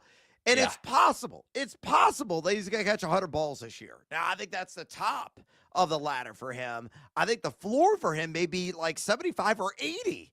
Bo Nix is going to find him early and often, especially if he's fulfilling that Joker role. Sean Payton has said that R.J. Harvey is going to have his moments in that Joker role as well. But Ingram, remember, he was a guy that put up monster receptions a couple of years ago when he was fully healthy in the Jacksonville Jaguars offense. So Mike Clay's kind of projected for 80 catches this year. Touchdowns may be few and far between. He may only get like a handful in that category, but he was number 14 among tight ends in yards per route run last year. That's not too shabby. Number 10 and average yards of separation per target as tracked by playerprofiler.com, again, among tight ends. I like Evan Ingram a ton. I have multiple shares of him in multiple leagues, so I think he's definitely going to pay a handsome dividend at 96.38, tight end 8 overall. Let's go Travis Etienne. trying to decipher the puzzle that is the Jacksonville Jaguars backfield. He is a 98.68 overall in ADP, RB 33. Now, he got the lion's share of the snaps with first teamers in the Jacksonville Jaguars opener. Does it mean anything? Who the heck knows? Tank Bigsby mostly ran with the twos. I still think this is going to be a full-blown running back by committee. Etienne is going to dominate the pass down work because that's where his skills are, best suited. But Tank Bigsby is exactly like his, nickname says. He's a guy that can plow through the competition. He was one of the leaders in YAC per attempt last season. Really good missed tackles, force rate as well. Doesn't catch a whole lot of balls. He'll be looking to catch 10 passes this year. But I think he's going to siphon away a lot of value from Etienne because he's going to dominate the goal line work. So what are your thoughts on Travis Etienne? Mine, shooting from the hip, I think he's overrated at RB 33. He's going to be lucky to be top 40 overall in fantasy football this season. But then again, Liam Cohen in Tampa featured his running backs often in the pass game. Your thoughts? Yeah, I'm pretty down on Travis Etienne. I do have him on one of my rosters in an ESPN league, man. Last year, running back 37 only, and he had that shoulder injury, but I'm looking even in the weeks where he was his healthiest, right? And there was 11 games where he was his healthiest last year. And this is before the week 10 through 18 hamstring injury where he averaged 14 touches and 57 total yards.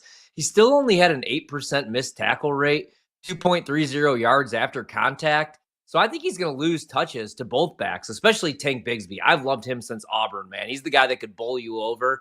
But like you said, especially in the Liam Cohen offense, we saw in Tampa, you'd play all three of those guys at the same time every once in a while. So I think he's more of a running back 3 flex option, but he is going to catch some balls out of the backfield. So there's still a spot for him on your roster, but I think he's more of a backup this year. And like you said, man, with Liam Cohen calling plays, it's going to be running back by committee. Yeah, again, a number 51 in YAC per attempt last season, 45 in missed tackles forced. Barf. I mean, Travis Etienne just underwhelms. It really is a third down back only, in my opinion. Let's go to Jared Goff. 100.84 is the ADP at quarterback 10. Goff last season, damn good. I mean, he was a surefire quarterback 1. Again, for the quarterback weight crowd, this guy, it's got to be probably top of the wish list. Again, at quarterback 10, there's not a whole lot of profit margin here, but certainly a guy that can get the job done at this juncture in the draft. So your thoughts on Goff? Yeah, quarterback 10 is pushing it for me, man. I actually have Goff outside the top 15, closer to 17. Last year, I mean, he was ridiculous. He had a 6.9% passing touchdown rate, third best in the National Football League. His previous best finish, though, in fantasy points per game was QB 11 in 2023. Now you take away Ben Johnson. There's more outdoor games. I still think he's going to throw for a ton of yards because I'm not really high on that defense other than Aiden Hutchinson. They could be in some shootouts. They also lose Aaron Glenn, the defensive coordinator.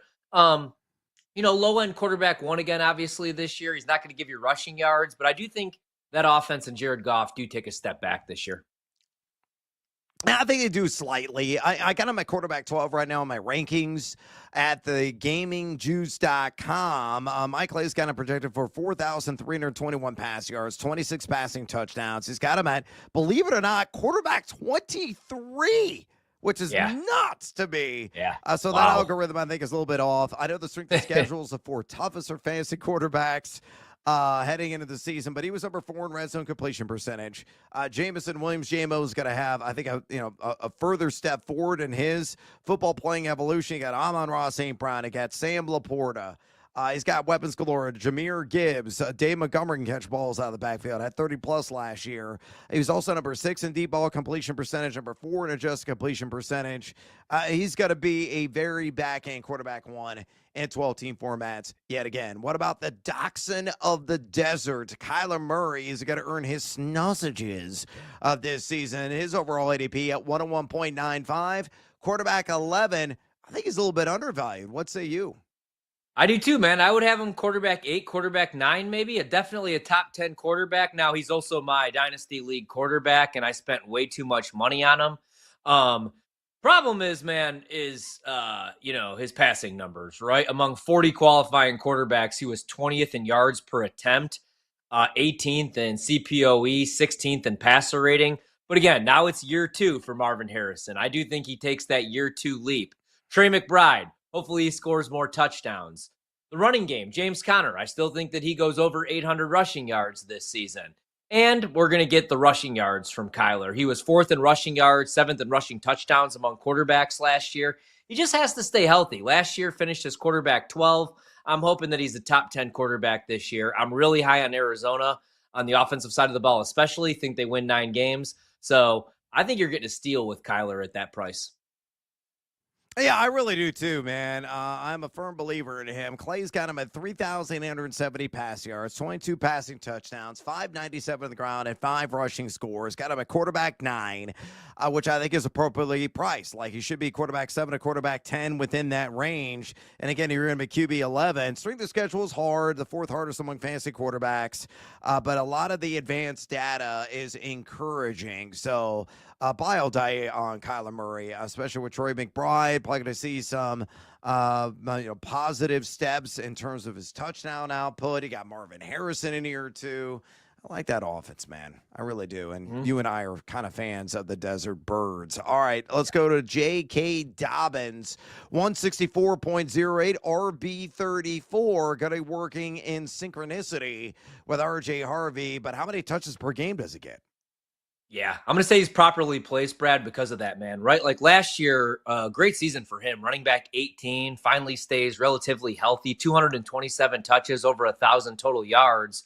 He was 17th among 46 qualifying backs in explosive run rate. When you dive into the numbers, you see why, there wasn't really a market for him this offseason. He was outside the top 25 in missed tackles forced per attempt, yards after contact per attempt, the 3rd highest stuff rate among those running backs as well. And RJ Harvey's there now, man. Audric Estime. God, I hope they find some sort of role for him. I think he'll still play on early downs, but RJ Harvey's going to be the guy there. So I think he's properly valued, maybe even still a little overvalued. I don't know about you, though. I think he'll have a decent start to the season. I think he's a strong trade high guy. Like I think RJ Harvey could maybe find the end zone against the Titans in week 1. J.K. Dobbins most definitely I feel is going to find the end zone in week 1. I'm probably going to bet on him in any time touchdown market. He could be decent. I mean, Clay's got him at 704 on the ground, 5 rushing touchdowns, 30 catches, 193 receiving yards, a receiving touchdown. Though he was only number 44 yards created per touch last season with the Chargers, number 24 in yak per attempt, number 22 in total missed tackles for. It's just kind of ho-hum. RJ Harvey's a stud. He really is. Yes. That guy has got all kinds of break tackle ability, so slippery in space. He will eventually take over the majority share in Denver. But early in the season, J.K. Dobbins could have some decent value and have some flexy, sexy appeal. How about Michael Pittman? Whoever the heck knows is going to be throwing him the pill. 104.25 is the overall ADP at wide receiver 49. I don't know about you, but I want nothing to do with any Colts receiver other than Tyler Warren. Yep, I'm with you, man. Unfortunately, though, Dynasty League, I am stuck with Michael Pittman, who last year he had those back issues, and he finished his wide receiver number 44 in fantasy points per game in our league. Among 85 qualifying receivers, some of the metrics are fine. At a 22.6% target share, 26.6% first read share. Both of those top 33. The problem was the quarterback play, and I don't feel much better this year with Daniel Jones or Anthony Richardson or my guy Riley Leonard, Notre Dame legend. And also, man, I know he had a back injury, but if you look at some of these numbers, among 112 qualifying receivers, just 61st in separation, 74th in route win rate. So I want nothing to do with any Colts receivers other than, like you said, Tyler Warren, the tight end, who might have 150 targets his rookie year. Yeah, week 1 of the preseason is any indication. My God, he was a busy dude. And, I know they want to get his feet wet being a rookie, but he is a guy, we saw at Penn State. He's slippery in space, and he can be utilized in the run game as well. Like, he might get like 25, 30 carries this season because he ran the ball on occasion at Penn State, or some of those actions where they're basically lateral passes, sideways passes that are scored as a run. I mean, Warren can be used in multiple dimensions. That's how special his skill set is. That does not apply to Michael Pittman. One-trick pony. Clay's got him for 80 catches. I don't think he's going to get there. 889 yards, only 3 touchdowns. Strength of schedule, though, the 5th easiest among fantasy wide receivers. He was number 19 in total air yards last season, number 40 in total yak, number 28 in total red zone targets, was just number 43 in route win percentage. I don't care if it's Daniel Jones. I don't care if it's Anthony Richardson. I don't care if it's your boy, Riley Leonard. I don't care if vintage Peyton Manning comes out of retirement. I want nothing to do with Michael Pittman this season. All right, we'll close the books on Spin Me Round. We'll be breaking down the second half of round 2 tomorrow's BetMGM tonight. But right now, we got to take a little siesta. When we come back, got a shocking score to share with you in the world of baseball, and it's a part of our card tonight. I'll explain why on the flip side right here at BetMGM tonight on the BetMGM Network. Don't go anywhere. You're listening to BetMGM tonight on the BetMGM Network.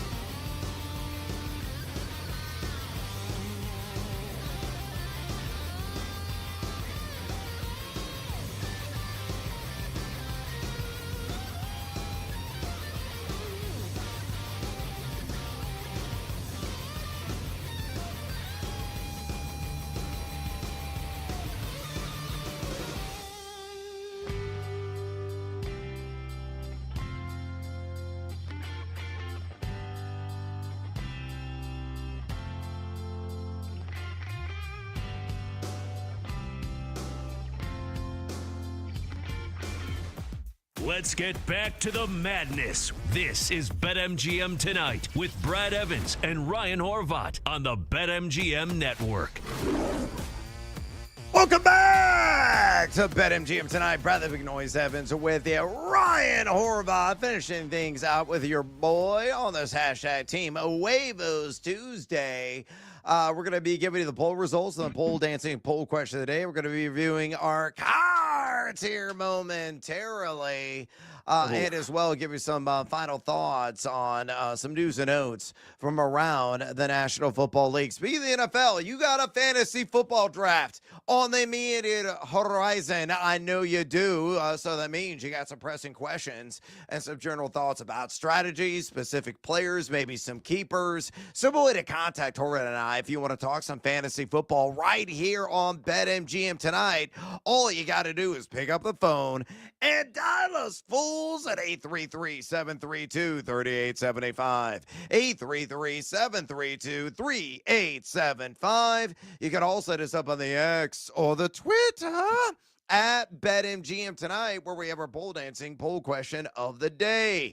And it's asking you this: who among the following plus money wide receivers has the best chance to end zone dance 8 or more times this year?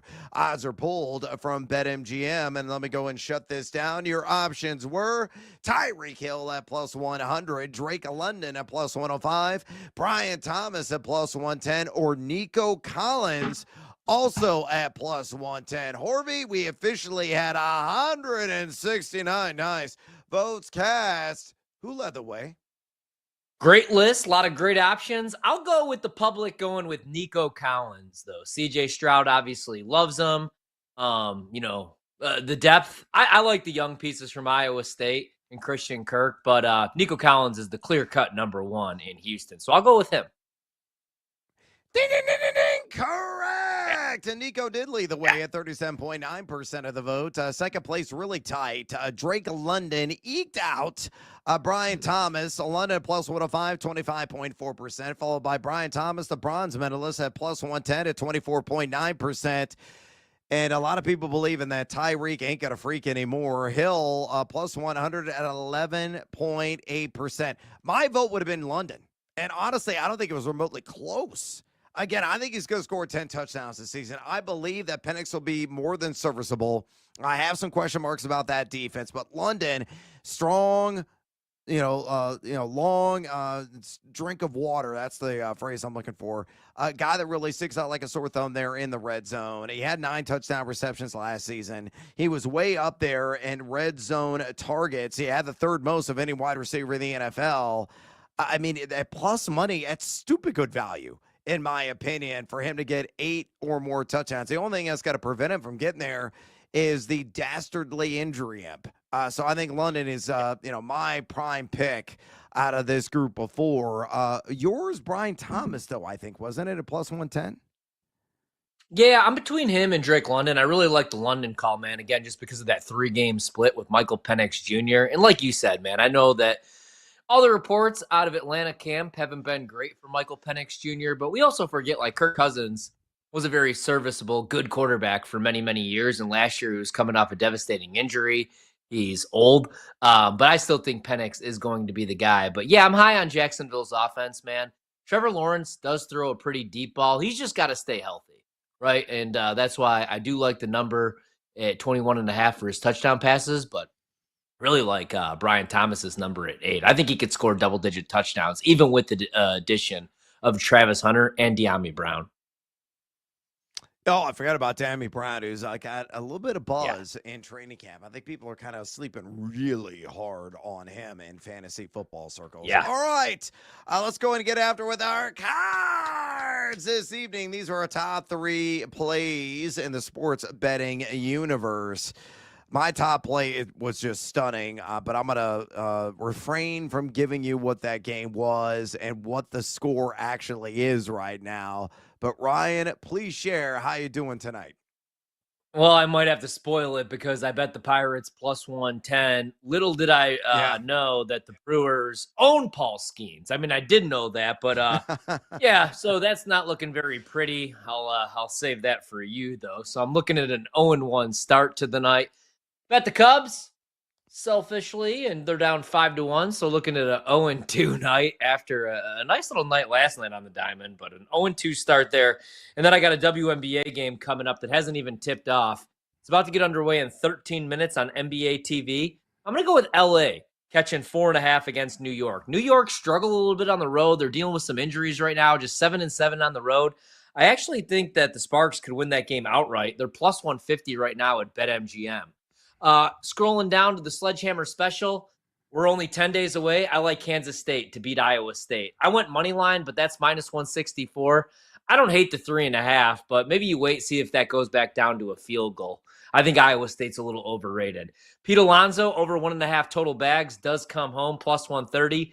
We also took him a bit better than 3-1 to hit a homer. So it's actually been a profitable night. Thank God for Pete Alonso.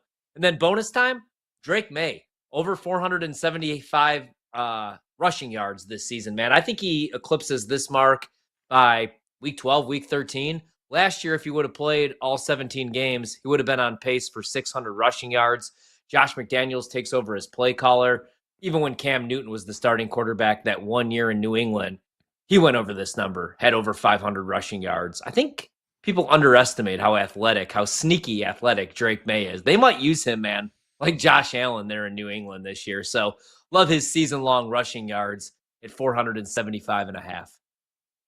Yeah, that number is really low. I think he's got to run for a minimum of 550. I mean, he was toying with the notion of, I might dial it back and be more of a pocket-tied passer. I'm like, dude, that ain't you. I mean, you are a guy that reads, recognizes, and takes off.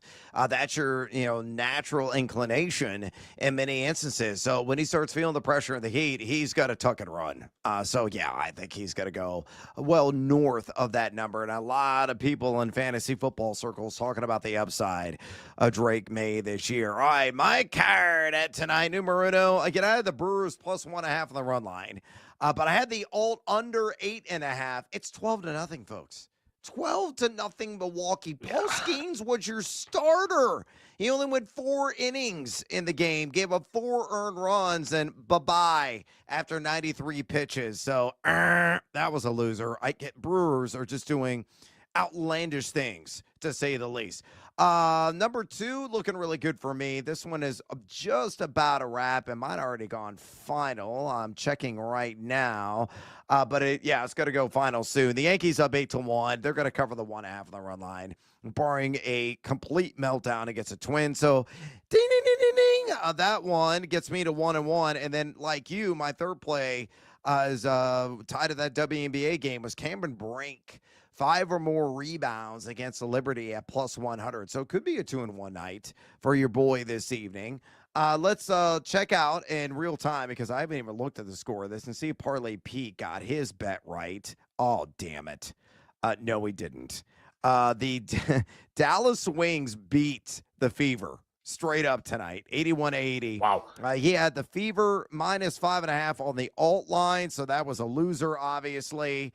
And Paige Becker's 15 or more points. She had 16, but the Fever did not do him a solid. So that was a loser for Parlay Pete. Sledgehammer, Corey Seager, over 1.5 total bases. He's over 3 so far. That's not looking great. Seduced by the Juice is going to come through, though. The Mets winning in convincing fashion. They're going to put the finishing touches on the Atlanta Braves. Spencer Strider is still struggling. Mets money line, Brandon Nimmo to get a hit. Both are about to come through. And then my bonus time bet was Joe Burrow. Over 4,500 pass yards. Again, absurdly, a plus 175 there at BetMGM. Best baseball bet of the games that either have just gotten underway or are about to start. I'll give you mine real quick. Anything Shea Langoliers tonight, I am on. RBI, I would take the over in HRR, although it's juiced up to like minus 165. I would take the over on total bags at minus 115. Taking on the Rays, he's 6 for 12 against Tampa this season. A guy that's hitting 404 with 12 homers and 22 RBI over last month. White hot is an understatement. And Shane Baz has got a great history against. 3 for 6 with a home run, and Baz has a 9.50 ERA in his last 4 starts. So Shea Langoliers, I think, is going to have a monster night tonight in the sack. How about you? Yeah, I do too, man. You know what? I did bet the White Sox live like a big dum-dum. They're losing to the Tigers. I'm going to take the A's tonight, actually. Right now, you could get a minus 105. Total in the game, 9.5. Baz this season, 8-8 with a 4.92 ERA. Lopez has actually been better. He has a 3.13 ERA when he's at home. The A's have actually won 9 of his last 11 starts. And, Baz, he's got a 4.92 ERA this season, and Tampa's actually lost 6 of his last 7 starts. So I'll go with Oakland or Sacramento, whatever we call them. They're hitting 277 since the All-Star break, opposed to Tampa's 216 average. Take a small little shot with them tonight now that they're down to minus 105. I'll go with the Athletics. Yeah, I think it's a great call there, my friend. What are your concerns about Matthew Stafford right now? Again, I've had to move Puka Nacua down a couple of notches. I'm not in full panic mode yet, but it's getting a little bit dicey with that bulky back. Yeah, especially because he's 37 years old, right? We haven't even kicked off the season yet, and it's flaring up. And, it's not an injury that you want to mess with. Like we always talk about with soft tissue injuries, a back injury, especially for an aging quarterback, definitely something that you have to be concerned about. Now, you still got plenty of time to ramp him up. I did see he's like going into some chamber, which is a little scary. He's having different things. Yeah, man. I don't know. I'm a little bit worried right now, but Matthew Stafford is Matthew Stafford, right? He knows his body, so we'll see. I still think he's going to be out there week 1. I just worry, is he going to be able to make it through a full season? Because if he's not able to make it through a full season, you look at the backups. It's Jimmy Garoppolo, not Jr., who I think you could survive with for maybe 3 to 4 weeks, and then Stetson Bennett. So definitely going to need a healthy Matthew Stafford. Yeah, no doubt. So definitely rest up on that sleep number bet, Stafford. We need you on the field in week 1. All right, I'm going to ask the stage left. Horvat sticking around for a bonus hour of BetMGM tonight. Until next time, adios, amigos. Let's go A's again. Don't go anywhere. You're listening to BetMGM tonight on the BetMGM Network.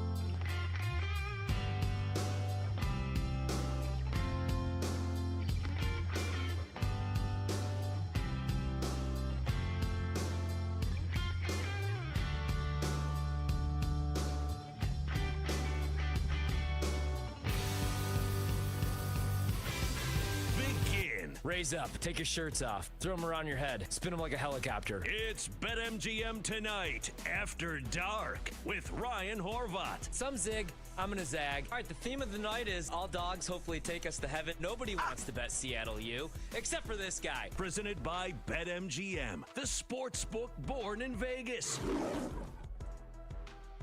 BetMGM Tonight After Dark Solo Hour. Ryan Horvat with you here for the next 60 minutes. We'll talk a little NFL football. We got some reports coming out of training camp, obviously, some injury news. Even though we haven't even made it to week 2 of the preseason yet, already some guys that are all beat up, including the starting quarterback of my favorite team and the starting quarterback for a team that everybody really, really likes in the West this year. Not Brock Purdy, but Matthew Stafford of the Rams, who's 37 years old and dealing with a bad back, which is never good. Right now, Major League Baseball, a lot going on. Busy slate tonight. Most games just wrapping up. A couple just getting underway on the West Coast. Earlier tonight, the Mets beat up on the Braves because everybody beats up on the Braves. Luckily for me, though, Pete Alonso does homer, goes over 1.5 total bags, which was plus 120. It was better than plus 350 in some shops for Alonso to homer tonight. And the Mets beat up on the Braves, like I said, 13-5 was the final score. The Mets were only minus 145 favorites because it was Spencer Strider on the mound. Total goes way over 8. Toronto, they stay hot. The Cubs stay as cold as possible. Blue Jays 5-1 winners. They were favored tonight, minus 126. Cubs score a whopping 1 run, so the total does go under 9. The Cubs just can't hit the baseball right now. Pitiful. Reds 6-1 winners over the Phillies tonight. The Reds getting hot. I think there's a good shot that the Reds are the wild card team in the Central and then the Cubs just miss out on the postseason. I got to take a look at those betting odds. I couldn't place the bet as a Cubs fan. I don't want to cheer for them to lose every game the rest of the way, but I have some serious concerns right now about their offense. I have some serious concerns if Kyle Tucker even wants to be there. I don't think there's any chance he's on the north side of Chicago next year. Even PCA struggling since the All-Star break. Bases loaded tonight. Granted, there was 2 away. Does nothing, and the Cubs lose, unfortunately for me, because I'm a fan and I bet them. But the Reds are getting hot. They win 6-1 tonight over the Phillies. They were plus 121 on the money line. Total goes under 9.5. Cleveland 4-3 winners over Miami. Cleveland was a minus 136 favorite. Total goes under 8.5. Seattle stays hot. Seattle a 1-0 winner tonight over Baltimore. Luckily for me, bad for Addie because she's a Astro fan and she's getting a little worried. Rightfully so. The Mariners are hot. They win 1-0. They were big favorites tonight, minus 158. So what I did was I parlayed Kirby strikeouts, him to have 6 with the money line. And it was a sweat. They win that game 1-0, but Baltimore was threatening in the bottom of the 9th. They had 2 on, and Seattle does get the win. 1-0. Total obviously goes under 9. And just like that, the Mariners have won 8 straight games since the not the All-Star break, since the trade deadline. They're 10-1, 8 straight wins. And if the Astros do lose tonight, the Mariners will be tied for first in the AL West. And that's why you go all in at the deadline, something that the Chicago Cubs did not do. It's looking like the Astros are going to lose because right now they're down a touchdown and an extra point to Boston, 7-0 Red Sox. Also right now, the Rangers up 2-1 on the Diamondbacks. The Rockies up 3-0 on the Cardinals. The Padres go up early, 1-0 on the Giants. That game's only in the bottom of the first. Padres get on the board with a Jackson Merrill. Actually, he strikes out swinging, a drop third strike. Manny Machado comes home to score. The score that I'm paying attention to, though, is the Brewers. They're up right now 12-0. They may never lose another baseball game. I joked on Twitter about 20 minutes ago and asked, are they the best team in Major League Baseball history? It's August 11th. Actually, it's August 12th now, and they still have the best record in Major League Baseball by 6 full games, it looks like, after tonight. And Andrew Vaughn, I never thought I would be saying this year, since he debuted for the Brewers, right after July 4th weekend, July 7th, he has the 6th highest average in Major League Baseball. Andrew Vaughn is hitting 347. He has the 6th best OPS and the 2nd most RBIs in baseball. I'm looking at this right now from Jeff Passan, 32 RBIs. And it was Paul Skeens on the mound tonight for the Pirates as well. And the Brewers still have a 12-0 lead. They're going to win once again. And I think there's a good chance that they win the NL Central. obviously. And I think there's a really good chance that the Cubs do not make the postseason, which is depressing, especially when baseball season's oh so long, and I just want college football to get here. Luckily, we're only 10 days away from college football, and I'm already placing bets. We already got Iowa State catching 3.5 against Kansas State. I like Kansas State in that game. I bet them at 3.5, and I also took a little money line, -165. Really high on Kansas State this year, and Avery Johnson. Took a little stab on him to win the Heisman, 50-1. And Iowa State last year, I know they won double-digit games for the first time in school history, and they bring back a ton on the offensive side of the ball, but they also lose both Noel and Higgins, two of their best wide receivers that have over 1,000 yards receiving last year. And the defense was a little bit of a letdown, even though they won double-digit games last year. Really struggled to get after the quarterback. Didn't take away the football a whole lot. So if you're looking to get some early action for week 0 for the game in Dublin, Ireland, I do like Kansas State, but they are out now to being 3.5-point favorites against Iowa State. Really weird that game in Dublin, in Ireland, to kick off the season, week 0, is a conference game as well. National Football League, we did have some news. We've really had a bunch of news and a lot of injuries going down, even though we haven't even got to week 2 of the preseason. In the NFC North, this one came out of nowhere really this morning. Adam Schefter had the story first. Jordan Love had surgery today to repair a ligament injury to his left thumb.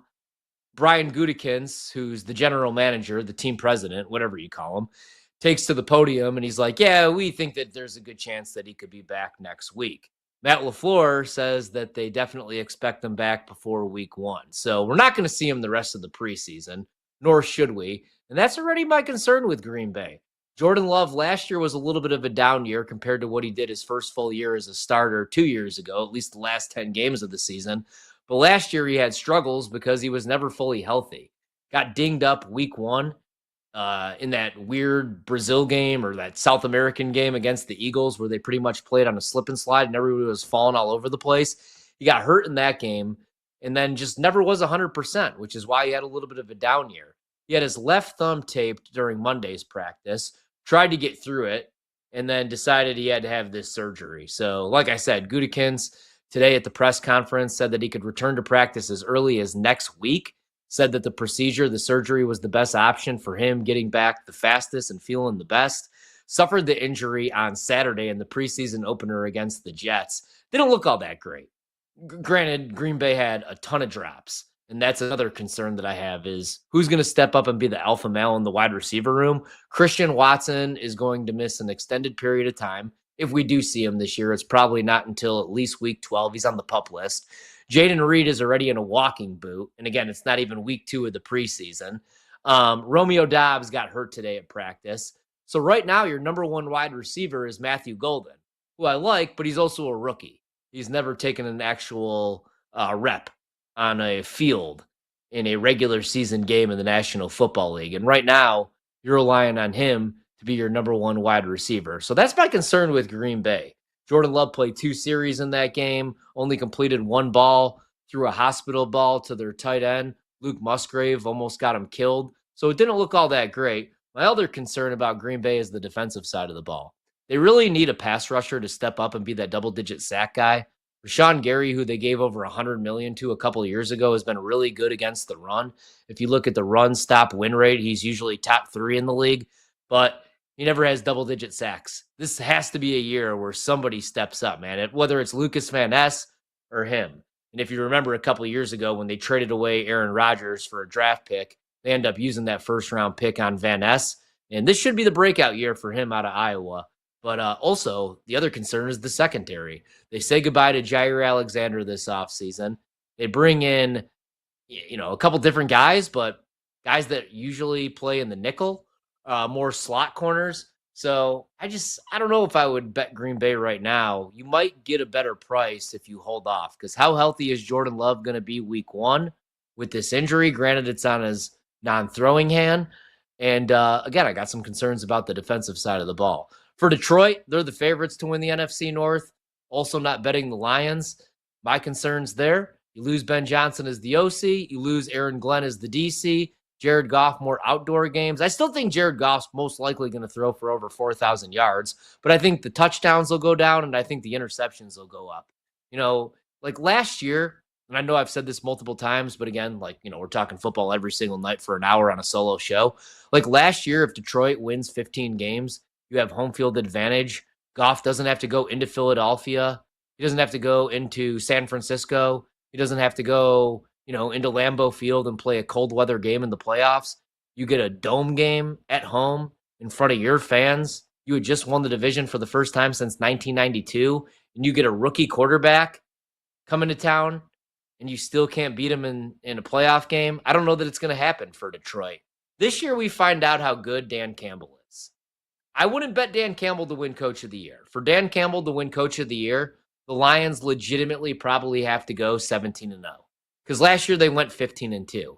If you're betting Coach of the Year, usually I'm looking at worst to first candidates, right? That's why I would look at Liam Cohen, or maybe look at Jonathan Gannon if you're a believer in the Cardinals, or Ben Johnson with the Bears. Because if the Bears do win 10-11 games and Caleb looks good, Ben Johnson most likely is going to be one of the favorites. But for Dan Campbell to be Coach of the Year, the Lions have to not only win the NFC North and win the NFC, they probably legitimately have to go undefeated, and I don't think that's going to be the case.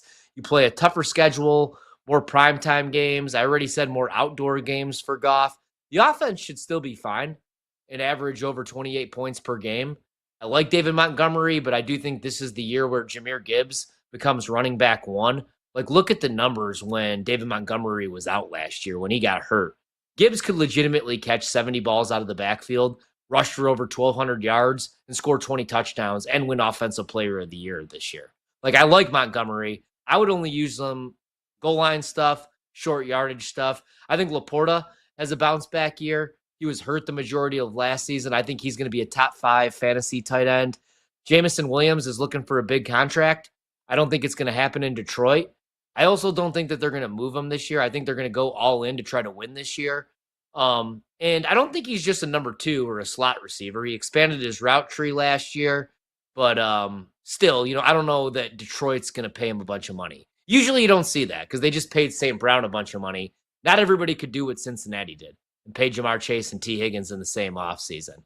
But I'm really concerned about the defensive side of the ball for Detroit. Even with Aiden Hutchinson on the field last year, he led the league in pressures. He was the favorite when he got injured, when he broke his leg to win Defensive Player of the Year. And still they struggled to get pressure on the quarterback, which is why they lost that game to the Commanders at home against a dual threat mobile quarterback in Jaden Daniels. He butchered that defense. So I don't think Detroit wins the division. So I'm trying to make the case right now for 2 teams. You have Chicago, and again, I love Ben Johnson, love that hire. I like all the hires, to be honest with you. On the defensive side of the ball, I like Dennis Allen as the defensive coordinator. He's got a ton of experience. Was a DC for Sean Payton for many, many years on some good Saints teams.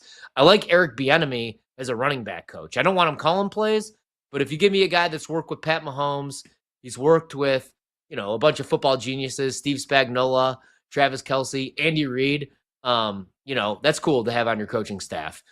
Caleb, though, is only entering year 2.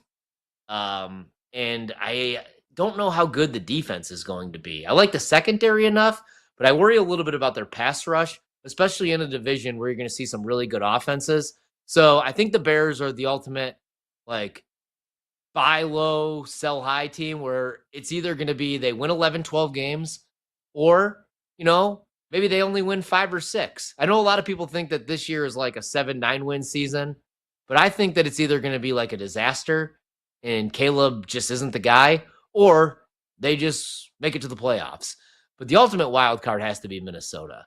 Nobody believed in Sam Darnold last year, and yet that team won 14 games, had a shot to win the North. Now you replace him with J.J. McCarthy, who in his time at Michigan was accurate as hell, proved to be a leader, won a national title, and look at the receivers they have. I know Jordan Addison's going to miss the first 3 weeks of the season, but then he's back. TJ Hawkinson's fully healthy. I like the running back room a ton. And Justin Jefferson, if he's not the best receiver in the league, he's definitely 1B or number 2 to Jamar Chase. The defensive side of the ball, you still have Brian Flores as DC. So I think your value bets in the NFC North right now, especially with the injury news today with Jordan Love, are the Vikings and the Chicago Bears. I think Detroit takes a step back, And I think there's too many unknowns for Green Bay. The defensive side of the ball, the secondary, the pass rush. And number one, is Jordan Love even the guy? And number two, can he stay healthy? Because for the second year in a row, he's hurt, and we haven't even got to week 2 of the regular season. We'll take a quick break here on BetMGM tonight. When we come back, we got a great interview from earlier, and then we'll wrap up the show with some college football talk. Yesterday, the top 25 polls drop, and we got some more spreads, lines, and totals dropping as well. BetMGM tonight.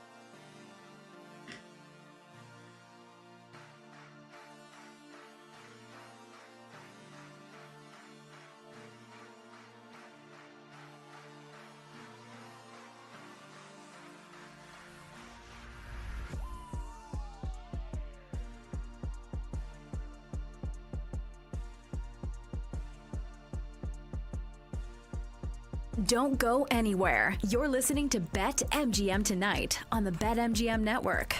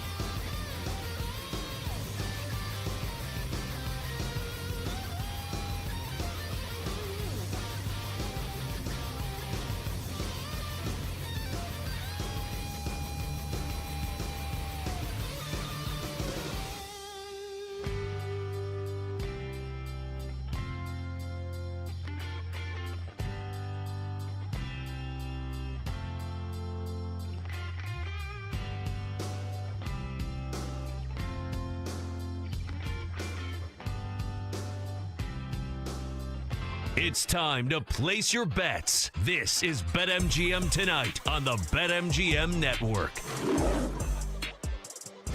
Welcome back to BetMGM Tonight. Brad the Big Noise Evans with you. Ryan Horvath along for the ride on this hashtag Team Huevos Tuesday. We're going to be talking Raiders with Clay Baker here momentarily. A lot of interesting questions that we are going to fire away in his general direction. But before we bring on Clay, a friendly reminder, if you want to talk fantasy football with us, how about NFL betting in the futures market, college football futures, Major League Baseball action tonight, or in the WNBA? Simple way that you can contact Tori and I. Just pick up the phone and dial us fools at 833-732-3875. 833-732-3875. Again, don't be shy if you have any fantasy football keeper dilemmas. Ryan and I are here to help. You can also fire your questions and comments.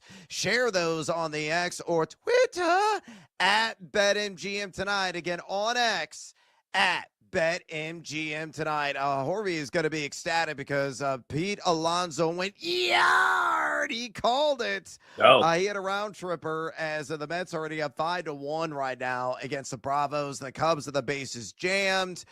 Carson Kelly, revenge game. Well, I'm hoping that's going to be the narrative. 2 outs.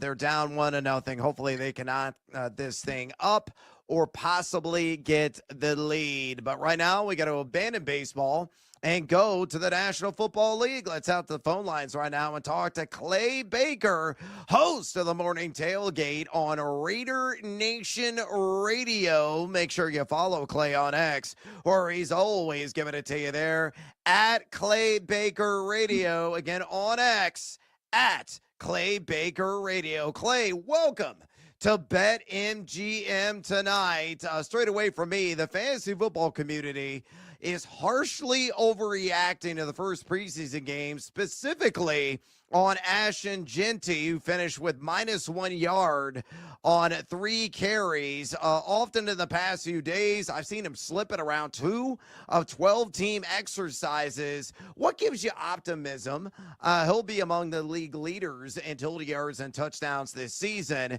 A few weeks back, this Jim Jack took the over on 999.5 rush yards for Genty at -115. Do you think that cashes? Just give me your general expectations of Genty in year one. Yeah, I think it's like the overreaction is there after week one where you see a, kind of a collapse on the Raiders offensive line. They can't get anything going.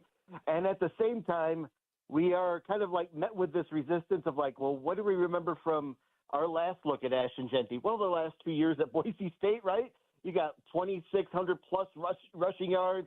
You got, massive numbers and touchdowns scored on the rushing. So you'd have to think, even though that there has been 6 running backs since 2020 that have got, rookie rushing yards over 1,000 yards a year, you would have to think that Ashton Genty is a prime candidate for that.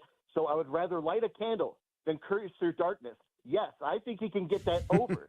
But it's going to be a sweat, man, because even in the division of the AFC West, Kansas City Chiefs 4th in points allowed, Denver 3rd in points allowed, Chargers 1st in points allowed. What?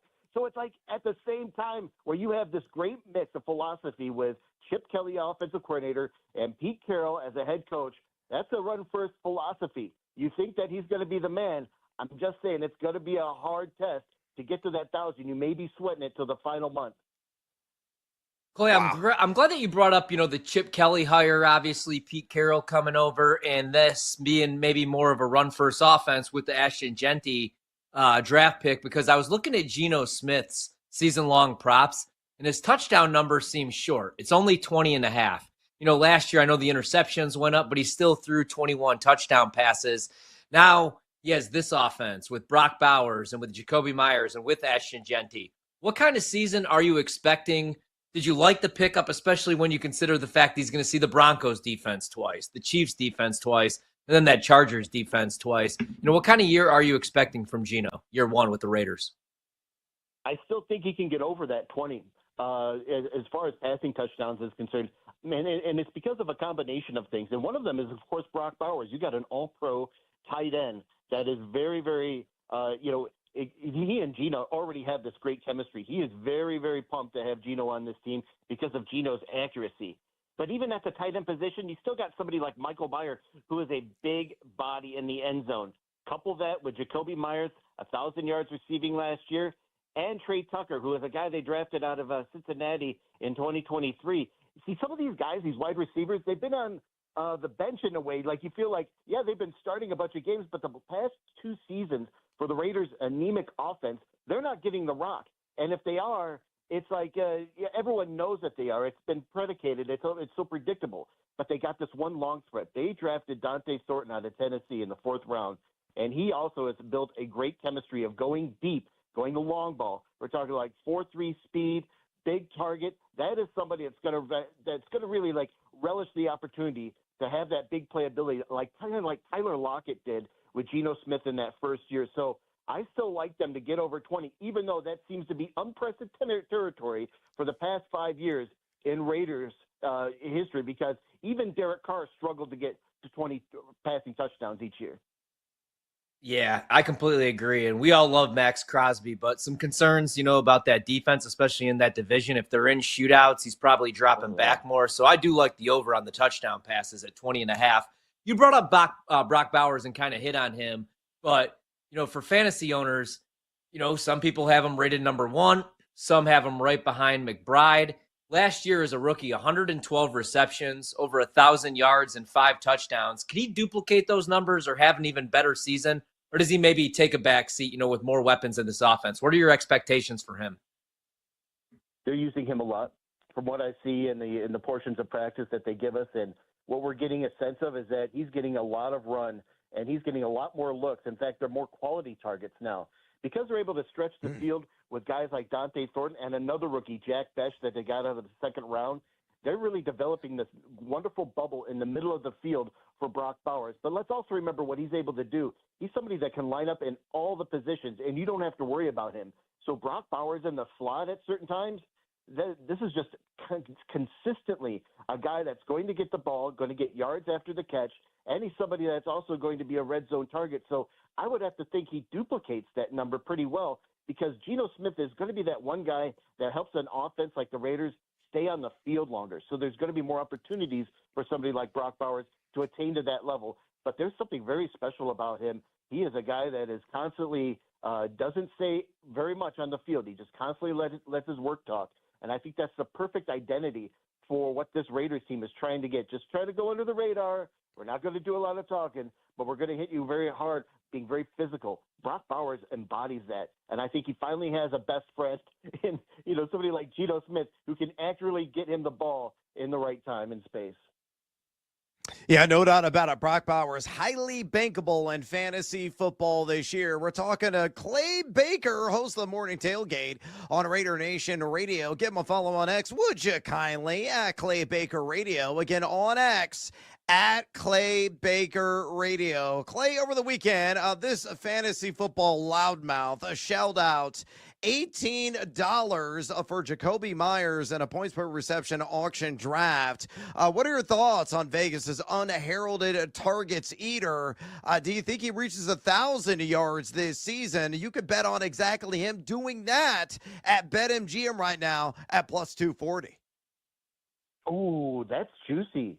That's kind of juicy, because look at a guy like Jacoby Myers' career arc with bad quarterbacks, okay, with like below average quarterback play, from Jimmy Garoppolo to Aiden O'Connell and Minshew last year. Enough already. This guy now has somebody that has Geno Smith in the fold, and what we've seen already with Jacoby Smith is that guy, Jacoby Myers, is a soldier. Jacoby Myers is a guy that is constantly on the field. He never comes off the field. So given time with somebody that can go and actually show you, even with poor quarterback play and very predictable offense, I can still attain 1,000 yards receiving. I think he's going to be one of the go-to targets. I think that is a guy that's going to be, kind of under the radar, but somebody for a PPR, like, you got to really relish somebody that can stay on the field that well and finally get a chance to be determined as someone that could be your number one receiver outside of Brock Bowers in the wide receiver room. Yeah, I think a floor for him, assuming he plays 17 games this season, is probably 80 catches. And the fact you're getting me a plus 240 to get to 1,000 yards of BetMGM. I'll throw the phrase out there I often use here on BetMGM when I see a bet I love, Clay, is that is a gift from the gambling gods, to say the least. Clay, we'll get you out of here on this. Outside of the big offensive names on roster that we've already discussed, who could possibly make unexpected noise in Sin City this season? Has anybody in camp grabbed your attention? Okay, I'll go back to the Dante Thornton, the 4th-round pick out of Tennessee. Watch him, find him in the mid-levels when people have already started to, kind of dwindle on wide receiver opportunities. Yeah, it's kind of like wide receivers in the Raiders. They don't mix very well, but this guy is somebody who's now stretching the field. He's got this early chemistry with Geno Smith, and all they've been doing is going deep with Dante Thornton. He actually has made some nice catches in the recent practice, the open practice they had at Legion Stadium, as well as, a little bit in that game against Seattle. Let's watch what he does this week in joint practice, and then you'll really get a chance to see against the 49ers and in the preseason, because I have a feeling they're going to play pretty long with the starters, at least 3 series, and you'll get a chance to see how they are juggling the wide receiver that's going to go deep for that long ball until he gets figured out. Because Dante Thornton did play a couple years in Oregon, but we know how wide receivers that come out of Tennessee, they seem to be very, very limited in their route tree. Dante Thornton's not that guy. So don't think of him as like somebody that's just going to go on fly routes, because that's what he learned in college. He's getting great separation for a rookie wide receiver. That's something that you really got to take hold of. So as a sneaky pick, find Dante Thornton in the mid-levels, and you'll be laughing when it comes December. I could be laughing all the way back. Excellent call on Dante Thornton. Maybe some James Jett vibes that he's giving off to go old school Raiders on you. Outstanding stuff there from Clay Baker, host of the Morning Tailgate on Raider Nation Radio. Give him a follow on X at Clay Baker Radio. Again on X at Clay Baker Radio. Clay, we appreciate the time. And please, as the season gets underway, let's catch up as things unfold. Brad, Ryan, I would love that. I hope you have a very good and wonderful, prosperous night. Thanks for having me. Oh, fantastic. We hope to have a wonderful and prosperous night on Major League Baseball bets as well. That was tremendous. Excellent insights, and that's why I love talking a lot of boots on the ground. I mean, Dante Thornton, nobody was really remotely thinking about him in a fantasy draft right now. I think his availability is like 99.9%, but there are always guys every single year that emerge from the woodworks, that come out of left field and make an instant impact in the world of fantasy football. Maybe he's like the Bucky Irving of wide receivers this year, somebody that in a 14-team or deeper league can get ultra cheap and could make a sizable impact for you at some point this season. The one thing I want to get back to, though, was that Jacoby Myers question I asked. I mean, He described that bet of him hitting 1,000 receiving yards as very juicy at plus 240. I saw that price and I was dumbfounded. Again, I think BetMGM is just, luring people to take their money, purposely so, because Meyer should be able to get there. He looks like the WR1 uncontestably in this offense, so you can maybe argue that Brock Bowers truly is the WR1. Yeah, man, especially, if you're talking fantasy purposes, once Devontae Adams left for New York, he was wide receiver number 18. He was a top 20 wide receiver, and he was 19th in target share, so the targets are going to be there even with Brock Bowers. And now, they're going to be quality targets. I thought that was a really good point. You got to look at who's been behind center for the Raiders. It's been Aiden O'Connell, and Jimmy Garoppolo. Now you upgrade with Geno Smith, depending what you think about Geno. So, yeah, I think he could be a top 20, top 25 wide receiver, man, because the targets are going to be there. And, I like, Thornton as well. I really liked him at Tennessee. He's kind of thin for 6'5". He's like 205 pounds. But I think he could eventually be a difference maker, but he's not going to steal many targets away from Jacoby Myers, man. So I think 1,000 yards is very doable as long as he stays healthy, plays 13 to 14 games even. Yeah, I think he's a surefire WR3 on the premium high end through and through is one Jacoby Myers. All right, we got to take a little siesta here on BetMGM tonight. When we come back from the pro gridiron to the junior version, we're going to do another edition of College Cash, continuing our preview of Mountain West Conference schools. Don't you go anywhere, fools. This is BetMGM tonight on the BetMGM Network.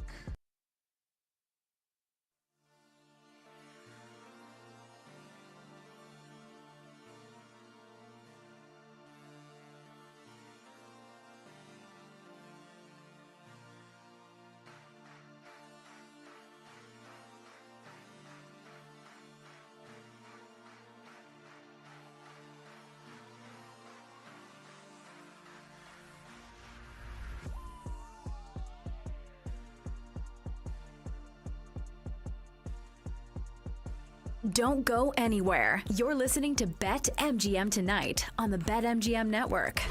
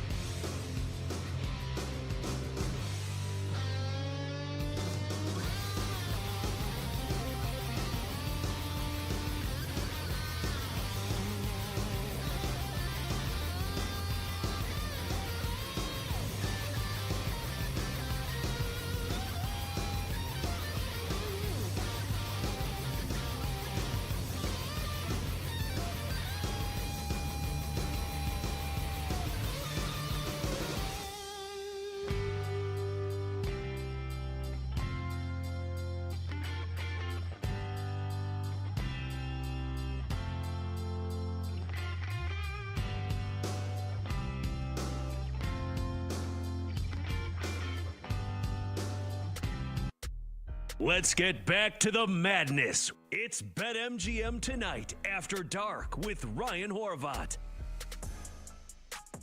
BetMGM Tonight, Ryan Horvat. We're closing out the show here on Tuesday, August 12th. We'll be back tomorrow night on a Wednesday, of course, because that's what comes after Tuesday.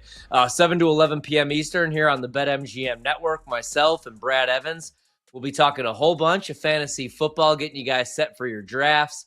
Maybe you've already had your draft, but there's injuries popping up all over the place. Jordan Love today, granted, it's his non-throwing hand, so he should be all right week 1.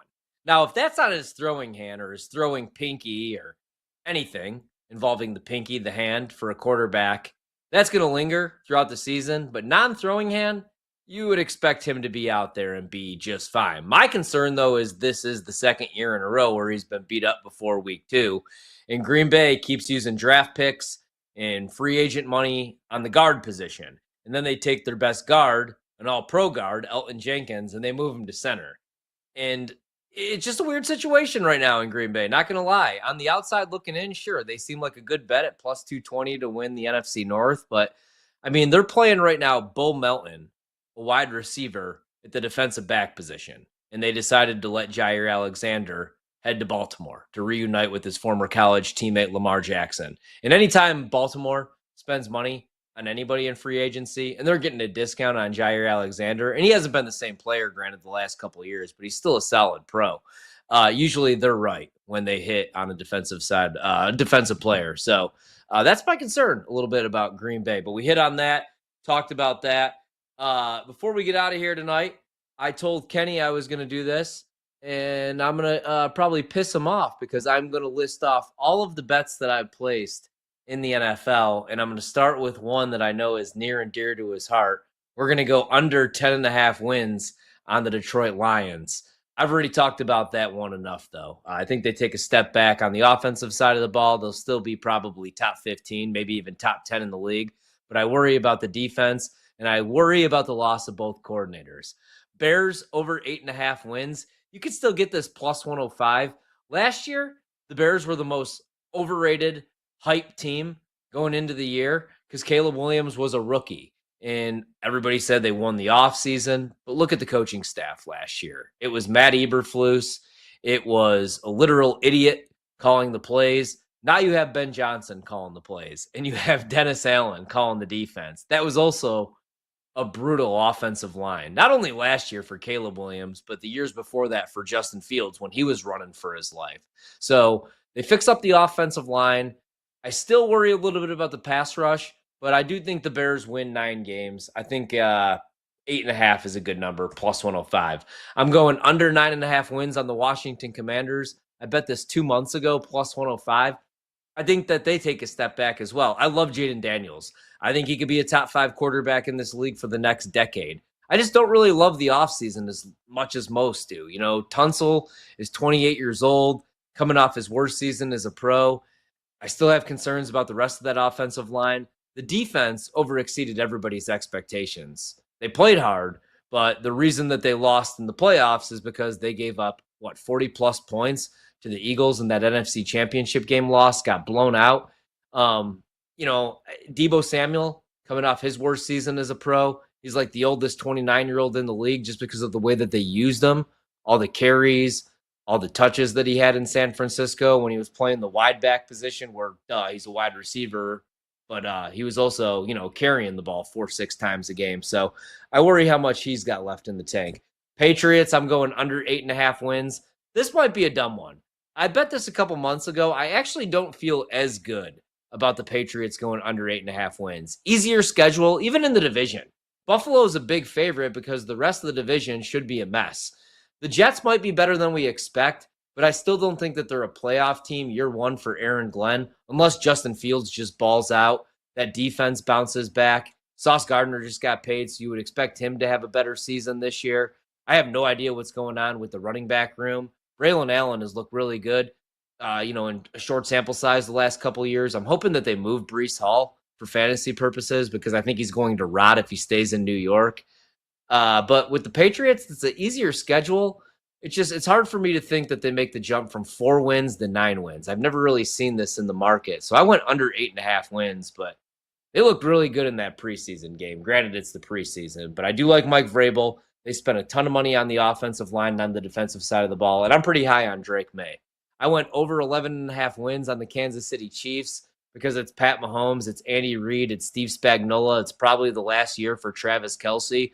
Today, Travis Kelce, Jason Kelce on their podcast, they got the big announcement that Taylor Swift's coming out with a new album. That probably equals 2 wins right there.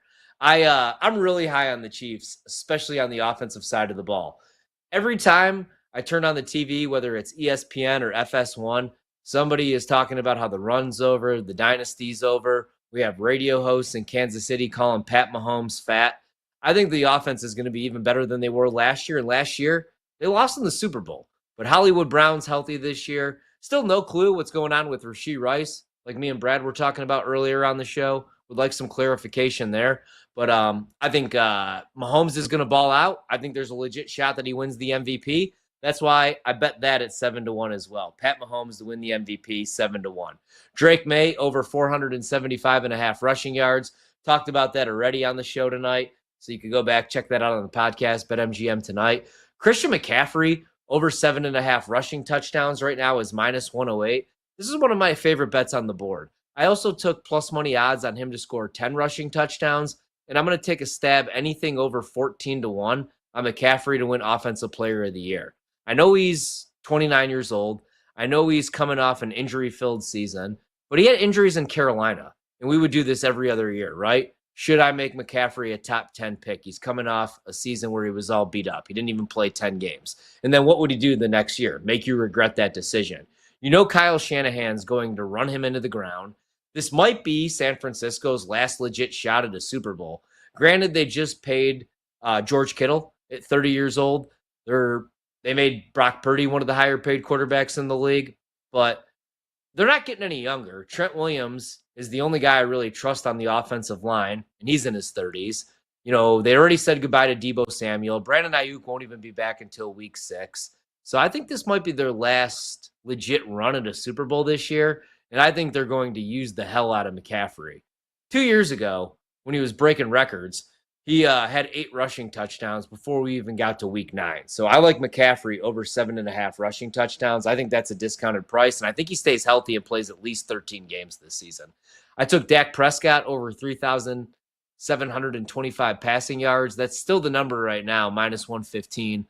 Also took Dak Prescott to lead the league in touchdown passes, which you could get right now 15-1. 2 years ago, when Brian Schottenheimer took over as OC, Dak led the league in touchdown passes. Now Brian Schottenheimer is the head coach. Also, I don't know how good their defense is going to be. I think they might be in a lot of shootouts, so I think Dak throws for at least 4,000 yards. I also bet the Cowboys over 7.5 wins. Did that 2 months ago. Don't feel as good until Micah Parsons decides that he wants to play football this year. Everybody loves Bo Nix this year. I'm going under 24.5 passing touchdowns. I think they're going to run the ball a lot more, especially with that defense. Denver might have the best defense in the league. Arizona Cardinals to make the playoffs, plus 150. They might have to for Jonathan Gannon to keep his job, and I do think he's a good coach. They spent a ton of money on the defensive side of the ball. I really like their draft. I thought Will Johnson out of Michigan was a steal, and then I really like Walter Nolan, and that was the issue last year. They were outside the top 20 against the run. Now you get the best run defender in the draft. So I think that the defense takes a step forward, and Kyler just has to stay healthy and not do what he did on that first drop back of the preseason and throw the ball to the other team. But you know he's going to be a top 5 rusher at the quarterback position. Marvin Harrison should be much better year 2. And Trey McBride might be the best tight end in the league. So Arizona to win 9 games and make the playoffs. Both plus money. I love those bets. Dallas Cowboys, I already talked about that one. For some reason, I decided to bet that twice. So say a prayer for your boy that the Cowboys win 8 games this season. I'll buy low on the Niners to win the NFC at plus 850. 2 years ago, they were in the Super Bowl. They should have won the game. They lose in walk-off fashion in overtime to Pat Mahomes and the Chiefs. I worry about the defense, but Fred Warner's still there. He's still the green dot and one of the better inside linebackers in the league. I don't like that Dre Greenlaw's lost. I know that he got hurt, a couple years ago in the playoffs, but he's a really good cover linebacker. I thought that was a really good pickup for Denver. And Nick Bosa could give you double-digit sacks, obviously, every year. So they don't have the most talented defense in the league, but I like Robert Saleh going back to coach the defense as defensive coordinator. I don't know if he's ever going to be a head coach in this league again. Probably not. That didn't end very well with the Jets, but we know he could coach defense. So I like the Niners to bounce back and win the NFC at plus 850. Just talked about McCaffrey and Kittle. I like Purdy. Worry a little bit about the offensive line. I don't like Purdy as much when he's under pressure. And I know Ayuk's not going to be back until week 6, but I think Ricky Pearsall could take a year 2 leap. Didn't help last year. He got shot before the season even began, but he really emerged later on. And I think Juwan Jennings, if he could stay healthy, could have a nice year as well. And then the bet that I feel like everybody hates, Jags over 7.5 wins, minus 125. I'm a believer in Liam Cohen. I think that he could make Trevor Lawrence look good. So good that he goes over 21.5 touchdown passes, which I also bet at minus 115. Somebody agreed with that one. That's all the way up to minus 140. If Trevor Lawrence doesn't throw 22 touchdown passes this year and the Jags don't win at least 8 games, he might be a career backup. You know, I mean, Kenny even said it like last year, there were times where Mac Jones outplayed him when Mac Jones was out there. But I'm pretty high on Jacksonville. I like Travis Hunter. No idea what he is at the next level. I think he plays more wide receiver than he does on the defensive side of the ball, contrary to like what we've seen, you know, in camp and in the preseason. I don't know that he's going to be able to do both, but I'm pretty high on Jacksonville. I worry a little bit about the defense, but last year they switched up from being a zone team to a man team, and they lost their best cover corner in Tyson Campbell right away. Now he's healthy, and even if Travis Hunter just displays third down on like man defense, I think they should be all right. I apologize for being distracted. I bet the Chicago White Sox. So monitoring this game right now, and for some reason I'm frozen, so trying to get this back up. White Sox right now up 6-3 on the Tigers in the top of the 7th, but with it being the White Sox, that's going to be a sweat. And then other scores right now around Major League Baseball: Arizona up 3-2 on the Rangers. Boston 13-0 right now on the Astros. Dodgers trail the Angels 5-3. And the Padres are up 4-1 on the Giants. And the A's, who I bet last minute, up 1-0 on Tampa Bay. That'll do it for tonight. We're back tomorrow, 7 to 11 p.m. Eastern, here on the BetMGM Network. If you missed anything, check out the podcast, BetMGM Tonight. That's a wrap. Come back for more Wagertainment on BetMGM tonight, Monday to Friday, 7 to 11 p.m. Eastern, on the BetMGM Network.